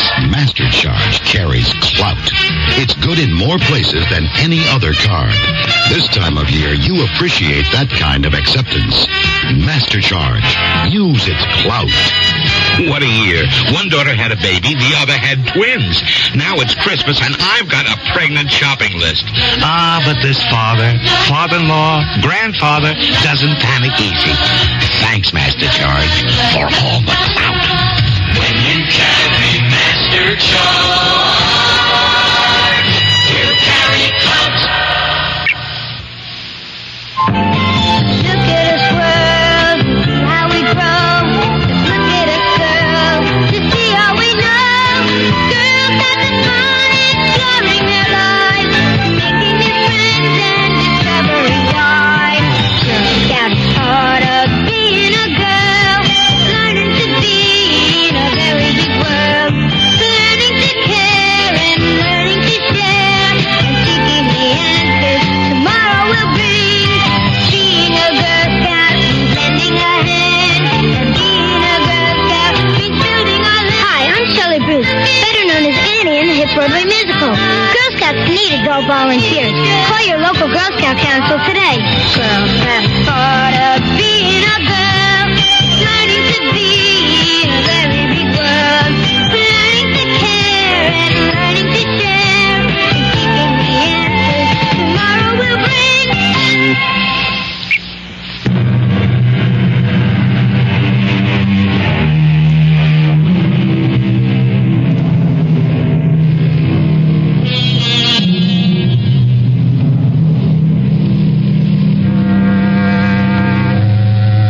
One of the very special problems a doctor or a surgeon faces is that of objectivity.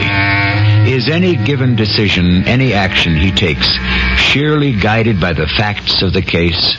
Or does some personal attitude creep in? Some fear or fancy that is not justified by the evidence? The surgeon is, after all, a man, not a god. And perhaps the thing he has to guard against most zealously is any thought that he has special knowledge. That's why this interview with his superior, Dr. Harkness, the chief of staff, is so fraught with difficulty for Dr. Matthew Bard. I can't agree, Dr. Harkness. You haven't any option. Of course I have. In my opinion, the operation is mandatory. In the opinion of most of the rest of the world, the percentage figures do not support your optimism. Each case is individual. This one certainly is. What does that mean? Matt, your judgment isn't clear on this operation. It simply doesn't hold water. We say the chances are 50-50. That isn't really carried out on any graph. It's a rule of thumb. The truth is that the operation itself hasn't been tried that many times. Perhaps at some future time, but not in 1957. When you go in on something like this, it's a no man's land today. All right, but at least it's a chance for the patient. An alternative to sitting under a sword of Damocles, knowing that death is inevitable, only just not when. Perhaps never. Very few of us know what we live with inside our bodies. But in this case, I do know. The threat, but not the answer to it. There is only one answer. No. Now use your head, Matt. You know who Jay Norton is. If you operate and fail, as most indications say you might, how can I answer to Jay's father? Our whole new research wing, which we must have, depends on his good graces. If his son dies on the operating table, can you imagine that he'll contribute the basic expansion money we need? I'm not interested in politics. I'm interested in a man's life. So am I. Give me mortality figures, a special risk, a new procedure, anything to suggest this operation is justified, and I'll back you. But as it stands, I have to tell you it can't be done. And it won't be done as long as I'm chief of staff of this hospital. I question your right to stop me.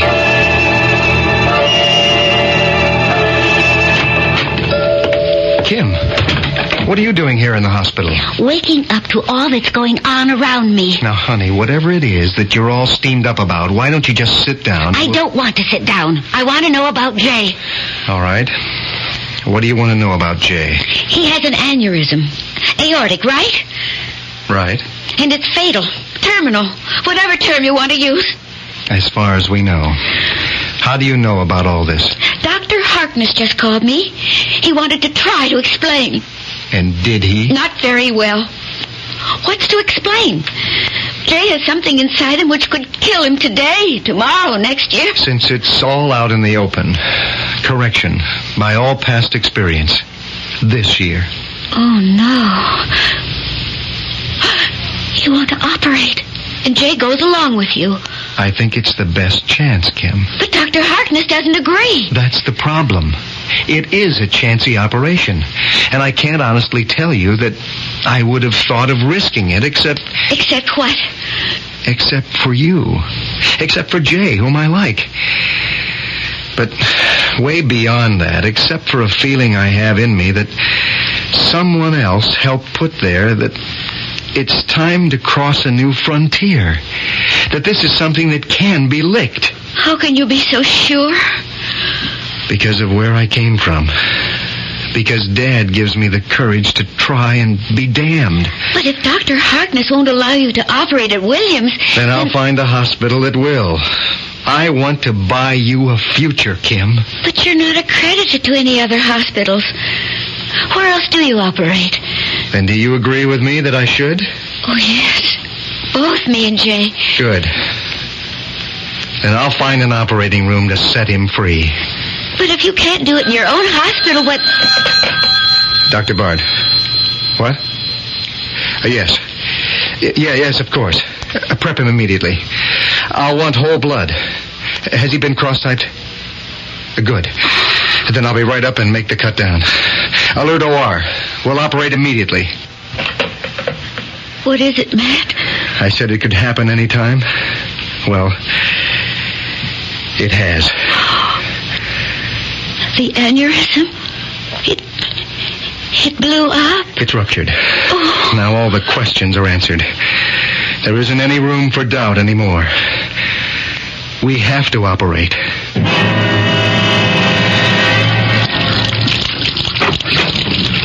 Dr. Harkness. Hello, Matt. What are you doing in OR Skibby's? I'm scrubbing up with you. I want to be an observer on this one. Fine. I need all the help I can get. Can you also use an apology? It isn't necessary. Not to you, perhaps it is to me. I was too quick to write off your interest in this case to personal interest. But you think you can bring him through? I don't know.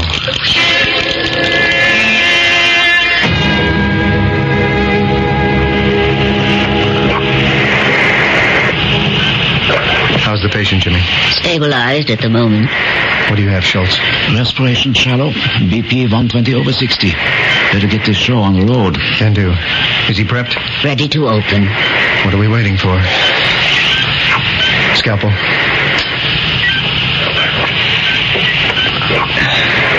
Retractor. Retractor. Get it on the other side, Jimmy. Have it, Doctor. Scalpel. Scalpel. Fascia here like steel springs.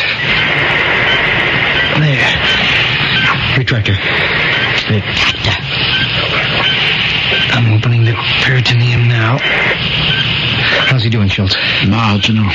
I'm not all that happy. Better move it. I will. There isn't as much blood as I had suspected. The trouble is all in the posterior peritoneum.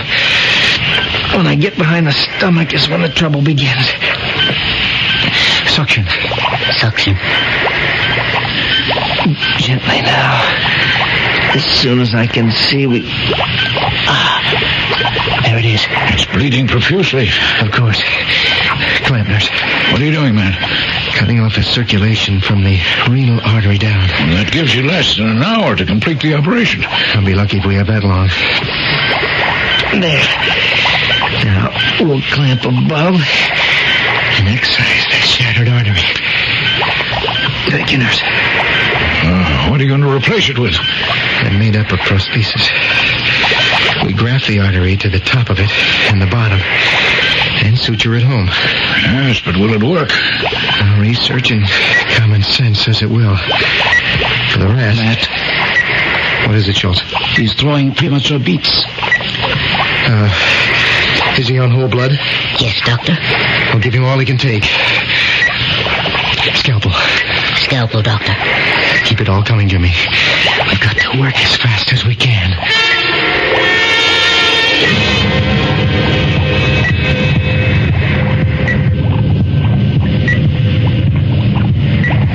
He's hemorrhaging. Give me more suction. You have it. We can't keep up with the blood flow. You have to, or we'll lose him. Doctor. What is it? He's fibrillating. I can't hold him. We have to close. We can't. I'm not finished yet. I've only begun. I have to keep him under anesthetic. We'll lose him on the table. The bleeding's getting worse, Doctor. It can't. We have him clamped. The ventricular beats. They're getting stronger. You've got to hold him for me, Schultz. He'll die unless we can complete the graft. His heart is giving out. I told you the operation was impossible. It can't be impossible. Not if Dad thought it wasn't. Not if I had his help. You only have to ask. Dad? I'm here. Now you've ligated above and below. Take the prosthesis. Now, cut out the damaged part of the artery and link it with the prosthesis. I can't see to make the linkage. What did you say, Doctor? Nothing. If the suction isn't enough, swab gently. There. Now you can see to make the graft. What did you say, Doctor? I said a sponge. And hand me the graft. That's it, Matt. It isn't so difficult if you have faith. Why are you here? Because I'm always here, son. I'm part of your heritage, as long as you don't deny me. What I learned, I passed on to you, just as you will pass it on to whoever comes after you. Dr. Bard. The patient. If we don't close soon, we'll lose him. We're not going to lose him, Jimmy. He stopped fibrillating. I have a good beat. Sure, we have Schultz. It's going to be all right. There. The graft is set. Suture. Suture. Sits home just like it belongs. Now, let's get this anchored below. How is he, Schultz? Steady. We're just about home. Thank you, Dad. What did you say, Doctor? Oh, nothing, Jimmy. Maybe I've got into the habit of talking to myself. But it won't happen again. There won't be any need to.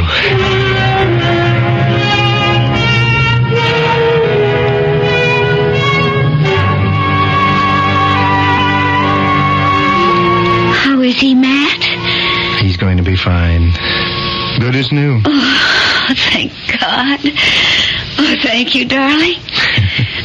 Oh, Matt. Oh, I wish you really could give thanks where thanks are due. Oh, what do you mean? Well, you'll think I'm crazy, Kim, but I've got to tell someone. All during the operation, I can't tell you how helpless I was. I hadn't any hope at all for Jay. I was only doing what I felt ought to be done. I don't think I'd have had the courage to go on if it hadn't been for Dad. Dad?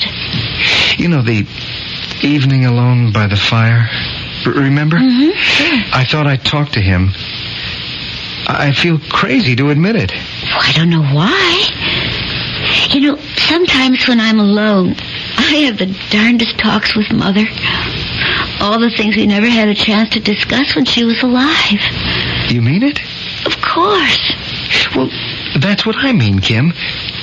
When I was operating, and believe me, it seemed a disaster at one point, suddenly, Dad was beside me, calm, relaxed, telling me not to panic, that no matter how bad it looked, we were going to make it a success. While you were in there with Jay, I could hear Mother telling me, there's nothing, either good or bad, but thinking makes it so. Trust your brother, and it's going to be all right. They don't die, do they? Not for me. Our parents are there when we need them. I never thought you could be so sentimental. Oh, but I love you for it. What a marvelous godfather you're going to make. I don't know if I'll settle for that. I want to have some of my own someday. I'd like to be able to pass on to them what my dad passed on to me. I guess that's what life is all about.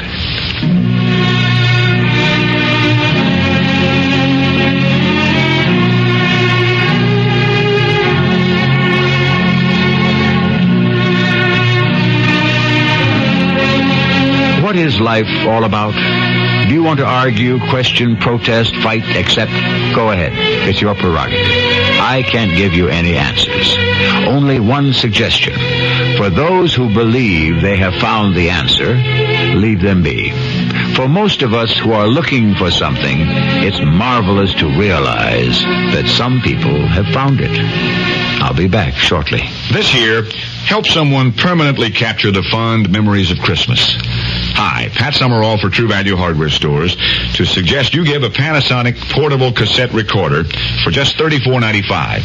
It's the fun, easy way to record all the excitement of Christmas morning around the tree, or to capture the voices of relatives and friends. The Panasonic cassette recorder features one-touch recording and tone control, has a built-in mic, and runs on house current or with optional batteries for use at home or away. Or give the Panasonic Mr. Thin AM/FM pocket radio from True Value Hardware Stores. It's just 5/8 inch thick. It has a film cone speaker with a rare earth magnet to help provide high-quality sound. And it's just $49.95 at participating True Value hardware stores.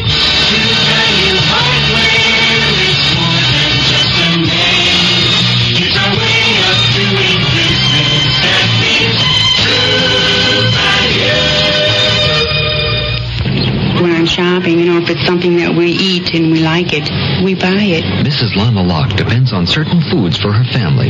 My kids really like the Kraft macaroni and cheese. They really do. I know if it's going to get eaten, that they're going to be happy with what I'm going to give them because they like it. I think it's in the cheese flavor, too, in itself. It all gets eaten. It never goes to waste.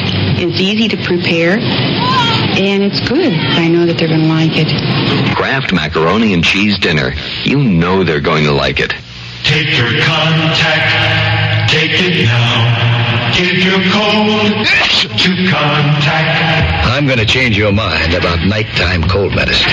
You see, of all major medicines, only one works up to 12 hours against the cloggy virus symptoms that keep you awake. Only Contact. One capsule's relief stays with you all through a long night's sleep, no matter what cold virus attacks. Only Contact.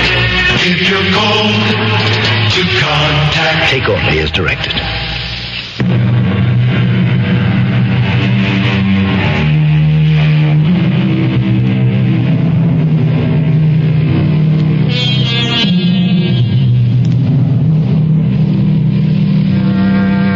It occurs to me that in the presentation of this story, we may have seemed touched by the brush of Little Orphan Annie or other characters in imagination who rose to heights of fortune. Pragmatically, I would like to point out that in the generation since this story was told, aortic aneurysms, due to modern techniques, are a routine operation. The mortality rate is something less than 2%. Our cast included Bob Caliban, Gordon Gould, E.B. Juster, and Ian Martin. The entire production was under the direction of Hyman Brown. Radio Mystery Theater was sponsored in part by Contact, the 12-hour cold capsule, and True Value hardware stores. This is E.G. Marshall inviting you to return to our Mystery Theater for another adventure in the macabre. Until next time, pleasant dreams.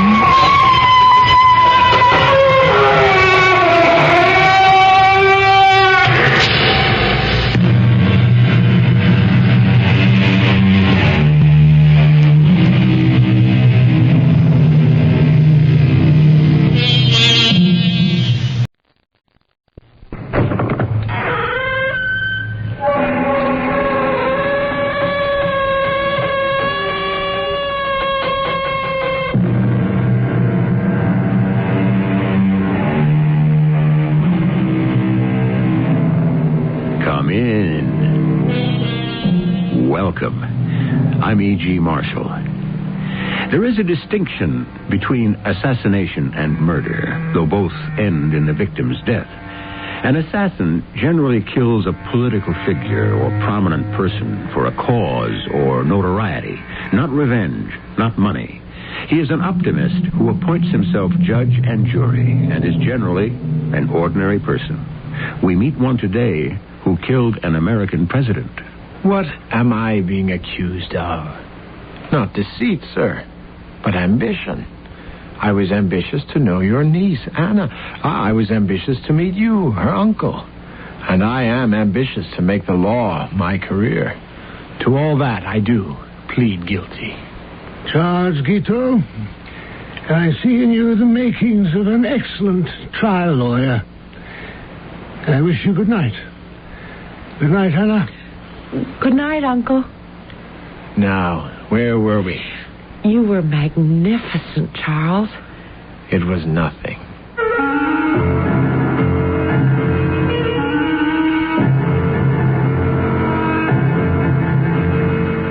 Our mystery drama, Portrait of an Assassin, was written especially for the Mystery Theater by James Agate, Jr. and stars John Lithgow and Patricia Elliott. I'll be back shortly with Act One.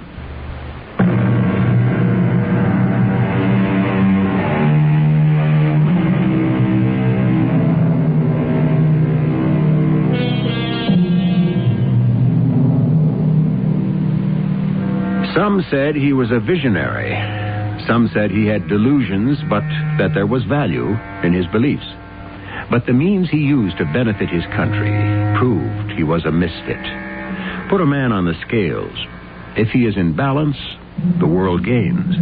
But if his purpose outweighs judgment, he is not a man, but a beast.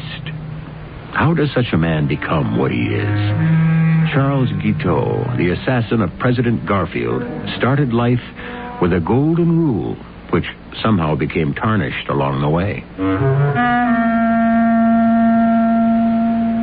Last night, I had the first good night's sleep since I'd made up my mind to kill him. I slept like a baby, woke up refreshed, feeling fine. It's all because I was successful. Yesterday, I shot the President of the United States, and I know he's going to die.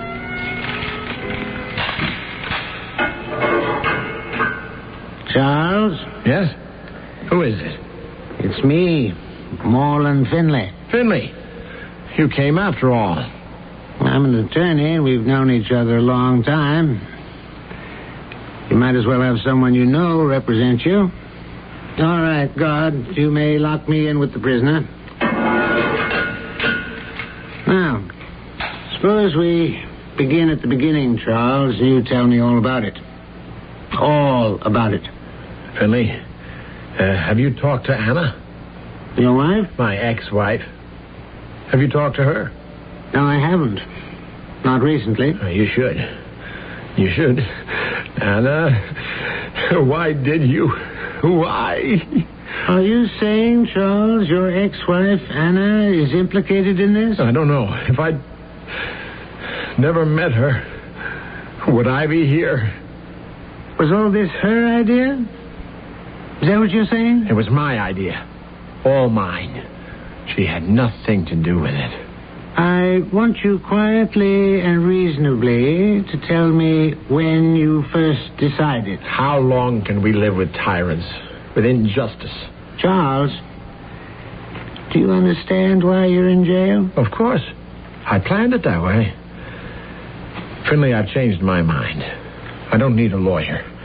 It's only a matter of time. Maybe minutes before they'll come for me.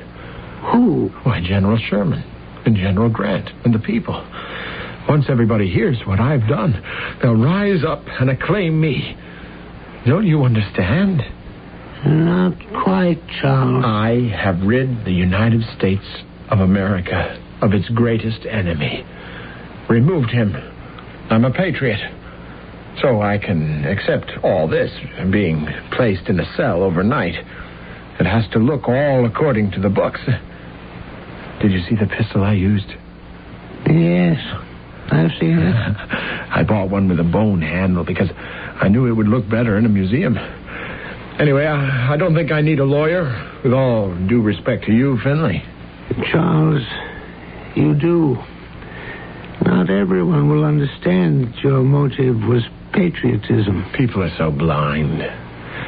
I'm sorry, I'd offer you a cup of tea or coffee, but I'm not in my own house. Did you ever have a house of your own? Oh, certainly. I didn't always live in rooming houses. To look at me now in this bedraggled condition, you'd never believe I had a house, a wife, an excellent position in an attorney's office, Humphrey and Walters in Chicago. You probably heard of them. Yes, I had a house and a wife, Anna. Oh, Anna. Tell me about Anna. I'm trying to remember. Was it 12 years ago? Was it really that long ago? Tell me about Anna. I met Anna. We met at the... Where was it? The Y. Yeah, the YMCA in Chicago. 12 years have gone. She was working in the library in the YMCA. How pretty she was. Yes, can I help you? Do you have a copy of Blackstone's commentaries? I can't find it in the stacks anywhere. Blackstone... I'm not sure. I don't believe we have. Sir William Blackstone, you must have. Why, he's the Bible for jurists. Are you an attorney? Yes, I am. I'm with Humphrey and Walters here in Chicago. I guess I'll have to look elsewhere. Oh, I wish I could be of help to you, Mr. My name's Charles Guiteau. That's French. French? You speak English very well. Well, I've traveled a great deal. One picks up things. I also speak German. Oh, I don't speak any languages. It's a defect I'm going to correct as soon as I can. Your parents are... That's the problem. They both died not very long ago, and I'm living with my uncle. He's a very well-known lawyer, too. Isn't that a coincidence? I beg your pardon, miss, but what did you say your name was? Anna. Anna Bunn. Bunn. Anna. That's interesting. I've made quite a study of names. Do you know what Anna means? No, I don't. I never thought about it. I must tell you sometime. An unusual name. No, it's not. But then you're an unusually attractive young person. A great deal is revealed in a name. I'm sorry about the Blackstone. I wish I could have helped you. Perhaps, Miss Bunn, there is something you could do for me. There is? May I have the honor of calling on you this evening at your uncle's residence?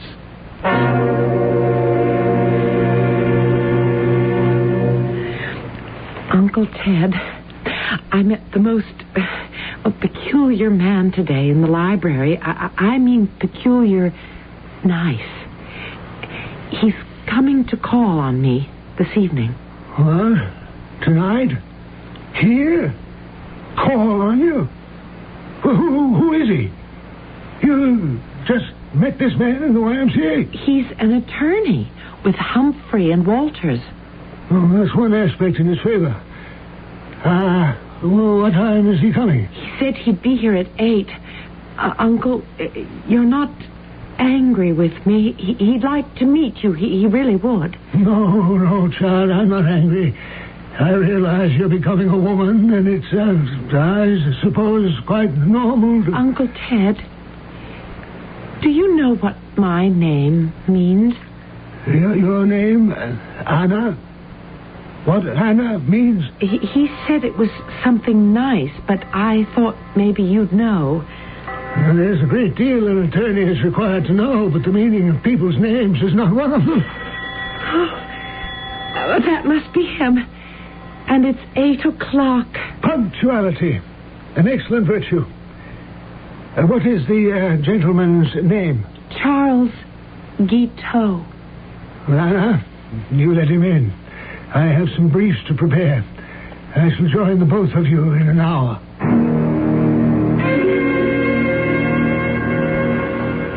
I tell you, from nowhere. He did it. Oh, others can do it. James Abram Garfield rose from nowhere. Born in a log cabin, from a common laborer to a college president. It wouldn't surprise me in the least if someday he attained the highest office in the land. The president? Because he knows where he's going. Self-improvement. That's the American way. And it's my motto, Anna. May I call you Anna, Miss Bunn? Well, I suppose so. Although I don't know what my uncle would say. Oh, he's an attorney, you told me. I'm sure he looks ahead.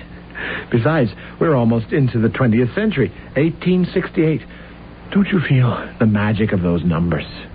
I voted for Ulysses S. Grant, and he became president. 1868. What a year this is.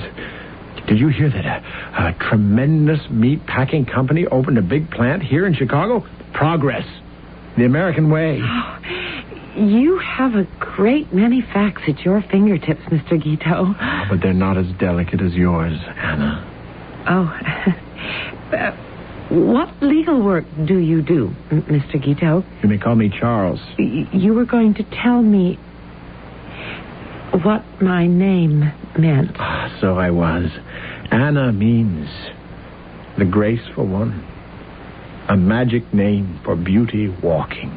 Oh, my goodness. The shoe fits like Cinderella's slipper.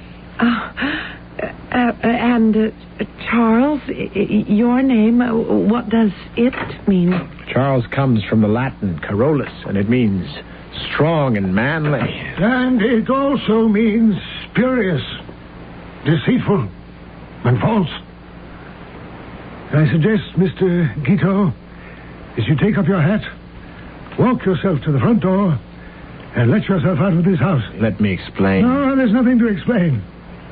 I happen to know Judge Walters as an old friend and neighbor. I saw him just now, and he informed me that although you're employed in his legal firm, it is not as an attorney, but as a clerk.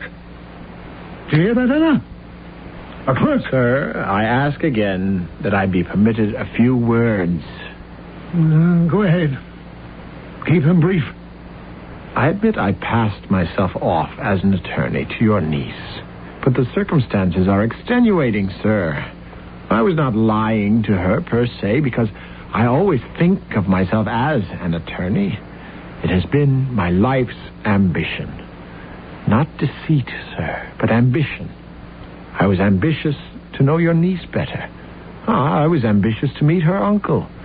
I am ambitious to make the law my career. And to that, and that alone, I plead guilty.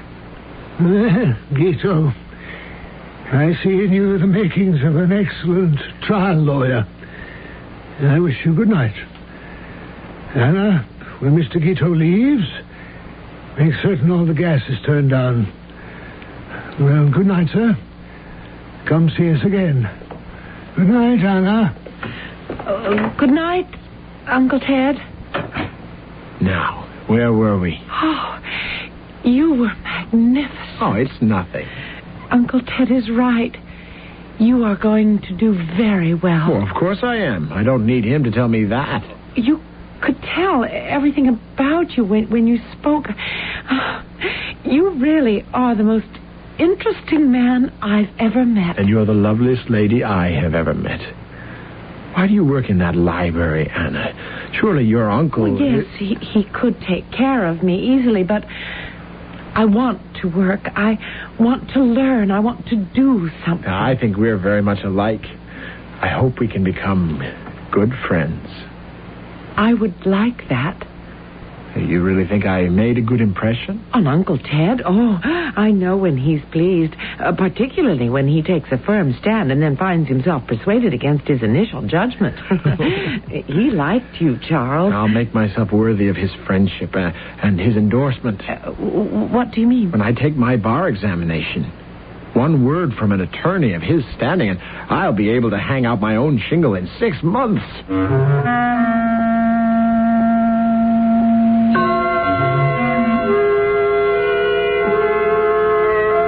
Like the pieces of a puzzle, those making up the portrait of Charles Guiteau are beginning to fit together.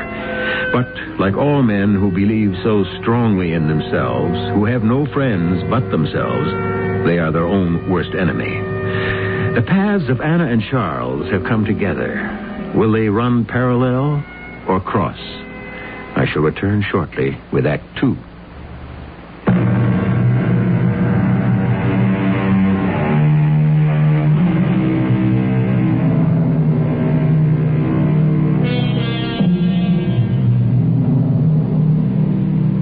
Charles Guiteau, 39 years old, sits in Washington's District of Columbia jail. The morning after, he has fired 2 bullets into the back of President James Garfield. His attorney, Moreland Finley, is questioning Guiteau, trying to put together a case for the defense. And did your wife's uncle intercede with the bar examiner on your behalf? Of course he did. And I became a lawyer. Not that I wouldn't have anyway. It didn't occur to you that having your wife's uncle put in a word for you was not exactly the proper way to pass an examination? It was my character he endorsed, not my ability. Finley, wake up. That's the way things are done. This is America. You scratch my back, I'll scratch yours. I don't understand. Anna's Uncle Ted was glad to get rid of her. I was an excellent prospect for marriage. By helping me, he was ensuring his niece's future. And I was a good husband. I did everything I could until... I despise her now. Marrying Anna was the biggest mistake I ever made. She has asked to see you. Here? In jail? I won't allow it. I want to have nothing to do with her. If that's so, Charles, why did you marry her? Because I married Anna because I loved her. That was then. Want to tell me about it? I remember the very day. It was a year after we'd married. Anna? Anna, I'm home. Anna, where are you? Anna, what are you doing lying on the bed in your bathroom? We're supposed to be going out tonight to celebrate. We are? Celebrate what? Anna, what's the matter with you? It's our first anniversary. We've been married a whole year. Well, you know that. Come on now, honey. Get dressed. I've got a table reserved for us at the Wisteria. Charles, Mr. Tupper, the landlord was here. What, again? I told him last week I'd start paying him back what we owed him and not to worry about it. Charles, he says if he doesn't get the past 6 months' rent by Friday, he's going to evict us. Oh, just let him try. After all, I'm a lawyer. I know the law. Wait till I show you the snazzy suit I bought in your honor to celebrate our anniversary. I told the salesman, never mind the box. I'll be wearing this suit in half an hour. Feel that material, honey. The latest thing, Cheviot. Now, you get dressed. How did you pay for it?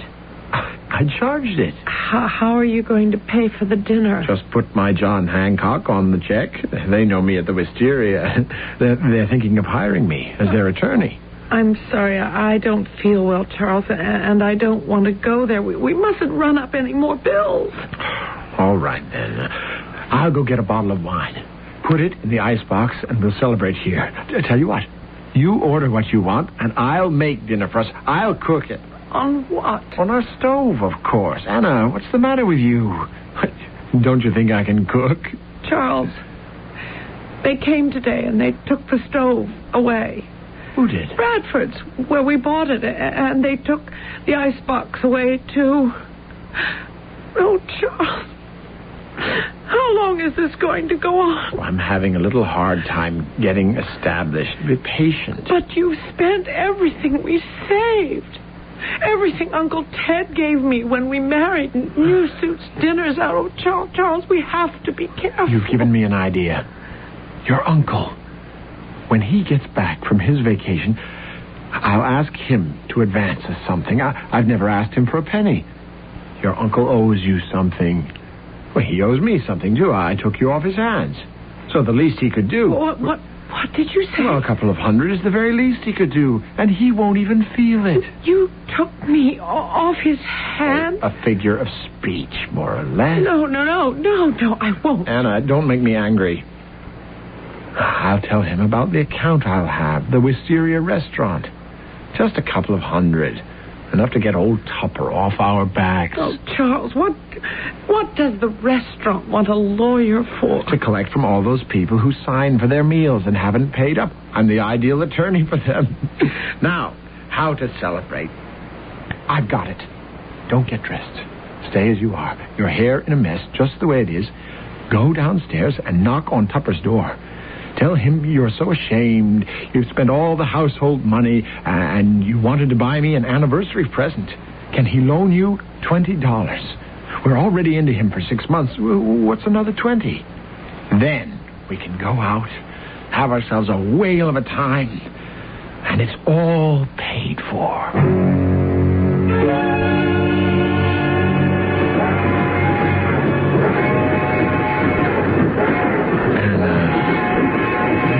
Stop crying. I'm so ashamed.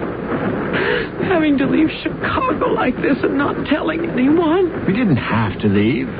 I decided New York City would be a better opportunity. To be locked out of our rooms, Charles, it was so shameful. Old Tupper didn't reckon with me, did he? There he is, having dinner, and I'm up in our rooms right under his nose, quietly taking away all our own things and hauling it off in that hired express wagon. Charles, when we get to New York, where are we going to stay? The best hotel we can find. You have to look prosperous in New York. Success must be written all over you. Nobody looks twice at failure. You know, Charles, I think you should try politics. You'd be very good at it. You think so? I agree. Politics. Attach myself to a meteor, and as he blazes through the sky, so shall I. But how will you know who to follow? Well, there's a presidential election coming up. There's a man running on the Democratic and Liberal ticket, Horace Greeley. Horace, from the Latin, Horatius, light of the sun. That's my man. I want to stand in that light. Work for Greeley, and that's the road to success. Charles, you mustn't fail now. I won't. Why now? Well, because, Charles, we're going to have a baby. A baby? Anna, darling, you're going to have a baby. I'm going to have a baby. It's a dream come true. Did that ever happen to you, darling? All of a sudden, a dream come true? No, never. Just the opposite in my life. Until now. So, you see, things change. Now we'll have a baby. It would be wonderful. It will be wonderful. If I don't get dealt another hand from the bottom of the deck. Oh, don't be so pessimistic, silly. You're right, Anna. Go on, Mr. Engineer. Blow your train whistle for New York. Success and our baby.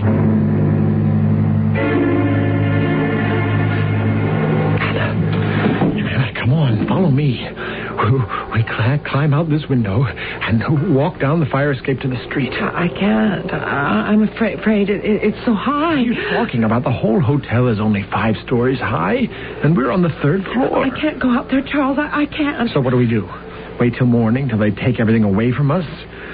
Anna, are you going to stand in the way of my becoming an important politician in New York? Now, come on. You, an important politician.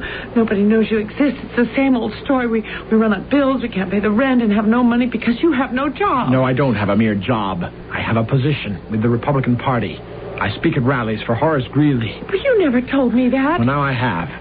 If anyone in the party finds out we had to take a moonlight flit, I can kiss my future goodbye. Now, just step over the windowsill. I've got the bag. I can't. Anna!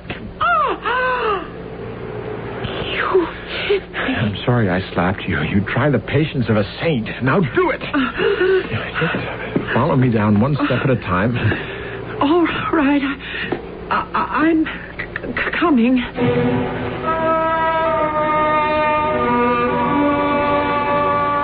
Oh, my darling Anna. It's so good to see a smile on your face. You see, this rooming house is quite cozy. I hope they fixed the loose step. I told them again, but I'm careful. I step over it. I don't mind, and neither does he. You mean our son? Oh, I'm sure it'll be a boy. Oh, he kicks so hard. I was telling Mr. Greeley about the baby today. I said to him, Mr. Greeley, I'm working as hard as I can for you to get elected because I want my son to be kissed by the President of the United States.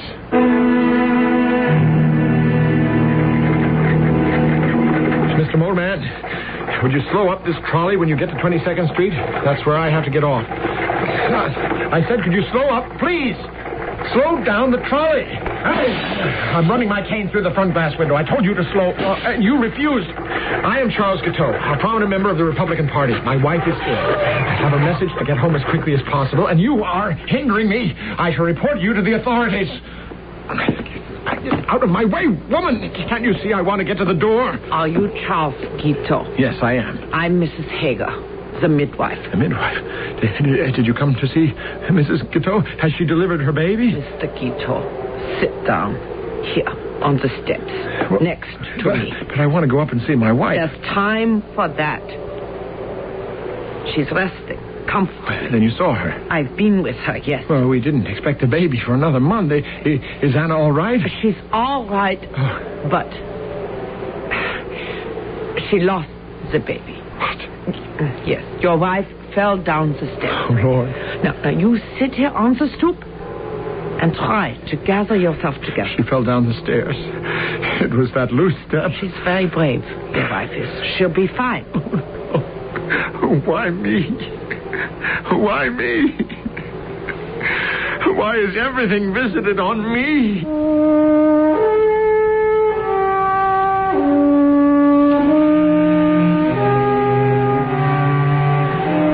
You ask yourself, Anna, what does it all mean? First, our baby, who isn't even born. Then Horace Greeley, one of the greatest men who ever lived. He's defeated, and in 3 weeks, he's dead. Everything I touch withers away, dies.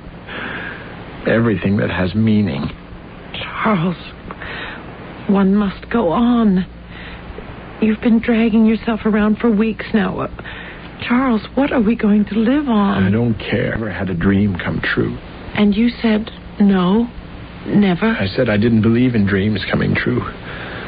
Something always deals you a bad hand from the bottom of the deck. Oh, I can't stand it when you go on and on like that. I'm so tired of hearing you moaning and groaning around the house every day. I thought I was marrying a man. You didn't choose me, Anna. Do you think I would have looked at you twice if your uncle hadn't been a prominent attorney and could give me a leg up? What makes you say such hateful things, Charles? You loved me and I loved you. Is it all in the past tense? Has it all passed? That's up to you, isn't it?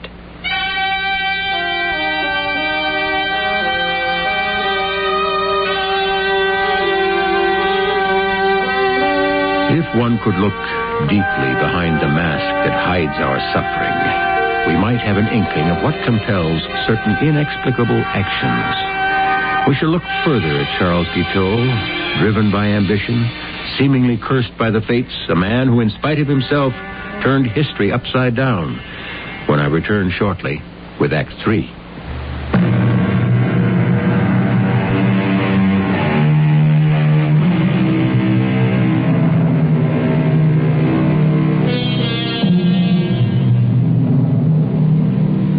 Records show that from this time on, Charles' wife, Anna, began to fear for her life. She was afraid her husband was losing his mind, that he had little control over his actions. Each day brought new delusions and new terrors. Anna, did you kill our baby? Charles! I'm not mad, you know, nor am I blind. Did you deliberately walk on that loose step because you didn't want us to have the baby?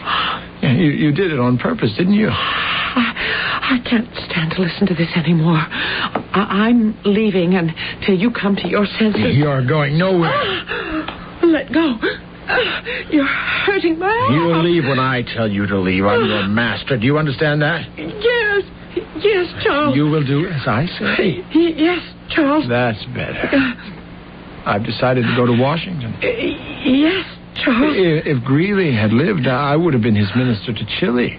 You know that, don't you? I know that, Charles. Well, that's why I decided to remain in New York. You said Washington. I said no such thing. I said New York. I shall open an office downtown to collect bad debts. I shall become wealthy. Then, with that money, I'll return to politics. And I expect to find you here when I do, Anna.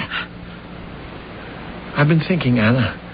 I've never put the finger on your uncle. If I wrote him, do you think he might be able to advance us a little money?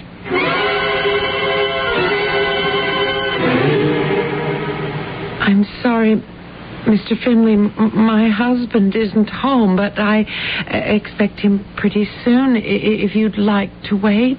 Mrs. Guiteau, your husband has rented space from our legal firm down on Liberty Street. We gave him a desk from which to conduct his business. This is rather embarrassing. You sure you won't have some tea, Mr. Finley? Charles ought to be home soon. No, thanks. Since you and I have never met, have my card. Allen Finley, attorney. Your husband isn't in New York, Mrs. Guiteau. Not at this moment. Oh. I was afraid so. I'll be honest with you. I haven't seen him in 4 days. You see, over the weekend, Charles managed to have the desk he was using removed from our building. We traced it to a used furniture dealer to whom he sold it. Are you sure? Unfortunately, yes. He told the dealer all he wanted it for was to have enough money to get him to Washington. Charles, how stupid. I'm sorry, Mrs. Guiteau. Obviously, you know nothing about any of this. I can see that your problem with your husband is far greater than ours with the stolen desk. Oh, Mr. Finley. I'm afraid. And I'm alone, really. I had an uncle, but he just died. I just found out today. I don't know whom to turn. Well, let me help. Sooner or later, your husband will come back to New York, and I'll have a talk with him. Something's happened to him in just the past year. I don't know him anymore.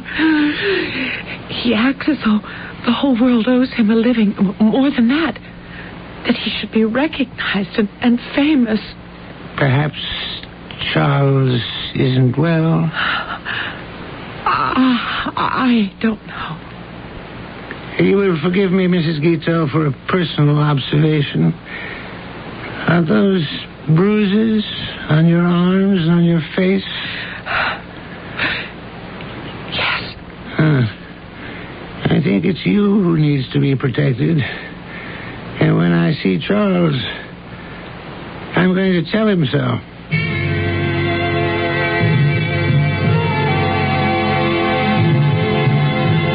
Finley, I'm sorry you're upset about the desk. Of course, I'll pay for it. It was the weekend. I needed the fare to Washington. I couldn't reach you. I mean, what else could I do? You knew I was good for it. I went to see your wife, Charles. Oh, did you? I haven't seen her yet myself. I came right down to the office from the train. She's in for another shock, I'm afraid. Her uncle passed away. I learned that while I was in Chicago. I thought you said you went to Washington. By way of Chicago. I wanted to see Uncle Ted first. I was too late. Not a dime. What do you mean? He didn't leave us a dime. Not anyone. Didn't have a dime. An illness took everything.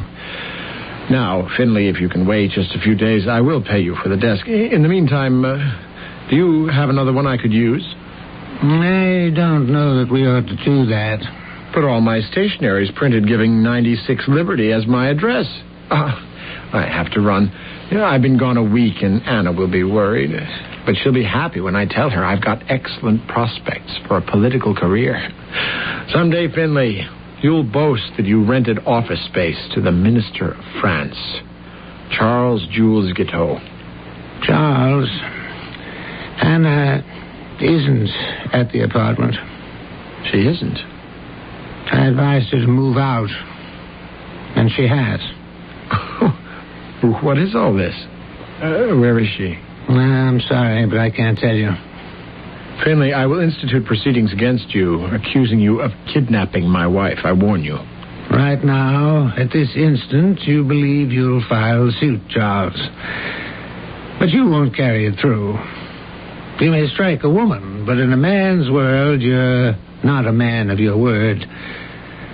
You're not even a man. You think so? You don't know me. I wish I knew what to advise you.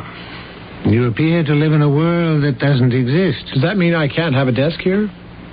I'll find some space and a desk. At least that way I can keep an eye on you.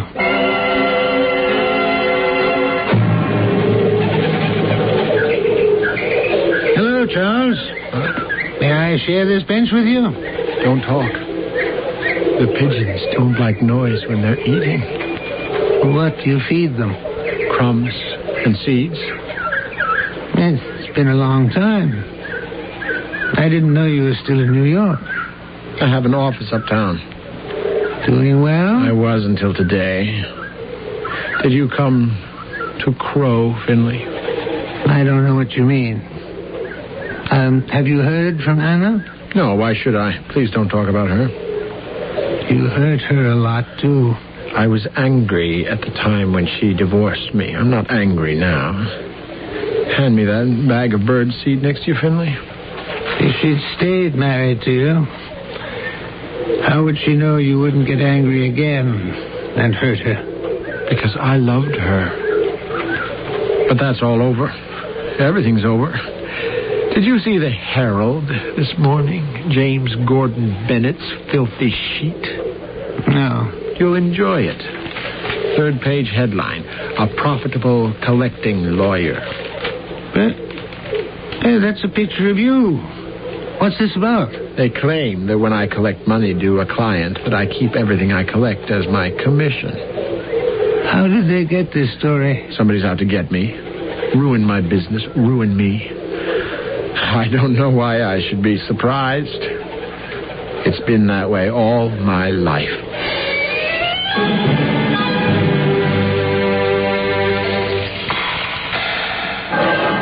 Guard, may I have another 10 minutes with Mr. Guiteau? I'll be finished talking to him then, and you can let me out.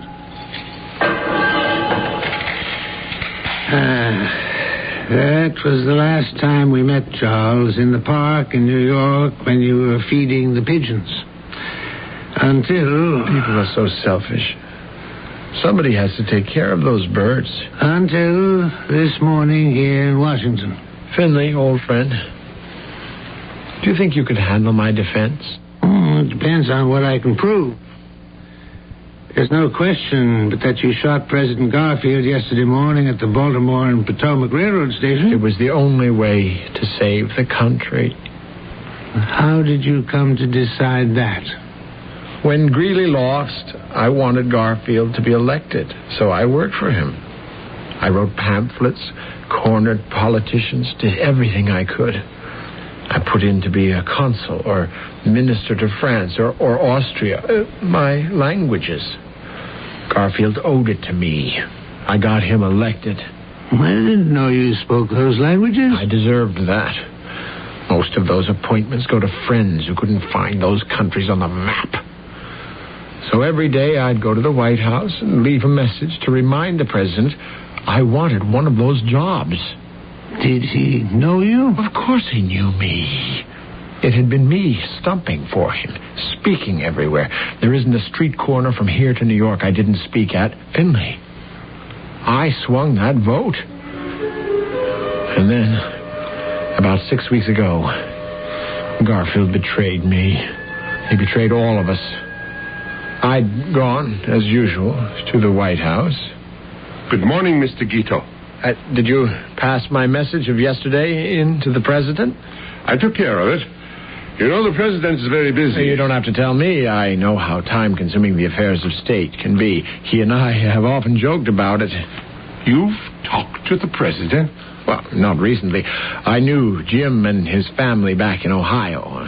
Did you know he was born in a log cabin? No, Mr. Guiteau, I didn't. Mm-hmm. Born in Orange, in Cuyahoga County, Ohio. We were neighbors. He ought to make his decision about who is to be the next minister to Austria pretty soon. Minister to Austria? You told me France yesterday. I did? France wouldn't be much of a hardship. But I've written him I plan to marry a very wealthy Austrian lady so that we can entertain in high style in Vienna. That's important, you know. Mr. Guiteau, I've been asked to ask you not to come to the White House anymore. I don't understand. Orders have been given from a very high level. It's not my doing that you're not to be admitted through the gates after today. It's incredible. Why, I put Garfield into the White House. It was my pamphlets, my speeches. You know he won by a very narrow margin, and it was I, Charles Jules Guiteau, who got him elected. I'm sorry, sir. I didn't know that. Now, if you'll excuse me.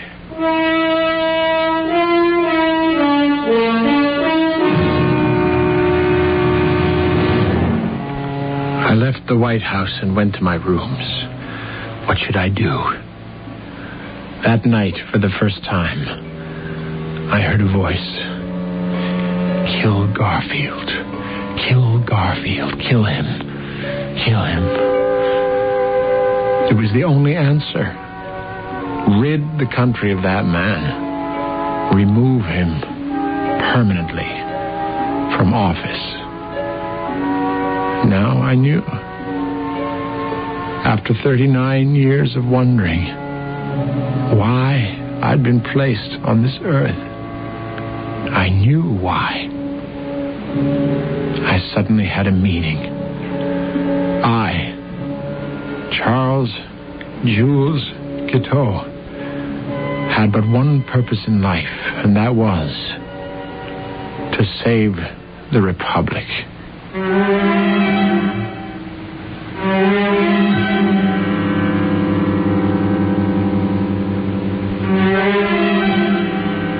The past and the present tell us we are at the mercy of those self-appointed saviors who all too often see death as the all-purpose answer.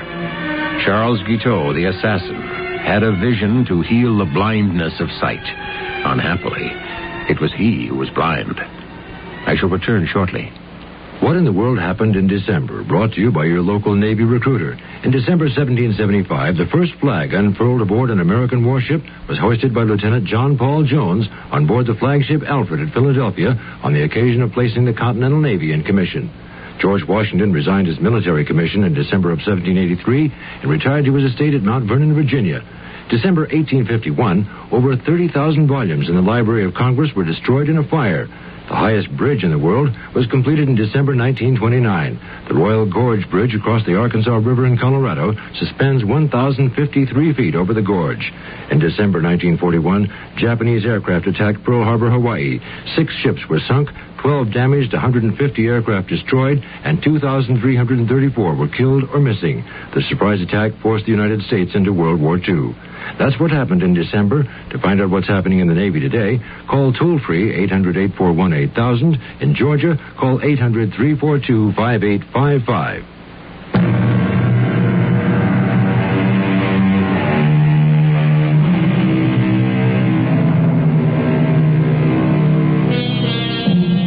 There are some who say no man in high office is safe from the assassin's hand.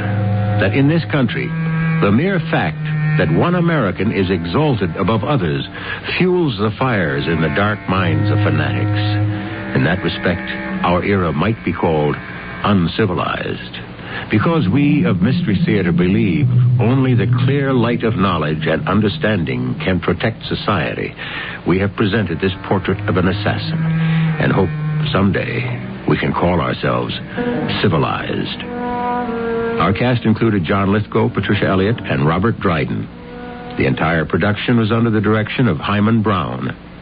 This is E.G. Marshall inviting you to return to our Mystery Theater for another adventure in the macabre.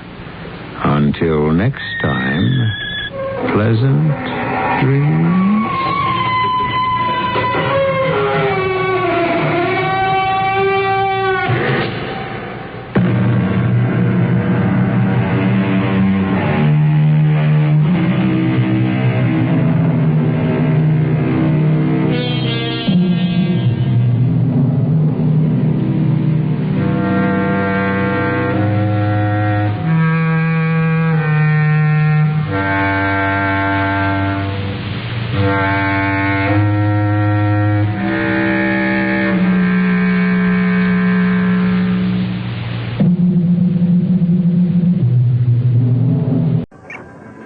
The CBS Radio Mystery Theater presents...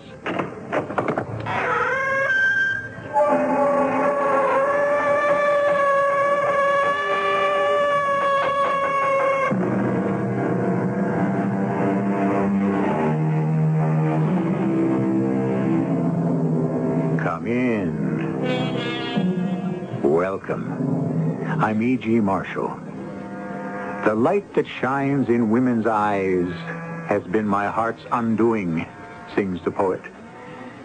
By this does he mean the light that resides in their eyes, or is it a light in their eyes that tells falsehoods? Who knows? Of one thing we may be certain. When we attempt to interpret the light in a woman's eyes, or even in a man's, we tread on dubious, doubtful, and possibly dangerous ground.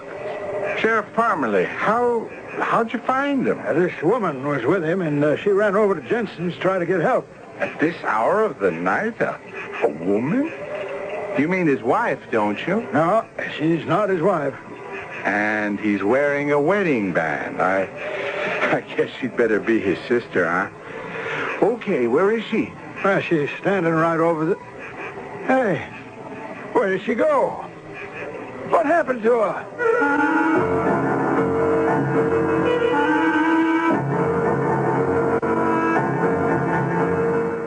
Our mystery drama, The End of the Rainbow, was written especially for the Mystery Theater by Sam Dan and stars Terry Keane.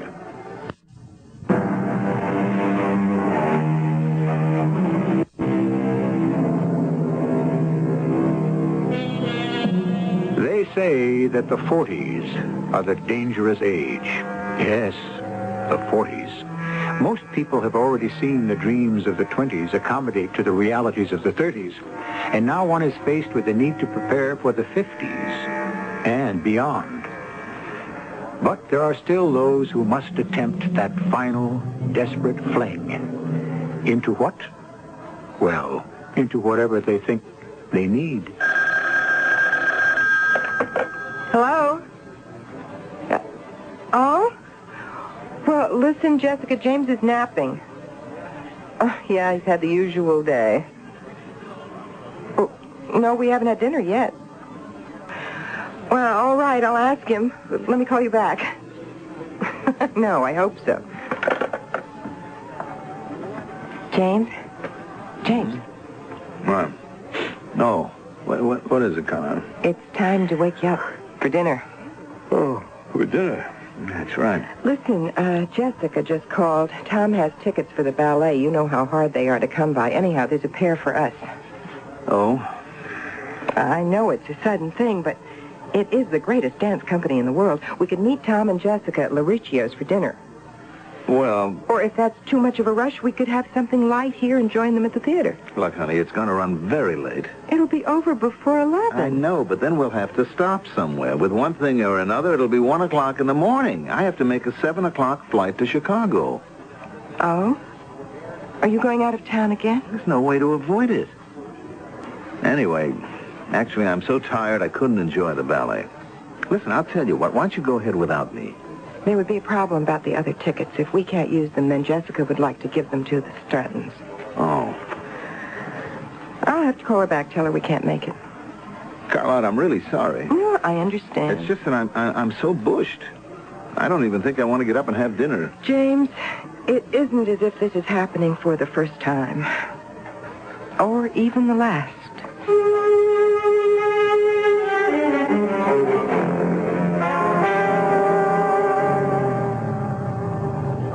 Sorry you had to get up so early to drive me here, but, at this hour, there was no way I could depend on a limo or a cab. It's all right. I've had plenty of rest. Anyway, I'll see you day after tomorrow. Now, look, if you need me for anything, I'll be at the Ritz Joliet Hotel. Good enough. Goodbye, darling. Goodbye. Carlotta, you're angry. Me? Angry? Now, what makes you say that? I just want to say this. For whatever it's worth. You can't have it both ways. What can't I have both ways? I know you're upset about last night. Me? Upset? I know we don't seem to go out very much these days, but you were all in favor of my becoming sales manager and what it means financially. I'm not the one who actually made the decision. Oh, but you're enjoying the new house and the boat and the club. And you're enjoying the power and the influence and the deference. Look, I don't think this is the kind of conversation we should be having when I have less than 30 minutes till plane time. When should we be having it? When you're home, you're tired. When you're not tired, you're not home. Why don't I call your secretary? Maybe she can give me an appointment. Carlotta, this isn't fair. Now, tell me why. I'm going to miss my plane. All right, you'll miss your plane. Carlotta. What can possibly happen? You don't understand. Well, the sun stands still in the sky. Now, don't be foolish, will you? There's a meeting of the board of directors. People are coming in from all over the country, even from Europe. Oh, I'm so impressed. Carlotta, I just wish you All right, could... all right, I'm sorry. We shouldn't be having a scene like this. You will miss your plane. Look, we'll talk when I get back. Sure. I mean it. Now, this time, I really mean it. Look, the ballet that you didn't get to see last night, it's on television tonight. So you really didn't miss it. That's nice.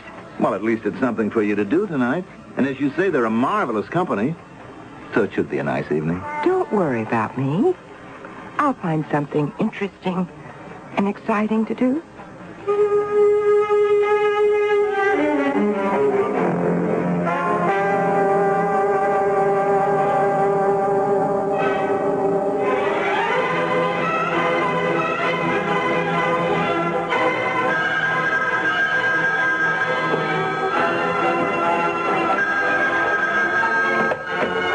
Hello.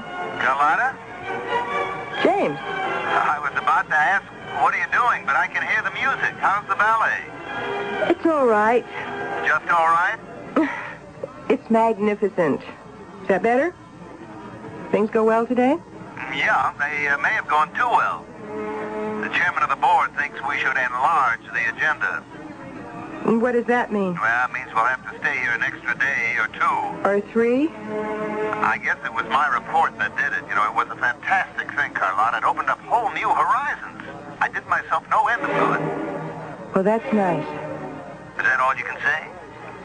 What do you want me to say? Carlotta, we'll make up for all this. You'll see. Sure. No, I mean it. I mean it, too. Darling, I'll be home by the end of the week for sure. And we'll straighten everything out. Yes. Okay, good night, darling, and enjoy the ballet. Hey, look, and tomorrow night, why don't you have dinner with my sister? Good night, James. Why not? All right. Why not?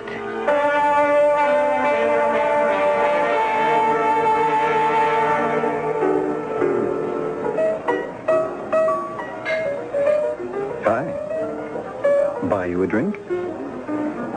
Well, just staring into the mirror behind the bar is no answer. You could say yes. Or you could say no. Or I could tell the bartender you're bothering me. You could.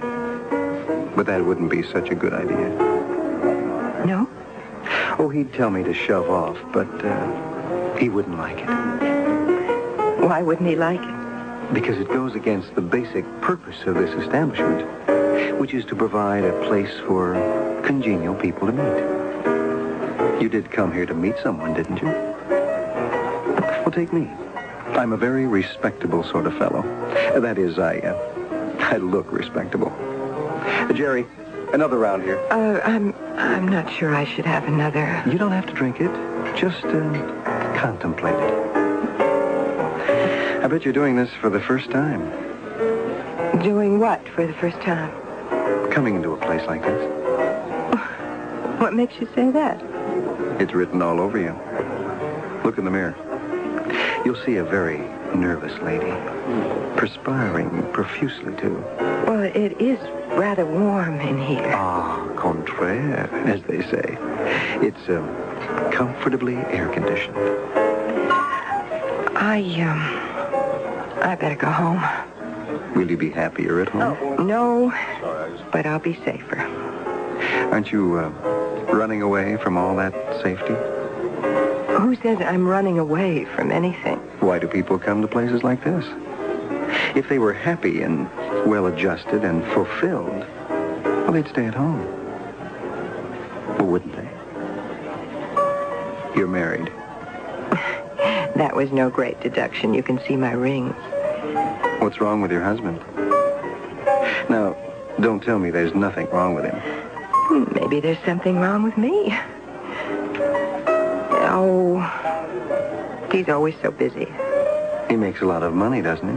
But it takes all his time and energy. And that's why you're here. To find something that's missing in your life.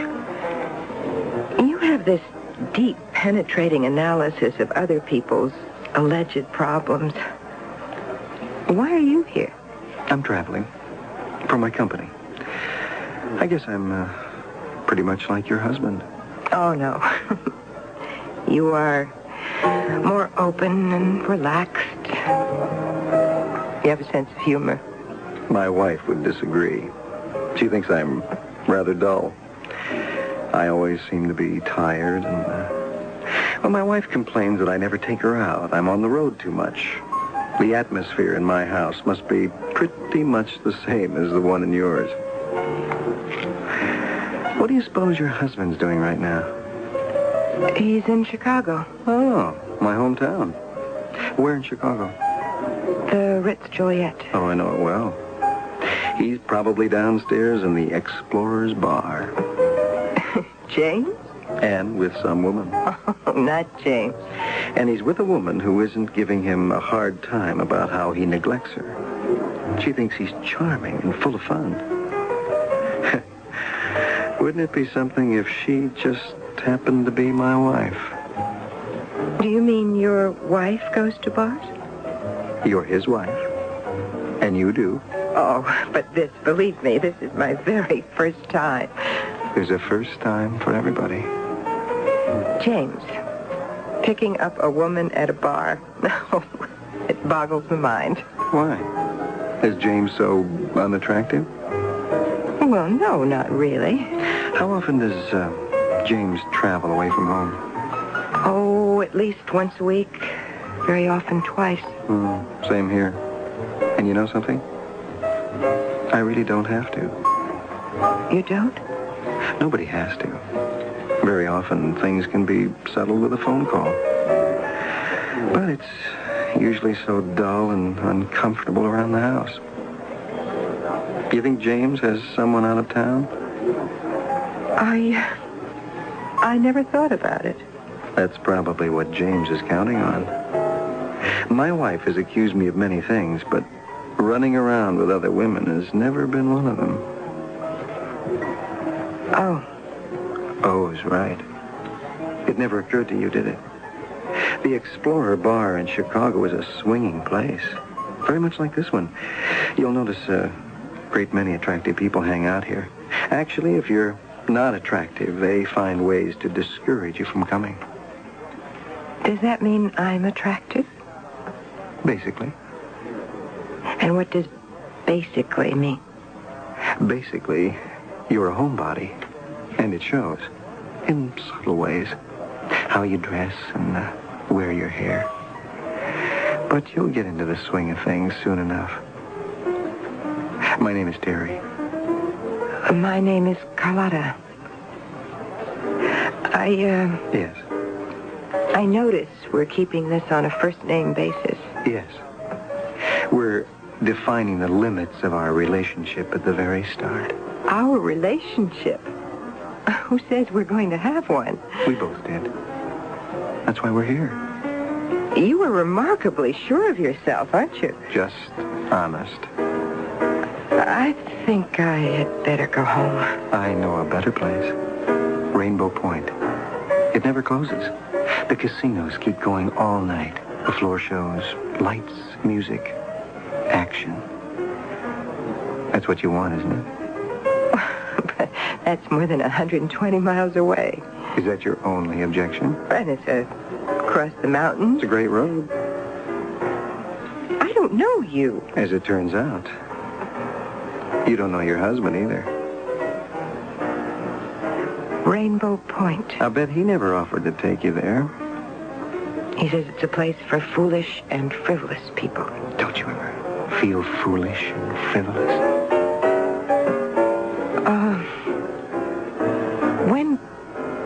When could we be in Rainbow Point? Before midnight. I always wanted to go. My car's right outside. What are we waiting for?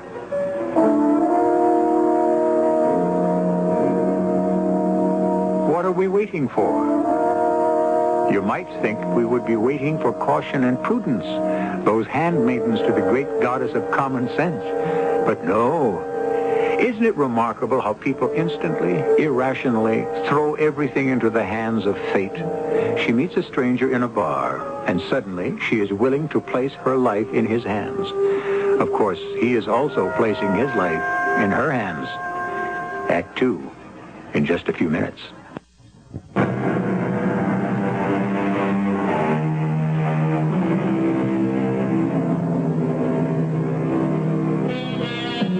What does the poet say? We do not what we ought not, we do, and we lean upon the thought that chance will bring us through. Chance. So much of life is left to chance. There are those women who, when they are ready to marry, say yes to the first man who asks them. And when they are ready for an affair, also say yes to the first man who asks them. It's always a matter of being in the right place at the right time, isn't it? Where are we now? Oh, about halfway. How can you tell? It all looks the same to me. Does it? Oh, it's just one hill after another, surrounded by dark, brooding forest. Hey, none of that. You just get ready for the time of your life. Oh, I have been getting ready for a long time. Well, at Rainbow Point, the action never stops. I am 40 years old. You know what my life has been? Stiff and staid and stuffy. I always wanted to be a writer, a poet. Well, what stopped you? You want the truth? Yeah. I stopped me, but it's James' fault. How do you figure that? Oh, he should have encouraged me more. But let's not talk about James. Let's not talk about anything except having the world's greatest time. And we shall. Oh, and his family. His father's a judge. His sister's a professor in college. His brother's a minister. We have a great name, Armiston. It's a name to be constantly respected, protected. I thought we weren't going to talk about him. You're right, we're not. Hey, you know, you are handsome. Thank you. I walked into that place. To me, it was such an alien action. Maybe not as alien as you think. I said to myself, I'm doing it.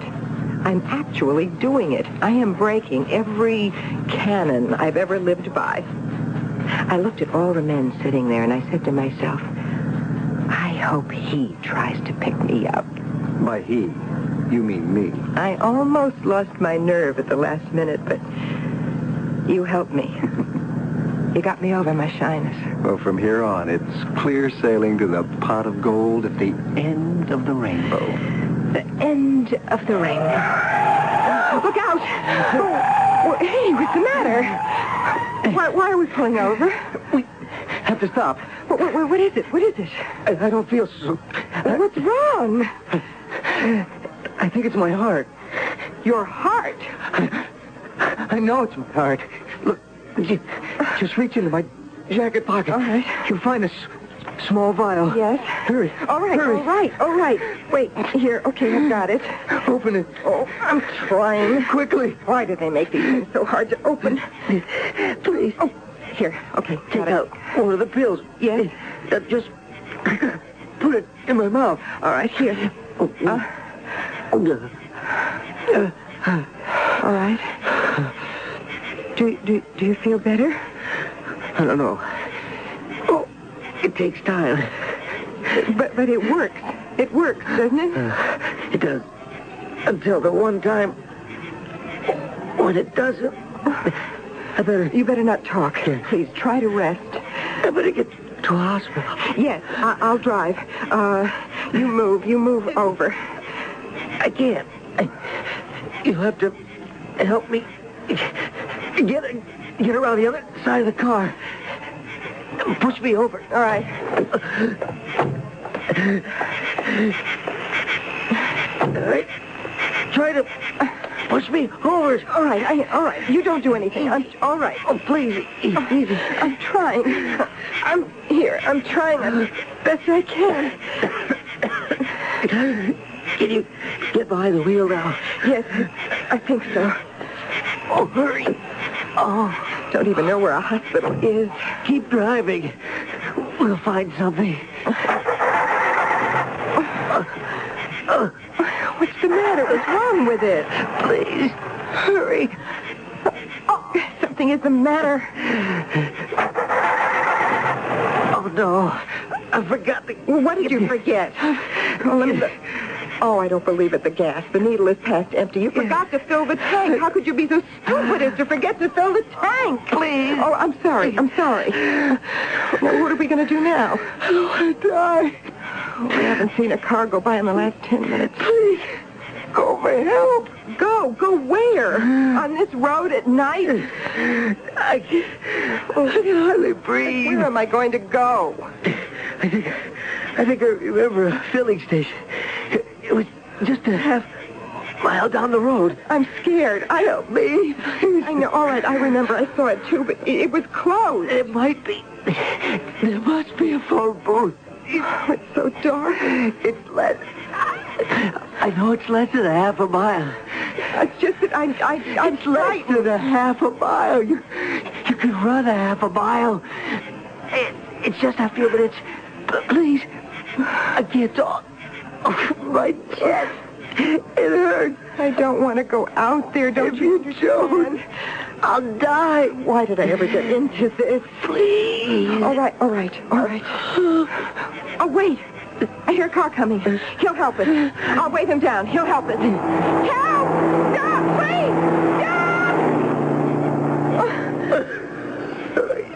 You have to go, Carlotta. You'll have to go. On this road. At night? How can I do it? And if you know you have heart trouble, why do you go to bars and try to pick up women? Why don't you stay in your room and rest? What right do you have to endanger yourself? And me? Do you know what you're asking me to do? Terry? Terry? I can't talk. All right, I'm going. I'm going to start running. And I'll keep running. It's all right. Don't look left. Don't look right. Just run. You keep running. Running.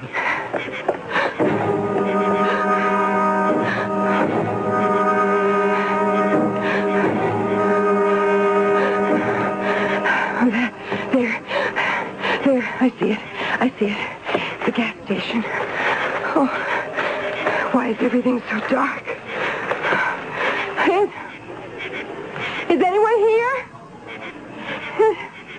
Anyone here? Of course not. It's closed. The phone booth. There is a phone booth. Oh, now I need a dime. My purse. Where's my purse?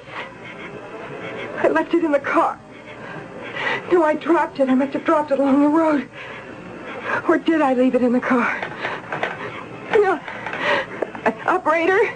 Oh. Operator, this is an emergency, a matter of life and death. Operator, I'll give you all the money you want later. Please, operator, answer me. Operator! I can't get the operator. I've got to. Answer me! Answer me! Hey, you'll only break the phone, ma'am, and that's against the law. You're an officer. A police officer. I didn't hear you come up. Well, I shouldn't wonder, ma'am. You're so upset. Now, what seems to be the trouble? Listen to me. A half a mile down the road, a man in a car. He's having a heart attack. All right, come with me. Come with you? Where? Right here, the squad car. Now, you say it's a heart attack? Yes, he knows it. All right, don't you worry now. We'll have help for your husband no time at all. There's Parmalee, car 10. Need an emergency unit right away. There's a cardiac incident half mile north of Jensen Station on Sunset Highway. Now, you just get inside, ma'am. We'll go back to where your husband's at. But... Yes, ma'am? Get inside. We have to get there quick. Now, what's your name? My name? My name is, Farrell. Rosemary Farrell. And his name? And his name is, Terry. And where were you bound? Where were we bound? To Rainbow Point. I know you're very upset and excited, Miss Farrell, at a time like this, but these are just routine questions. Questions? Are they going to ask a lot of questions? Well, when they get him to the hospital, the doctors will want to know all about your husband's medical history and so forth. Oh, will there be any other questions? Like what? Will it get into the newspapers? Are you or your husband famous? Oh, no. Well, that isn't going to make the front page. Maybe carried on the inside somewhere. Why? Well, it has to go down in the police reports. The newspaper fellas check those things out. The reporters. If it's a slow day, they give it some space. So everybody will know about it. Ah, I see him. Hey, just where you said.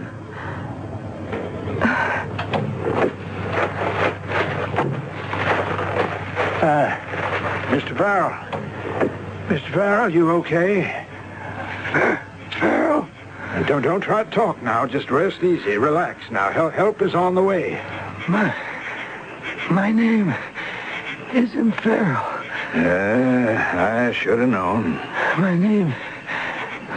Now, don't talk. Just rest now. Just rest. My wife. Call my wife. Sure. I love my wife. I know. If I don't make it, tell her I loved her. You're going to make it, yeah? You're going to do fine. Everything's under control. Hey, listen, you hear that? There's help's coming now. Everything's going to be okay. Okay, let's get that stretcher over here. Hi, Parmalee. Well, Mickey, are you on tonight, huh? Yeah. Fellas, help me ease him out onto the stretcher. Give me a hand. All right. You'll be fine, mister. Just lie back. Don't try to talk. What you do, Parmalee? Just happy to see him off the road? No. This woman was with him, and she ran down to Jensen's gas station to try to get some help. Woman, huh? And he's wearing a wedding band. I guess you better be his sister. All right, now, slide it easy into the ambulance. That woman and me will follow you in the squad car. Okay, fellas, Harry, let's move.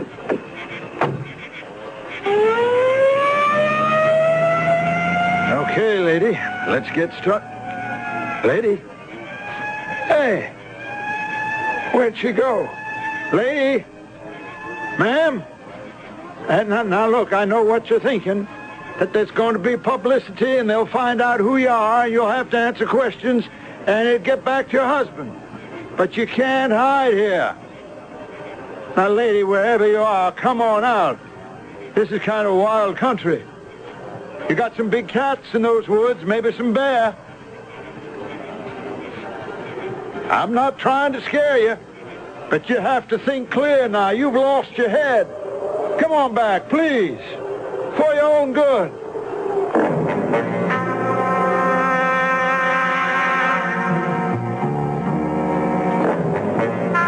For her own good. But how good is that? Our heroine is being tossed on the horns of a dilemma. To accompany the police officer to the hospital means her immediate identification and the unpleasant complications that are bound to ensue. But what is her choice? The desolate wilderness, alone at night? It all goes to prove the truth of the old proverb. Getting into mischief is always easier than getting out. Well, we'll just have to get into the third act.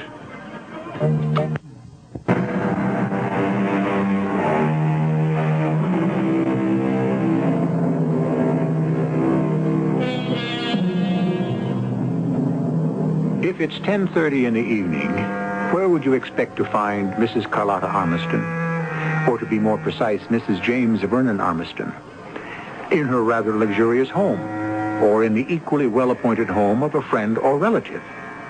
Certainly you would not expect to find her crouching behind a tree in the desolate wilderness alongside the lonely Sunset Highway, and less than 50 feet away, a police officer is trying to talk some sense into her. Ma'am, you better listen to me. You can't stay out here alone at night. Go away, please. Go away and leave me alone. Lady, now please think about what you're doing. I know what I'm doing. All I need is for James to find out. Oh, no, never.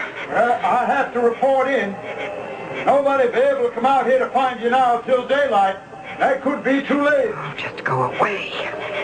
This is the worst thing you could do. It's the only thing I can do. How can I answer the questions you'll ask? What is your relationship to this man? Relationship? Why were you with him? Okay, lady, you've been warned.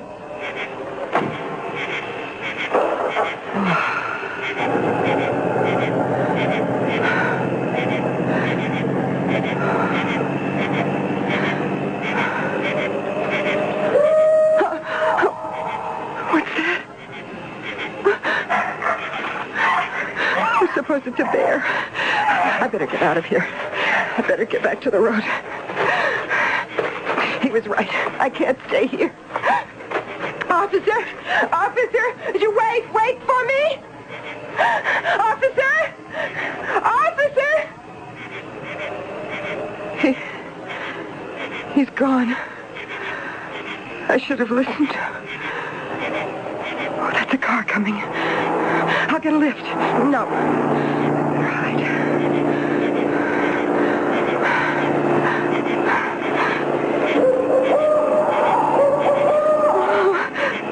What was that? He said something about big cats. What kind of big cats? I better run. I can't. Why can't I run? Why can't I move? I can't move. I'm so terrified I can't move. Hey, is that really a human woman standing out here in the road? In the middle of nowhere? Hop in. What's the matter? You want to stand out there all night? My name's Artie. What's yours? You what? I can't move. Why not? I'm so frightened. What's there to be scared about, huh? Everything. Yeah. Oh, it's kind of scary out here at that. Yeah. Well, why don't you get inside? I told you I can't move. Hey, maybe I got just the medicine for that, yeah? Here, have some. What is that? Who's it look like? A bottle, right? What's inside? Well, take a swallow. No. I better not. Come on. It'll relax you. Go ahead. There. You feel better? I don't know. Just you step inside. Yeah? See? You can do it. Now that wasn't hard, was it? And we're off. And may I have the bottle, please? Thank you. You're not going to drink any of that now, are you? Well, what's wrong with now? Well, you're driving. You shouldn't. What are you doing out here? All by your lonesome this hour of the night, honey? It's a long story. I just love long stories. You know why? Because that's life. Life is a long story. Please don't take another drink. Don't worry. I'll leave some for you. I don't want any. What? Oh, look out. Look out for what? You took that curve too fast. That's one thing you don't want to do. Don't tell me how to drive. I was born with a steering wheel in my hands, you know. I can drive with my eyes closed. I can drive fast asleep. What do you think of that? Please, I must ask you to stop the car. What? I would like to get out. Did you hear me? Yeah, I heard you. I am asking you to let me out. Why? Because. Just because. Because you don't want to drive with a drunk. Look, I didn't say that. But you meant it. Just please let me out. I'm asking you. No kidding. A good looker like you. What were you doing out there all alone, huh? Oh. I mean, this is the middle of no place. Okay? I'll tell you. You were with a guy. Am I right? I'm always right. Please stop the car. You're like my wife. No, you're much better looking. I would like to get out. You had a fight with a guy, huh? Right? Now, why did you have a fight with him? Well, I'll tell you again. He made a pass at you, right? But he did it the wrong way. No finesse. Now, honey, you're going to have absolutely no complaints about me. Will you please stop the car? First, give me a little kiss, I want to get out. For sure. But first, give me a kiss. Take your arm away. Why? Because you can't drive with one hand. Cut it out, baby. Quit putting on an old act. What act? A dame like you's been around, I can tell. You take your arm away. What would you be doing out here by yourself? Some guy ditched you, that's why. I just want to get out. We'll both get out and we'll have a real good time. You are drunk. Don't let that bother you. Let go of me. Now, you just hold still, sweetie. Let go. I said hold still. Look out! Look out!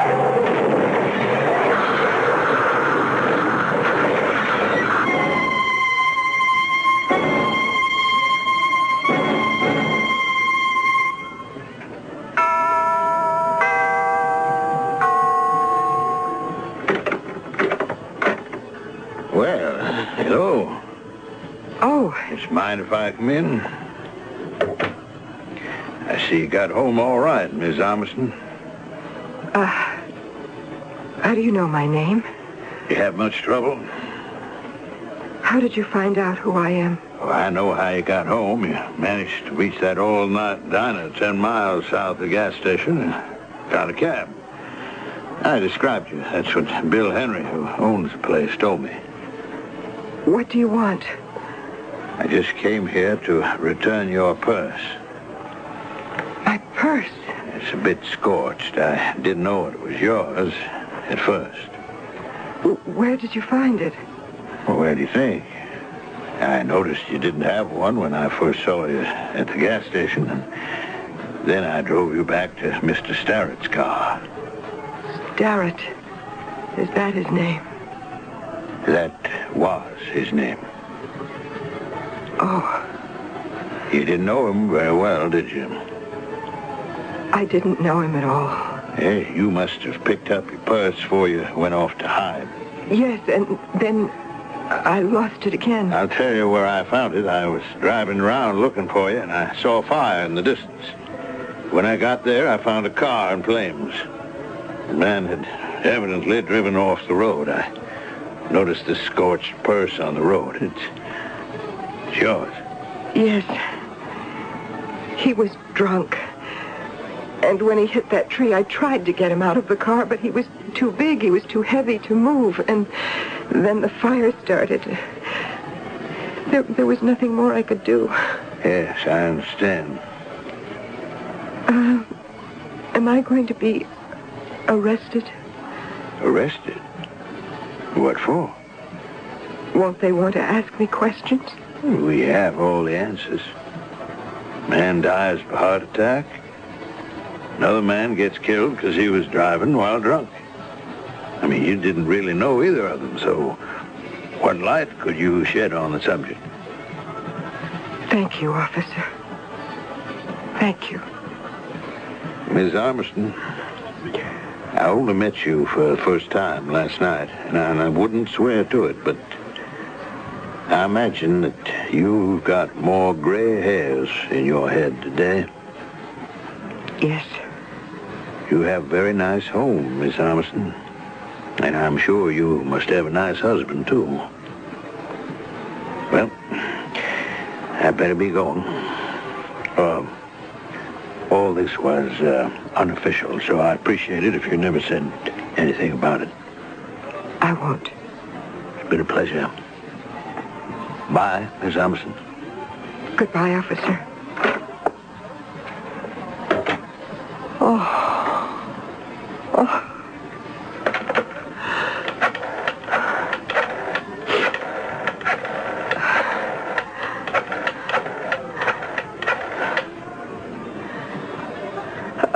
Yes.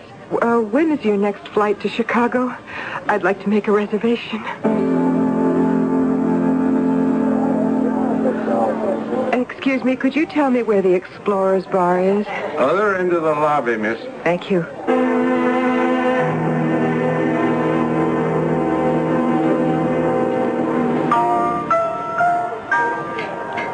I don't think she's interested, James. What? The tall blonde in the booth. You've been giving her the eye for 5 minutes. There's nothing doing there. Take my word for it. Carlotta. I think she wants the dark-haired man at the end of the bar. But he's been giving me the eye. What are you doing here? What are you doing here? Carlotta. All right, I tell you what. Let's neither of us ask each other that question. Look, I just came down for a nightcap. Sure. I guess you caught me. Why do people come to places like this, James? To find someone. Right? Right. Have you found anyone? I think so. So have I. And I also found something else. The end of the rainbow. Oh, Carlotta, we have so much to talk about. We do. But we don't have to talk about it tonight.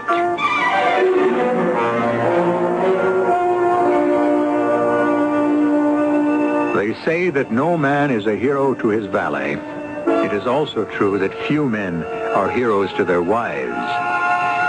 Does custom stale? Does familiarity blunt the appreciation? The next time you see an attractive, exciting-looking woman, consider the fact that she may be rather dull and ordinary to her husband. I shall return shortly.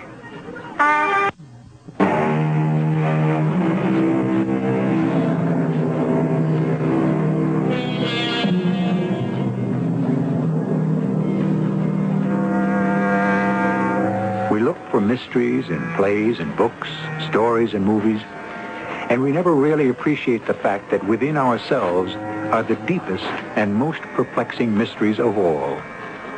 Who are we really? Why do we fall in love and out of love? What are the sudden bursts of passion and of emotion that drive us to all sorts of incomprehensible actions? Shall we ever know? It seems that the more we learn about the human psyche, the less we understand. Our cast included Terry Keane, Mandel Kramer, and Bob Caliban. The entire production was under the direction of Hyman Brown. Until next time, pleasant dreams.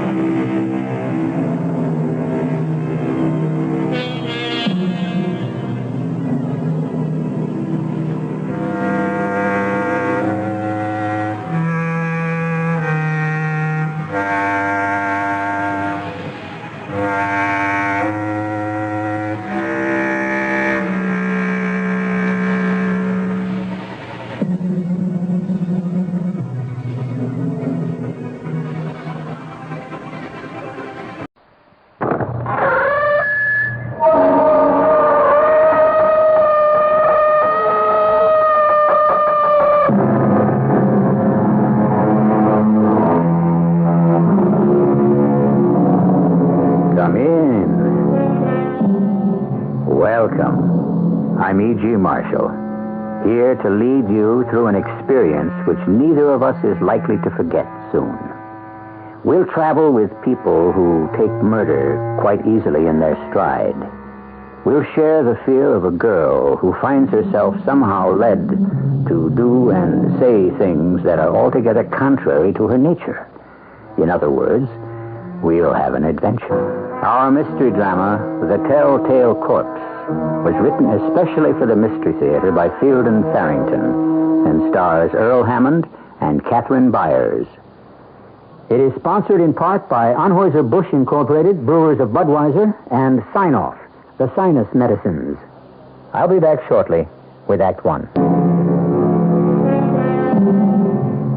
I know it isn't an original thought, but it is nonetheless true that you cannot judge a man by his outward aspects. Take Ernie Blake and Sid Sullivan, for example. Ernie looks like a man in his late 30s who is going places, soberly but not unfashionably dressed, solemn, purposeful in manner. Sid is a smaller and much older man, perhaps in his middle to late 60s, bent from the burden of his years, sad but wise, if his face can be trusted. Actually, they were both released from the state penitentiary only last week. Now, when we see this Aunt Grace, I do the talking, Sid. Is that understood? Is it okay if I just say howdy or pleased to meet you, just so she won't think I'm deaf and dumb? You know what I mean. Okay, Ernie. You're the brain. All right. This must be the house. 378, yeah. I wouldn't have thought it would be such a nice little place. That's not important. I don't see no bell button. So, knock. All right, now try to act like you feel bad about Tad. He was our buddy. Yeah, I know. Yep. What is it you want? Are you Tad Beatty's Aunt Grace? What's it to you? Oh, we're good friends of Tad's. We promised him we'd pay you a visit. Fact of the matter is, Tad ain't in no shape to have friends right now, good or bad. Tad's dead. Yes, ma'am, we know. We were with him right up to the end. Down at the penitentiary? That's right. We were inside ourselves, see? We just got sprung last week. My name's Ernie Blake, and this is Sid Sullivan. What's the matter with him? Can't he talk? It's nice to meet you, ma'am. Well, come on inside if you want to. There's nothing much in here worth stealing. Just go right on in there in the sitting room. We were kind of special friends at Tad's. He gave us the key. Sit down. Gave you what key? Come on, you know what key I'm talking about. One of the two keys it takes to open a chest. A chest? Stored in the attic of a cottage halfway up Gooch's Peak. Half hour's drive or so from here. I ain't got the faintest idea what you're going on about. Look. Take a look at this key. No, I'll hold on to it. You just take a good look and see if it don't look kind of familiar to you. So, how'd you get your hands on it? Well, we and Tad was good friends, like I told you. After he got knifed, we never did find out who done it. We stayed with him right up to the end. When he knew he was going, he told us about the money from the bank robbery and where it was stashed. He told us about you having one of the two keys that had opened the chest and him the other one. He gave us his key, and he said he wanted us to have his half of the money. That's the way he wanted it, Aunt Grace. I was Tad's, Aunt Grace, not yours. He wanted you to have his share? Yeah. We was buddies, the three of us. A likely story. Well, no matter how you got it, there ain't no getting away from the fact that you got the key. If I want to get into that chest, I gotta let you into it, too. I'll be glad to get it over with, tell you the truth. I've been paying rent on that cottage for 2 years now, till folks was getting suspicious. Didn't dare to take it this season. It'll be going to the summer folks. Yeah? Any of them moved in yet? Not that I know of. But they're due any time now. You got an automobile? No. We took a bus here. Well, I ain't got one neither. Never trusted them. You can rent one, though, down at Hank Millett's garage. I'll come with you. You just stay right here, Aunt Grace. You just make the garage fellas curious. You go down there with us. Yes, you're right. Okay, you two go down and get the car, and then come on back here and pick me up.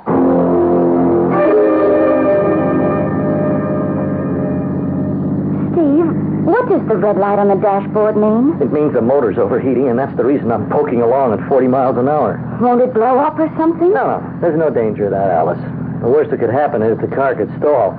I figure we can limp into Winville this way. It can't be more than 5 or 6 miles. And Winville's the last town before we get to the cottage? Right. And it's not much of a town either.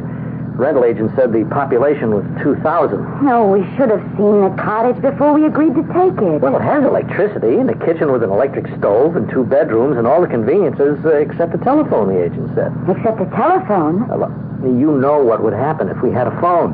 It would be ringing from the minute we walked into the place until we leave. You remember what happened last year. The office was on my back the whole time. We might as well not have taken a vacation. I know, but what if something happens and we need help? What could happen? We'll make it to Winville. What can I do for you, gentlemen? You Hank Millett? That's right. Oh, my name is John Baker, and this is Sid Sullivan. They told me you got a car to rent. Yeah, I do have, yeah. Well, we'd like to rent it. Just let me go back and make sure it's available before we get to talking business. Hey, why did you give him my right name and use a phony name for you? One of us has to use his right name, dummy.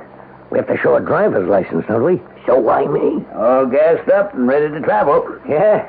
Now, who told you I had a car for rent? Well, I don't know his name, the fellow we were talking to down in the bus depot. I see.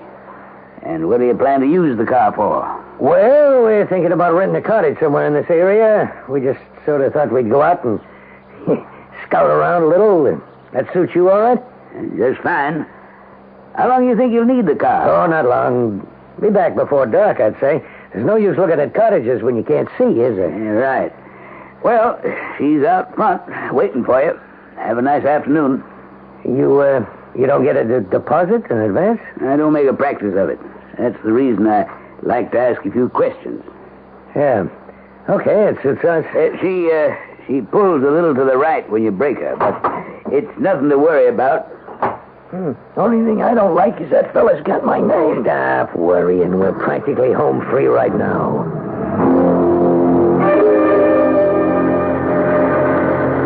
There it is, Steve. There's the garage just up ahead. Oh, good thing, too. 1 block more and I don't think we'd have made it. And just hope it isn't beyond help. Do you think we'll be held up long? I have no idea. I certainly hope not. Howdy. Pulling in, you sounded like you could use some help. Overheated, that's for sure. Well, I just hope she's not too far gone. You know, she's been running very hot the last 5 or 10 miles. Well, just let me see what we're up against here. Way too hot to touch, but it wouldn't surprise me if we found a cracked block in there. How much of a delay would that mean? Hard to say till I can get a better look. What's happened, see, is one end of that hose came loose, and you've leaked out mighty near all your water. New hose wouldn't take a minute, but I'm afraid you've done more damage. Well, let's see if I can get a better look now. Oh, we should have stopped the minute that little red light went on the dashboard. Yeah, cracked block, all right. I'm afraid it's going to cost you some money. How long will it take? Well, it's hard to say. Whatever parts you'll need, I'll have to wait till I can get them in from Concord.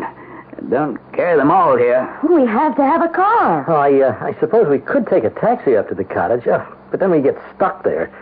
Oh, she's right. We do have to have a car. Couldn't go by taxi anyway. Charlie Castle's got the only one in town, and he's laid up with his arthritis. Which cottage you going to? The Carswell place, I think the agent called it. It's partway up toward Gooch's Peak.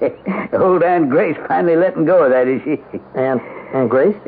Town character, sort of. Old curmudgeon kind of lady. She's been renting that cottage for the summer last couple of years, and then never going up there. Nobody's figured out why. Well, we can't manage without a car. I'll tell you what. I got a car I rent out. Old buggy, but I keep her in good shape. Party's got it out right now, but I'm expecting them back before nightfall. I could let you have her while you're waiting for your own car to be put in running shape. Oh, that would solve our problem, all right.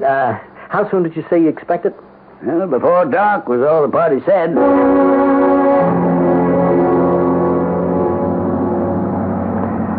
Somebody ought to trim this brush back. No, I've been paying rent on this house 2 summers running now, just to keep the nosy summer folks away from that chest up in the attic. A good thing any way you look at it. The sheriff was asking me to prune. They patrol the area around here now and again. I told him to stay away from the place if he didn't like the brush. The sheriff patrols around here? Just drives in and out. Nothing to get upset about.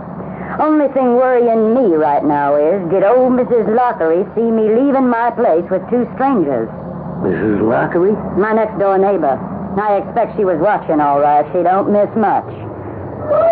Hey, this is quite a place once you get to it. Ain't nothing I'm interested in except the attic. All right, let's get this over with. I had an extra key to the front door made over at Concord.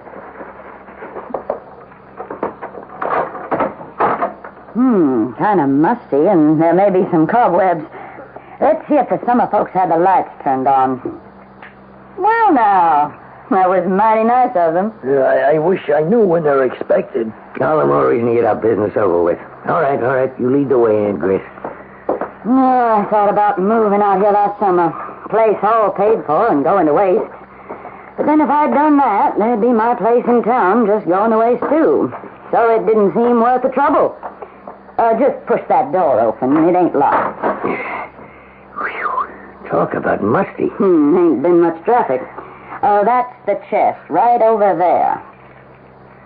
Which key fits which padlock, Aunt Grace? Try your key and see. Ain't you got no sense at all? No, it seems to work in this one. Okay, Aunt Grace, unlock yours. Oh. Yeah, I'll open the chest up. There's nothing but a suitcase in there. Full of 10s, 20s, and 50s. $100,000 worth. Yeah? Look at that. I want the $800 I paid out before we start splitting it up. That's what it cost me to keep the summer folks away last couple of seasons. You don't have to worry about that. No, I ain't worrying. I just want what's coming to me, that's all. What's the gun for? To make sure you get what's coming to you, Aunt Grace. Honey, there's plenty to go around. No, don't. No. Come on now, Aunt Grace. It won't do any good to act like this. Let me go. Stand away from us, Sid. Honey, I don't think you ought to. She put up a better fight than Ted did.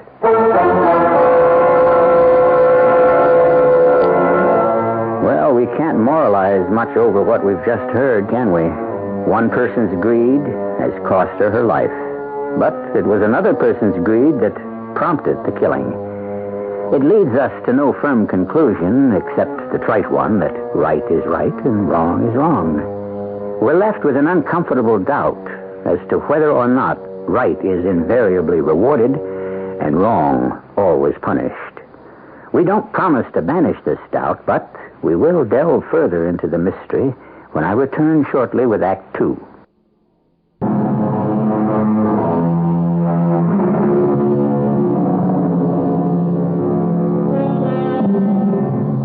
A dead body is an awesome thing, and I've often wondered why. Aunt Grace's body, for example. Only a moment ago, Aunt Grace, inhabiting the body, was a tough old lady who commanded a certain respect, granted, because of her toughness. But there was nothing in her spiritual makeup to inspire an almost reverential awe. Now, the spirit having departed, the body lies on the floor of a cottage's attic, halfway up a New Hampshire mountain. And at least one of the two witnesses to its transformation is frightened. You shouldn't have done it, Ernie. Don't be stupid. $100,000, she said, is in this suitcase. If she took half, that'd have left $50,000 for us to split. 25 apiece. Now we got 100 to split, and that makes 50 apiece. Come on. Let's get the body out of here. She wasn't much of a bleeder, was she? You mean you're going to take her somewhere else? Well, what do you think, stupid? We're going to leave her here? Well, I don't see why not. Well, then listen close and learn something. You better believe the cops know that she's Tad Beatty's aunt. They'd never found the loot from his bank heist. They'd find Aunt Grace up here, and they know the only reason anybody want to knock her off is for the money. They already got her tied into that, so they start asking around. Who knew Tad Beatty in stir? Who got sprung lately? And what they'd come up with is you and me. So they better not find the body. Oh, yeah, I suppose so. Okay. You take Aunt Grace's feet. Where are we going to take her? Down to the car first. We'll stuff her into the trunk and drive till we find a good place to stash her. Well, don't you think we ought to take the money first, though? It's been locked up here for 2 years. It'll be okay for another 10, 15 minutes. We'll come back for it soon as we got Aunt Grace safe in the trunk. All right, take hold of her feet, Sid. Well, okay. It's going to give me the creeps, though. Oh, she weighs a ton. Yeah. All right, watch yourself backing down them stairs. I wonder why she got mixed up in the bank thing in the first place. No money, what else? She must have been pretty well fixed, though. I mean, if she could spend $800 renting this place. Yeah, so she was willing to spend $800 to get $50,000. Yeah. All right, watch yourself, will you? You come to the bottom of the stairs. Okay. Can we put it down and rest for a minute, Ernie? She's breaking my back. A little higher, Sid. You gotta lift her a little higher. She won't fit into the trunk, Ernie. Well, we gotta double her up some. What do you think? That's a terrible way to treat a dead person. You gotta get her knees doubled up good and tight. Right. Yeah. Okay. Does it? You know, I don't think the trunk lid's gonna close. Yeah, sure it will. May crowd the old gal a little. She won't mind. I just wish we didn't have to do it. Yeah, shut up, Sid. I'm getting sick of it. Well, I just ain't used to things like this, that's all. All right, just think 50 grand. All right, let's get back and get the suitcase. Old Aunt Grace won't mind waiting here for us. Ernie? Yeah? Ernie, there's a car coming up the lane toward the house. Let me see. Damn. Who you suppose it is? Didn't the old battle I see the cops patrol this area some? I don't remember. The sheriff or somebody. That's all we need. You think they'll look in the trunk of our car? How the hell would I know? Okay, here's what we do. We'll sneak around the side of the house. We can't go inside now. You think they'll come in the house? Well, they will for sure if they look in that car trunk. This place is lousy with weeds and bushes alongside the house here. Hey, can you read what it says on the side of the car? Wait a minute. Yeah. Says county sheriff. Oh, well, we better get out of here, Ernie. And leave that 100 grand behind? They're looking our car over pretty good. Just as they don't open the trunk. Can you hear what they're saying? I can't even hear them talking. One of them's getting in our car. Must be some kind of a deputy. The other guy keeps ordering them around. Well, what are they going to do? They're going to take our car away. It looks like it. We think it's abandoned, I guess. But she's in the trunk, Ernie. Shut up, will you? I know she's in the trunk. What are we going to do? Hadn't we better get out of here? As long as there's 100 grand in that suitcase up in the attic, we ain't going nowhere. Mr. Millard, it's dark already, and they haven't brought your car back. I know, ma'am. Ordinarily, I'd have closed up and gone on home by now. Well, do you still expect them back? The people who rented the car? They said they'd be back by nightfall. That's all I know. Well, isn't there some other way we could get up to the cottage? Not with Charlie Castle down with arthritis. He drives the only taxi in town. What are we going to do? Only one thing I can suggest. Miss Purdy lives over back of the church. She takes in tourists sometimes. I expect she'd be able to put you up for the night. Excuse me. Hello. Oh, hello, Bess. Oh, not again. Well, it looks like I'm going to have to start charging a deposit whether I like it or not. Okay, thanks a lot for calling. Yeah, I've got customers waiting right here in the office to take the car out. Yeah, thanks again. That was about our car, wasn't it? Yeah, Bess Tolliver, the sheriff's wife. She minds the office when he's out. She said they found the car abandoned in front of the... Hey, didn't you say you were on your way to the old Carswell place? Yeah, that's what the rental agent called it, yeah. Yeah, funny thing. That's where they found my car, left standing in front of the Carswell cottage. Do you suppose there's somebody in the cottage? Appears not. The sheriff, he called in by radio from out there and told Bess to get in touch with me. He was all through the house and didn't see any signs of anything disturbed. Oh, so then your car should be here any minute now. Yeah, deputy's bringing it in. Would you like the sheriff to wait until you get there? Bess can get hold of him by radio. Oh, I think I'd feel better if he did, yes. If it won't be too much trouble.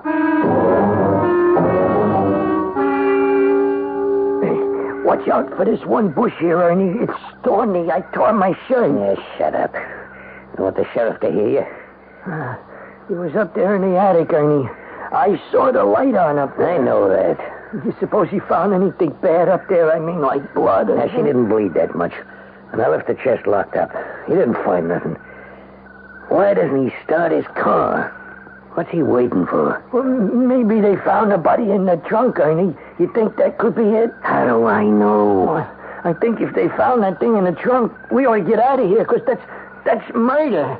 We ought to try to get clear of this part of the country altogether. I told you before, and I'll tell you once more, we ain't going nowhere as long as there's 100 grand in that chest up there. Okay, Mr. Carter, she's all gassed up and ready to go. Good. Well, you ready, Alice? I've been ready for hours.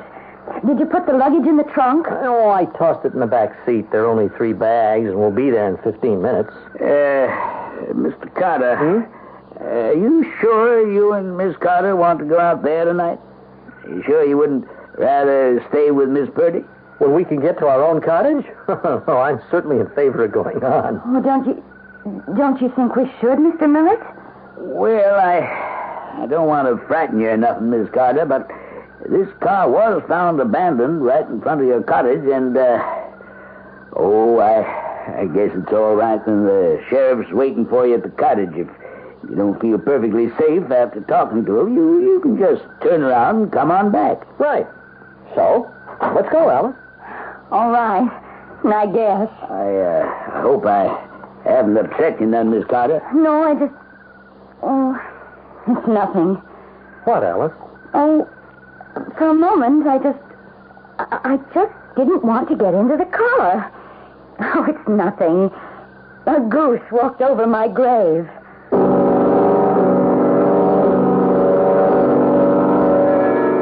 That damn sheriff hasn't made a move since he got back into his car. He's reading something, some kind of a book. Yeah. All right, let's go. Go? We're going to clear out like I said, Ernie? No, stupid. We're going in the cottage. Oh, come on, Ernie. As long as he sits there in his car reading or listening to his radio or whatever he's doing, what's to keep us from sneaking in the back way, taking a suitcase full of bread and sneaking out again? What's to stop us? The sheriff, if he catches us in there. Well, he's not going to catch us. For Pete's sake, Sid, ain't you got no guts at all?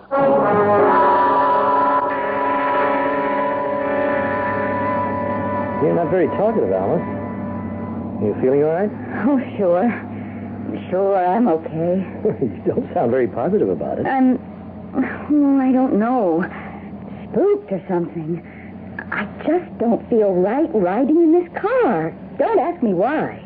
Do you feel all right otherwise? Not really, no. I feel kind of achy all over. You know, my legs mostly. They ache like anything, and my back and my chest. And I keep wanting to double up. You know that feeling. You just want to curl up into a ball. Here, let me feel your forehead. I don't have a fever. I'm sure I don't. Have I? Doesn't feel like it. Would you mind terribly if I just sort of curled up here on the seat? Of course not. Would you rather move into the back seat? Oh, it's all full of luggage. Well, you can put the bags in the trunk. No, don't bother. We'll be there pretty soon anyway. I'll just curl up here. Am I in your way? No. You look awfully uncomfortable. Well, if you want to know, I am. Well, then don't stay that way. Come on, sit up. No, I'll give this a few minutes. I mean, I can't explain it, Steve. But I feel like I have to stay in this position. Like somebody's forcing me to. Who's forcing you? Certainly not me. But I don't like the sound of any of this, Alice. I think we should... Steve, turn the car around. What? Turn around. I don't want to go to the cottage. I want to go back to Winville. But why? I can't tell you why. We better go back to Winville and see a doctor. No, I don't want to go back to Winville to see a doctor. Okay. The lane back to the cottage should be showing up any time now. Can't you drive faster? I'm very uncomfortable, you know. Well, why don't you sit up straight? Of course you're uncomfortable, all rolled up into a ball that way. I've told you this is the way I have to be. Now stop nagging me about it and get us to that cottage, will you? What is it, Alice? You don't even sound like yourself. Just turn this car around and go back to that lane. What is wrong with you? You don't sound a bit like my Alice. Of course I don't sound like Alice. Why should I? Now get me up to that cottage and get me out of this car. Fast.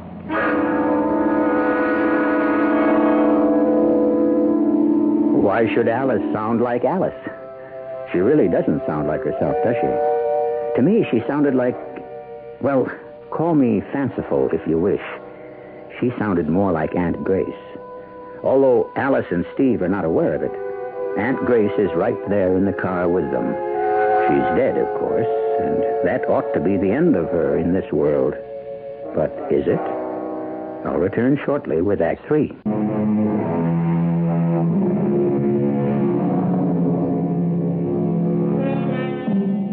The question we must deal with is simply this. How dead does a dead body have to be? All the way dead, you say? Well, that's very true as far as our 5 workaday senses can make out. But there's a lot going on in the world around us that our senses may not perceive. Who are we, then, to say that death must be only what we make it out to be? Ernie Blake and Sid Sullivan, the two men responsible for the presence of Aunt Grace's dead body in the car, are still in the underbrush that surrounds the cottage. What if the back door is locked, Ernie? Then I'll pick the lock. Hold it. Sheriff's got his motor running. No, it ain't the sheriff's car, Ernie. There's another car coming up the lane. I can see the lights. Like we ain't got enough trouble already.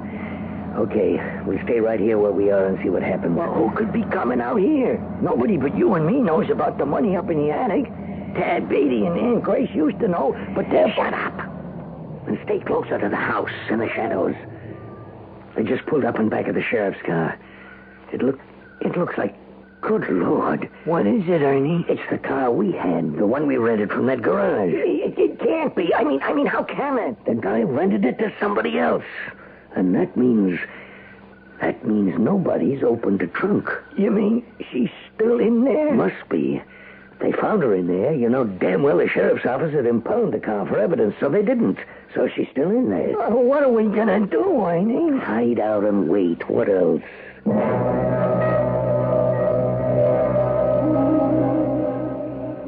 You Mr. and Mrs. Carter, are you? Yes, that's right. I'm Sheriff Tolliver.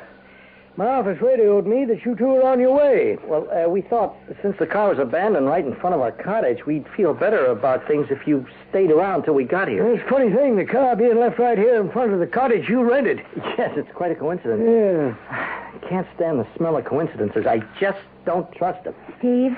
Oh, yes, Alice, you feeling better? Couldn't we just get in the sheriff's car and go back to Windsor with him? But why should we? I don't think I'm going to like it here. Well, I suppose we could. You're perfectly welcome, of course, if that's what you want. I've been over to the house, top to bottom, and there's nobody in there. It does seem like a shame for you to spoil your whole vacation just because a couple of nuts decided to ditch your rented car in front of your cottage. Alice? Oh, I suppose it's all right. I'm just feeling spooked tonight for some reason. Of course we'll stay. I was just being silly. Well, anything I can do for you folks before I go on back to town? I guess not. No. I'll be going then. If you should need me for anything, feel free to call on me. I'd like to know how we're going to call on him with no phone in the house. Everything's going to be all right, Alice. I'll go get the bag. Not sure I can get out of the car, Steve. Can't get out of the... Alice, you've been screaming to get out of the car all the way out here. Now you say... I know, it doesn't make sense, but it seems to have changed its mind. It? Changed its mind? Oh, stop picking away at every little thing I say. Well, I know... Look, come on, Alice. You're just tired of riding, that's all. Now, once we're inside... Get away from me. Get your hands off me.